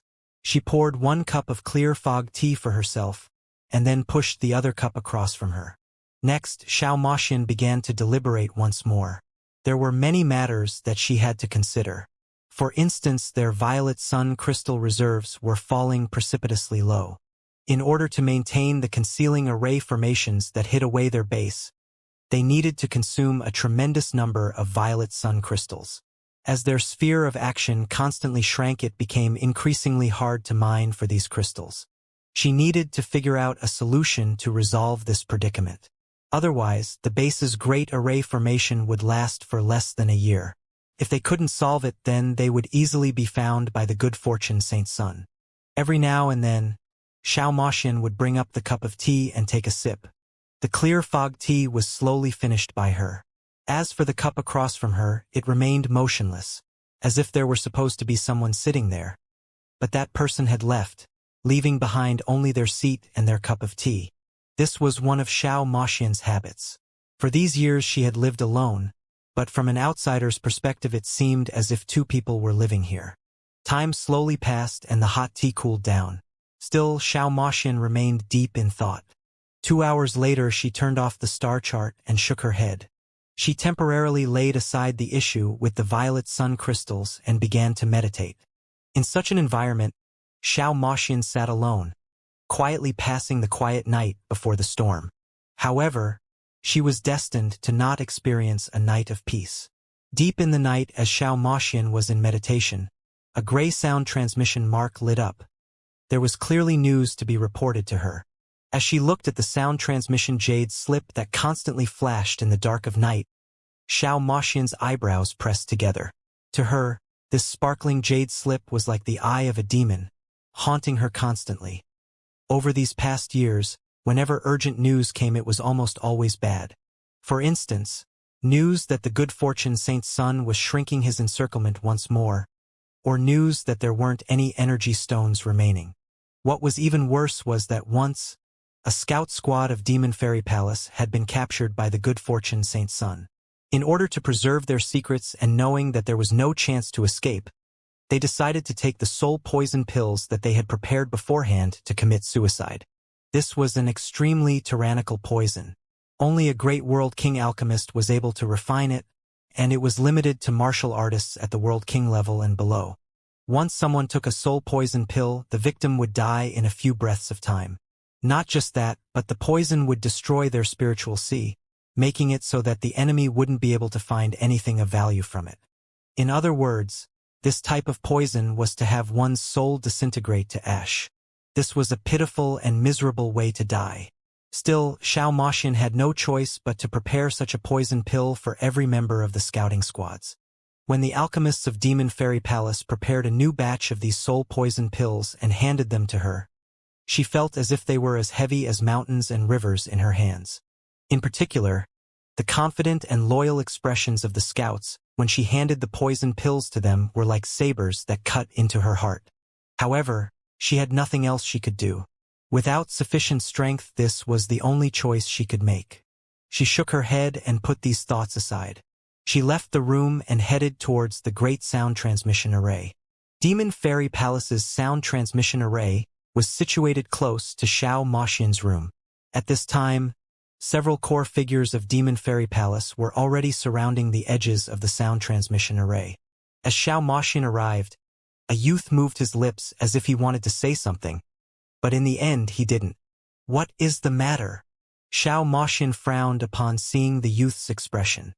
This youth was named Tao En, and he had been born after the Great Calamity erupted.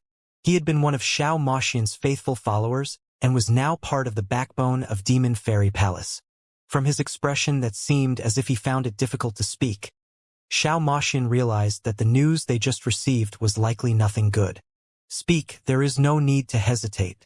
The worst that could happen is that the good fortune Saint Sun has already found us," Xiao Moxian calmly said. Tao En froze for a moment. He looked at the other core figures from Demon Fairy Palace and said, "Miss, there has been a problem at New Ming Planet."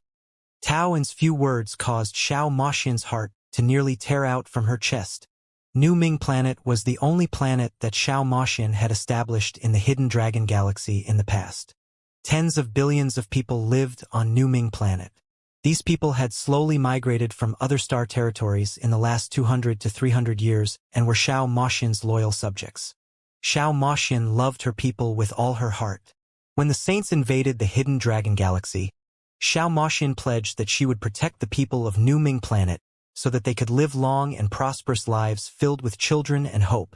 But as the good fortune Saint Sun continued to shrink his encirclement, Xiao Moxian was eventually unable to stay with New Ming Planet. She had no choice but to leave. Otherwise, not only would she be captured by the good fortune Saint Sun, but New Ming Planet would have been destroyed in the flames of war. Leaving New Ming Planet was a helpless choice and the only choice she could make. In normal circumstances, if New Ming Planet was discovered by the good fortune Saint Sun, then a time of suffering would descend upon them. But the Saints wouldn't carry out a wide-scale genocide. This was because the common mortals of humanity had no meaning to the Saints, and it was instead more useful to make them into slaves that helped develop the wild universe. But today, from the expression of Tao En, this might not be true at all. Starting from when the first batch of people settled on New Ming Planet, it had only experienced a history of several hundred years. In the perpetual river of history through which humanity had evolved, this tiny spark of time wasn't worth mentioning at all. In these last several hundred years, the population of New Ming Planet had developed from billions to tens of billions of people.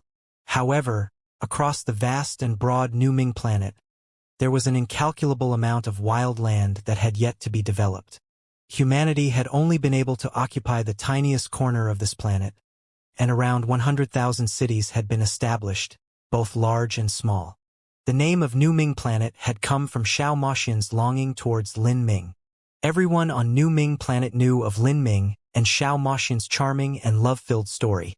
The showdown at the Monster Emperor's Grand Longevity Banquet was a part they took relish in talking about. For those humans that suffered in the present, the tale of Lin Ming suppressing the good fortune Saint Sun, rescuing Xiao Moxian and freeing her from the shackles of the demon and monster races, and then starting their romance. No matter how many times these people listened to this story, they never became bored of it. To the people of New Ming Planet who were undergoing so many hardships, this was the fairy tale they loved the most. For the vast majority of new settlers who first came to New Ming Planet, the reason they chose to leave their homelands and follow Xiao Moxian there to develop this wild land was all because of their respect and love towards her, as well as their worship and admiration of Lin Ming. And after New Ming Planet was established, Xiao Moxian also joined together with her subjects. When the cities were being built all around, she ate and lived with them, living in perfect harmony. In the largest city of New Ming Planet, there was a holy mountain. Atop this holy mountain towered a memorial palace dedicated to Lin Ming. This memorial palace had the statues of Lin Ming, Xiao Moxian, and several others. Every year, a massive number of believers would come and worship at this memorial palace. Several months ago, the Saints had discovered New Ming Planet. Without any effort at all, they had taken this planet into their pocket. The tens of billions of people living there simply weren't able to pose any threat to the Saint armies. After the Saints seized New Ming Planet, the first action they took was to forcefully change the planet's name. This planet was renamed to Saint Advent Planet. But this name was resisted by every citizen of New Ming Planet. Then the good fortune Saint Sun passed down an order. It was this order that created a living hell for the inhabitants of New Ming Planet. In the past, when the saints annexed a planet, they would recklessly plunder it while killing off all the human masters. The common people would be left over as simple laborers. The saint pioneers mostly came to these planets to capture any bit of leftover wealth that they could. But this time, after the good fortune Saint Sun seized New Ming Planet, he didn't do this at all. Rather, it should be said that he disdained to do so. The order that he passed down was to seize all granaries of New Ming Planet and then completely block off all 100,000 cities, not allowing anyone to take even a single step out. The residents of New Ming Planet were mostly common people at the Xianxia realm or below. It was impossible for them to ward off all hunger. They needed to eat. After the granaries were looted, the people were only able to obtain food from farmlands outside the cities or from beasts in the wild. But because the good fortune Saint Sun had sealed off all the cities, no one was able to leave. Every person of New Ming Planet could only rely on the little bits of remaining grain in their households to pass the days. And the good fortune Saint Sun didn't plan on releasing the blockade on all the cities. His intentions were clear. He wanted to starve every person on New Ming Planet to death. Imagine, if a pack of red-eyed and starving people was to be locked up in a small city, what would happen? Hunger, death, despair, all these things would trigger the savage and bestial nature of humans. In a situation where food was deprived, many people would devolve into rabid beasts, fighting and killing for scraps of food. Finally, even cannibalism would occur. To the good fortune Saint Sun, this was an extremely interesting experiment. This was the punishment that the good fortune Saint Sun had passed down on these lowly commoners. Since they had the will to resist, he wanted to see just how long their will would be able to persist while they suffered beneath the torment of hunger. And there was another, more important point. The good fortune Saint Sun had used this method in order to force out Xianxia. He was well aware that Xianxia had long since left New Ming Planet, but in doing so she also would have left behind an informer. All new developments that occurred on New Ming Planet would be reported back to Xianxia. If so, he wanted to see whether or not Xianxia would turn her back on her subjects. In the eyes of the good fortune Saint Sun, if Xianxia ran back here because a mere several dozen billion commoners were on the verge of death, then that would be mind-bogglingly stupid. But he was also aware that in this world there were indeed certain people who were this stupid.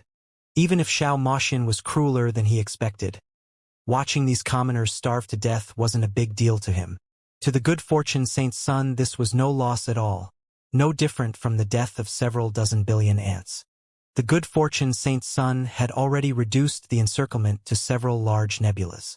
If Xianxia couldn't remain calm and wanted to break through his blockade to rescue New Ming Planet, then he would be the first to find out. On New Ming Planet, the famine had continued for a long time. The one responsible for managing New Ming Planet was a direct subordinate of the good fortune Saint Sun, Emperor Evernight.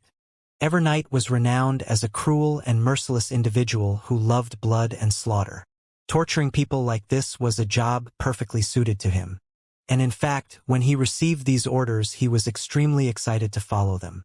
To slowly tear the falsely noble facade of some self-righteous and hypocritical race, slowly restoring their primal and beastly nature, was what Emperor Evernight loved the most. In his eyes, New Ming Planet had no history or background behind it at all, nor did they have any sense of unity. It had only been several hundred years since humans had come to develop this world, so how much unity could they have? But the truth was that the way matters developed didn't go according to Emperor Evernight's wishes. As the famine continued, what made Emperor Evernight unhappy was that the murder and robbery he originally expected to occur didn't. These commoners, even if they were hungry to their limits, even if they were sealed off in cities, even if there were people who starved to death or died of illness, still continued to silently endure it. They endured the hunger, endured the lack of supplies and plagues that ravaged the cities. They lived their days like walking corpses. In order to preserve strength, many of these people sat in meditation all day. As for Hotian realm martial artists, they even grasped this time to cultivate. They wanted to desperately bet everything in these dire times and break into the Xiantian realm. As long as they broke into the Xiantian realm, they would be able to rely on breathing heaven and earth origin energy to supplement themselves, only requiring the smallest amount of food. Occasionally, patrols of Saint soldiers would bluster around, and when they saw human martial artists that they didn't like, they would casually drag them away and beat them senseless. But the people of New Ming Planet continued to endure. No one robbed others, no one cannibalized others, and there weren't even many suicides. It seemed as if there was some invisible order restraining the suffering of the people, giving them a strange tenacity that pushed them forwards to stubbornly live on. They seemed to be living numb lives with hearts filled with despair. But Empyrean Evernight knew that it was impossible for those that were truly numb and filled with despair to endure all of this. He discovered that while many people were starving, they actually still climbed up the holy mountain to pay their respects to the sculptures of Xiaomaxian and Lin Ming at the Memorial Palace. This provoked the ire of Empyrean Evernight. He could easily destroy New Ming Planet. But what he wanted was not to kill these people, but to break them and conquer them. The saints wished to rule the 33 heavens.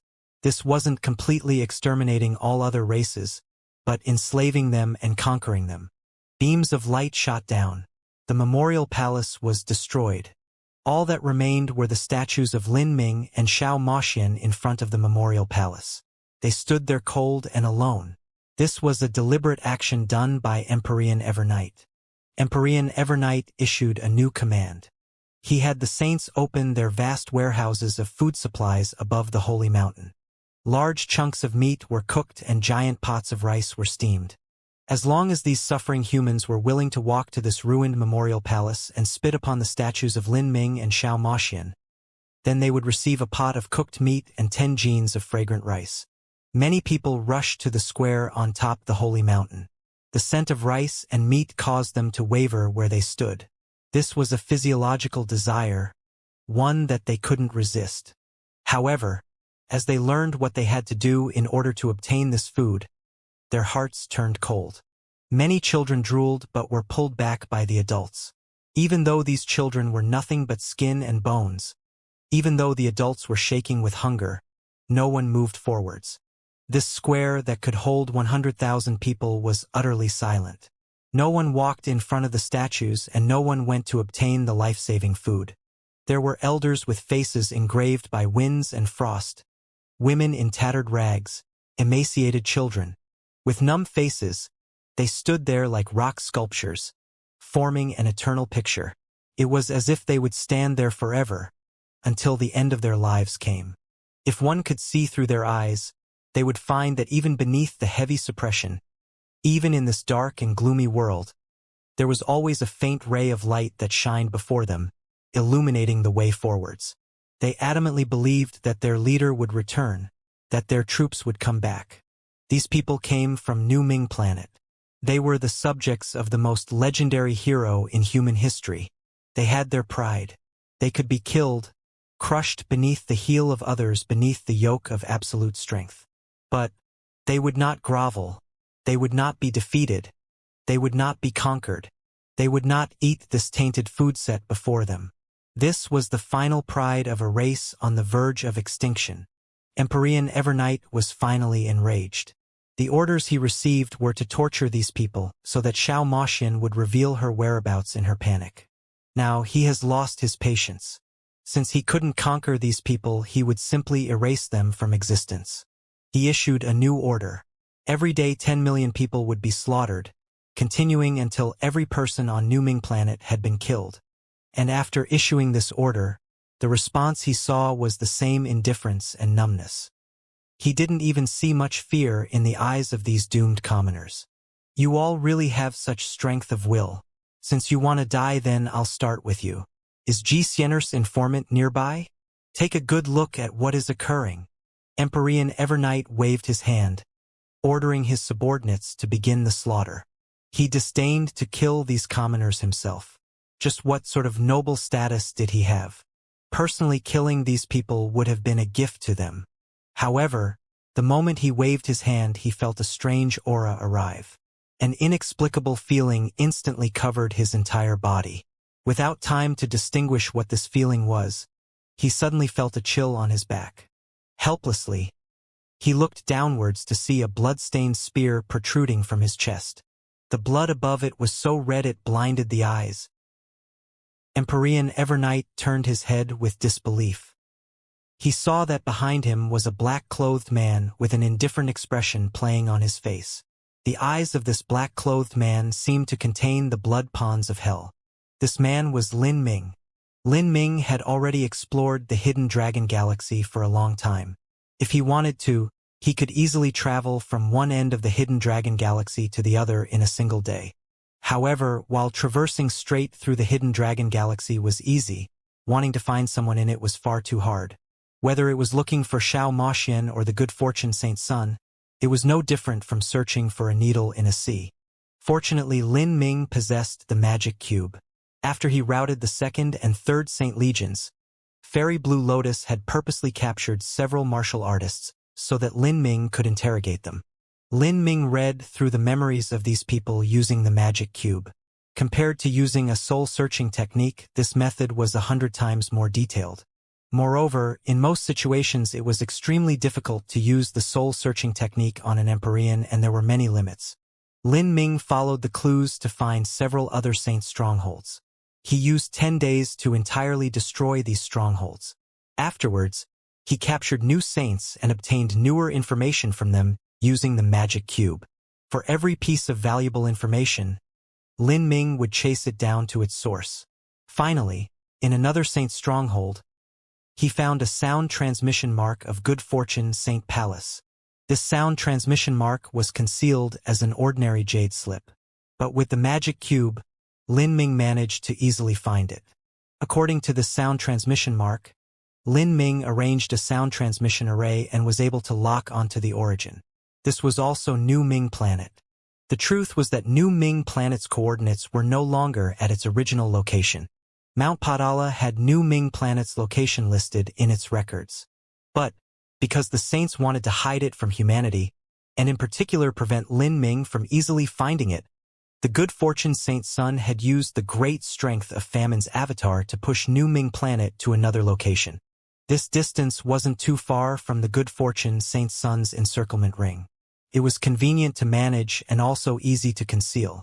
Thus, the good fortune Saint Sun could slowly torture the citizens of New Ming Planet and force Xiao Moxian to reveal herself. The good fortune Saint Sun didn't worry that Xiao Moxian wouldn't know where New Ming Planet's new position was, because she had left her informants on it. As long as the good fortune Saint Sun could capture Xiao Moxian, then he could vent his anger on her, bringing his hatred of over 6,000 years to completion. Moreover, he could use her to threaten Lin Ming. Imagine, if Xiao Moxian were to be swallowed into Famine's avatar, and then the good fortune Saint Sun were to use Famine's avatar to fight Lin Ming. Just what scene would that be? Because Lin Ming would fear to harm those he loved. This would place the good fortune Saint Sun in an invincible position. This was the good fortune Saint Sun's final plan. He was simply too frightened by Lin Ming. Even with Famine's avatar on his side, the good fortune Saint Sun didn't feel safe. Thus, he wanted to grab hold of Xiao Moxian. This would be tantamount to grasping hold of Lin Ming's weak point. Like this, he could slowly torment Lin Ming to death. The good fortune Saint Sun looked forwards to capturing Xiao Moxian and then fighting with Lin Ming. He wanted to see the utter hatred and loathing that would cloud Lin Ming's face. Only like this would he be able to resolve his 6,000+ years of hatred. However, although the good fortune Saint Sun had found a good method to deal with Lin Ming, he miscalculated Lin Ming's ability to gather information. In just 2 months, Lin Ming found the new position of New Ming Planet. But what a pity! Lin Ming didn't find the good fortune Saint Sun on New Ming Planet. Still, this wasn't a major problem. Lin Ming quietly reached out and grabbed Empyrean Evernight's neck. His fingers squeezed down and Empyrean Evernight felt his own neck crack apart. Empyrean Evernight's eyeballs bulged out and he desperately grabbed hold of Lin Ming's hand, wanting to crush his wrist. However, Lin Ming's mortal body was too formidable and his strength too terrifying. 9 stars appeared behind him and layers of starlight fell upon his body. Empyrean Evernight was a dog stuck in an iron trap, unable to break free. You, Empyrean Evernight uttered with difficulty. And at this time, all of the other saint martial artists were in a dire situation. Those that surrounded Lin Ming had faces full of shock and fear. They couldn't imagine just what kind of person could be so ridiculously powerful that they could approach Empyrean Evernight without him noticing and then use a single spear strike to pierce through his protective astral essence. After all, the body of a Saint Empyrean would have been tempered for so much and for so long that it was as hard as an Empyrean spirit treasure. As the spear penetrated through Empyrean Evernight's body, he didn't even suffer much impact. This was proof that the spear which broke into his body did so as easily as a knife slicing into tofu. Kacha! With a loud crack, Lin Ming twisted and directly broke Empyrean Evernight's neck. In front of Lin Ming, a lower Empyrean was simply far too weak. A Saint Empyrean possessed an extremely tenacious vitality. Even if their chest were pierced through or their neck were broken, they would still hang onto that single last breath without dying. With wide and large eyes like a black fish, Empyrean Evernight stared at the black-clothed man, no longer able to speak. Lin Ming casually waved his hand and threw Empyrean Evernight down onto the square of the holy mountain. This was also right in front of the statues of himself and Xiao Moxian. Lin Ming had already sealed away all the astral essence within Empyrean Evernight. Now he was even weaker than a common mortal. Seeing that previously cruel and insufferably arrogant Saint Empyrean being tossed onto the ground like a dead dog, all of the humans present were shocked. Who was this man in the sky? Although those in the square were mostly common mortals, they still knew what concept an Empyrean was. If there was someone capable of pinching an Empyrean to death like an ant, just how powerful would that person be? Even Emperor Xianxia, the second-ranked powerhouse of humanity, might not be able to accomplish this. Everyone, Lin Ming floated above the holy mountain, flying before his own statue. He exuded the aura of a king throughout the entire square, causing everyone to quiet down. Every human looked up at Lin Ming with awe and worship in their eyes.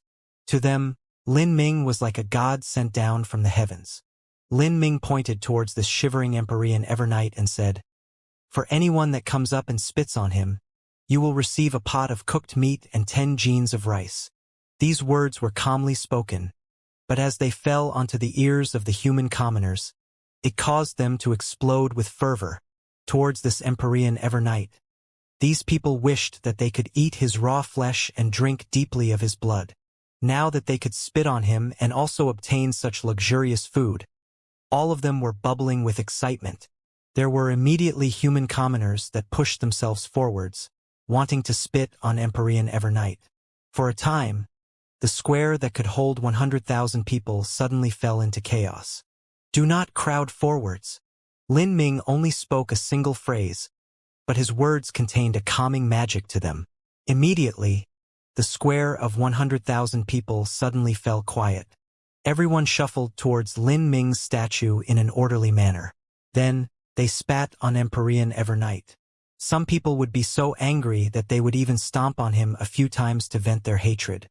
An old man with the appearance of a beggar coughed up an especially thick glob of phlegm and spat it onto Empyrean Evernight's face. A 7- or 8-year-old child untied his pants and immediately began peeing on Empyrean Evernight's head. When would a proud and lofty Empyrean be treated like this? To be stepped on by a flock of commoners and be recklessly humiliated? Slowly, Empyrean Evernight started to suffocate beneath the torment of despair and humiliation. With his neck broken and his astral essence sealed away, severing his meridians to commit suicide was not possible. Even moving his fingers was incredibly difficult. After the common citizens spat on Empyrean Evernight, they walked forwards and took their food. The saint martial artists that were responsible for guarding the food were already scared silly. Their faces were paper white and none of them dared to stop any of the humans. The common human mortals grabbed the fragrant rice and cooked meat and began eating it in great gulps. After starving for a couple of months, suddenly having such a delicious meal was the greatest happiness of their lives. As for Empyrean Evernight, he was already submerged in spit. The several saint martial artists drew back with pale faces, wanting to disappear into the crowd. But as they were about to succeed, Lin Ming suddenly turned his head and coldly said, "Where do you plan on going?" The several Saint martial artists turned to flee. Some of the more intelligent ones hurtled towards the commoners, wanting to use them as hostages to threaten Lin Ming. However, no matter what they tried, they couldn't change their fates. Black spear light shot out from Lin Ming's fingertips, sinking into the bodies of these people like arrows. Their bodies imploded as their organs and meridians burst apart. Then they slumped to the ground with fresh blood flowing out in streams. As the human commoners saw these saint powerhouses die so violently and look so pathetic after death, they began to cheer out loud. Even shy young girls no longer feared these miserable corpses. Seeing this, Lin Ming smiled from his heart. He slowly flew into the skies. New Ming planet still had several thousand saint minions here, and he wanted to purge all of them from this planet, to return an easy and comfortable life to the people of New Ming planet. As Lin Ming flew away, many people fell to their knees in worship. Their faces were filled with admiration as sweet words of praise gushed out from their lips. They knelt on the ground for a long time without rising back up. A young 11 to 12-year-old child pulled at his father's hem and said with some hesitation, "Father, that brave and amazing big brother just now, does he look a bit like this statue?" The young and naive voice was especially crisp in the quiet square. As the people heard it, they were left in a daze. Look like? It didn't feel like it, but for some unknown reason, the man actually did bear an amazing likeness. Everyone glanced at each other, unable to find the words to express themselves. But, no matter who that black-clothed man was, there was one thing they were sure of: the endless night had finally passed. That single ray of light that illuminated the way forwards had begun to grow into a bright and dazzling dawn. In the quiet square, some people began to cry. A young girl in rags was too excited. She couldn't contain her emotions as great drops of tears fell down her cheeks. Finally, she fell onto the floor, her face covered with her hands as she wept away all her bitterness. Husbands and wives held each other, their tears freely flowing. Even as they wiped away their tears, more fell down to replace them. A man gripped his fists and roared into the heavens. On this day, throughout New Ming planet, there were crowds of people who lost their composure. They ran through the streets cheering, telling everyone that the powerhouses of humanity had returned. They had endured so many trials and tribulations, and now those times were coming to an end. Tears recklessly flowed down. Shouts and screams filled the skies. After having experienced true tribulations and death, and now facing sudden freedom and victory, there was no one that was able to maintain their calm. In particular, when people looked up and saw the heavenly palace that represented the might of the saints being destroyed, all of them exploded in shouts like volcanoes that finally erupted after being suppressed for too long. "Humanity forever!" someone shouted out. More and more people chanted this phrase until it became a tide that rushed through all 100,000 cities of New Ming planet, their voices echoing into the horizon. At this moment, everyone's hearts were connected as one. And in the joyous crowd, no one noticed a beggar-like woman hurriedly rushing into an alley as she saw this scene. She entered a shabby and unremarkable room. Then, she opened a hidden, concealing array formation there, revealing a hidden chamber. Within this chamber, she placed a jade slip onto the center of a sound transmission array formation. As she did this, her heartbeat accelerated and her face flushed red. It was clear she was shivering from excitement. She had to report everything that happened on New Ming planet, including the image of that mysterious black-clothed man to Xiao Maxian. This woman was the informant Xiao Maxian had left on New Ming planet. She believed that the sudden appearance of this mysterious powerhouse would truly leave Empyrean Demon Fairy delighted. Within a dark nebula of the hidden Dragon Galaxy, Xiao Maxian stood before a bronze mirror, quietly tidying her military garb. At this time, the door to her room was pushed open and a red-dressed woman walked in, speaking in a soft voice. "Little Sister Xian'er." Xiao Maxian turned and saw that the woman who came in was Mu Qianyu. Xiao Maxian pressed her lips together as if she wanted to say something, but in the end, she couldn't find just where to start. She silently turned back and started to comb her long hair. "Have you decided that you will go to New Ming planet?" Mu Qianyu asked, her mood complex. Her voice was filled with sadness.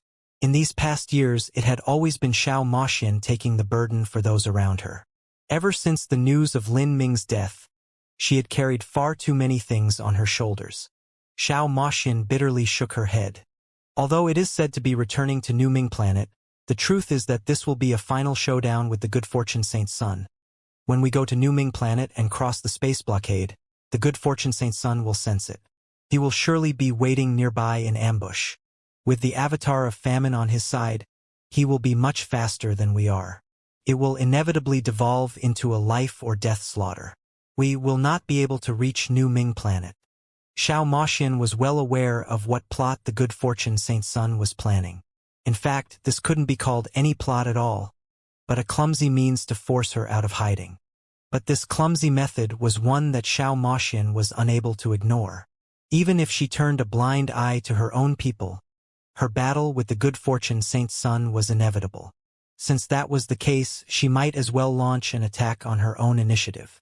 To die proudly and heroically in battle would be better than being slowly searched for and hunted down like some prey. In this final battle, blood was sure to stain the starry space. To her, the best result she could think of was sacrificing herself and heavily wounding the Good Fortune Saint Sun, so that her followers would have a chance to escape. The atmosphere in the room became heavy and solemn. Mu Qianyu picked up and separated Xiao Moxian's long black hair, slowly combing it. Her movements were slow and meticulous. During these past years, Mu Qianyu had helped Xiao Moxian comb her hair more than once. She truly did cherish and love Xiao Moxian. Ever since Mo Evers now left, it had been Xiao Moxian who kept everything together. But because of the limit of her strength, there was actually very little that Mu Qianyu could help Xiao Moxian with. Big sister, you cannot go. Stay here with big sister Xingxuan. After our battle with the Good Fortune Saint Sun, no matter what the result is, he will not continue searching through this nebula. As Xiao Moxian spoke, Mu Qianyu's hand suddenly froze. Mu Qianyu bit her lips, not knowing what to say. She didn't want to stay, but what could she change if she went? She would only die in vain, and if she were to fall into the hands of the Good Fortune Saint Sun, the consequences would be unimaginable. If something occurred that she couldn't revert, even if she died she wouldn't have the face to see Lin Ming. Xiao Moxian had already guessed Mu Qianyu's thoughts. She held on to Mu Qianyu's hand and brightly smiled, and there were actually innumerable meanings contained in this smile. Mu Qianyu couldn't help it as tears began freely flowing down her cheeks. Perhaps this might be the last time she would be able to help Xiao Moxian comb her hair. When everything was finished, Xiao Moxian and Lin Ming would still need someone to worship and clean their spirit tablets. Mu Qianyu covered her mouth, her tears quietly falling. And at this time, Lin Huang pushed open the door and stepped in. Mother, Auntie Mu. Mu Qianyu quickly dried her tears. Ah, Huanger came too. Seeing Mu Qianyu's wet face, Lin Huang could approximately guess what had just happened, but he didn't speak of it. In these past years Lin Huang had already broken into the half-step Empyrean realm. Skyrend Godlord's original advice had been for Lin Huang not to be hasty in reaching this boundary. However, because the Saints invaded the wild universe, Lin Huang had no time to wait. He broke into the half-step Empyrean realm about 500 years ahead of time, but even if he did so he still wasn't able to change anything. He possessed an Empyrean-level combat strength, and even amongst Empyreans he wasn't considered weak. But if he were to face the Good Fortune Saint Sun it would be like a little white rock facing off against the bright moon. The disparity was too great. With the avatar of famine on his side, the Good Fortune Saint Sun was far, far too strong. Strong to the point that no human alive besides Empyrean Divine Dream could battle him. Even Emperor Xianxia was not his match. Huanger, what matter are you looking for me about? Xiao Moxian noticed Lin Huang holding a sound transmission array disc in his hands. This was naturally information that he had just received. Towards this, Xiao Moxian was already numb. What news could be worse than the present situation? There seems to have been an emergency development. This is urgent news sent from New Ming Planet. As Lin Huang spoke, he set the array disc on the table. After placing a violet sun crystal within it, a projection shot out from the array disk. This projection was a bit confusing and chaotic at the start. There were great crowds of excited people eating food in joy and revelry. These grains that martial artists wouldn't take a liking to were actually the most treasured delicacies to mortals. Seeing this, Xiao Moxian and Mu Qianyu were stunned. These projections were all scenes of the people of New Ming Planet cheering. The originally suffering and starving citizens were actually beating the saints and oppressing them. They even saw someone dead on the ground, submerged in spit and phlegm. This person was someone that had been previously reported about, Empyrean Evernight, New Ming Planet's ruler. This is. Xiao Moxian's face was filled with disbelief. An Empyrean actually ended up in such a miserable fate where they drowned to death in the spit of common mortals? Xiao Moxian's first thought was that Emperor Xianxia or Empyrean Divine Dream had done this. But soon, the explanation in the reported refuted her eyes. According to Xiao Moxian's informant, the one who saved New Ming Planet was a man of mysterious origins who had never been seen before. He wore black clothes and grasped a spear in his hands. He was proud and tall, his strength terrifying. The battle array disc also held a glimpse of this man. The black-clothed man wielded a black spear. As he ruined the Saint Palaces atop New Ming Planet and the statues of the good fortune Saint Sun, he did it as easily as kicking down sand sculptures. And as Xiao Moxian saw this man's figure, her eyes could no longer move from him. "Freeze it!" Xiao Moxian nearly cried out loud, her voice filled with excitement. Lin Huang was bewildered. His mother rarely lost her composure like this. "What is it?" Lin Huang was unsure of what was happening, but he still paused the battle array disc. The images recorded in the array disc weren't too clear. This was because the distance was too great. It only recorded half of the black-clothed man's blurry face, and because the speed of the spear was too fast, it was impossible to clearly see. For this sort of image-capturing array formation, recording this was already the limit. Xiao Moxian's eyes shined brilliantly as she stared at this man's figure. Mu Qianyu was also dazed. For a time, no one knew what to say. All she felt was her heart rapidly racing, as if she had lost and then found the most important thing in her life. This demeanor, that aura, that sweeping black spear, all of it was an eternal mark that fell onto her heart. Even through the river of time, even through the changed appearance, there were many things carved into the bone that couldn't be changed. Xiao Moxian and Mu Qianyu looked at each other. In truth, they couldn't be sure of what they were seeing. However, they had shared a bed with that person, passed nights with that person, had crossed through life or death challenges with that person, and had formed a connection of the heart. This was an inexplicable feeling, an intuition that came from the depths of one's heart. However, in this environment of despair, underneath the strong feelings of longing, this touch of intuition was more than enough to leave Xiao Moxian and Mu Qianyu incomparably excited. "Go and call your Auntie Qin over," Xiao Moxian said, her voice shaking. Lin Huang nodded. A moment later, Qin Xingxuan appeared in Xiao Moxian's room. She had brought Lin Ming's little sister Lin Xiaoga with her. "What is it?" Qin Xingxuan and Lin Xiaoga looked towards the projection of the array disc. As they saw the black-clothed man wielding a spear, a trace of confusion appeared in the eyes of the two women. "He is." Qin Xingxuan gently covered her mouth. "Let's wait a moment before we speak about it." Xiao Moxian took a deep breath and calmed her mind. She untied the band around her neck and took out an ancient and simple necklace. This necklace was the 1,000-mile heart link. This was also the last time the 1,000-mile heart link could be used. This necklace had Lin Ming's soul mark recorded within. If Xiao Moxian activated the array formation within the necklace, she could use it to search for Lin Ming. As long as they existed in the same world, she could use it to contact Lin Ming. Of course, this was only true if Lin Ming was alive.